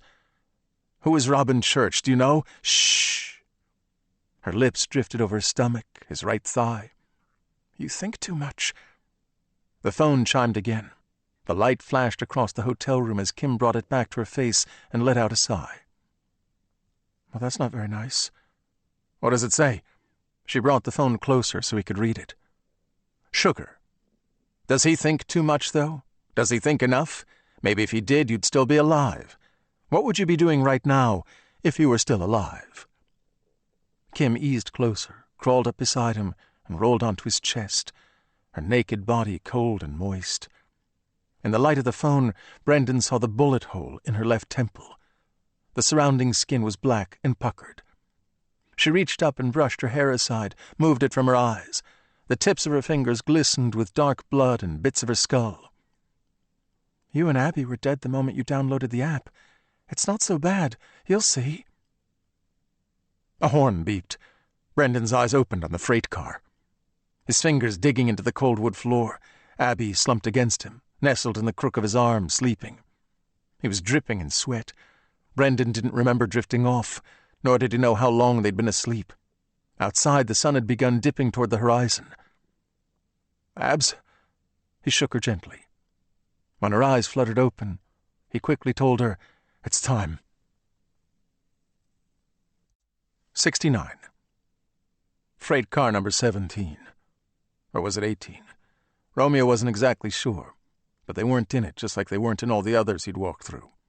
Sure, he'd found plenty of stuff. Crates and boxes of all kinds of nonsense moving from point A to point B. He'd even encountered a few rail riders, hobos, bums, whatever the fuck. Not one of them had seen Skinny Bitch or Abercrombie. Not one had seen his Juliet. And he'd been fairly persuasive when he asked. This latest guy? He said his name was Chuck. He wanted nothing but to help. He made that perfectly clear as Romeo held him by the shirt collar at the edge of the open freight car door with nothing but the man's curled toes gripping the ground. What was left of his greasy hair flapping in the wind. "I ain't seen nobody, I swear." This was particularly troubling to Romeo because Chuck had come from the forward cars, and when Romeo found him, Chuck was holding Juliet's panties in his filthy fist. Of course, Romeo couldn't be 100% sure they were Juliet's, but how many red and white striped panties with "Daddy's Girl" stamped across the bum could there possibly be on this train? Romeo wasn't much of a betting man, but he was certain Vegas would put the odds against just such a coincidence. He was all sure none of those bet-makers would fault him for getting just the littlest bit upset at finding them with Chuck. Chuck wasn't exactly Juliet's type, and Juliet wasn't one to hand out such a prize to just anyone, which brought into question how he got them. "They're mine, I swear." Spittle flew from Chuck's mouth with each word, spraying across Romeo's cheek and neck. If there was anything Romeo hated more than a liar, it was a sloppy liar. "Now, Chuck, I thought we had ourselves an understanding." He tightened his grip on Chuck's shirt, enough to turn each of the man's breaths into a papery rasp, and held him further out the door. They still weren't moving fast, but if Romeo got the angle right, he was pretty sure he could drop Chuck under the train. At least part of him. Chuck must have been thinking along the same lines, because he quickly gasped, "I found him! That makes them mine! Rules of the rail! How about I show you where, and you let me keep them, friend?" Romeo took a little longer to answer than was required, partly because he wanted Chuck to sweat it out, and partly because his brain was having trouble pulling words together. The wound in his side felt a little better, but not much. "How about this, friend? You show me where you found them, and I won't tear out your spleen and feed it to you. How about that? Maybe I won't strangle you with your own intestines. That's my rule of the rail." Yeah, Chuck nodded furiously. "I'll show you." Romeo pulled him back into the freight car and gave him a push toward the front. "Let's be quick about it." Chuck landed with a grunt against a stack of boxed lawnmower parts, scrambled to his feet, and held out his hand. "First you give me those back." The balls on this guy. He weighed maybe 100 pounds, and half of that was unkempt hair and layers of grungy clothes. He didn't know if this guy planned to wear them, spend his days smelling them, or make soup, and none of those things created the kind of visual Romeo wanted in his head. He only wanted his Juliet back. He could buy her new underwear. "You show me where, and I'll give them to you." "Scout's honor?" "Scout's honor."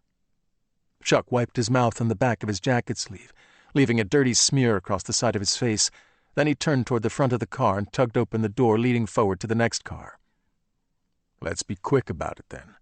I ain't got all day." Romeo had no idea how far west the train was going or how long it would take to get there. But he was pretty sure they not only had all day, they had themselves a few days and a night or two. He kept that to himself, because it made no sense to engage this jackass in any kind of unnecessary banter.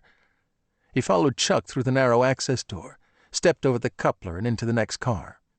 He half expected Chuck to make some sort of move at that point, either turn on him or run, but he did neither. Instead, he weaved his way through the crowded car and onto the next. Romeo followed him through 6 more before the man spoke again. "It's this next one up here," he muttered, crossing over another coupler into another crowded freight car. How Chuck knew that, Romeo had no idea. All the freight cars looked the same to him. Musty big boxes filled with smaller boxes. Lots of eyes, too. That wasn't lost on him. There were far more people on the train than he expected, all of them damn good at keeping to the shadows. 2 cars back, some woman kept pace with him and got Romeo's wallet out of his back pocket before he realized she was there. He would have broke her arm, but he gave her props for going all stealthy. Instead, he only snapped her wrist before taking his wallet back. From the gloom ahead, Chuck stopped and scratched the side of his chin. He was staring down between 2 large pallets of computer printers. "Right here, just like I said." Although Romeo's eyes had adjusted to the dark, he went ahead and turned on his phone's flashlight to get a better look. Juliet's clothing was bunched together in a ball and crammed halfway under one of the pallets. Shorts, shoes, top, and bra. Even her hair tie. Everything she'd been wearing the last time he saw her. Fucking skinny bitch. This had to be her again. Abercrombie didn't have the smarts. When Romeo bent to pick up Juliet's shoe, the wound in his side howled in protest. "You all right, friend? You're looking a little light in the face." Romeo grabbed Chuck by the scruff of his beard and slammed the man's head into a metal support pole. There was this sickening crunch. He hauled back and did it again. Chuck made a couple of odd noises after Romeo tossed him off to the side, but he went quiet fast enough. When Romeo bent for Juliet's shoe again, he moved a little slower. She had tiny feet, size 7 on a good day. These were her favorite Vans. He brought the shoe into the light and peeled back the padding. The Apple AirTag was right there where he'd planted it all those months ago. How the hell had Skinny Bitch known? Another thought popped into his head. They weren't on this train. Never had been. Only him. Skinny Bitch fucking conned him. The large door in the side of this particular freight car was closed, but the vibrations alone were enough to tell him they were still picking up speed. How long had he been on this train? An hour? More? Fuck if he knew. How far had it gone in that time? Too far, his mind muttered through the syrup coating his thoughts. Way too fucking far. Chuck's bowels must have opened up when he died, because the air suddenly stunk of shit. They never left the train yard. This was all some bullshit ruse. He needed to end this. Now. Romeo quickly scooped up Juliet's clothing, balled everything up under his shoulder, then went to the freight car door and yanked it open. The train was moving much faster now and still picking up speed. He pocketed the AirTag and tossed out the rest, watched the clothing scatter in the weeds and brush along the sides of the track. Leaning out, Romeo tried to get a look at what was coming. He was no longer in Boston proper. Civilization had shrunk from tall buildings to old tenements, shotgun homes, and strip malls. Before he could change his mind, he sucked in a breath and jumped, praying not so silently to hit the ground on his good side. 70. The horn beeped again, frantic, cut short. Brendan looked toward the open door of the freight car. Another beep. He reached for Abby and squeezed her hand. "Are you sure about this?" She let out a soft chuff. "No, but I keep asking myself, what would Emily do?" She nodded. "Yeah, what would Emily do?" "And Emily is sure." Together they went to the door, pausing at the opening to look back at Juliet, secured and quiet in the corner of the old freight car, a bag still over her head. They'd made Juliet strip out of her clothes and change right after they blew up the van, assuming if one AirTag had been planted, there were more. It was Abby's idea to put her old clothes in the train heading west when they found the small transmitter in her shoe. That insanely long train was finally gone, the last of the cars having vanished from view about 10 minutes earlier. The freight car they'd been hiding in looked like it hadn't moved in years. No longer on tracks, it rested in the dirt, surrounded by weeds. There was a hole in the roof where the wood had rotten away. The door was rusted open, some discarded relic from a time past. "Brendan?" Are you sure?" He nodded. "Let me see the phone." He dialed the number from memory. "This is Agent Bellows. This is Brendan Hollander." There was a silence on the other end of the line, and Brendan could picture Bellows signaling someone, soundlessly instructing them to trace the call. Something they could do in seconds, even with a burner phone. "Brendan, a lot of people are trying to find you. You and your wife. You need to come in so I can protect you." Brendan thought about the triple chime he'd heard on the news broadcast, possibly coming from a member of law enforcement, possibly coming from Bellows, if he had been there. "We have proof intent is behind everything. Do you know Beacon Park Yard in Boston?" "The old train yard?" "Yeah, the old train yard. Send someone. Tell them to find the freight car with ID number—" He leaned out the door to get a better look at the side. 53-AFT792. The woman behind the murders, the one who burned down my house, is tied up inside. She said her name is Juliet, but that's probably fake. Repeat the number to me. 53-AFT792. Brandon, if you have proof, you need to— Her boyfriend, her accomplice, is on a westbound train that left the yard about an hour ago. Big guy with a gunshot wound in his abdomen. You need to pick him up. Both of them. They had a hit list, Bellows. I've got a copy. You, Stuckey, anyone investigating all this is a target. You need to watch your back." Silence. "Bellows?" "Stuckey and his wife were taken from a safe house near Boston Harbor at a little after 2 today. I've got 4 agents down." The call wasn't on speaker, but the volume was loud enough for Abby to hear. She gripped his arm. "Taken how?" Bellows didn't hold back. "I haven't seen the full report, but from what I was told, they slit the throats of the 2 agents we had positioned outside, then took out the remaining agents when they answered the door." "Why would they let them in?" "The assailants were dressed as Boston PD. There are players everywhere. On the streets, in the supermarket, school teachers, police. That's what the girl, Sally, had told them. They weren't dressed as Boston PD. They probably were Boston PD, and their points had gone up. "How's he supposed to protect us?" Abby said in a childlike voice. The truth was, he couldn't. Kim, Dubin, now Stuckey and Hannah. These people wouldn't stop. Not until they got what they wanted. Not until Brendan and Abby were dead too. "Beacon Park Yard, Bellows. 53-AFT792. Get someone here, fast." Brendan disconnected and tossed the burner phone back into the freight car. The horn beeped again. A gray Saab was parked in the gravel next to the freight car. The window rolled down, and Dr. Bixby eyed them nervously. "You two better get in before I change my mind." They jumped down from the opening and quickly scrambled into the Saab. "Thank you," Abby told Bixby. "You might be the only person we can trust." Bixby seemed to consider that for a moment, then handed Abby a folded sheet of paper containing Roland Ludlow's address. "He wasn't difficult to find, not with such a unique name." The address was in Chicago. Bixby's face was lined with anxiety as he watched them both in the rearview mirror. He finally said, "Are we ready for a road trip?" Abby handed the address back to him. "As fast as you're willing to drive." 71. Jumping from the moving train. Landing on the asphalt. That had been a bad idea. In hindsight, Romeo knew it had been his only play. But he was already banged up, and shooting for grass or brush would have been smarter had he bothered to think things through before going all Superman out the open door of the freight car. He hit the pavement on his left shoulder with his arm pinned under him, the ball of his fist in the perfect position to jab right into the gunshot wound like some ultimate fuck you from karma. He rolled for a bit, and when he came to a stop he was in the middle of an intersection that, lucky for him if any of this could be considered lucky, had stopped as the train went by. A heavy-set man behind the wheel of an old Cadillac had been the first in a long line of waiting cars, and when Romeo finally stopped rolling, the man had climbed out, no easy feat considering his bulk, and shuffled over to see what was doing.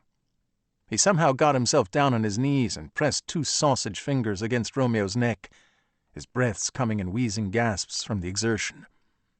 "Mister, you alive?" Romeo let out a grunt that must have passed for yes, because the man pulled his fingers away, Try not to move. You're bleeding. I'll call for an ambulance. Just stay still. The fact that Romeo was bleeding wasn't exactly news to him. The good news was the large man was looking down at Romeo's T-shirt when he said it, at the gunshot wound, not something new. Romeo managed to sit up, blotted at a couple of fresh scratches on his cheek, and pulled the Bowie knife from the sheath on his right ankle. He pressed the tip of the blade into the middle of the large man's 3 chins. "I'm going to take your car now, and you're going to let me. We understand each other, hoss?" The man blinked, then gave a nod. "Keys are in it. You go right ahead." Romeo got himself standing, every inch of his body screaming in protest. His damn thumb was pointing in the wrong direction. Back when Romeo did his first stint in juvie, he busted his left thumb on some kid whose face was all chin. The staff nurse said it, but did a piss-poor job, and the joint never did heal right. It hurt like a mother in cold weather, and would sometimes dislocate at the most inopportune times. Romeo gripped his thumb with his other hand and jerked the bone back in place. There was fresh wetness coming from Romeo's gunshot wound, but it wasn't blood. When he touched it, his fingers came away sticky with more yellow pus. The fat man looked like he might throw up. "I'm taking your damn car," Romeo told him. He thought that was the end of it. This man looked like no fighter. He was still on a knee when Romeo started for the caddy, but from behind him came a hollowed grasp at a mouthful of air. The man lunged and slammed into Romeo's back with all his bulk. Got him low like a wrestler, or like he was pulling from some ancient memory of playing high school ball, the kind of tackle that cost you 15 yards if the refs caught it. Romeo was big too, not fat, big but sturdy big, and that simple fact kept him on his feet. He stumbled forward, caught his balance, then looked behind him to see the man drop from his waist to the pavement in a tumble best described as the opposite of elegant. His face buried in the blacktop, he shouted, "You're not taking my car!" Romeo turned, raised his size 12, and brought it down on the man's neck. That was the end of that. But when Romeo looked back up, he realized several of the people who had been parked behind the fat man and his caddy had gotten out of their cars. Most were holding up their phones, either calling someone or filming, neither of which was good. Romeo took out his own phone and dialed the 3rd number down in his favorites. As always, there was no hello. Romeo simply said, "I got looky-loos. My location. I need to disconnect and wipe." "Understood." They'd charge him. He'd lose big points for something like this, but it was the cost of doing business. By the time he lowered his phone, all those people were staring at their mobiles, frantically swiping, tapping, and whatnot. Romeo wasn't going to pretend he understood the specifics of how it worked, but he got the gist. If someone had the app installed, and most people did these days, the folks in tech had full access to their phones. Dropping calls, wiping images, that was all easy peasy. Those same phones had Bluetooth, which gave them access to all other phones with Bluetooth on, which was everyone within a 30-foot radius. It was like they left the front door open. Hacking those devices wasn't much harder. By the time Romeo reached the caddy and settled into the white leather driver's seat, all electronic evidence he'd been there was gone. He threw the car in reverse, backed into the bumper of the Honda behind him, and pushed the car back until it reached the pickup behind it and got stuck. Romeo got himself the few extra feet he needed to turn the caddy and get into the lane heading back toward Boston. The fat man had been listening to Waylon Jennings, and that sat just right with Romeo. Nothing like a little outlaw country to set the mood for what was coming. 72. They'd driven in silence for nearly an hour, not because there wasn't anything to say, but simply because Abby and Brendan were too tired to talk. The sleep they'd caught in the freight car had been brief, and brought no more rest than a fox cornered in a tree by a pack of rabid wolves might find. The second they fell into Bixby's back seat and started moving, the weight of everything seemed to lift slightly, if only temporarily. Brendan felt like they were standing in the eye of a hurricane. The worst was yet to come, but quiet for now, blissfully quiet. Abby settled in the crook of his arm and drifted off.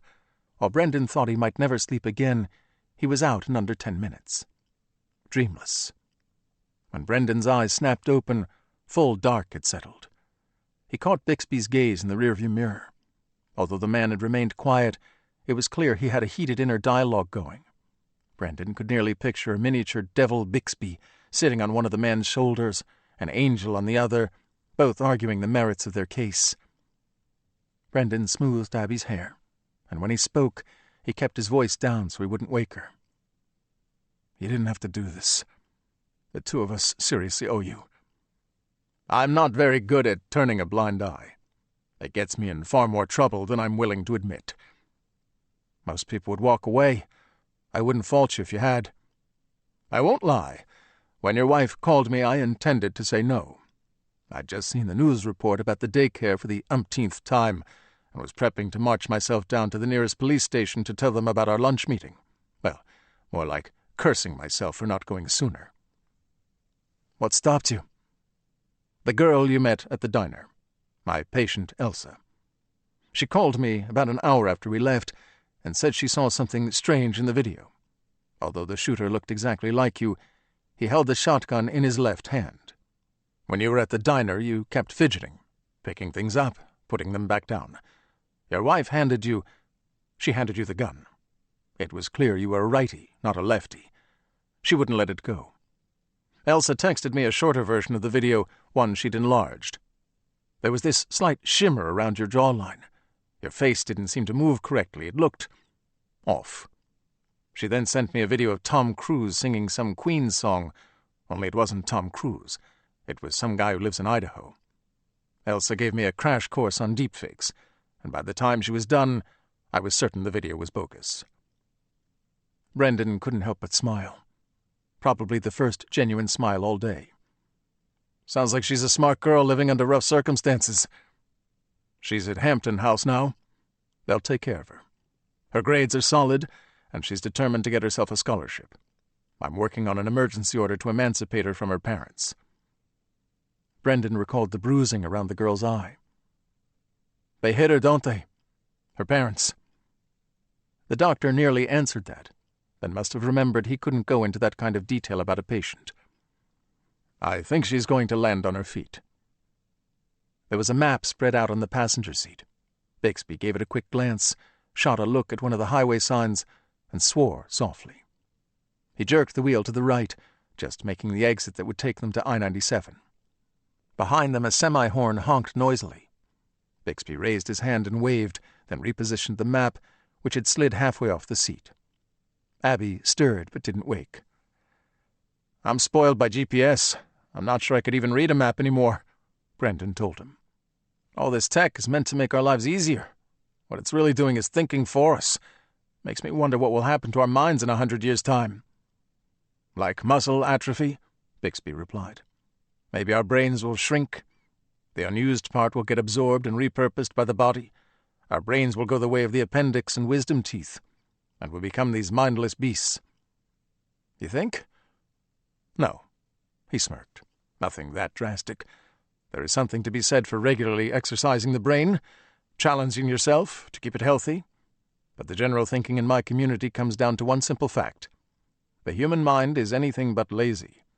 If you free up some thought real estate with modern technology, the brain will utilize that space for something else. Instead of thinking about a map, I might be composing a sonata, that sort of thing. Fringe theories suggest this might lead to our next big evolutionary jump, as our brains go in directions they never did before." "We're dependent, though," Brendan pointed out. "If the tech went away, we'd have to relearn basic skills just to survive." "But we would relearn. I haven't read a map in years, but I'm doing it now. Maybe a little clunky, but I'll have it down by the time we reach Chicago. That doesn't mean I don't miss GPS, but I can get by without it." "What did you do with your phone?" "Per your wife's instructions, it's on my kitchen counter along with my smartwatch, my Fitbit, even my earbuds." "So you have no electronics with you?" He shook his head. "She told me if it must be charged, leave it behind. I feel oddly naked." Brendan understood what he meant. He'd grown so accustomed to carrying his phone, he kept glancing down at his empty palm to check email, messages, news, notifications, a million things that normally filled his day. It was both unnerving and refreshing to be without those things. Even with his wife sleeping in his arms and Bixby in the front seat, he felt alone. At the base of the exit ramp, Bixby managed to merge onto I-87 without a single person beeping at him. He settled into the middle lane and set the cruise control at 9 miles per hour over the limit.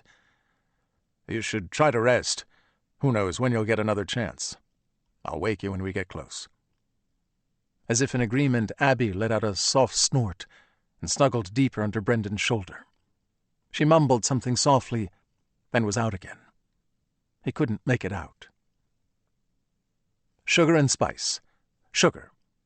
If you were about to lose your partner forever, would you rather text them 1,000 words or speak only 3? 73. The return trip to the Beacon Park yard took Romeo less time than he expected it would.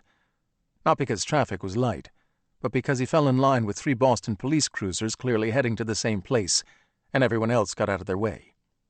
The flashing lights and sirens of those 3 cars drew attention, but were nothing compared to the circus awaiting them at the train yard.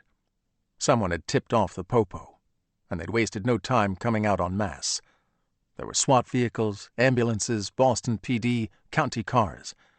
Anyone and everyone with a badge and a gun made the trip. The TV crews were there too.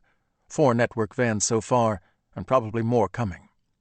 But to their credit, the police held them outside the yard gate.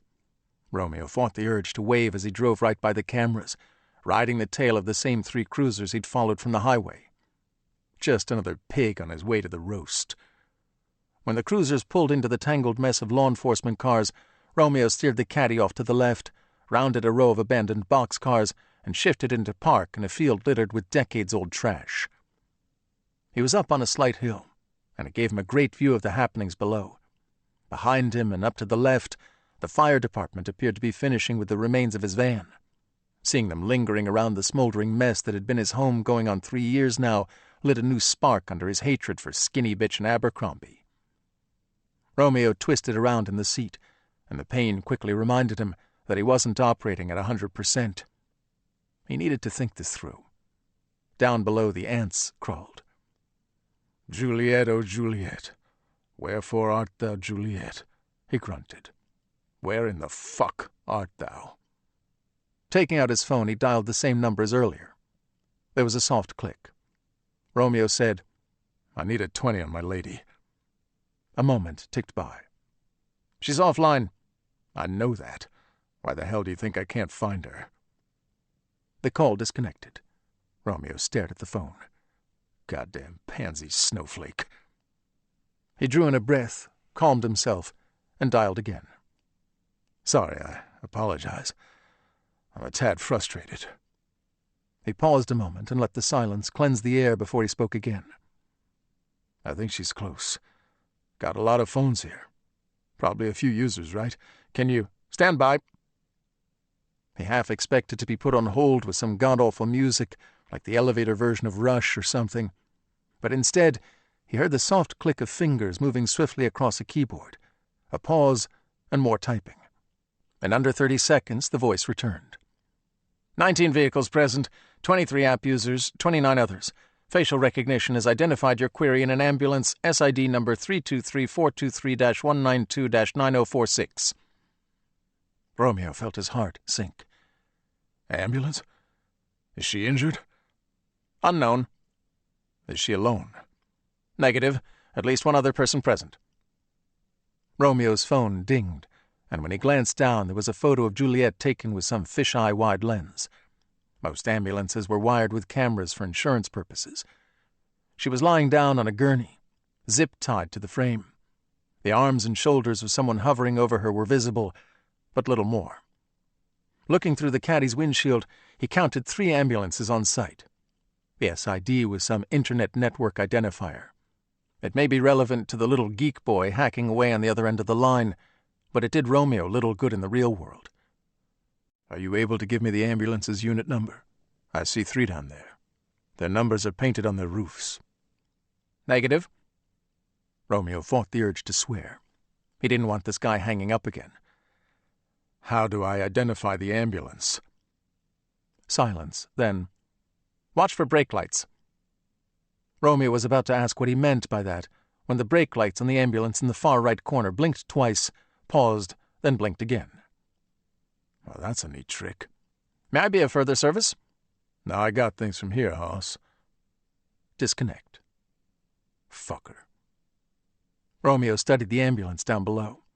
There may only be one person inside, but the surrounding area was littered with uniforms, all of them itching to plug someone. He didn't need to look in the mirror to understand he wouldn't blend in if he were to go down there. He'd be lucky to get 10 feet before they pounced on him. Tasers, cuffs, batons, and who knew what flying about. No, that would not work. He wasn't exactly up to his usual physical snuff either. The fever was back, and every inch of his flesh ached with it. She was right there. He couldn't exactly leave her. Right there. Then an idea came to him, and to be perfectly honest, the fever might have put it there. It wasn't the kind of thing he'd normally come up with when his head was on straight. The world looked a little different from behind a temperature. Thoughts got muddy. It was like the fisheye lens, all distorted. Those pigs below, they were in their own fisheye, their own bubble. He only needed to pop it. Romeo shifted the caddy into reverse and backed up as far as he could, until the bumper was kissing an old tractor of some sort.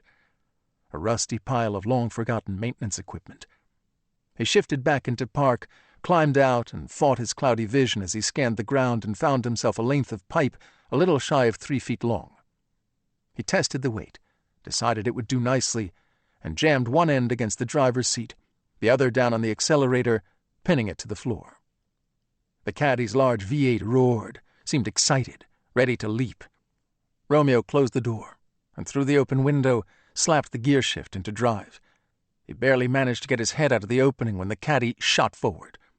The car was doing maybe 50, possibly more, when it clipped the corner of an old flatbed rail car on the opposite side of the hill and launched over the edge. Romeo glimpsed the car, do a partial corkscrew in the air, before it vanished from view. That was followed a moment later by one hell of a bang and a whole lot of screaming. 74. Romeo scrambled down the hill as quickly as he could, every inch of his wrecked body screaming. He had no gun, wasn't sure exactly where he lost that. He still had the Bowie knife, but he left it in the sheath on his ankle. None of that really mattered. Brandishing a weapon of any sort in this crowd would get you a one-way ticket to Ennsville. Turns out he didn't need it. These people had their hands full. Covered in flames, the caddy had landed ass up on top of the SWAT van after clipping a few of the cruisers and at least one unfortunate gentleman in a Boston PD uniform who no longer had a head. Someone or multiple someones must have been in the SWAT van, because a dozen first responders were scrambling, trying to get the back door open as the fire spread. Romeo reached the bottom of the hill and walked right by everyone. With his blood-stained clothes, pronounced limp, holding his left side, he fit right in. Well, not quite, but he certainly blended a bit better than he would have a few minutes ago pre-airborne caddy. He crossed over to Juliet's ambulance, without a single question asked.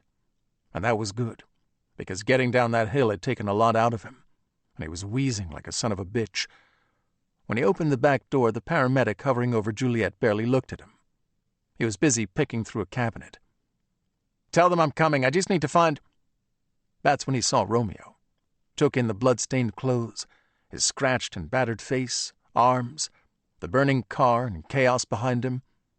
Jesus, how bad is— In a move far more fluid than he should have been able to muster in his current state, Romeo grabbed the frame of the ambulance, hoisted himself up, and throttled the paramedic in one of his large hands. He gripped him by the throat and squeezed him with a strength he knew he shouldn't have, but was grateful to have found. He squeezed until his fingers nearly touched.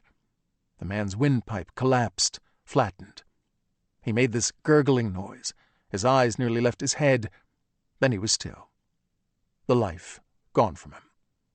Romeo cast him from the opening to the dirt below and pulled the doors shut. Juliet beamed. "I knew you'd come for me, baby." He had no words. His vision was going white. He spotted a pair of scissors on a shelf to his left and managed to pass them to Juliet before the world went all swimmy, and he passed out. When Romeo woke, he was zip-tied to the gurney, belted down too. He couldn't move, but the ambulance certainly was, moving fast. The siren wasn't on, but the lights were, flashing red and blue. The world outside the small windows and the back doors was black beyond those flashing lights, much darker than earlier, and he knew he'd lost a few hours, maybe half the night, maybe more. He twisted his head around just enough to catch Juliet in the driver's seat. She was singing softly to herself, tapping out a rhythm on the steering wheel. The movement was nearly enough to send him to La La Land again, and he turned back around, licked his lips, and managed, "Baby doll." He must have startled her. Juliet's singing stopped. The ambulance jerked to the left, then righted itself. "Romeo, you had me so worried." He tugged weakly at the bindings around his arms. "Why you got me tied up?" "I had no choice. You wouldn't keep still on account of the fever dreams. I thought you might hurt yourself." "How long?" His throat was full of sand. Voice didn't want to work. He realized he had an IV in his arm. The half-empty bag of saline was hanging from the ceiling. "How long were you out?" He nodded and realized how stupid that was. She couldn't see him. "It's almost 4 a.m. You've been sleeping about 10 hours. On the floor off to his side were the remains of his T-shirt and a pile of red-stained bandages. There were a few empty IV bags, too, along with some glass vials. "I patched you up proper this time," Juliet told him. "Cleaned the wound with saline and antibiotics. Got you on an antibiotic drip along with some choice pain meds. I guess that might be partly why you slept so long. But truth be told, you needed it, and I knew I could do the driving, so I figured best to let you get your rest." Romeo licked his lips. They were dry and cracked. "Chicago?" "Yeah, baby, Chicago. Making good time, too. Ain't nobody messes with an ambulance. Even the stadies get out of the way. Not that there's many of them this time of night. Romeo, I ain't gonna lie. It's bad. They got a jump on us. She knows, too. She ain't outright come out and said it, but she knows." This time he turned his head. He needed to see Juliet's face. You talked to her?" She bobbed her head. "She called you twice. I couldn't not answer. I do that, and you know what her next move would be." She'd do what Romeo would do. She'd order a hit on the two of them and clear him and Juliet off the board. Triage, cleanup. She'd told him as much the last time he'd talked to her. She'd kill them and let some other player take care of skinny bitch and Abercrombie. "She called you twice." Juliet had answered his phone. That meant the woman knew he was down. She might just be stringing Juliet along. "Where exactly did you tell her I was?" Romeo managed. He felt the strength coming back to him, and that was good. The antibiotics were working. "Oh, you'll love this. I covered for you. I told her you stole a car and were a few hours ahead of me. I told her you left me your phone, but would be in touch as soon as you got to Chicago." Romeo looked up at the ceiling. It didn't take him long to find the fisheye lens that had captured the image of Juliet earlier. There was no red light, nothing to tell him whether or not it was on, but he knew at some point they'd got a good look at him. She knew exactly what kind of shape he was in and where he was. Hell, there might be a target on this bus right now. 75. When Brendan opened his eyes again, the car was slowing. Bixby had exited the highway and was following signs to a service plaza. "The car needs gas. I need coffee and a bathroom." With a soft nod, Brendan yawned and wiped the sleep from his eyes.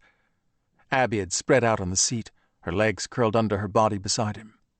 She stirred, sat up, and looked out the window. A hint of morning sun had splintered the horizon. "Where are we?" "Coming up on Cleveland." Bixby glanced down at his wrist and realized he wasn't wearing his watch. "I think it's a little after 4 a.m. The service plaza was nearly deserted, only 2 other cars. He parked next to an empty pump and shut off the engine. "I don't want to risk using a credit card. I'll go inside and prepay with cash. Do either of you want anything?" At the idea of food, Brendan's stomach gurgled. He couldn't remember the last time they'd eaten anything. He was starving. They both were. "I'd love something hot," Abby told him. "Maybe a burrito? Coffee, too?" Reaching into her pocket, she pulled out some of the remaining cash and tried to hand it to him. Bixby quickly waved her off as he started toward the store at the center of the plaza. "I got it. You're on pumping duty." He vanished inside. A moment later, the pump's display flashed and reset to 0. Brendan removed the nozzle and began filling the sob. A small television screen on the pump came to life with the news. "Brendan, that's the train yard." She was right, of course, but Brendan barely recognized it. Several images flashed behind the anchor's head, Multiple fires, a large car upside down and engulfed in flames, the remains of the van still smoldering, an insane number of first responders and emergency vehicles. All the shots were shaky, taken from a distance. The broadcast was muted, and Brendan saw no way to turn up the sound. It didn't matter. After a lingering view of the freight car where they had left Juliet, both his and Abby's pictures appeared along with the caption, "Murderous Spree Continues." Abby looked toward the store, then back at Brendan. We need to talk about Bixby. It's not fair to pull him deeper into this. Brendan had been thinking the same thing. Bixby had gotten them out of Boston. For that they were both eternally grateful. But to bring him to Chicago, to whatever came next, he didn't deserve that. Abby said, "Let me see those SD cards. Tell me if he comes out." Brendan fished the cards from his pocket and handed them to her. She tore off a corner of the map and scribbled out a quick note instructing him to get the cards to Bellows at the FBI. Below that, she added, "Thank you for everything. We need to finish this on our own." She folded the card inside the note and placed it on the top of the gas pump just as the nozzle clicked off. Brendan was replacing the nozzle in the cradle when he spotted a state trooper pull up and come to a stop at the double glass doors leading into the plaza store. "Abs?" She saw it too. "We need to go." Trying not to draw attention, Brendan got behind the wheel while Abby rounded the car to the passenger side and got in too. As he started the car, the trooper climbed out of his cruiser and surveyed the cars in the plaza, of which there were few. It only took a moment for his gaze to land on the Saab, and he did not look away. Instead, he looked down at the phone in his hand, then back at them.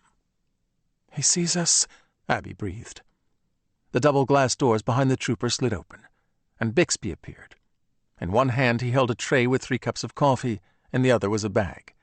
He froze at the sight of the police cruiser in his path, the officer standing just beyond it, then his eyes met theirs.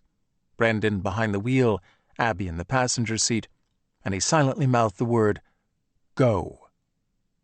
Trying not to look conspicuous and failing miserably, Brendan slipped the Saab into drive and pulled away from the pump. Back on the sidewalk, Bixby appeared to lose his footing. He stumbled forward and smacked into the side of the police car. The tray with the 3 cups left his hand, skittered across the roof, and opened in the air, peppering the trooper in the car with hot coffee. He spun around, his arms flailing. Unintelligible shouts filled the parking lot as Brendan quickly followed the signs back to the highway, leaving the plaza behind them. "We seriously owe that man," Abby finally said. 76. From the front of the ambulance, Romeo's phone let out a triple chime. He twisted his head and caught a glimpse of Juliet picking it up from the passenger seat and reading the message. She frowned and tossed the phone back down on the seat. "That's some bullshit.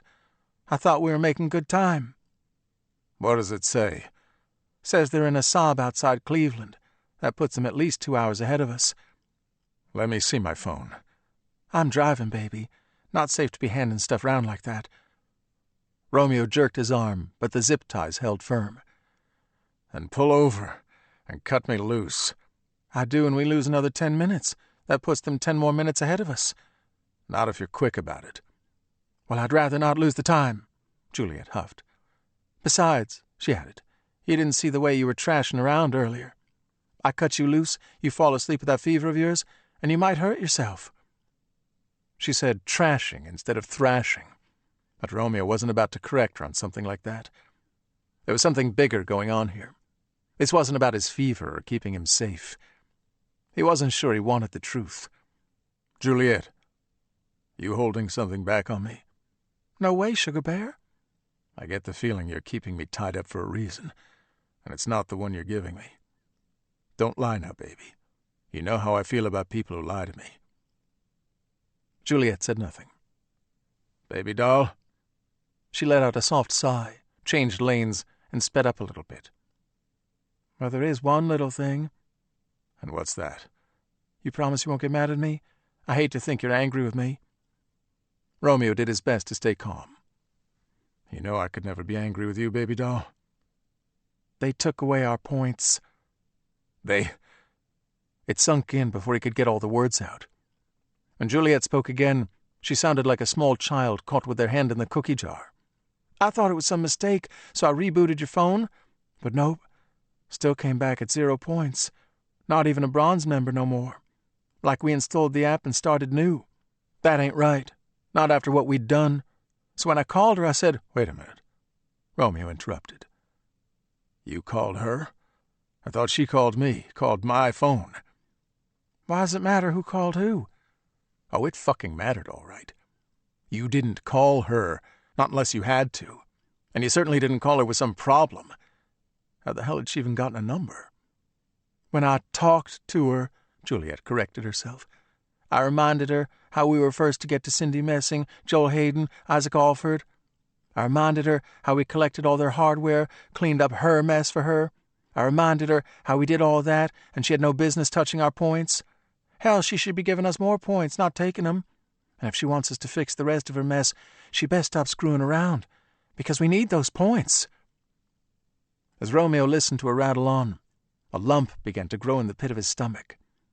This hot, festering thing dripping with acid, just growing there, choking him from the inside. He didn't realize he was yanking on the zip ties again until they started to bite into the flesh around his wrists. She said we were sloppy, said you were a sledgehammer when she should have used a scalpel, said we were doing more damage than good. Juliet smashed the steering wheel with her palm. Well, I told her she could shut the fuck up right there because ain't nobody could have gotten things done better than us, and just 'cause we got thrown a curveball didn't mean we were out of the game. I stood up to her, Romeo, 'cause somebody had to. He bit his tongue. Literally. He needed to taste the blood to keep from speaking his mind. Romeo needed that bit of pain to bring clarity. "Tell me," he asked her, "how did she react to that? Being told to shut the fuck up?" Oh, that's when she came around. How so? She gave us until tonight to fix things. Romeo wasn't sure he wanted to hear any more, but knew he had to. How? Exactly? Her scalpel. Her scalpel? Yep. I don't follow. Juliet looked over her shoulder at the IV bag hanging from the ceiling. Are you still a bit cloudy, Sugar Plum? I can dial back the pain meds. Romeo jerked at the zip ties again. Just explain it. She said, those two trust her scalpel. They trust her.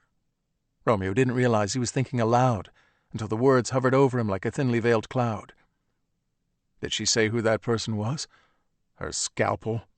Nope, and I pressed her on it. Don't doubt that for a second. I told her if we were going to see this thing through, we need to know. But she insisted it wasn't important, not to us. That's when she told me what we needed to do. To fix things? Juliet nodded. To fix things. Tonight. If tonight was the tonight Romeo thought it was, and his days and nights were both a bit hazy, there was only one thing happening tonight that he knew about that could possibly play into all this. She's leading them to the fall ball, isn't she? Drawing them. Juliet didn't answer that, but she didn't have to. It made sense. If they were stupid enough to venture into the center of the viper's nest, they'd be completely isolated, surrounded by players. Not just any players, but top-level players who wouldn't think twice about ending them to add a few more points to the leaderboard. Manipulating the press to hide all the rest was easy. She'd clean up the story, get it to play out in some way that made sense. For her. She told you how to find the fall ball? Juliet nodded. Yep. But why would they go? They gotta know that's a death sentence. Walking in there. Why not just take what they got to the feds? Dunno, Juliet replied. She said I go to the ball, I make them disappear, I get her points back. How the rest plays out don't much matter to me. Romeo let those last few sentences sink in. Juliet, baby. I heard a lot of I's and me's in that last statement. Not no mention of we or us. The ambulance was racing, probably pushing 100 miles per hour, but Juliet gave it more gas anyway. The engine screamed and jerked forward. He barely heard her over the roar, and part of him wished he couldn't. The thing is, her scalpel can fix a lot of this stuff, can shut those two down for sure, but you made a lot of noise over the last few days, and there's no way to blame it all on them. When people start to string things together, they'll realize the Hollanders couldn't possibly have been in all the places they needed to be to account for everything that's happened. Only some of those places. For it all to work, to tie things up nice and neat, they'd have to have been working with someone. Someone who wasn't afraid to get loud. Someone akin to a sledgehammer. Romeo jerked at the zip ties again. Juliet, baby, that ain't the way. You always said you wanted what's best for me, Sugar Plum. You said you'd do anything for me. How many times you tell me you'd die for me?" Again, Romeo yanked on the zip ties. He put his entire body into it, but the belts around his waist held him firm to the gurney. "Juliet, this ain't—" Reaching back, Juliet twisted one of the valves on Romeo's IV. He felt a warmth enter his veins. "I'd hate to see you hurt yourself, Sugar Plum. Maybe it's best you sleep for a bit while I drive. This'll all be over soon enough." 77. Driving through the night in the better part of the day, Brendan and Abby finally exited the highway at a little after 6 in the evening and wound through back roads before reaching their destination. Roland Ludlow's house sat atop a hill at the end of a cul-de-sac in an affluent suburb of Chicago known as Oak Brook. A stone Tudor more akin to the English countryside, it would have appeared out of place if it weren't for the ancient live oaks peppering the yard and partially concealing the home from the street. With the setting sun, the streetlights had begun to tick on. Same with decorative lighting around the property, bathing the home in subtle pools of light. A man was in the driveway, loading bags into a matte black Range Rover. Brendan and Abby parked on the street and walked up the driveway, making no attempt to hide their approach. When he saw them, he didn't seem surprised. He picked up another bag and shoved it into the vehicle. "She knows you're coming.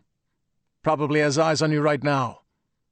He gestured at 2 security cameras pointing at the driveway. "Doesn't matter who owns them. She's got her fingers in everything." "You know who we are?" Abby said, slightly surprised. "Of course I do. I'm frankly surprised it took you this long to get here. Another 10 minutes and I'd be gone." He eyed the .380 tucked in the waistband of Brendan's jeans, but didn't seem fazed by it. "For the life of me, I don't understand why you'd come here. But she said you would. And here you are." He loaded the last bag in the back and closed the door. "Crazy bitch doesn't seem to know how to get things wrong." Abby stepped closer. "You said she, not them. Not the players. You said she. Do you know who's behind all this?" When Ludlow didn't reply, Brendan pushed harder. "It's Robin Church, isn't it? That's her name?" At the sound of a triple chime, Brendan's heart thudded. It came from Ludlow's phone. Leaning against the back of the Range Rover, Roland Ludlow read the message and shook his head. "I didn't sign up for any of this." "What does it say?" "Well, it's a spice. Nothing mysterious about it. Like I said, she knows you're here. She wants me to walk you back to your car and shoot you both. Make it look like a murder-suicide. Apparently you've outlived your usefulness." He shrugged. "Not like you're the first. Ain't that how it goes?" Already knowing the answer, Abby asked, "Are you going to do it?" "I'm done being her dancing monkey. I've earned enough. I'm getting out." Ludlow rounded the vehicle to the open driver's side door, reached in, and tugged the hood release. Back in front, he raised the hood, took a moment to study what he found, then ripped a small black box from the engine compartment and tossed it to the lawn, where it landed next to the Range Rover stereo and several other electronic components Brendan didn't recognize. Ludlow took one last look around the engine, appeared satisfied, and closed the hood. He glanced at his watch, a wind-up Timex that might have belonged to his grandfather, it looked so old. "You clearly have questions. I'll give you 10 minutes, then I'm gone." He nodded at the cameras. "Inside, not out here." Ludlow didn't wait for them to answer. He went up the path to the front of the house, leaving the door open behind him. The interior of the house was open concept, warm and inviting, yet something was missing. Brendan didn't realize what that was until Ludlow led them to the kitchen and motioned for them to sit at the table. There was a hutch against the wall filled with family photographs. Roland Ludlow had an attractive wife and a daughter of around 8. She had her mother's long dark hair and chestnut eyes, a beautiful smile, missing 2 of her front teeth. Ludlow lowered himself into a chair. "I got them out 4 days ago." He nodded at Brendan. "About the same time you and your friends were going through our offices downtown. That's when most everyone split." To Brendan, that felt like a lifetime ago. He couldn't imagine it had only been 4 days. Abby let out a soft gasp. "Brendan." He turned to find her pointing at a body on the floor near the back corner of the living room. A dead man of maybe 35. There was a butcher knife sticking out of his chest. "That's the second one she sent for me in as many days. I put the other one out in the tool shed." He said this matter-of-factly. He might have been rattling off a recipe for pumpkin pie. An old video camera was mounted to a tripod a few feet from the dead man, pointed at a well-worn recliner. Cables snaked back across the room to a 65-inch flat screen hanging on the wall. Ludlow snapped his fingers and drew their attention back to the kitchen table. "Sit." They did. On the corner of the hutch sat a pile of electronics amid a tangled mess of cords. 2 phones, 2 tablets, laptops, smartwatches, 3 smart speakers, a Wi-Fi router, all of it powered off. Studying them both, Ludlow drummed his fingers on the tabletop. He chewed the nails to the quick. He looked at his ratty index finger like he was considering going back at it, then leaned back instead. "You know she's stealing from players, right? Do you know where she's hiding the money?" "She's paying it back out to the higher levels. Bronze, silver, gold, and platinum," Abby replied. "Someone else called it wealth redistribution." Ludlow waved a dismissive hand. "She's paid some of it back out, but that's pennies compared to what she hauled in. I'm asking if you know where she stashed the rest." Brendan's heart thumped. A deep rattle as if to punctuate what Ludlow had just said. Because when the man put it in those simple terms, something clicked in the back of Brendan's mind. Something he should have caught much earlier. "She's funding the loans," he said in a voice that was almost dreamlike. His mind was racing now, putting pieces together. "What loans?" Abby asked. "We found a bunch of defaulted loans on Intense Books. The borrowers on those loans were all bogus. Isaac Alford and Joel Hayden were behind them. Shell companies mostly. They emptied those accounts and hid the money at the bank in Laos.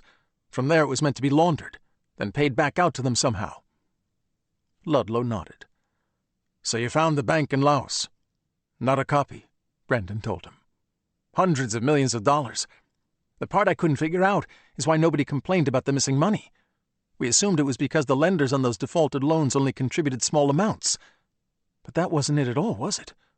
She funded those loans. Robin Church. That's why nobody was looking for it. All that money came from the app." Brendan's eyes grew wide. "She planned to store the money at Intent, in their peer-to-peer lending system. It wasn't supposed to leave. Isaac Alford stole it from her." Ludlow was smiling now. "He yanked all that money right out from under her. Put it in the one place she couldn't reach." "That's why she killed him," Abby said. "All of them." Ludlow sat back in his chair. "She's generous until you steal from her. Then she can become a righteous bitch." Brendan blew out a breath, considered all of this, then looked back up at him. "Yeah, you never know who you can trust." The shot was loud. Ludlow slammed back into his chair, then slumped forward. Dead. When Brendan's hand came up with the .380, smoke was still coming from the barrel. 78. Abby screamed.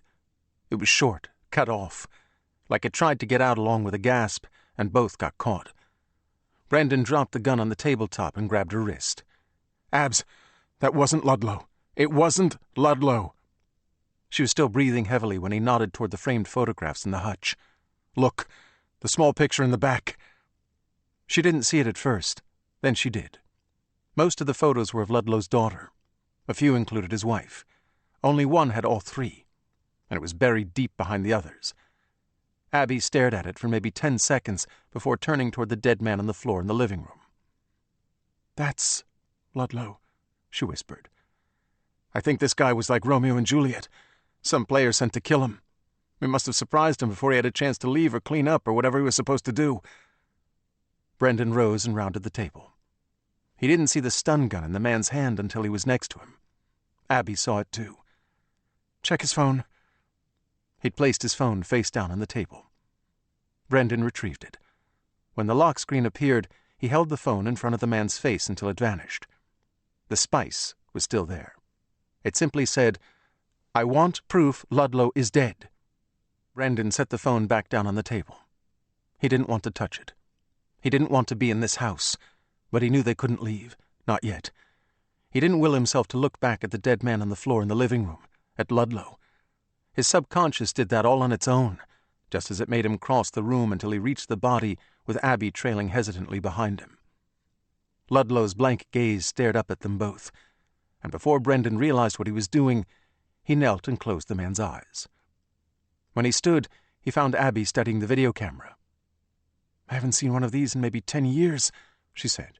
"It uses VHS tapes." "It's not connected to the internet. There's no way to access or erase it remotely." Brendan studied the buttons, then rewound the tape and clicked play. There was a flicker of static, and Roland Ludlow appeared on the large television. "If you're watching this, I'm dead." He paused and smiled slightly. "That is not something I ever expected I'd be saying. I've had a lot of unexpecteds over the past few months, but here we are. If you're with law enforcement, maybe this will be useful. If you're working for her, at least do me the courtesy of watching through the end before you destroy the tape. Maybe you'll change your mind." He stared at the camera a moment, then continued. "I'm not going to say her name for obvious reasons." He held up a smart speaker for a second, then tossed it off to the side. "She's listening. What I'm about to tell you might slip past her as long as I don't say her name. She's got bots listening for that. It would draw her right in. You best keep that in mind, too. She's listening to everything." Brendan glanced at the pile of hardware on the hutch near the kitchen and thought about all the devices in their own home before Ludlow's voice drew him back. "We didn't start out expecting to hurt anyone. Well, at least I didn't. Writing peer-to-peer lending software is boring. When I suggested we code what would become the app you know as Sugar and Spice, I was just looking for a way to keep my team engaged. The app was something to keep us busy between the mundane stuff. Truth or dare for adults. What harm could come from that, right? There were 6 programmers on my staff, and 5 didn't give a shit, wanted no part of it. She was interested, though, and that was enough to keep me on the idea. She was by far my best programmer, and I was curious where she'd take it." He rubbed his chin. "Before I go into the app, you need to understand something. She might have been the most skilled coder I'd ever encountered. Barely an adult, but she improved intense software 100 times over. Could do it in her sleep.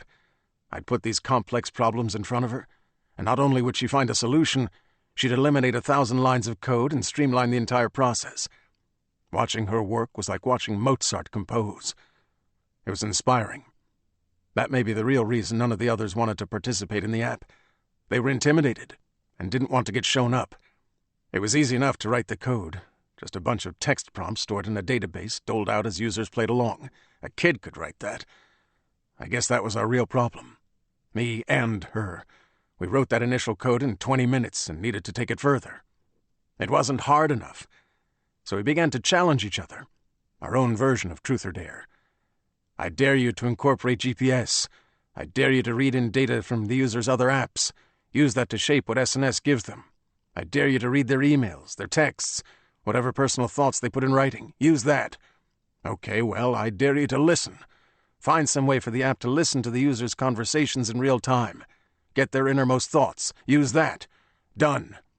How about we listen when they fuck their partners? Use that. Hell, we've got a camera. We can watch, right?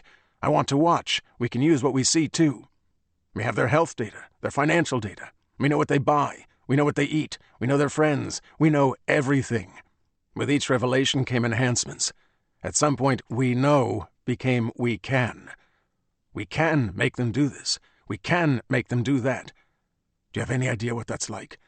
Having the power to tell someone what to do and watching them do it, in real time from their own phone? That made us feel like gods. That was like a drug. She got off on it as much as I did. Don't ever let her tell you otherwise. She was the one who came up with the whole payment system. I remember her saying, "You only need sex, drive, and money to rule the world, and we've got the first 2. How do we get the third? How do we use that?" Well, at this point, I imagine you're intimately familiar with how, so I don't need to go into all the details. He paused for a moment and gathered his thoughts. Initially, we only rolled the app out to intent employees. We kept it in-house. It was only meant to be a game, right? And that's all it was until the day it wasn't. The day she posted it to the various app stores. I told her to take it down, but I won't lie. It was a half-assed request. I knew she wouldn't, and I didn't push. I was as hooked as she was. I wanted to see what would happen. Neither of us expected it to take off as fast as it did. People will do anything for money. A woman in San Francisco stood naked on the Golden Gate Bridge. We had some guy jerk off in front of the fountain from Friends, the one in Central Park. We told people to fuck on buses, trains, and planes. Like any drug, you build up a tolerance. You need more to get high. Each spice became more daring than the last until we ran out of places to go with it. He fell silent, looked down at the floor, then back at the camera a moment later. I was the one who asked if she thought we could get someone to kill another person. I'm not proud of that. The thought came into my head and popped out my mouth before I could stop it, and she was nodding right along before I finished my sentence. I won't go into the details, but the short answer is yes. Like I said, people will do anything for money, for sex, for power. When you've got access to everything on someone's phone, it's like being in their head. It wasn't hard finding the right person to ask any more than it was hard to find their victim. Someone who deserved to die. I think that's when her and I started to see things a little differently. I was okay with doing it once. She wanted more. That was about the same time Isaac Alford found our money. We'd hit it good. Trust me, when you've got access to the code for an online financial company, hiding some money isn't hard. The problem was, we didn't have some money. We had a lot of money. If he'd come to us and just wanted in, I think we could have worked something out. But instead, he stole. And man, you don't fuck with her like that. I knew better. Isaac should have known better. But he did it anyway. The video flickered, and Brendan thought that was the end of it, but Ludlow reappeared. He must have stopped the recording to piece together what he wanted to say next, because when he returned, he leaned into the camera, his face awash with sincerity. I never agreed to kill Isaac. Cindy either. That was all her. I'm no saint. I did some bad shit, but they were friends, and that was crossing a line. I began wondering when she'd paint a target on my back. And if you're watching this, I had a right to be paranoid. If you're watching this, it means she wasn't willing to stop when I asked her to stop. When I told her she had to stop. It means she's taking it all to another level. Part of me is glad I won't be around to watch that play out. Because I know where her head's at. I know how she thinks. And that's scary as fuck. He licked his lips and slumped back in the chair, tried to force a smile. Whoever you are, whether you destroy this tape or not, please tell my wife and daughter I love them both more than anything. I'm sorry I brought all this down on us. I'm sorry I brought it down on anyone. Brendan was so caught up in the video, he didn't realize Abby had knelt next to Ludlow's body. On a chain around Ludlow's neck were 4 metal trinkets, bronze, silver, gold, and platinum, each containing a number. Sugar and spice. Sugar. When was the last time you lied? 79. Romeo woke to the sounds of laughter. Complete darkness.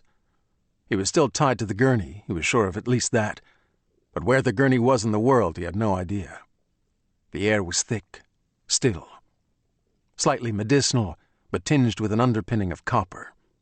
Hot and stuffy, like being trapped in a barrel or a box, only that wasn't it at all. This was something else entirely. Juliet, he muttered from cracked lips. You there? Sugar plum? She didn't answer, and when he held his breath to complete the silence, he heard nothing to indicate she was with him in that dark place. There was only the laughter, muffled, distant. Only, that wasn't laughter, was it? No. Now that he gave it a better listen, it wasn't laughter. It wasn't even coming from a person. It was something metallic, scraping, measured, careful. Romeo's brain was sluggish, flushing out whatever cocktail Juliet had put in his IV, and that was probably why 2 + 2 didn't quite equal 4, but instead felt like it could be some other number entirely.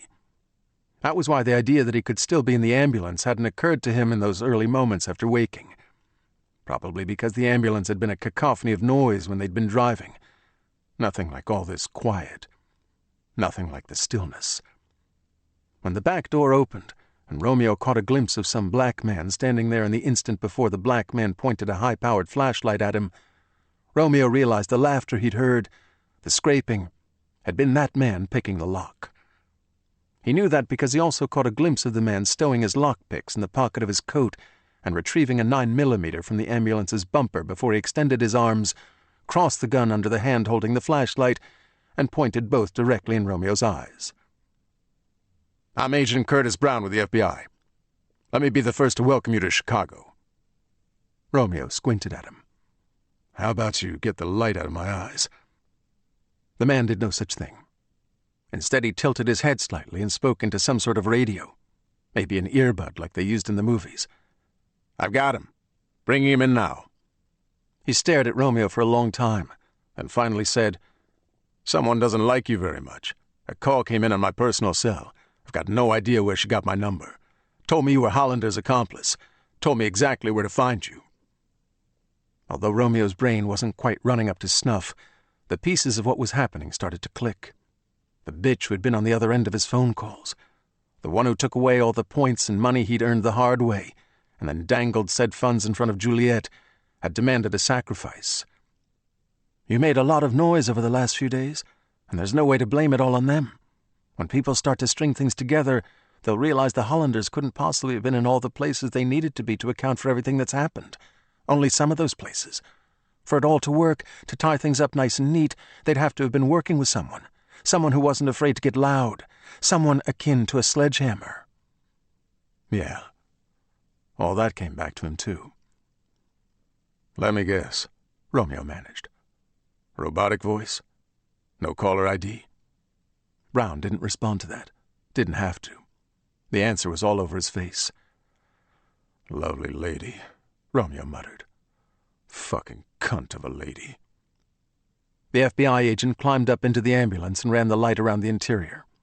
When the beam reached the gurney, he studied the zip ties and belts holding Romeo in place. He then shined the light back in his face. "You want to tell me your name?" Romeo squinted. "No, sir. I do not think I do." "If I cut you loose, you going to give me trouble?" That might have been the stupidest question the man could have asked. "Nope. I won't give you no trouble at all. Don't mind me if I smash your nose with my elbow as soon as you free my arm. Pardon my reach while I relieve you of that gun. So sorry about the bullet in the skull." Romeo didn't answer him, because he simply couldn't while keeping a straight face. Instead, he turned his head away from the light. "Because here's the thing," Brown said. "I don't need you alive. All of this is far easier to explain if you're not rotting away in some cell thinking of ways to distort the narrative, especially with lawyers and the like trying to paint you as some sort of victim to get their faces on TV and line their pockets. You struggle? I kill you. My report is typed and submitted by this time tomorrow. Quick review board decides the shooting was just, and I'm back to status quo. From my end, that's way easier than you spinning lies for the next 20 to 30 in hopes of seeing daylight." As he said all this, Brown got himself a good look at the taped-up wound in Romeo's belly, the mess of filthy bandages littering the floor, the empty vials of painkillers, antibiotics, and whatever else Juliet had pumped in through Romeo's IV. This man might have been talking game, but by the end of his little speech, he had a good handle on the score. Romeo took the opportunity to use the light spilling across the inside of the ambulance to study the place he'd last seen Juliet. He pictured her sitting in the driver's seat, leaning forward to get a good look at the road over the steering wheel. He pictured his burner phone in her hand, the phone she had not left behind. "You cut me loose," Romeo told him. "I won't give you any trouble. I own what's mine, what I did. But here's the thing. I'm small potatoes. You can bring me in, lock me up. Hell, I might even tell you a little bit about what I know. But what do you think will happen when you walk out of that interview room after our little talk and have a sit-down with your boss? He's going to ask you one simple question, one you will not be able to answer. He's going to say, okay, but who was pulling this guy's strings? Who was really running this shit show?" Romeo paused for a second. He needed to get his words right, and his brain was still a little mushy from the meds. He glanced out the open ambulance door at what looked like a very empty parking lot. "You here alone, Agent?" There was a flutter behind Brown's eyes, It was brief, but it was there. Romeo said, "Let's assume you got backup incoming, but they ain't here yet. That gives us a window, an opportunity. You and we work out a deal. I tell you exactly where you can find the lovely lady behind all of this. Hell, I take you to her. Then maybe you agree to let me go. You don't have to break no laws or nothing. Just turn your back for a second, give me an out. You can even come after me, all fair and square like. I'm just asking for a chance here. I've been used, Agent." He jerked at one of the zip ties. "Why do you think they served me up like this? I'm a patsy. You bring me in by my lonesome, and that will all come out soon enough. You'll have to explain how you wasted time with me while your real perp skipped off. But you work with me, I help you get her, and you got yourself a solid collar. You got the kind of arrest that puts your ass in a corner office." Brown leaned back slightly on his heels and wiped his chin with the back of the hand holding the flashlight. At least a minute of quiet dropped between them, weighing as heavily as the smell of Romeo's spilled blood drying around the inside of the ambulance. Finally, he tapped the barrel of his 9mm on the metal frame of the gurney. 3 quick taps. "I'm listening." 80. Abby's fingers trembled as she tugged the chain from where it was partially obscured under Ludlow's shirt and spread the 4 metal squares out so they could read them clearly. Bronze, 73. Silver, 9. Gold, 149. Platinum, 180. Brendan retrieved the dead man's phone from the kitchen table, opened a browser, and keyed in the numbers as an IP address. 73.9.149.180. The browser hung for a second, then the screen flashed black and was replaced by an animation of the Sugar and Spice logo, which morphed into the outlines of a man and a woman dressed in formal wear, holding each other in an intimate embrace. Below that appeared, "The party's started, but it's far from over. Dress to impress and come on over. There are no limits, there are no rules, there are no boundaries, and there are no fools. You've earned the right. You are the elite of elite. The fall ball awaits you. A night of decadent heat." Brendan and Abby were still reading when the camera's flash went off on the back of the phone, turning the palm of his hand bright red. He didn't realize the camera had taken a picture until an image of Abby and him looking down at the screen replaced the text. That was quickly followed by their names appearing superimposed over the image. When the phone rang, he nearly dropped it. The harsh ring was like the bite of a snake striking with hostile malice, the blade of a razor opening his flesh. The caller ID listed no name, didn't even say unknown caller, and the number made no sense, as if it originated in some far-off place. Brendan didn't click answer. He knew he didn't, but the call connected anyway. A female voice on speaker, electronic, disguised. "Is Ludlow dead? I want to see. Show me." Brendan twisted the phone toward the body on the floor. "And the other one?" He showed her the dead man at the kitchen table, held it there for a moment, then twisted the phone back, brought it close to his lips. "What the fuck do you want from us?" "You don't get to ask questions. You're only breathing right now because I've let you." The phone screen flashed again. The image of Brendan and Abby vanished, replaced with a new one. Abby let out a soft gasp. Hannah and Stucky both stared at the camera, their eyes wild with fright. Both were gagged, sitting on a concrete floor with their backs against an old stone wall, the kind you'd find in the basement of a house built long before the use of concrete or cinder blocks for foundations. Their hands and feet were bound with thick rope, and dried blood speckled their clothes and faces. There were bruises, too. The entire left side of Stucky's face was purple and swollen. When Hannah moved, when her head twitched with a short-lived spasm, both Abby and Brendan realized this wasn't a photograph at all, but a live image. The screen went dark for a moment, not because the camera failed, but because someone stepped in front of the lens as they crossed the room. It wasn't until the person drew near Hannah and crouched that they realized it was the girl they'd come to know as Juliet. She pulled her hair back in a greasy ponytail. She was still wearing the same clothing she'd had on when they left her in the freight car. Brendan had no idea how she escaped the police, and it didn't really matter, because she was there now, hovering over their friends, and she was holding a very large knife. She made a show of it, pointing the tip of the blade at the camera and slowly twisting the handle between her fingers with this deliberate impatience, like she wanted to get on with things, but someone else was holding her leash. She brought the knife to Hannah's cheek, pressed it against her trembling skin.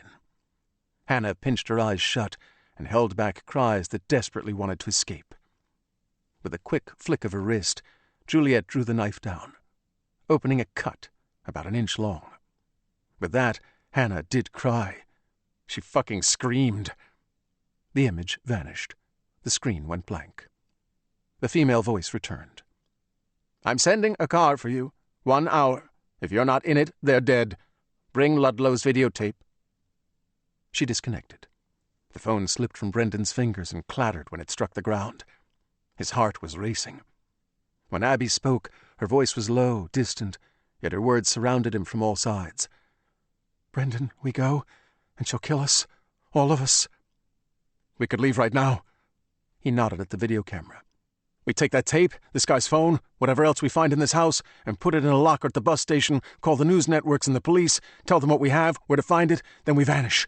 Make it look like we got on one of the buses, but maybe steal another car, head to Mexico or Canada or Europe or—" Abby squeezed his hand. "We don't have our passports, and even if we did, we couldn't use them. She'd know. Running is expensive, and we have no money. How long do you think we would last?" Brendan wasn't listening. He just kept going. "Maybe we walk into the FBI office where that Agent Bellows works, or go to another FBI office, maybe New York or Indianapolis, someplace they wouldn't suspect we'd go." "We barely made it here," she told him. "We're exhausted. We're not thinking straight, and if we run, that's only going to get worse. We run, and she kills Hannah and Stucky. We see their bodies on the news later tonight or tomorrow. I don't know about you, but I couldn't live with that. We can't spend the rest of our lives looking over our shoulders. We have to see this through." The woman standing before him wasn't the woman he'd married.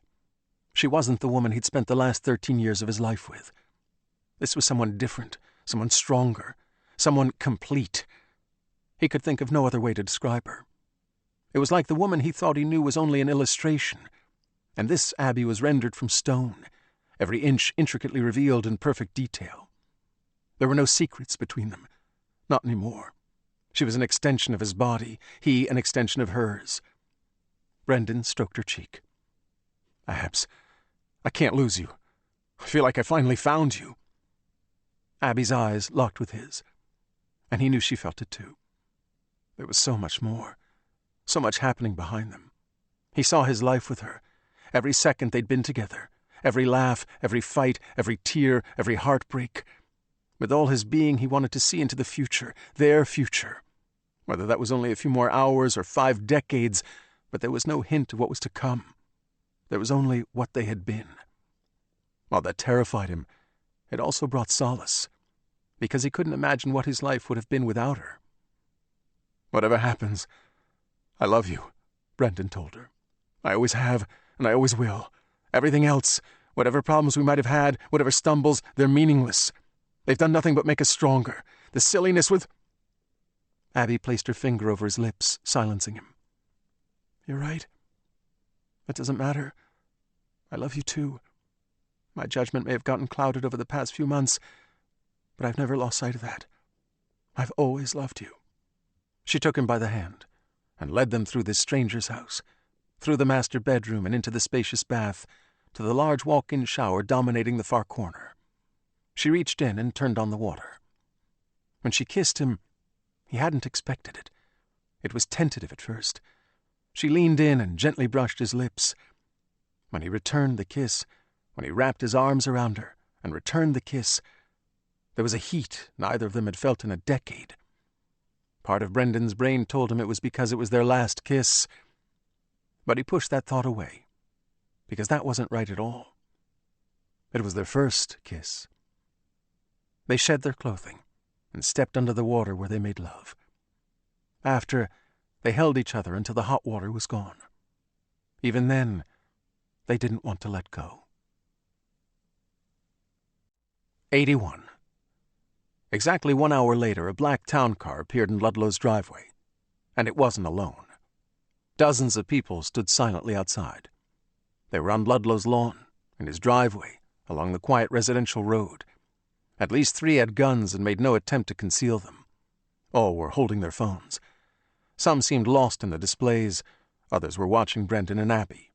Others were still filming, holding their phones out and recording as they stepped from the house and started for the town car idling at the curb. The air filled with the sound of the triple chime, playing out in some unholy chorus. "Just keep walking," Brendan whispered in Abby's ear. "Try not to look at them." They reached the car without incident and climbed in the back. Several boxes were on the floor. The driver eyed them in the mirror. "She's provided clothing for you. You're expected to change. We're 15 minutes from our destination, so please be quick about it." Before either of them could respond, a black privacy screen rose between them. The doors locked, and the car rolled forward. The crowd didn't attempt to stop them, but instead parted as they drove down the road and closed again behind them. Brendan couldn't shake the feeling they were being swallowed. The boxes were from Bergdorf Goodman and held a Brioni tuxedo for Brendan and a stunning black velvet and lace Giorgio Armani dress for Abby. Other boxes contained shoes and accessories, including an Omega watch that probably cost a year's worth of Brendan's salary, and a Van Cleef & Arpels diamond necklace valued at twice that. They redressed in silence, discarding the clothing they'd scavenged from Ludlow's closets after their shower at their feet. Abby looked amazing, and he told her so. They encountered very little traffic. Even the lights seemed to be on their side, green the entire way. Brendan couldn't help but wonder how much of that fell to chance and how much was her. His mind had conjured some godlike image of this woman waving a magic wand over all things electronic. Although he knew it wasn't true, he couldn't shake it. He tried to memorize the streets, but his brain was buzzing with so much chaos he quickly lost track. It was clear they'd left the better parts of Chicago behind them, though. Wherever they were, only a handful of the streetlights were working. The asphalt was cracked and riddled with unpatched potholes. Many of the buildings were boarded, and those that weren't had bars over the lower windows. All looked abandoned. There was graffiti everywhere, from random phrases and images to gang tags.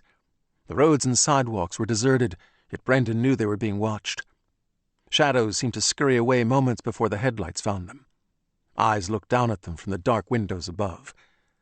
If they were at war, and Brendan was under no illusion they were not, they traveled deep behind enemy lines, their presence far from stealth. Another right, 2 lefts.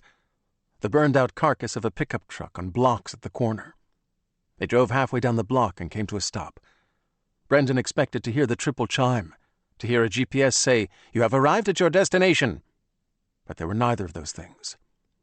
Brendan and Abby peered out the window, at the sign marking the tall stone structure beside them, the only building lit up on the street. Robert Inverness Church. All are welcome. "Robin Church," Brendan muttered, taking in the words. "I'll be damned. It's not a person. It's a place." The church was old, far older than the surrounding buildings, certainly older than the overgrown abandoned park to its left, or the square structure to its right with the collapsed roof and gaping holes where the windows once were.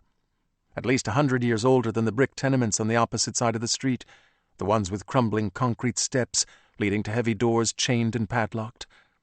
Unlike those surrounding buildings and places, the church was alive. Lights flickered from behind stained glass, and a trickle of smoke curled toward the sky from one of the many chimneys. Brendan got the impression the church had been built long before all else, and would still be standing long after the rest was gone. "Do you hear that?" Brendan nodded. "I can feel it." And he could. Loud, thumping bass, rattling his chest. Music. The knock on Brendan's window caused him and Abby to jump. A black kid of maybe 13 was staring at him through the glass. He tried the door handle, and when he found Brendan's door locked, he motioned for him to roll down the glass. Brendan still had the .380. It was tucked in his tuxedo pants at the small of his back. He felt its presence, close, yet out of reach, as he lowered the window. The kid held up his phone, snapped a picture, and studied the screen. When the triple chime played, his eyes lit up and he whistled. "We've got ourselves some VIP Platinum players here. Welcome to Robin Church, Mr. and Mrs. Hollander. Head on inside. All food and beverages are complimentary." He either knew their car or the driver, because he knocked twice on the roof and waved toward the front. Another car pulled up behind them. Brendan realized it was a Rolls-Royce. the gray paint polished to a mirror-like finish. After a few seconds, the driver tapped their horn. "Come on now. We don't want to keep anyone waiting." There was another knock, this one on Abby's side of the car. Another kid. He looked younger than the first. Brendan thumbed the door locks, and the two of them got out, the videotape looking like a clutch purse in Abby's hand. The older boy pointed at the front of the church. "Straight up them steps. Just follow the music. Enjoy." The moment Brendan and Abby started in that direction, the older boy's phone let out the triple chime again. He showed the screen to the younger one. There were smiles and a fist bump. The town car drove off, vanishing around a corner 2 blocks down. Crossing the street, Brendan and Abby climbed the stone stairs to the massive wood door of the church, the music growing louder with each step. At least 9 feet tall and held together with intricate black ironwork, it could easily have been the door to a fortress or some medieval castle. "Do we knock?" Abby asked, studying the alcove. "Or should we just go in?" Before Brendan could answer, the door swung open, and a woman wearing a black lacy evening gown bolted out laughing wildly. Her high heels dangled from the fingers of her left hand. She took quick stock of her surroundings and padded down the steps, waving at one of the boys dealing with the cars. A moment later, a man in a vintage tuxedo appeared. When he spotted the woman on the sidewalk, he stumbled over to her and pressed his lips to hers in a drunken kiss. Music blared from inside, some nonsensical techno beat. The door started to swing shut. Brendan grabbed it by the edge. He held it for Abby, then followed her. Together, they disappeared inside. 82. "You could have cuffed me in front. That would have been the neighborly thing to do." Romeo was in the back seat of the FBI agent's car, half sitting on his hands, because when they were behind his back, his knuckles lined up perfectly with the exit wound in his flank, jabbing with every bump and bounce like a hot poker. Not that sitting on his hands was much better. That put pressure on his wrists and caused the way-too-tight cuffs to bite into his skin. The fact that he was feeling all that told him whatever painkillers Juliet had given him were making their way to the exit, and the worst was yet to come. "Who shot you?" Romeo almost replied, "Oh, that was Skinny Bitch." And he realized that might not mean anything to this guy. Super Federal Tommy-on-the-spot Special Agent Brown? Is that what he said his name was? Romeo was having trouble holding on to the man's name. And that had him bothered, because it meant his recent memory problems weren't because of the waning painkillers, but more likely from the infection. And if the painkillers were wearing off, that meant the antibiotics probably were too, and any clarity he might have now could be fading with them. Just putting that thought together made his head hurt. "It was the wife. She shot me." "Abby Hollander?" Romeo nodded. "She's a tough nut. Tougher than her old man." Whoever had Brown's ear must have said something, because Brown straightened up in the driver's seat, went quiet for a second, then said, "Copy." He made a left turn followed by a right a few blocks later.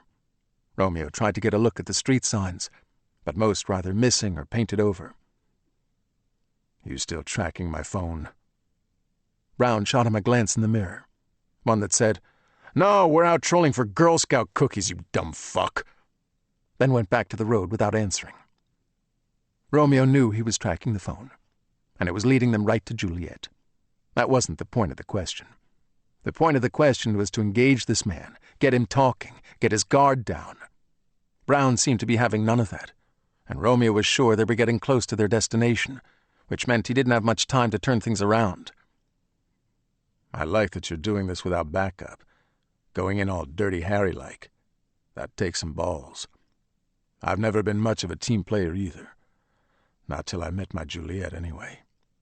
She changed that in me. Filled a hole I didn't know I had." Brown stared straight ahead, said nothing. Romeo eased his bad thumb under his thigh, counted silently to 3, and rolled his weight on it in one measured movement. He felt the knuckle go for the second time in a day and bit back the pain.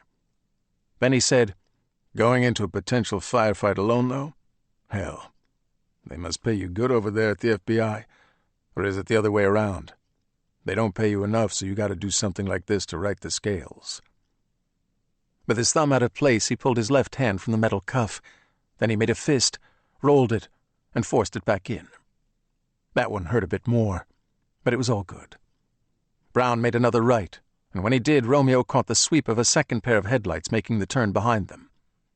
Careful to keep his hands down, he twisted around in the seat to get a better look out the rear.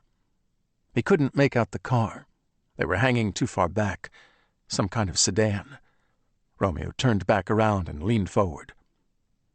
"You got a tail? Or are you traveling with company after all?" Brown gave him a quick look in the mirror again, but kept his mouth shut. Romeo wanted this guy to be a lone cowboy. Killing him would be hard enough, but if there were more behind them, that changed things, made his work exponentially harder. FBI usually works in pairs, right? So how many you got in the car behind us? 2 or 3? When Brown didn't answer, Romeo added, "I'd guess 3. Your partner and another pair." They made another left. So did the car behind them. Under his thigh, Romeo massaged the feeling back into his hand. The neighborhood had gone decidedly sketchy, all run down and forgotten, like everyone packed up what little shit they owned and went on to someplace greener, leaving an empty husk behind. Although they weren't quite alone. Romeo caught a curtain in a second-story window of what looked like a shitty apartment building ruffle and dropped back in place. Someone else was watching them from behind an abandoned gas station. Whoever was tracking Romeo's phone was feeding directions to Brown through an earbud. That had to be what was going on, because Brown was doing nothing but driving and listening to some voice in his head. He hadn't looked at his own phone since they got in the car, and best Romeo could see, he had no other electronics up front with him. "When we get there, you gotta promise me you won't hurt Juliet. She's gone a little astray, but that's only 'cause of her current circumstance. Once we get in there, she'll have my back. And when she sees I'm with you, that means she'll have your back too. You'll see. You'll want someone on the inside. If you're planning on bringing in the cavalry and storming the place all Normandy-like, that ain't gonna work. You'll have to go surgical. Strike from inside."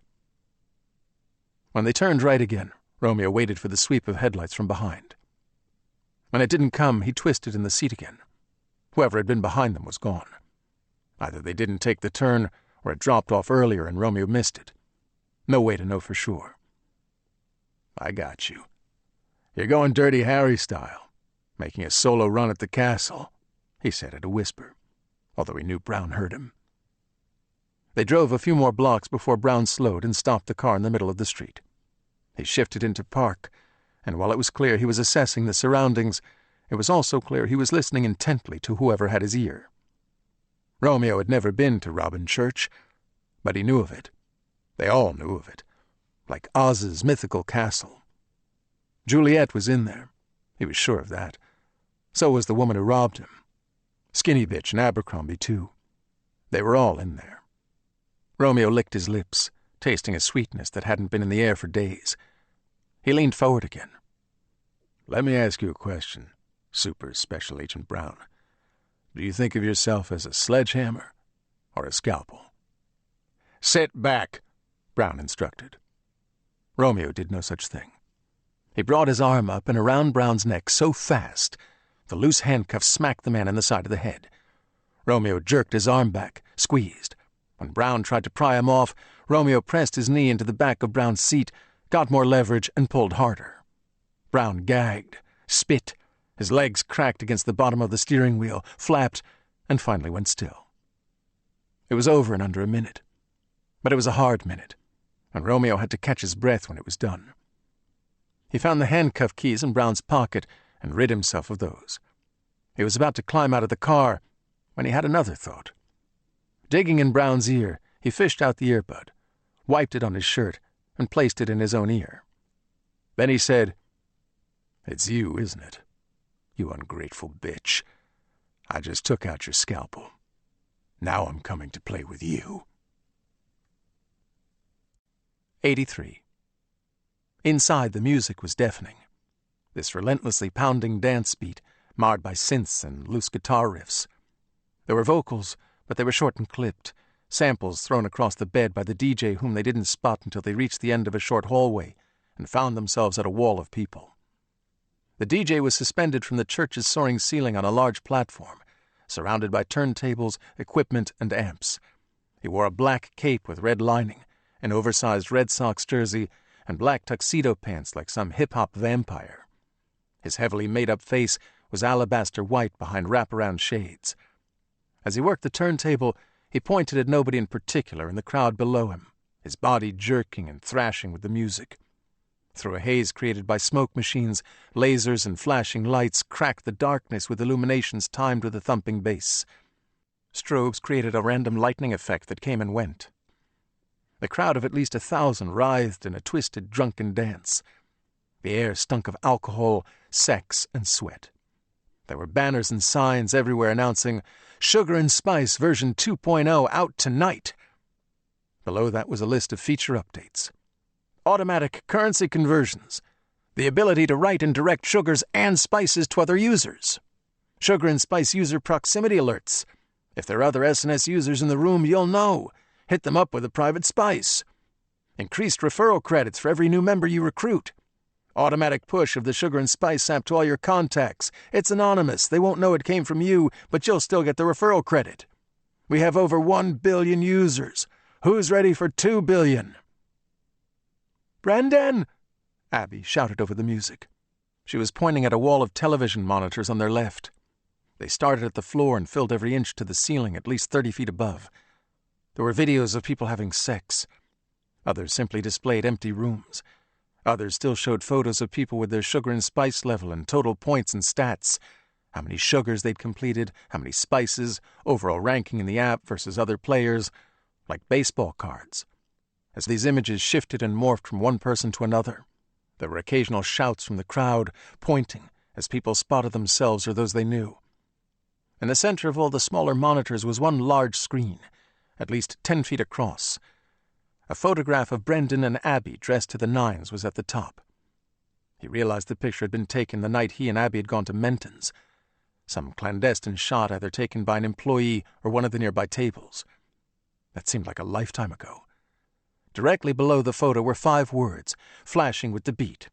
1 million points, dead or alive. Beneath that line was a long list of players.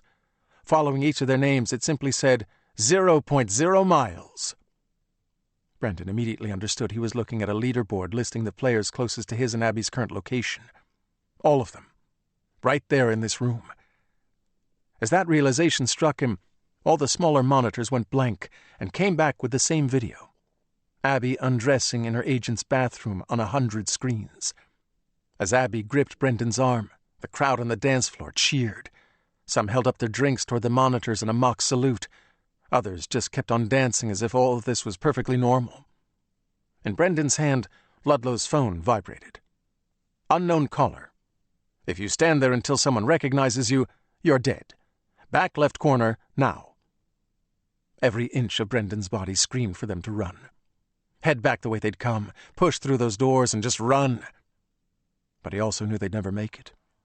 They'd only survived this far because the woman he thought of as Robin Church had let them survive.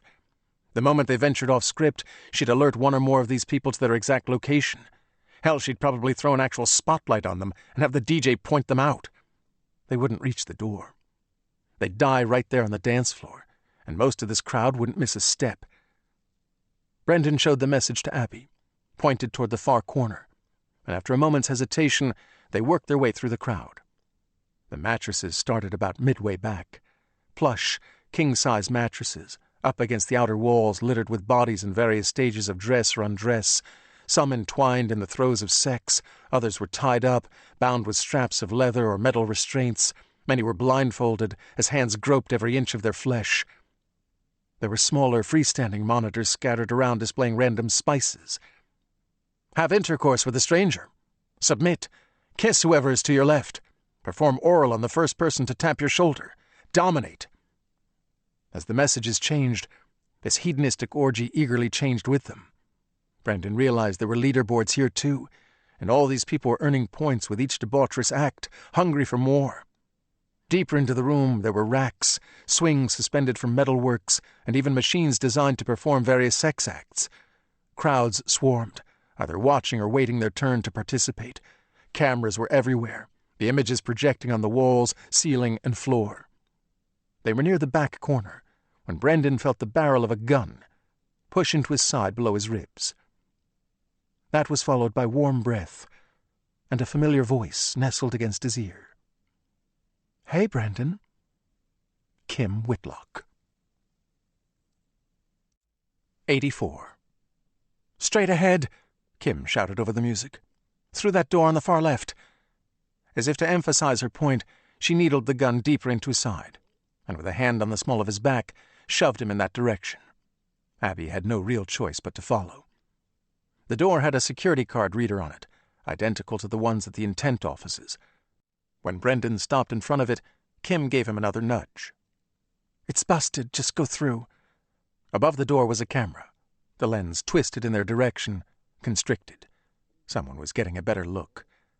The metal fire door wasn't locked. Brendan stepped through with Kim at his back, Abby behind them. When the heavy door swung shut, the loud music became nothing but a muffled rhythmic thump. They were in a narrow hallway, lit by bare bulbs above, spaced every 7 or 8 feet. Kim turned and took a few steps back, until she was facing Brendan and Abby with an arm length between them. She looked Abby up and down. "Pleasure to finally meet you. I'm Kim Whitlock. I imagine your husband has mentioned me?" Brendan's face was bright red. "Kim, what the fuck?" She turned back to him and held out her palm. "I was told you have a gun." When he didn't hand it to her, Kim let out a long sigh and snapped her fingers. "Geez, you two with the long pauses. She said I'd have to shoot one of you, and I told her, no way, Brendan's smarter than that. He gets when he's lost. He'll be compliant. But no." Making a show of it, she thumbed the hammer down on the revolver and started to squeeze the trigger. Brendan held up his palms. Okay. Reaching around to his back, he pinched the .380 between 2 fingers, slowly brought it around, and dropped it in her hand. Kim looked at the gun for a second, then slipped it in her pocket. "Any other weapons? Smartwatches, earbuds, electronics of any kind?" They both shook their heads. "Okay." She gestured to her left. "Head down that hall. I'm right behind you." Someone had fastened a bolt lock to the top corner of the fire door, but when Kim tried to throw the bolt, it was misaligned with the eye and wouldn't lock. She tried a couple of times, then finally gave up and came after them. The hallway ended at stone steps descending into gloom, polished smooth from years of use. "Down." Holding the walls, Brendan and Abby did as they were told. With each step, the air grew colder, slightly moist, and when they reached the basement level, a dehumidifier was chugging away in the far corner. "Keep going," Kim instructed. "Straight ahead." White holiday lights hung from the ceiling, strung between various pipes for HVAC and plumbing. They passed an open door. Brendan only got a quick look, but it was enough. Some kind of living space. He spotted a couch and tables, a small kitchen against one wall, and a queen-size bed against another, neatly made, complete with throw pillows. There were even a few artsy prints on the walls. "You been living here?" Kim didn't answer him, but he could tell by her expression she had. She twisted the lock on the door and pulled it closed. "Keep walking." "You owe us some answers," Abby told her. "Keep walking. You framed my husband for your disappearance, made it look like he killed you, and you've been hiding here the whole time?" Kim raised the gun as if ready to strike Abby with it, then managed to get her temper in check. "You'll have answers soon enough. Hurry up." At the end of the hall was another door, metal like the previous fire door, with another camera mounted above and a card reader to the right of the knob, set in a steel frame mounted in a cinder block wall like some underground bunker. Someone was watching here, too. The door unlocked with a loud click as they approached. "Inside," Kim instructed. The knob was cold, and when Brendan gave it a twist and opened the door, a rush of chilly air poured out, at least 15 degrees colder than the hall. There was a buzz, too, the underlying sound of hardware, fans, and motors.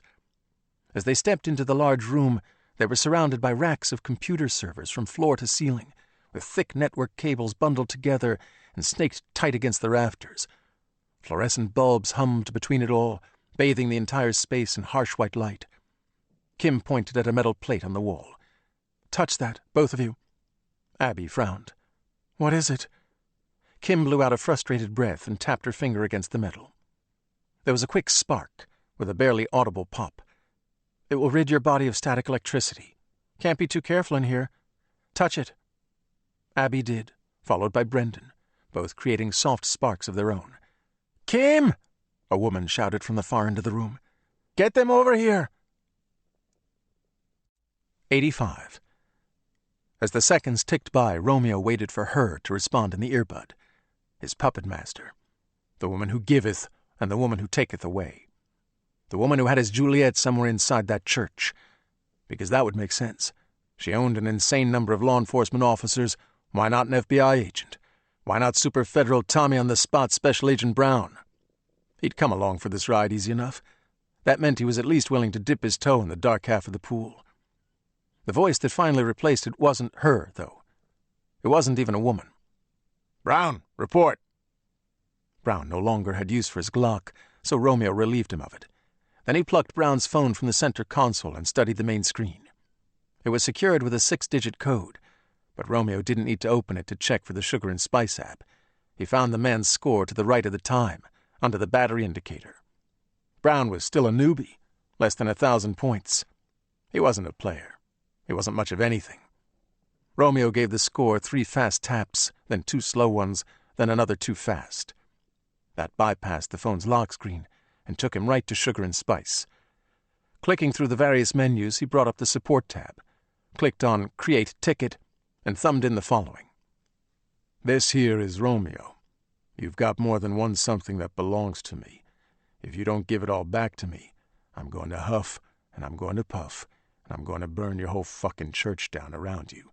XOXO.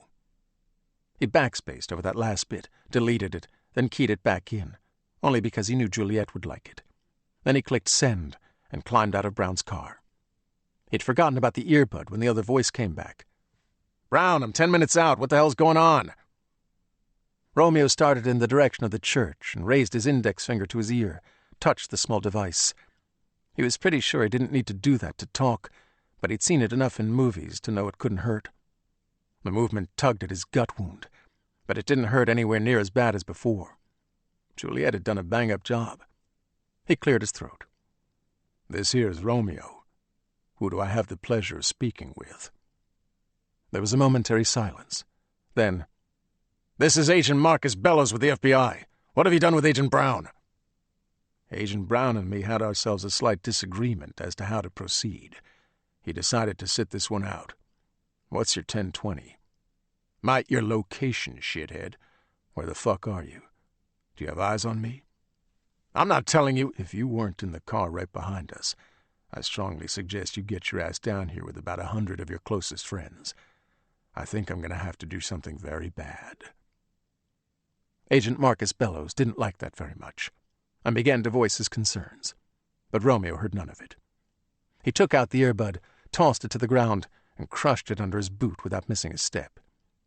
2 black kids who looked no older than the stain on the pocket of Romeo's favorite jeans appeared to be running double duty as some type of security on the church and a valet service.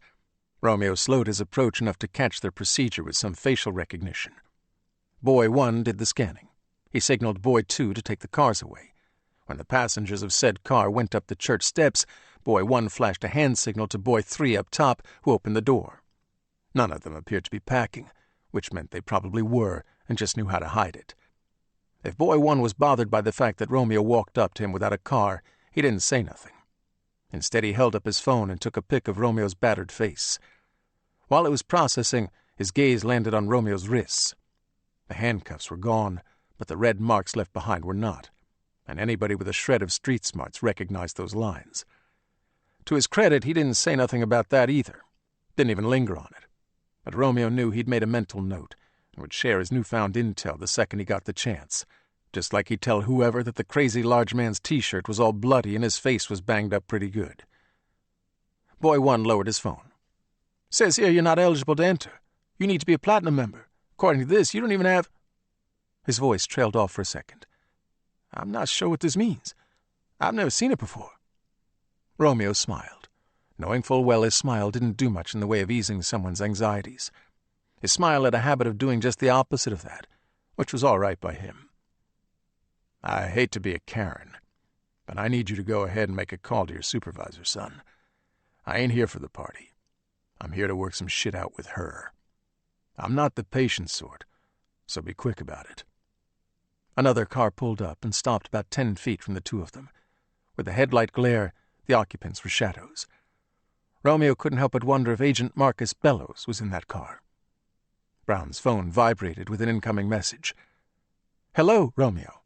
Would you like to try a sugar or a spice?" "Oh, I don't think we have time for petting above the sweater." Romeo mashed down spice. The phone went quiet. Then there was the triple chime and, "You step inside this church, you'll be dead in 10 steps. Then I'll make your Juliet suffer. She might live longer than you, but you'll spend that time begging for death.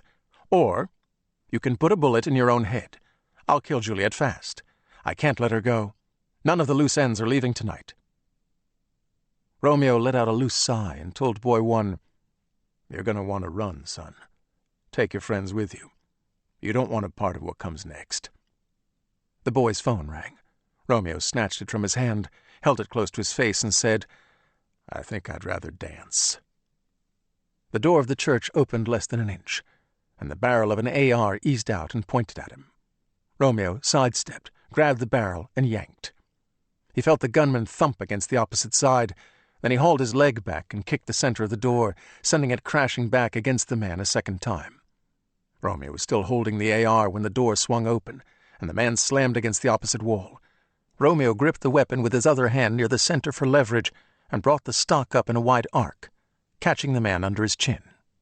There was a satisfying crunch. Then the man dropped in a heap at Romeo's feet. 86. Brendan didn't realize they were standing in a giant Faraday cage until after Kim had ushered them deeper into the space. When he looked back at the room's only exit, he spotted the metal framework lining the walls and ceiling. Thick bundles of network cables snaked through and vanished behind another rack of computer CPUs and hard drives, this one secured behind a secondary cage. At the center of the room was a single workstation surrounded by computer monitors. Behind the desk, pecking away at an ergonomic keyboard with lightning speed, was a beautiful woman with long brown hair and deep dark eyes. Kim brushed the hair from the back of the woman's neck and gave her a kiss. "This is my girlfriend, Anna Morales." Brendan recognized the woman from the photograph Kim had shown him at dinner. Abby recognized her for other reasons. "You're the woman Roland Ludlow talked about." Without looking up from the center screen of her immense workspace, Anna held up a finger, then went back to typing.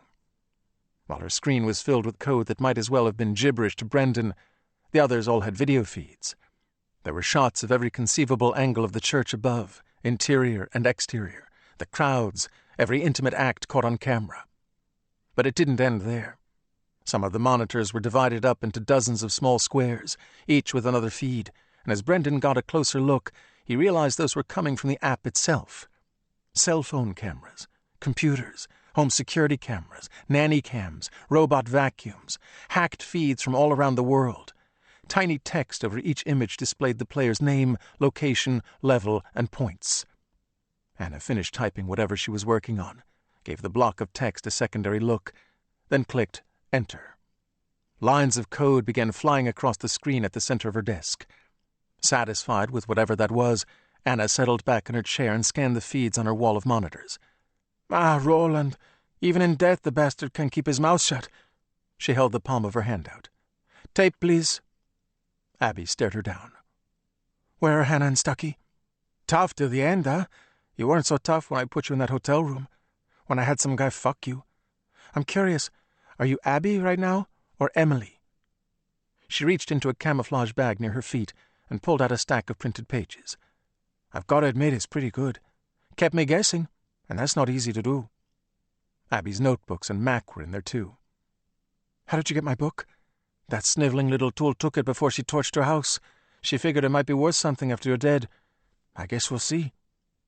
She dropped the pages back into the bag and held her hand out again. "Tape." Abby gave it to her. From a shelf under her workstation, Anna took out a bulky square device, pressed it against the VHS tape, and pulled the trigger. A red light came on. There was a soft hum, then quiet again. "Magnetic eraser," she told them before shoving everything back on the shelf. "Bye-bye, Roland." She let out a soft sigh. "Now, where did I leave his family?" Her finger froze in the air, made a fist, twisted. One of the video feeds slipped across the various monitors, centered on her main screen, and expanded. Brendan realized she was wearing a haptic controller glove. Roland Ludlow's wife and daughter were standing on a subway platform, nervously looking up at a clock on the wall. "I heard what he told you," Anna said. "Funny how everyone has their own version of the truth. Shit hits the fan, and he decides to play the innocent. He got off on pulling the puppet strings way more than I did. Then he lost his balls when Isaac Alford stole all our money and things went sideways. It's a little tricky to pay players when you don't have access to your funds. Instead of working the problem, he panicked. That's why he's dead on his living room floor, and I'm right here in the captain's chair. I don't panic. I solve the problem. I solve every problem." Anna looked back at the video feed of Ludlow's wife and daughter on the subway platform and asked Kim, "Do you want to clean up this loose end, or should I?" "I'll do it." Kim leaned down, clicked a button marked Spice, and typed, "Push them on the tracks, 10,000 points." Anna read the message, backspaced over the points and changed it to 20,000. "Why not?" "You can't do that," Brendan said. "Of course I can." Anna's finger hovered over the enter key. "I can do whatever the hell I want." Before Brendan or Abby could stop her, Anna clicked the key. On the screen, at least half the people standing around the platform looked down at their phones. Although the video was silent, Brendan knew the triple chime also played, because Ludlow's wife's face shot up in alarm in the half-second it took for multiple hands to reach out and shove her forward. She and her daughter vanished over the edge. Those around her didn't bother to look to see if either survived. Instead, they all buried their faces back in their phones. Brendan realized they were trying to figure out who collected the winnings. Anna quickly typed another message. "I'm giving all those people points. A happy player is a returning player." "You're fucking crazy," Abby spat out. "I'm a risk management savant. The wife knew too much. She had to go. The daughter is all cute and cuddly now, but I let her live, and in 10 years, she's hunting me down like some deranged Lara Croft. Fuck that noise. Better to plug the hole now. Besides, a kid growing up without parents is doomed from the start. I did her a favor. If I'd taken care of Isaac when he first tingled my radar, you wouldn't be standing here, and I wouldn't be in this mess." "I don't understand," Brendan said. "Of course you don't, because you're a simpleton. Let me explain it to you in terms you'll understand. Isaac stole all my fucking money." The defaulted accounts had intent. "When Isaac realized Ludlow and I were parking the funds we confiscated from Sugar and Spice players and lender accounts at Intent, he set up bogus borrowers, took the money, and defaulted on the loan so he could pocket the cash. He knew I couldn't tell anyone, and the bastard was quick about it. Spread it out over hundreds of accounts he knew I couldn't touch." She gestured around the room at all the equipment. "Even with all this, he picked that bank in Laos because they use hexi encryption. That's more robust than AES 512. That's not next level. That's next level. Uncrackable. I couldn't steal it back. I needed you to do it for me." 87. Brendan felt the blood leave his face. "Oh," Kim said. "He put that together quick. I thought you'd have to explain it to him." Brendan found himself looking at Kim as things clicked into place. "You highlighted the fraud at Intent. You put the spotlight on Alford and Joel Hayden. You got us to the bank in Laos. You purposely steered Stucky and me." "We needed you to seize the funds," Kim said flatly. "Identify the accounts and lock all that money up nice and tight behind a good old US of A FCID wrapper." "What's an FCID wrapper?" Abby asked. "It's like an electronic bag or box. Once assets are placed inside, they can only be accessed by the authorized party at FCID. "And that's you?" "Him and Stucky," Kim told her. "It takes both of them." With one eye on her monitors, Anna said, "I'm going to make this simple for you. You give me my money back, and I'll let you walk out of here. Like I said, I'm a problem solver. You need to decide if you're part of the problem or part of the solution." "I'm all over the news," Brendan told her. "I'm sure my access has been revoked." Kim smiled. "If poor Mary hadn't died, maybe she would have done exactly that. Unfortunately, she never had the chance. Not before you and Abby killed her." Anna's fingers flew over the keyboard. Her screen filled with headlines about the explosion in Brookline. The deaths of Assistant Director Mary Dubin and her husband. Nearly every story pinned responsibility on Abby and him. "I can even make this go away." "How?" "Oh, I've got a guy." She waved an arm in front of the monitors filled with sugar and spice players around the world. "There's very little I can't do. If you want to live another hour, you know what you need to do." Anna's phone rang. She pressed it to her ear, listened, then muttered. "He's where? Okay. Put it where he'll see it. Make a statement. Then end him. I want that to be the last thing that good-for-nothing piece of shit sees." She hung up. Fucking Neanderthal. 3 of Anna's monitors blinked and switched to the timer announcing Sugar and Spice V2. There was less than 10 seconds left. "Got a lot of balls in the air tonight. Who's ready to take this one to the next level?" Kim stroked her hair and hovered over her. "Do it." Anna waved her controller glove through the air, then quickly typed some commands into her keyboard. "We're live in 3, 2, 1, done." She leaned back in her chair. All the phones in the room lit up. On the one nearest him, Brendan saw a progress bar slowly cross the screen. Then there was the triple chime. That was followed by another sound, 5 notes, a new chime. As it played, Anna waved her finger through the air like a conductor. "It grows on you, doesn't it?" She returned to her keyboard, fingers flying.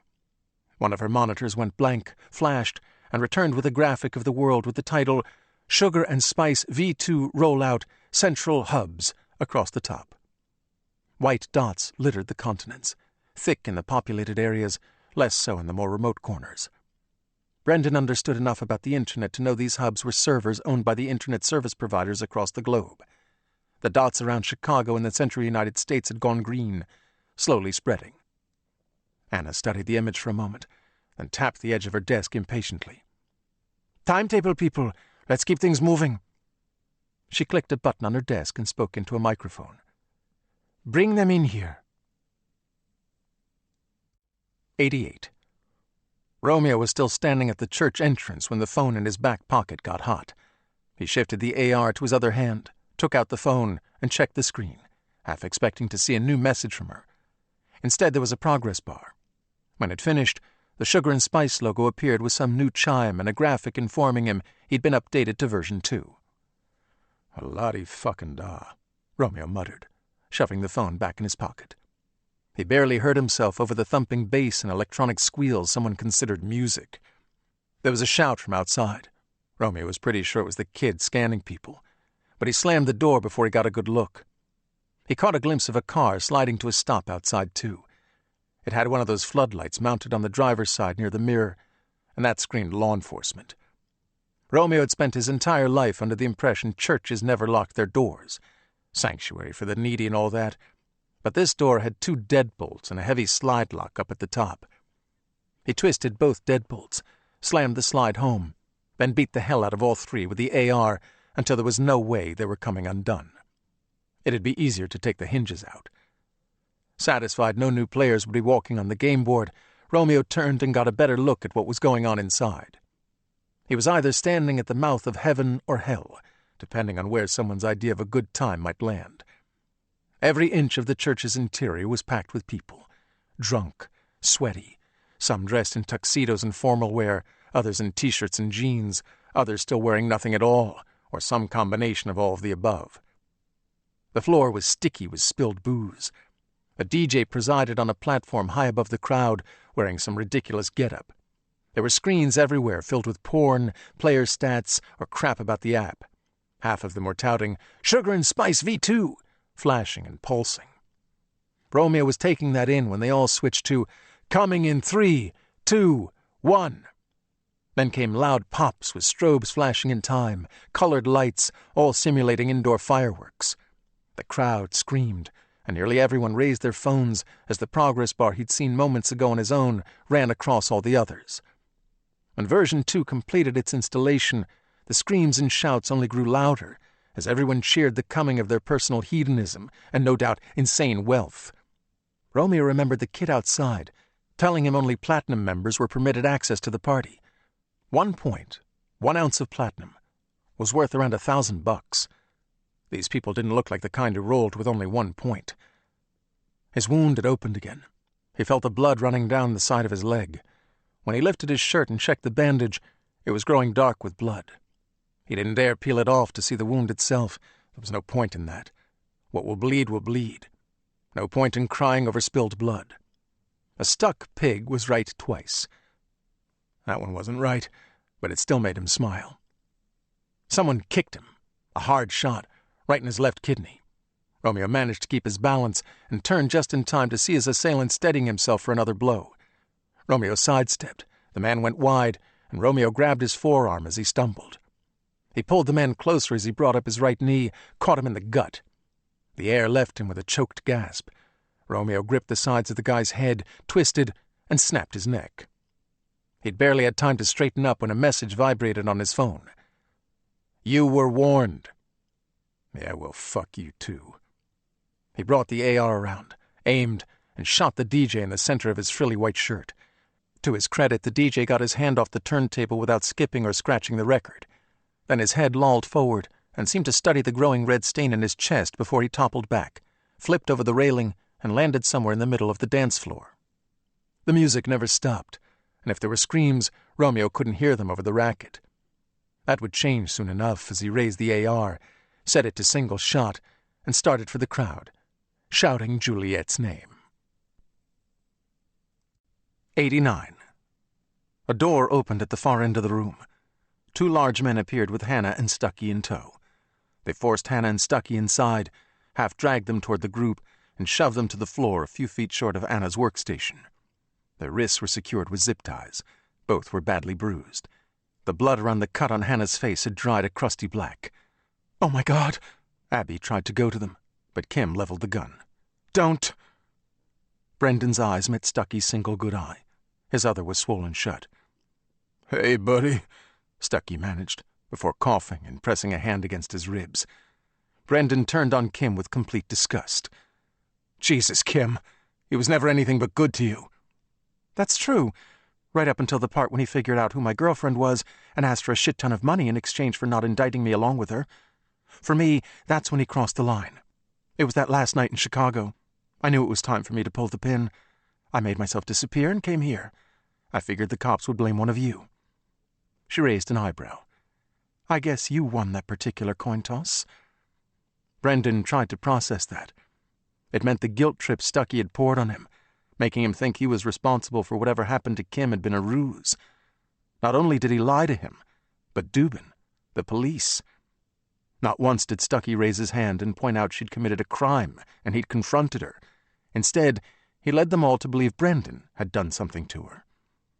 Stucky's gaze remained locked with Brendan's for another second, then dropped away, and Brendan knew it was true.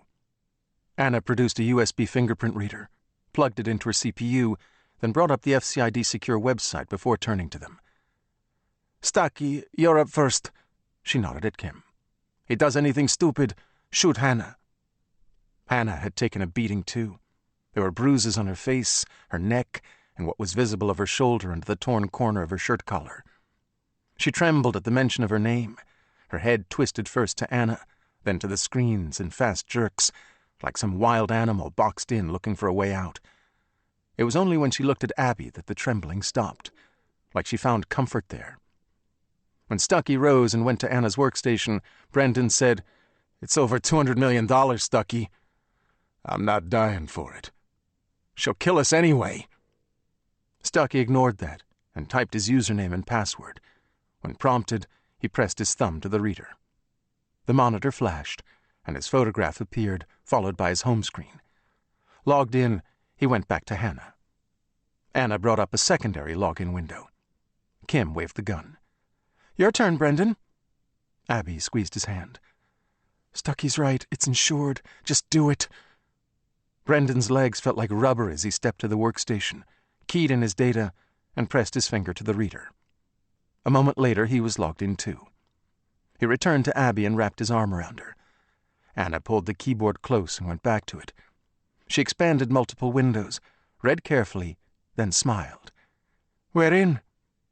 With several keystrokes, a series of numbered accounts appeared, the balances containing more zeros than Brendan could count. They expanded, minimized, moved. Anna was moving like a machine. Transfer windows appeared. She keyed an account and routing numbers, repeated with the next account, the next, kept going. Nearly 5 minutes passed before she clapped her hands together and grinned wildly at Kim. We are so back in business, baby. You have what you want, Brendan said. You need to let us go. Kim kissed the top of Anna's head, squeezed her shoulder, then pointed the gun at Abby. Not until that bitch admits it. Abby's eyes filled with confusion. Admits what? Kim's gaze burned into Abby. Stow the theatrics and tell your husband what you did. Abby was clearly confused. I don't understand. Anna shook her head in slow frustration, like she was getting tired of having to explain everything to everyone and just wanted to get back to whatever she'd been doing before. She keyed something in on the main terminal and waved her controller glove through the air. Her central monitor began to fill with all the naked photographs of Kim. Are you seriously going to pretend you're not responsible for these? If Kim was embarrassed by the display of nudity, she gave no indication. She wasn't even looking at the pictures. Her hateful gaze was fixed on Abby. Her grip on the revolver tightened enough to turn her fingers red. You made those, she finally hissed out, her voice filled with venom. I don't... Anna grabbed both sides of her keyboard, lifted it up, and slammed it down on the desk with enough force to make them all jump. They're fakes. When you thought there was something going on between my girlfriend and your husband, you found their social media accounts, downloaded every image you could find, then Frankensteined them back together with a bunch of nudes you got from God knows where. Then you plastered them all over the web to try and ruin her. Don't you fucking deny that. Don't you dare. Own it, you stuck-up pretentious bitch. She grabbed one of Abby's notebooks from the bag and held it up. You even had the balls to write about it in your new fucking book. Abby's mouth fell open, but no words came out. Did you seriously think there wouldn't be repercussions for that? Anna fumed. She slapped her keyboard again, and the video of Abby undressing flashed across the screen. That was followed by a quick montage of the news. The press conference when Kim was first reported missing. Others where it was implied she was believed dead. Brendan's photograph. Abby's. Wanted. Anna shook her head, disgusted. Shoot her. Just fucking shoot her. Kim leveled the revolver. Abby managed to get out. I wrote about it. One of the characters in my book did that to another one, but I didn't do it. I would never... Kim thumbed back the hammer. Beneath the naked images, video flashed at lightning speed. Police surrounding the abandoned Tesla on the highway. Total chaos at the train yard. Firefighters in the street. The burned-out husk of her home smoldering behind them. The ruin of Hannah and Stucky's house across the street. Brendan and Abby's photographs again. All the carnage pinned on them. All because of... Oh, my God, Abby breathed, the realization striking like a sack of bricks. She twisted toward Hannah. Tell me you didn't... I let you read that part of the book, but I didn't think you'd do it. I thought those pictures were real. Hannah's mouth fell open. Her eyes glistened with tears at the sudden betrayal. Abs, how could you?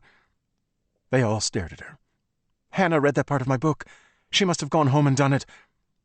Abby's face bounced from Kim to Anna and back again. She didn't tell me. She wouldn't. She knows I would have stopped her. It was her. I wouldn't even know how to do that. Brendan eyed the gun. He wanted to make a play for it while Kim was distracted, but she was too far away. She'd get at least one shot off before he was able to reach her, and the gun was still pointed at Abby. Gun or not, Hannah looked like she was about to attack Abby. That's bullshit. You showed me that section of your book. Let me read it, then you showed me the pictures, all proud of yourself after figuring out how to stitch them together. When you said you planned to put them online, I told you it was a bad idea. You'd regret it. Find some other way to get even. I tried to talk you out of it. You made those, Abby insisted. You're just trying to save your own skin. I wouldn't even know where to start. Anna blew out a frustrated breath. Enough! She reached into the bag and retrieved Abby's MacBook. Clearing a space on her desk, she plugged in a thick USB cable and attached the other end to her CPU before powering on the Mac. I'm going to keep this really simple, she said, as the screens filled with boot-up data. I'll run a search for the files. If they're on here, Abby gets the first bullet. What if she deleted them? Kim asked. Won't matter. I wrote this code. When you delete a file, it doesn't go anywhere. The pieces just get scrambled on the drive. This software searches at the bit level. Unless you destroy the drive, there's always trace left behind. If Abby created them, we'll find them. A moment later, Abby's Mac lit up, not with her home screen, but with the same message that had been there for days over an image of a skull and crossbones. The contents of your computer's hard drive have been encrypted within a locked file. This file will be deleted if you do not pay $10,000 in bitcoins to us, the new owners of your data. Should you notify authorities, your data will be deleted immediately. We are not located within your country. You have no recourse. Failure to comply will result in the deletion of your data. Do not turn off your computer or reboot. Doing so will result in the deletion of your data. Do not attempt to back up. Your backup will be infected as well, and all data will be deleted. We will provide payment instructions shortly. Say hello to your friends for us. You just infected them, too. What the hell is this? Anna said, scanning the text. The meaning of what she'd just read registered a moment later. Her face went white as she yanked the cords out of her CPU with enough force to snap away one of the ends. No, no, no! But it was too late. The ransomware message appeared on her center monitor, then the others. She frantically clicked at the keyboard, but it did nothing. The only monitor that didn't change was the one detailing the transmission of the new Sugar and Spice app around the world. She was still trying to understand the significance of that when they all heard what sounded like gunshots from somewhere else in the church. 90. Humans were animals. Romeo came upon that decision when he rounded the corner into the main room of the church, and the first person to spot the AR in his hand was a 60-something fat man against the wall fucking some woman half his age who wore nothing but a cut-off T-shirt that said, "Real men love tater tots," across her small breasts. He was taking her from behind, caught sight of the assault rifle, and kept fucking, even as Romeo pointed the gun at him. If he wasn't pressed for time, he might have let the man finish. But instead, he shot him in his creased forehead. The woman had her eyes shut through all this, and didn't realize anything was wrong until said fucking ceased. Romeo shot her as the look on her face began a transition from puzzlement to fear, one it would never complete. Gunshots in a crowded space brought on all kinds of odd reactions, particularly when everyone was drunk, there was loud music playing, and simulated fireworks had just rocked the room. For the most part, there was no reaction at all. Music kept playing. People kept dancing. Of the 3 or 4 people who saw what happened, only 2 had the sense to run and vanish deeper into the crowd. The others just stood there. One woman was still swaying with the music, albeit off the beat, her eyes growing large as her alcohol-saturated brain slowly pieced together what happened. Romeo didn't shoot her. Instead, he shot 2 people to her left. When they dropped, she finally screamed. Others turned then, saw her, saw Romeo holding the gun, and he finally got the reaction he was hoping for. Panic. Romeo shot 3 more people at random, and the panic began to spread through the crowd like dominoes toppling across a tabletop. Switching the AR to a 3-shot burst, he raised the barrel, sighted on the rack of equipment on the DJ platform above, and pulled the trigger. The equipment erupted in a burst of sparks, and the music abruptly stopped. There was a blissful silence for half a beat, and the screaming really kicked in as the crowd rushed the locked doors at the same time. "Party's over, people. You don't have to go home, but you can't stay here," Romeo shouted before mowing down 4 others. "Juliet, where the hell are you, baby? Talk to me." On his far right, some guy in a tux shattered a stained glass window with the heel of his highly polished loafer, only to find bars on the other side. Romeo didn't shoot him either. Instead, he shot the woman standing to the man's left, holding his tuxedo jacket. All the movement opened up Romeo's gut wound further, and when he looked down, his pant leg glistened, and there was a trail of blood on the alcohol-sodden floor. He wasn't lightheaded yet, but he knew that was probably coming sooner rather than later. So he pressed forward, toward the center of the makeshift dance floor. Some woman made a play for the AR. She grabbed the barrel, only to find rifle barrels goddamn hot when recently fired. When she peeled her hand away, leaving bits of skin behind, Romeo shot her in the throat, and shot 2 other people at random to clear a path toward what looked like a large ice sculpture in the middle of the room. Partially melted, it had once been the Sugar and Spice logo, but now looked more like 2 number 5s, with the tops half missing. He didn't see Juliet. Not at first. And when he did see her, It took a moment for his mind to register what he was looking at. He briefly wondered if that was from the blood loss or flat-out denial. He decided it didn't matter and stumbled over to her on legs that didn't want to work anymore. To his credit, Romeo managed to keep hold of the rifle as he dropped down next to Juliet's motionless body. She had been tied to the base of the ice sculpture, propped up against it like she was sitting on the floor, her legs splayed out in a wide V. Her face was frozen in stunned silence, and if not for the small bullet hole in the center of her forehead, Romeo might have convinced himself she was perfectly fine. Just resting. She wasn't resting, though. He knew before his fingers stroked her cold cheek. She was gone. Her unblinking eyes held no light. A sign had been taped to her chest, her fingers wrapped loosely around the edges to give the impression she was holding it. It contained 3 words. I failed her. While that stoked an anger within Romeo greater than any he'd ever felt, it was matched by the thought of all these people who had danced around her dead body, his Juliet's dead body, like she was nothing more than some party prop. With a shaking, bloody finger, Romeo reached out and closed her eyes. Had he been thinking clearly, he might have realized this was some sort of trap. It wasn't until he heard a shot and the bullet tore through his left shoulder he realized he might be in trouble. He blindly pulled the trigger on the AR. The triple burst struck the ice sculpture from below and shattered it in an explosion of white icy shards. Then Romeo rolled, ignored the pain, sighted, and ended the man who had shot him. Romeo stumbled to his feet, managed to cross the room, and braced himself against the wall. She was here. That fucking bitch. That cunt. The woman who strung him and Juliet along, played them, and decided she could just throw them away like yesterday's garbage. His eyes fell on Juliet, the lifeless husk that was once his Juliet. His heart twisted with an ache so deep he wanted to tear his chest open and rip it out to make it stop. Breathing without her felt wrong. I'm right behind you, baby doll, Romeo said softly.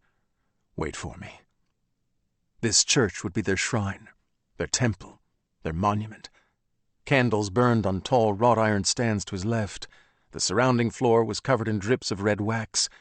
Romeo gripped 2 of the candle stands and toppled them to the floor.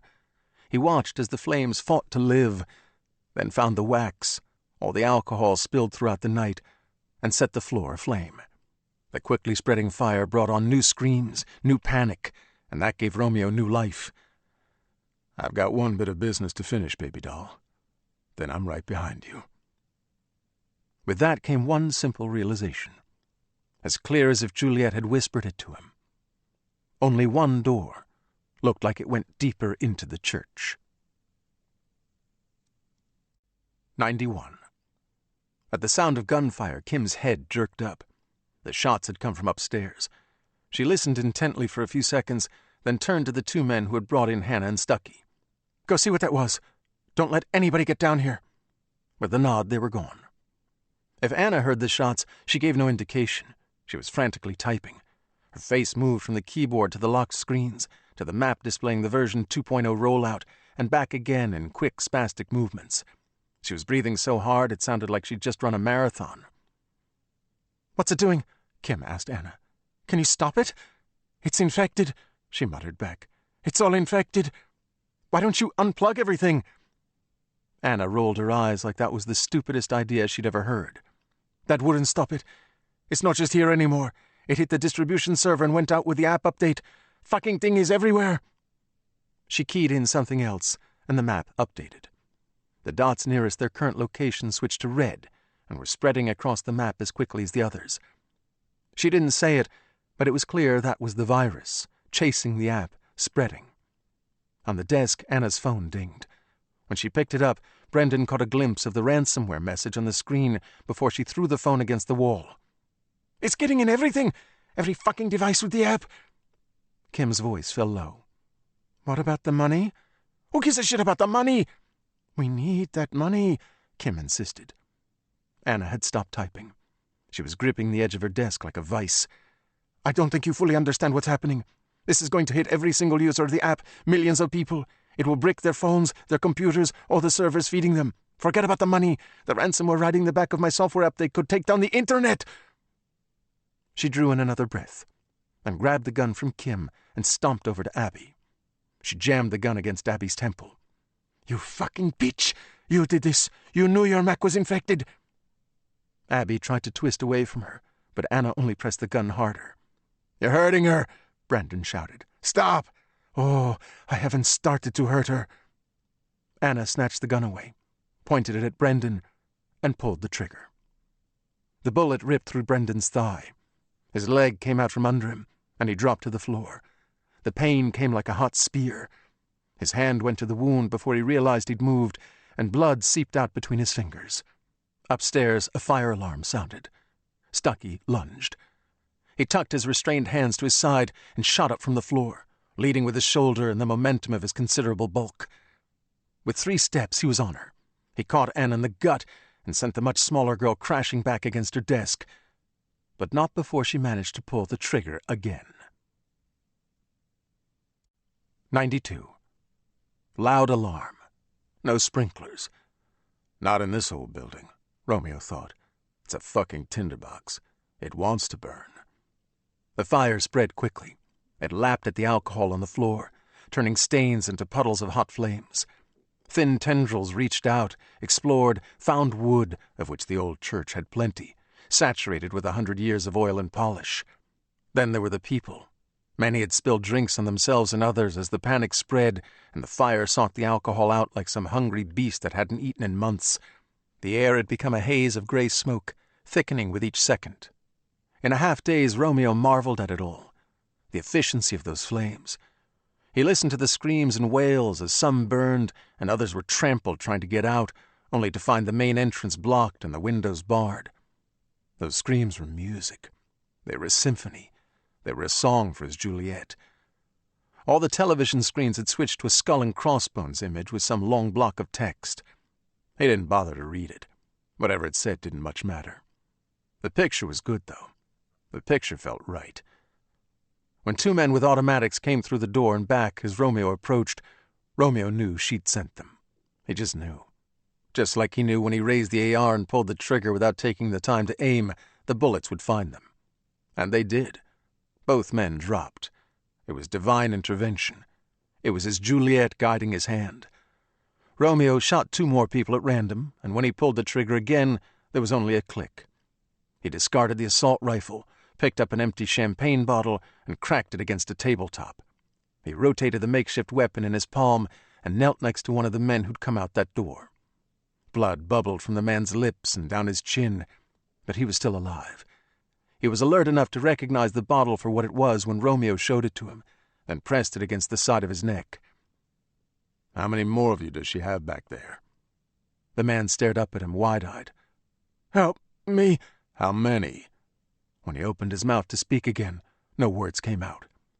There was only his final breath. Romeo considered taking the man's gun. Hell, both guns. Then he heard Juliet's voice, clear as rain. "You don't need no gun, baby. Keep the bottle. You'll want to cut her. Nice and slow. Go through that door down into the belly of the beast. That's where the rot lives." He stood and went through the door, oblivious to the screams behind him. The crackle of the fire in the rafters, the chokes and gasps as even the oxygen fled the church, leaving all else to die. He'd gut her and dance on her corpse for his Juliet. 93. Stucky slammed into Anna. Anna crashed into her desk. The desk rolled beneath them both, and they ended in a heap on the floor amid the shattered monitors and a twisted mess of cords and computers.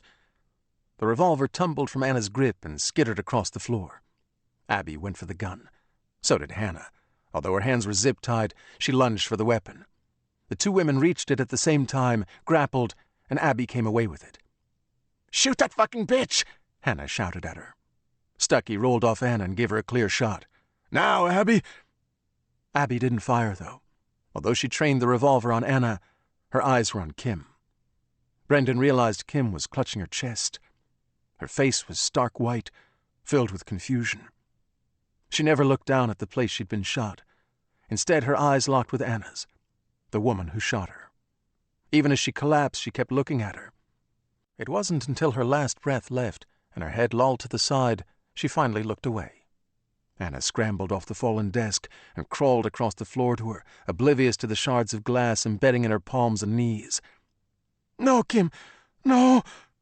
She managed to get Kim's head in her lap and began to sob in her hair. Abby raised the revolver and fired. First, she shot the CPU that had been under the desk.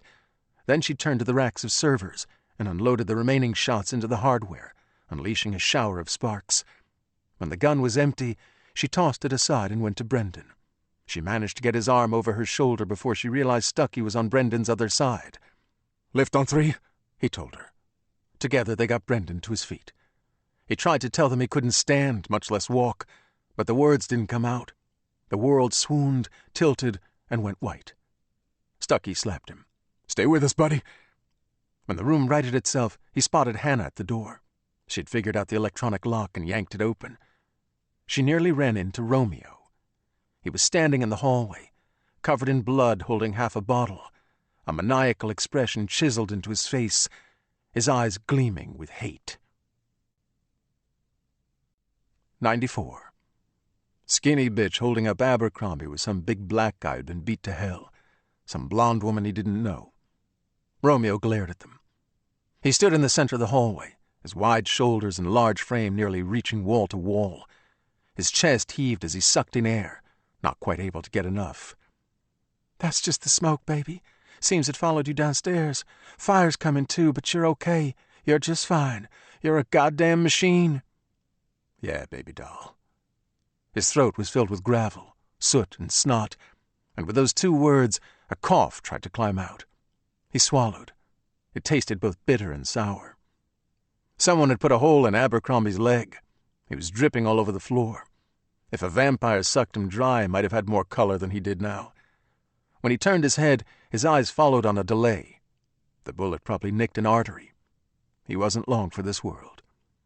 As those thoughts rambled around Romeo's head, he thought about the hole in his own shoulder, his ruined gut, and realized he couldn't feel either of those anymore. He'd be willing to bet that was Juliet's doing. The blonde woman went to the floor and came back up holding a revolver.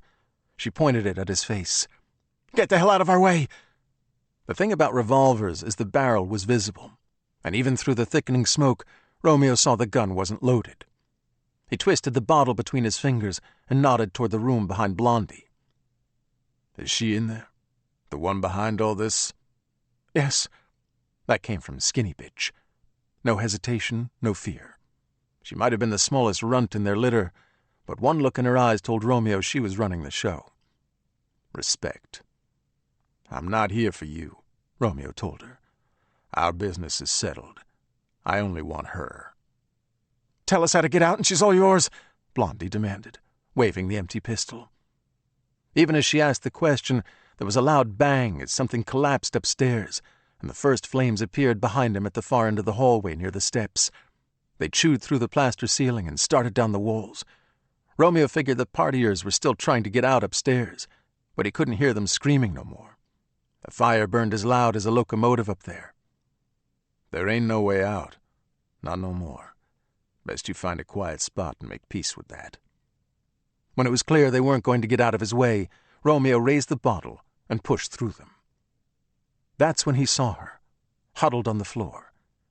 She saw him, too. 95. Brendan's vision swooned, and when he tried to breathe, he sucked in nothing but smoke. He coughed and heard Abby shout, "In there! Hurry!"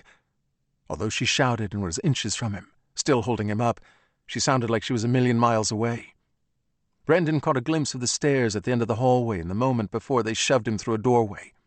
The stairs were completely blocked, part of the ceiling collapsed, and every inch was on fire. It might have been the entrance to hell, and maybe it was. They were in Kim's small apartment, the one he and Abby had found when they first came downstairs. Abby and Stucky carried him over to the bed and set him down, as Hannah closed the door and frantically looked around until she spotted a small bathroom off to the side. "I'll get some towels and try to seal the door." "Wet them if the water's still running," Stucky instructed. He crossed the room and went to a narrow window high up on the wall. As Brendan slumped back on the bed, he found himself looking up at the ceiling. Portions had already gone black, and dark smoke was drifting from between the rafters. "It's like an animal," he thought, feeling things out before going in for the kill. "I can see people out there," Stucky shouted back. "Fire trucks, police." Brendan twisted and saw him fumbling with the window's twist locks. "Don't," Abby quickly told him. "If you open that, you'll let air into the room. That will bring the fire right to us." "We don't have a choice," Hannah said. She was back at the door, stuffing towels around the bottom. "There are bars in the window," Abby said. "Even if we get them off, I don't think you'll fit." Brendan knew she was talking about Stucky. And when Stucky didn't reply, it was clear she was right. "We need to do something. The door's getting hot," said Hannah. Brendan managed to point at the ceiling, at the smoke. They all followed his finger. "There's no other way out of here," Stucky finally said. "We've got to open the window and call for help. Hope they've got some way to get the bars off and get the three of you out." "I'm not leaving you here," Hannah cried. "Abby's right. I won't fit." He turned to Abby. "We close the window as soon as we get their attention. If we do that, we can minimize the fuel for the fire and buy some time." Brendan tried to sit up. Couldn't. "You three get out," Stucky said. "It's either that or we all burn to death. We need to move." When Abby nodded and went to the window, Hannah buried her face in Stucky's shoulder. She was still holding him when Abby said in a defeated voice, "The window is nailed shut." 96. Romeo closed the door behind him. He knew the fire was coming, and while it would eventually come through that door, it would come from above first. The smell of it was everywhere, and portions of the ceiling had already gone black.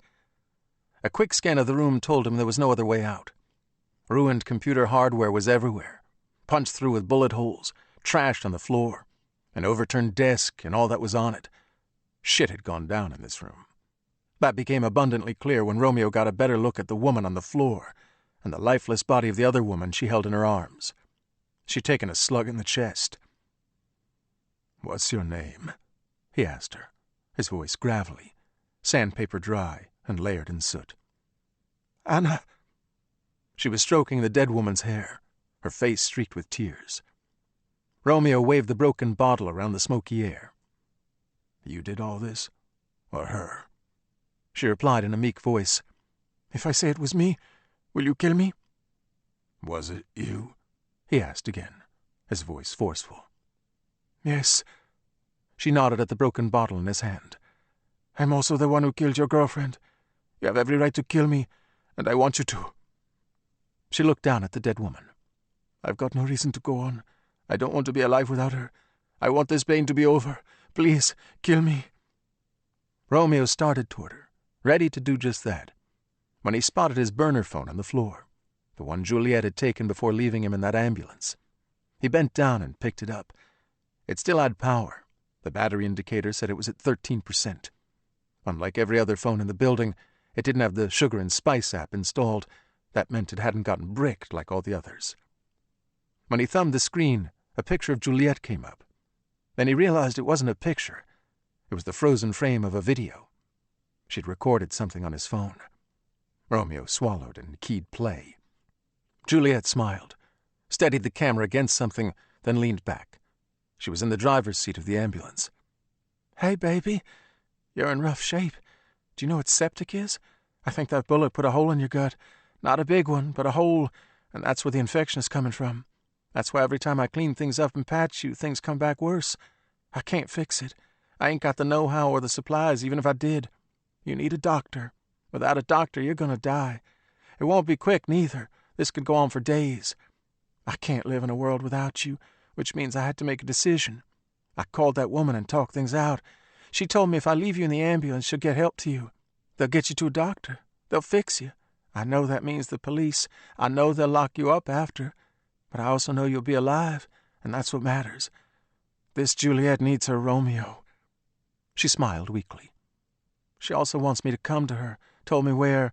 She said if I do, she'll make good on the money she owes us. I'm going to use that to set us up, just like we said. Then I'll use more of it to get you out of wherever they plan to try and cage you. I'll get you to me. There ain't no other way. If I take you to the hospital, they'll lock us both up. We won't get out. We won't get what's owed to us. We'll die in there. This is the only way. I gotta trust she ain't lying, 'cause I got nothing else to bank on. If you're watching this video instead of holding my hand, instead of sitting on our beach with me, That means it all went bad. I want you to know I love you more than anything, more than peanut butter, like you told me once. If I'm dead, you were the last thought on my mind, and I clung to that as long as I could. I love you, baby." Juliet reached for the phone, and the video ended, her frozen image on the screen. Romeo was crying. He didn't much care who saw. He didn't give two shits if the woman responsible for all this saw. He knelt in front of her and held the broken bottle up to her face. "I'm going to ask you a question, and you're going to answer it truthfully, understand?" She nodded. "This here's a sugar, just like one of them questions from your app." He placed his other hand on the head of the dead woman. "If you could, would you trade your life for hers?" Without hesitation, the woman who called herself Anna nodded. "I don't want to live another second without her." Romeo let that sink in.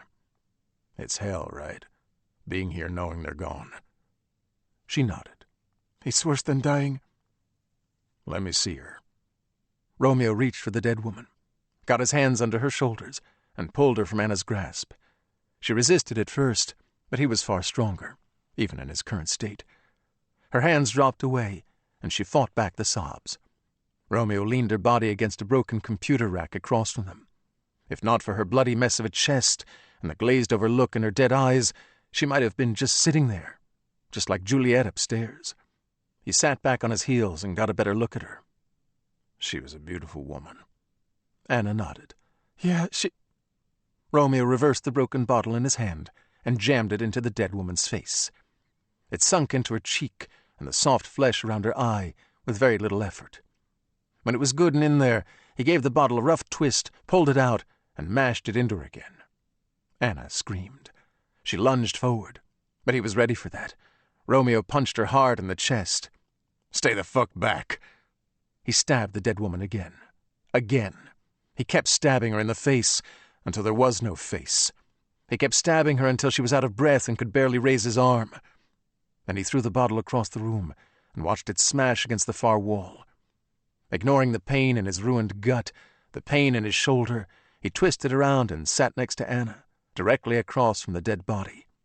When Anna tried to hit him, he grabbed both her hands and held them still in one of his much larger, meaty fists. With his free hand, he grabbed Anna's chin and twisted her head forward. "Look at her. That's you. That's all on you."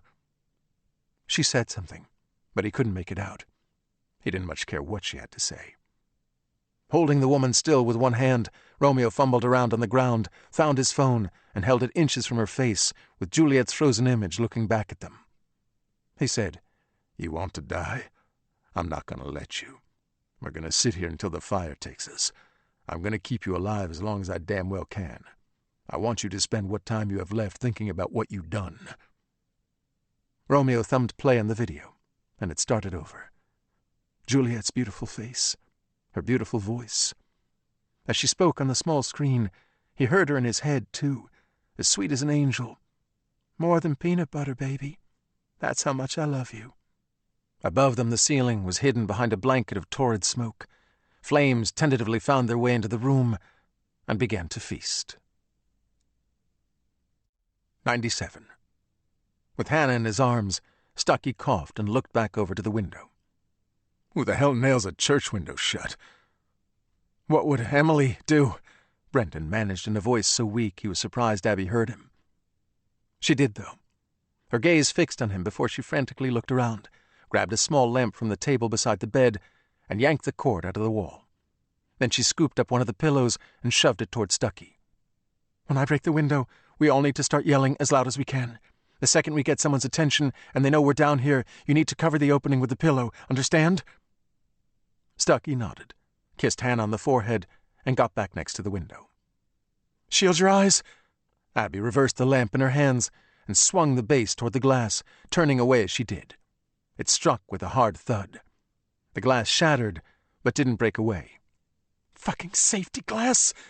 She swung again, then a third time. With the next, the glass dropped out in a single piece and smashed on the floor. A rush of air roared into the building, and Brendan had this insane image in his head of the fire sucking through a straw. The three of them were at the window then, shouting. As he yelled, Stucky grabbed the metal bars on the opposite side and tried to break them free, but they didn't budge. Hannah spotted the flames first and pointed at the ceiling above the door. "It's coming in! They can't hear us!" Abby shouted back. "Hey!" Stucky screamed, his face right up against the bars. "We're in here!" All three shouting again, screaming. Brendan tried to make sense of it all, but the words blended and seemed to drift away. He didn't realize he'd passed out until he twisted his head back toward the window and saw a fireman on the other side attaching a cable to the bars. He blacked out again. This time when he woke, Stucky, Abby, and Hannah were holding him up, passing him head first through the window. Other hands had him from the outside. His feet and legs were hot. "My God, I'm on fire. He passed out again. Missing time, bright lights, many voices, ambulance. When his eyes fluttered open, he was in the back of an ambulance. The door was open, and Abby was crouched next to him with a blanket over her shoulders, holding an oxygen mask to her face. "He's awake!" she called out behind the mask, then began coughing. Brendan's head felt like it weighed 1,000 pounds. He managed to twist enough to get a look out the open doors. Hannah was standing there draped in a blanket with her back to him. It looked like she was holding a mask, too. Beyond her was the church, burning so hot and bright it hurt Brendan's eyes to look at it. Flames leaped to the sky from where the roof had been. The rafters were nothing more than blackened twigs. Fire crawled up what remained of the walls. There were people everywhere. Cops, firefighters, sugar and spice partygoers who managed to get out. Water sprayed from at least a dozen hoses. But it was a lost cause. Brendan could tell that much from the firefighters' slow, defeated movement. They were still going through the motions, but the church could not be saved. It was clear any attempt at rescue was over. A moment later, the church imploded. What remained of the walls collapsed inward, sending a large black cloud into the air with a thud that shook the earth. "Stucky," Brendan managed in a faint breath. Nobody heard him. All went dark again. Sugar and spice. Sugar. Error 572. Application failed to load. 98. Labored breathing. Beeps and bings. When Brendan woke, it was with heavy eyes to a wall of white. It seemed every light in the room was on and beating down on him, dialed up to 11, the bulbs unable to burn the power fast enough and about to burst with an irate hum. He might have stared into those bulbs for 10 seconds or 10 minutes. In those first moments, he had no grasp of time any more than he knew where he was or how he'd gotten there. When focus came, it was the warmth of someone's hand in his he found first. And when he managed to twist his head to the side, he found Abby, his glorious, beautiful, loving Abby. She was asleep, her face resting on his chest, numerous sheets and blankets between them. Something covered his mouth, and to say getting his hand there to move it was a challenge would be an understatement. His brain sent the command to his limbs several times before anyone answered the door and decided to follow orders. When his fingers found the mask, they fumbled over the plastic, finally gripped the corner, and managed to tug it away from his face.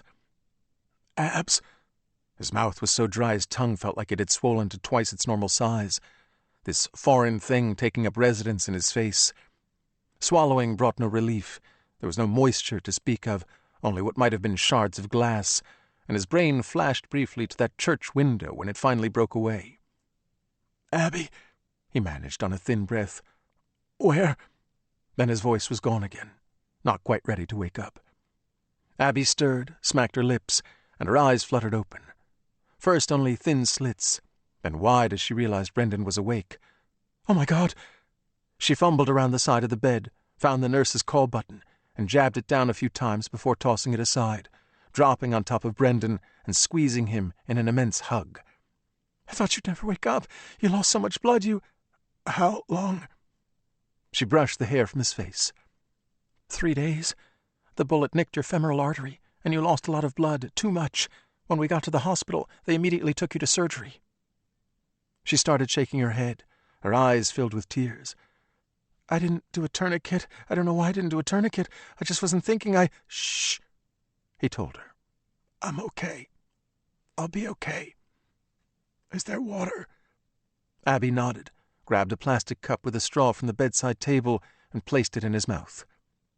"Not too much. Take it easy at first." Brendan drank about half before twisting his head to the side when he couldn't stomach more.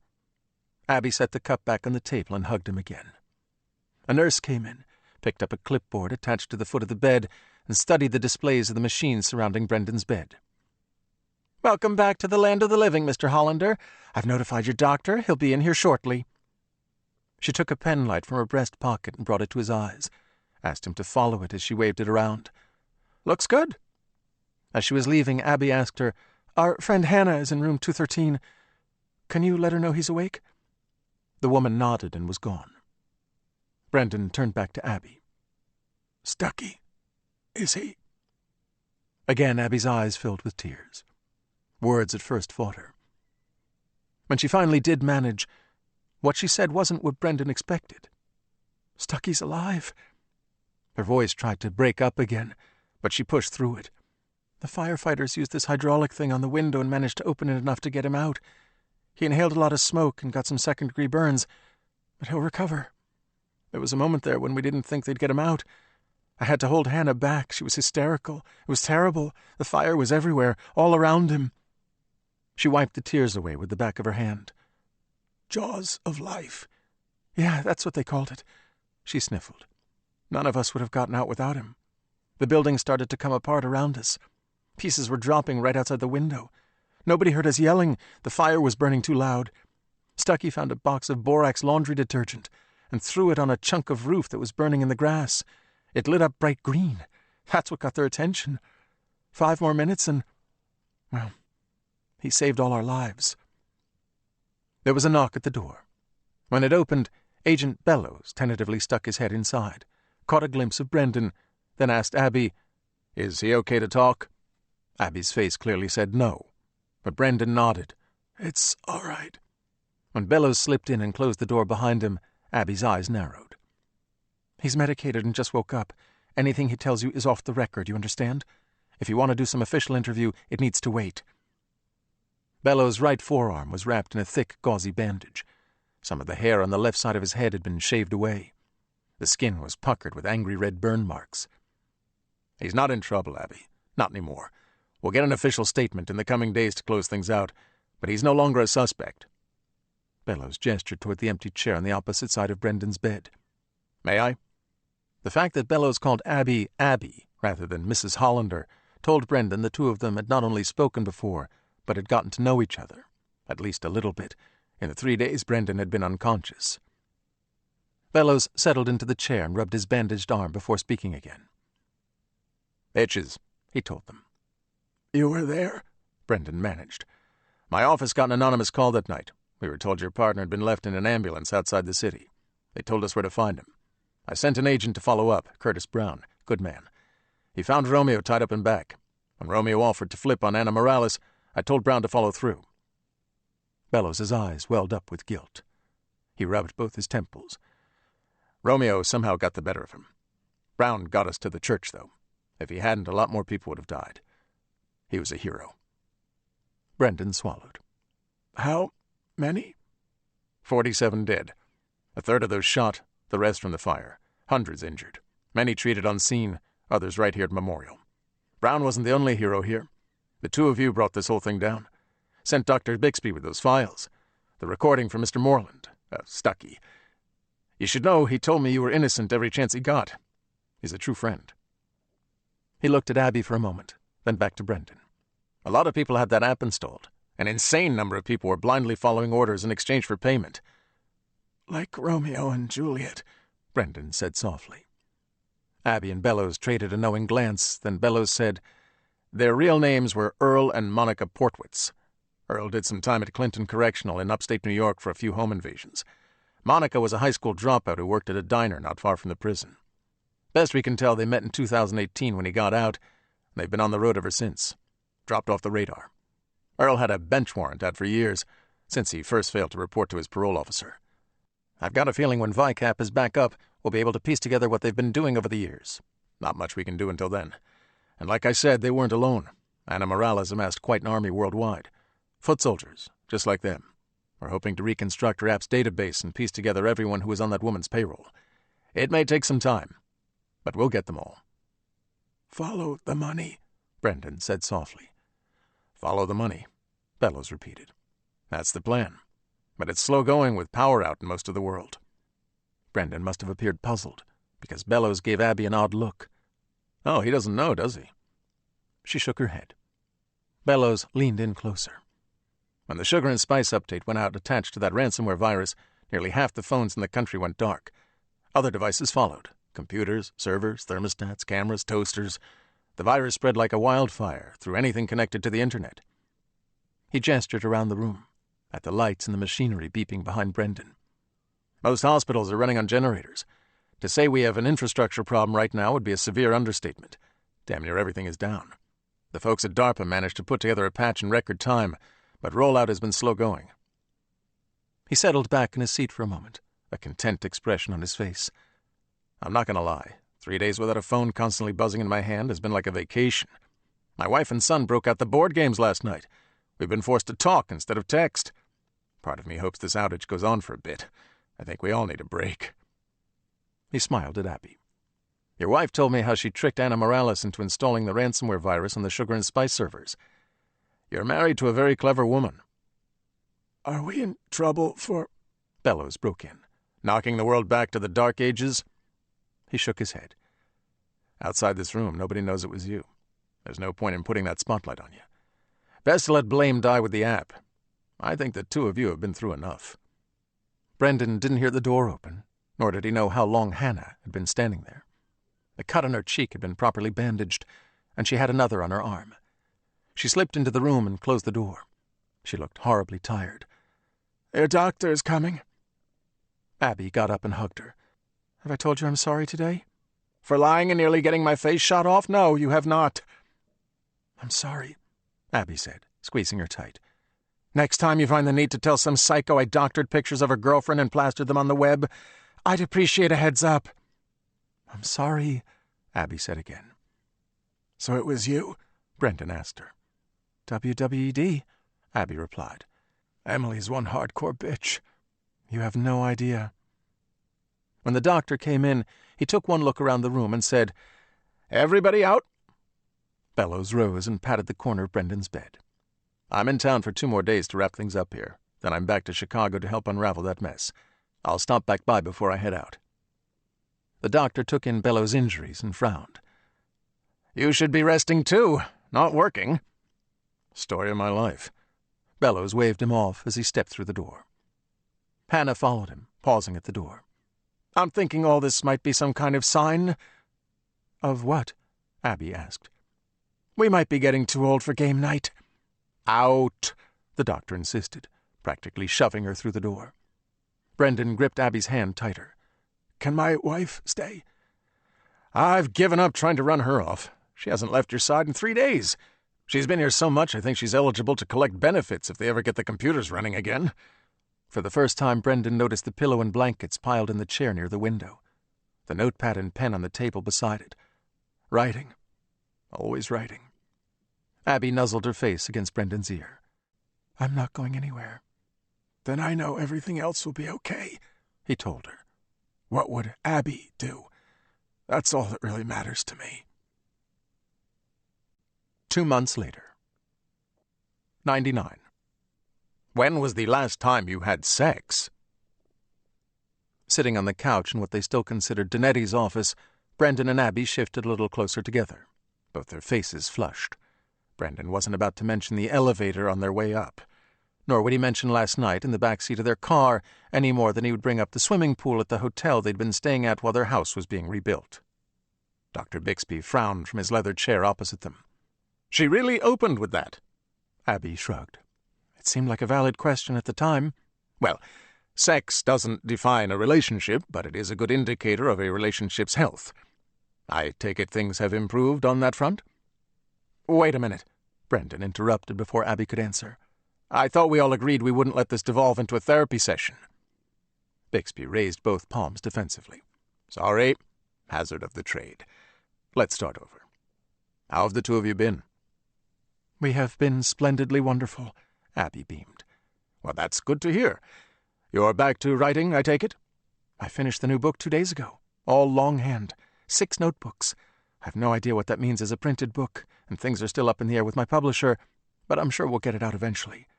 I honestly think writing it helped me get through all this. Writing can be very therapeutic, as beneficial as talking to your partner or someone like me. It's a release. Some of our worst issues stem from holding in emotion and thoughts, not allowing them to escape. That can be no different than a powder keg or a tea kettle. You've got to let the pressure out. Okay, Brendan thought. This is all sounding very much like a therapy session. He cleared his throat. How have you been? Bixby let out a soft laugh. You would think a significant event like the big blackout would trigger all types of anxieties and send half the population in for therapy. But apparently it had the opposite effect. Since things have come back online, many people have decided they don't need to be as connected as they were before.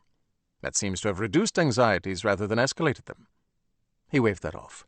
I'm not complaining. I bought an old flip phone with exactly 0 internet access, and I haven't been happier. I can place a call when I need to, people can reach me, but I'm not buried in a screen anymore. He glanced at the table and at Brendan and Abby's hands looking for phones they no longer carried. I see you've joined the ranks of the unplugged too. When Brendan quit FCID, we realized we didn't need any of that stuff anymore. We still have laptops, but that's about the extent of it. I check email maybe once a day, Brendan told him. It's fantastic. No more jumping whenever some box in my pocket vibrates. You quit FCID? Brendan nodded. Me and Stuckey both quit. We started a private consulting firm. We've got a handful of clients, all local. No more travel, no more nights or weekends. We rented a small place not far from here and put a sign on the inside of the door that says, "All work stays here." We don't take anything home with us anymore. He smiled at Abby. Home is for us time. Well, that's wonderful. Good for you. Abby said, "We never had a chance to properly thank you. If you hadn't picked us up and agreed to drive us to Chicago—" He waved her off. It was the right thing to do, and I was happy to help. If you have anyone to thank, it's my patient, the girl you met at the diner. Elsa, Abby said. How is she? Are either of you familiar with Miss Hall's school in Pittsfield? Brendan shook his head. Abby said nothing. It's a boarding school near the Berkshires, one of the best in the country. Bixby drew a little closer. While Elsa was staying at Hampton House, she wrote an essay about surviving an abusive household. It was extremely emotional, moving, insightful. She was kind enough, strong enough, to allow me to have it published in a peer journal. A week after the essay released, I received a phone call. Apparently someone read it and offered Elsa a full scholarship to Miss Hall's. The folks at the school couldn't tell us who her benefactor was, only that her room and board were fully covered through graduation. Abby squeezed Brendan's hand. That's wonderful. It certainly is, Bixby agreed. Our sessions are online these days, but we still speak twice each week. She asks about you a lot. Told me to say hello. Speaking of the past, that reminds me. He twisted around to the desk, found a notepad, and turned back to them. That FBI agent came by a few days ago. Bellows. Bellows? Brendan hadn't spoken to him in weeks. What for? Asking about the two of you, actually. Well, Danetti's interactions with you. Brendan shifted slightly. He was curious if Danetti took any notes, maybe left something behind. Did she? Bixby's expression shifted, grew colder. It was as if all the warmth he felt at discussing Elsa drained away, leaving behind a different man. His gaze settled on Abby. He seemed particularly interested in your time at Northeastern, your degree. Abby stiffened. Bixby tapped his pen against the corner of the notepad in much the same way Danetti had during their first session. You told her before becoming an author you were an event coordinator. That's what you told Bellows, too. Because it's true. But your degree from Northeastern is in computer sciences. It seems odd to get a programming degree and then work in hospitality. Not really, Abby told him. Harlan Hotel hired me because of my programming degree. They needed someone to rewrite their scheduling software. It was supposed to be a one-off project, just a contracting job, but when I finished they asked me if I'd be interested in the event coordinator position, and I accepted. I was good at programming, but I didn't enjoy it. I wanted to be around people. It seemed like a better fit. Bixby nodded. Yeah, Bellows told me that too, but he seemed fixated on the programming thing. I pressed him and he slipped. He told me the scheduling software you rewrote, your programming experience, was with a computer language called Python. He said that's the same language the ransomware virus was written in. Before Abby could say anything else, Brendan placed his hand on her arm. That's a complete coincidence. We never discussed Abby's major with Donetti. Aside from telling her we met at Northeastern, we didn't bring it up at all. Bellows couldn't possibly believe Abby was involved. Bixby's gaze remained on Abby. He tilted his head like an inquisitive dog. The money still hasn't been found.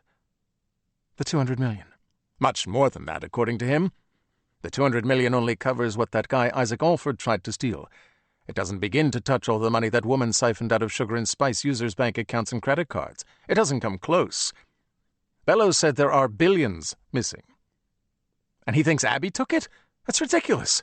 She was one of the first to get infected. She got that virus from her agent. The agent she visited 2 days earlier. Brendan opened his mouth to argue, but Abby silenced him with a touch. None of what you just said came from Bellows, did it? An FBI agent wouldn't share that kind of detail with a civilian. Not on an open investigation. It was Bixby's turn to go quiet. It came from Elsa. Your patient. Abby pushed. This is her theory? A flicker passed behind Bixby's eyes. Elsa is a very impressive girl on her way to becoming an impressive woman. Not unlike you. So it wasn't Bellows, Brendan pressed. Bellows was here. He may have asked some questions, but it's Elsa speculating, Abby answered before Bixby could. The real question is, how much of Elsa's theory did you share with Bellows? My God, that mind of yours! The sparkle returned to Bixby's eyes. Elsa is curious about who covered her scholarship. Understandably so, Bixby said. I explained to her some questions are best left unanswered. I told Bellows Donetti left nothing behind, and I knew very little about you. He hasn't been back. I don't have the money, Abby stated flatly.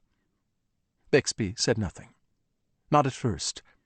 Then he leaned back in his chair. I like to think whoever does is doing something good with it. Putting it toward world hunger, the climate, education. That's what someone like Elsa would do. Well, let's hope someone like Elsa has it then. We can only hope, Bixby echoed. The three of them rose and went to the door. Embraced. We should stay in touch, Abby said. I'd like that. Brendan and Abby were back in the elevator. The doors closed before either spoke again. You didn't take it, right? Abby only smiled. She kissed Brendan's cheek and pressed a folded sheet of paper into Brendan's hand. In Abby's neat script it simply read, Spice. In 4 hours you will be boarding a plane to a private island in the Caribbean, where you will spend the next 2 weeks alone. Get to know your wife. Allow her to know you. There is much to be discovered.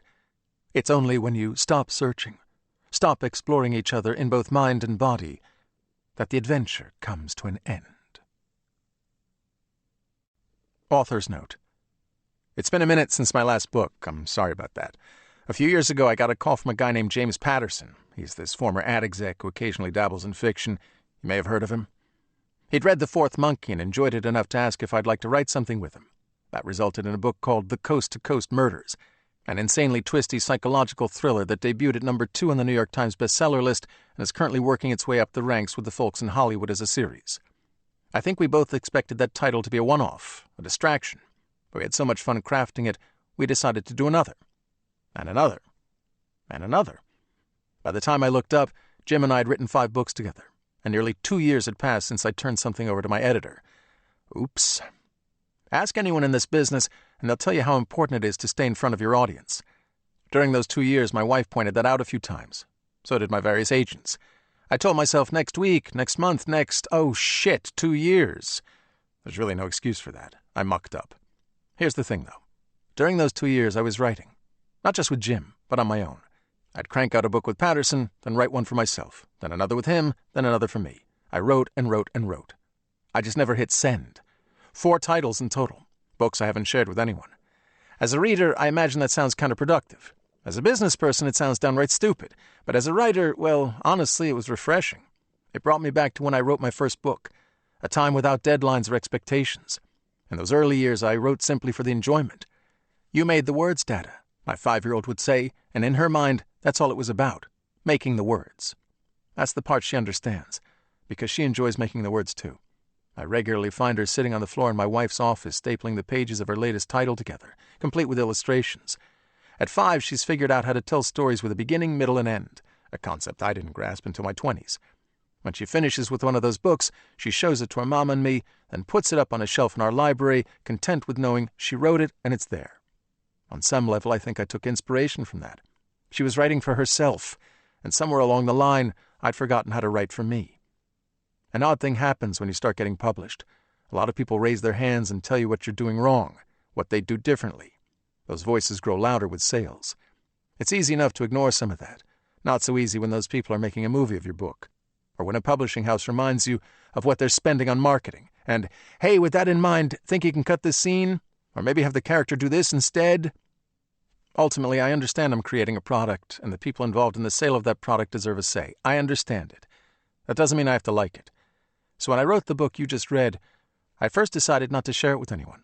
I tucked it away in a quiet spot, took a special comfort in the fact that I made the words I wanted to make, and went on to another project. And another, and yeah, we've covered that. That brings us to today. At some point, I hit send. I'm not sure what changed. I don't think it was anything in particular. I just woke up one morning and it felt like the right time. Maybe it's because the night before I downloaded some app and read the terms of service. Okay, I read the first few lines, then moved on because who has the time for all that? I read the start of the terms of service, and that reminded me of the last time I'd done that, right after the incident that sparked the idea behind this book. My wife and I were having dinner discussing her latest acquisition, a large house on a mountaintop in Georgia she hoped to renovate and turn into a short-term rental. The house had 7 bathrooms, all in need of work, so I suggested a company called Bath Fitters. I imagine you've seen their commercials. They basically install a shell over outdated baths and showers, a quick cosmetic fix when there are no plumbing concerns to address. That night, both of us noticed something strange. Ads for bath fitters started popping up on our phones, our computers. Keep in mind, neither of us actually typed the word bath fitters into a device. I only said the word verbally. That sent me down a rabbit hole. Were our devices listening and targeting advertising? I quickly learned the answer to that was yes, and I allowed them to do it by blindly agreeing to various terms of service. Our phones, our apps, all listening and sharing information. I don't have anything against bath fitters. Who can fault them for taking advantage of the latest tech? I'm not sure I can even point a finger at our various devices. After all, they asked me if they could do it, and I said yes. That put the blame squarely on me. I felt like I let a stranger into our lives. While the stranger was arguably helpful, showing us ads for things we need rather than random ads, it was still an intrusion. And it got me thinking, what if? The 2 biggest words in any author's toolbox. For the record, my wife and I have a fantastic marriage. We're partners in every sense. We've never downloaded an app as a marital aid, but what if? Yeah, that's how this process works. I quickly met Abby and Brendan and learned about their problems, wrote them all down.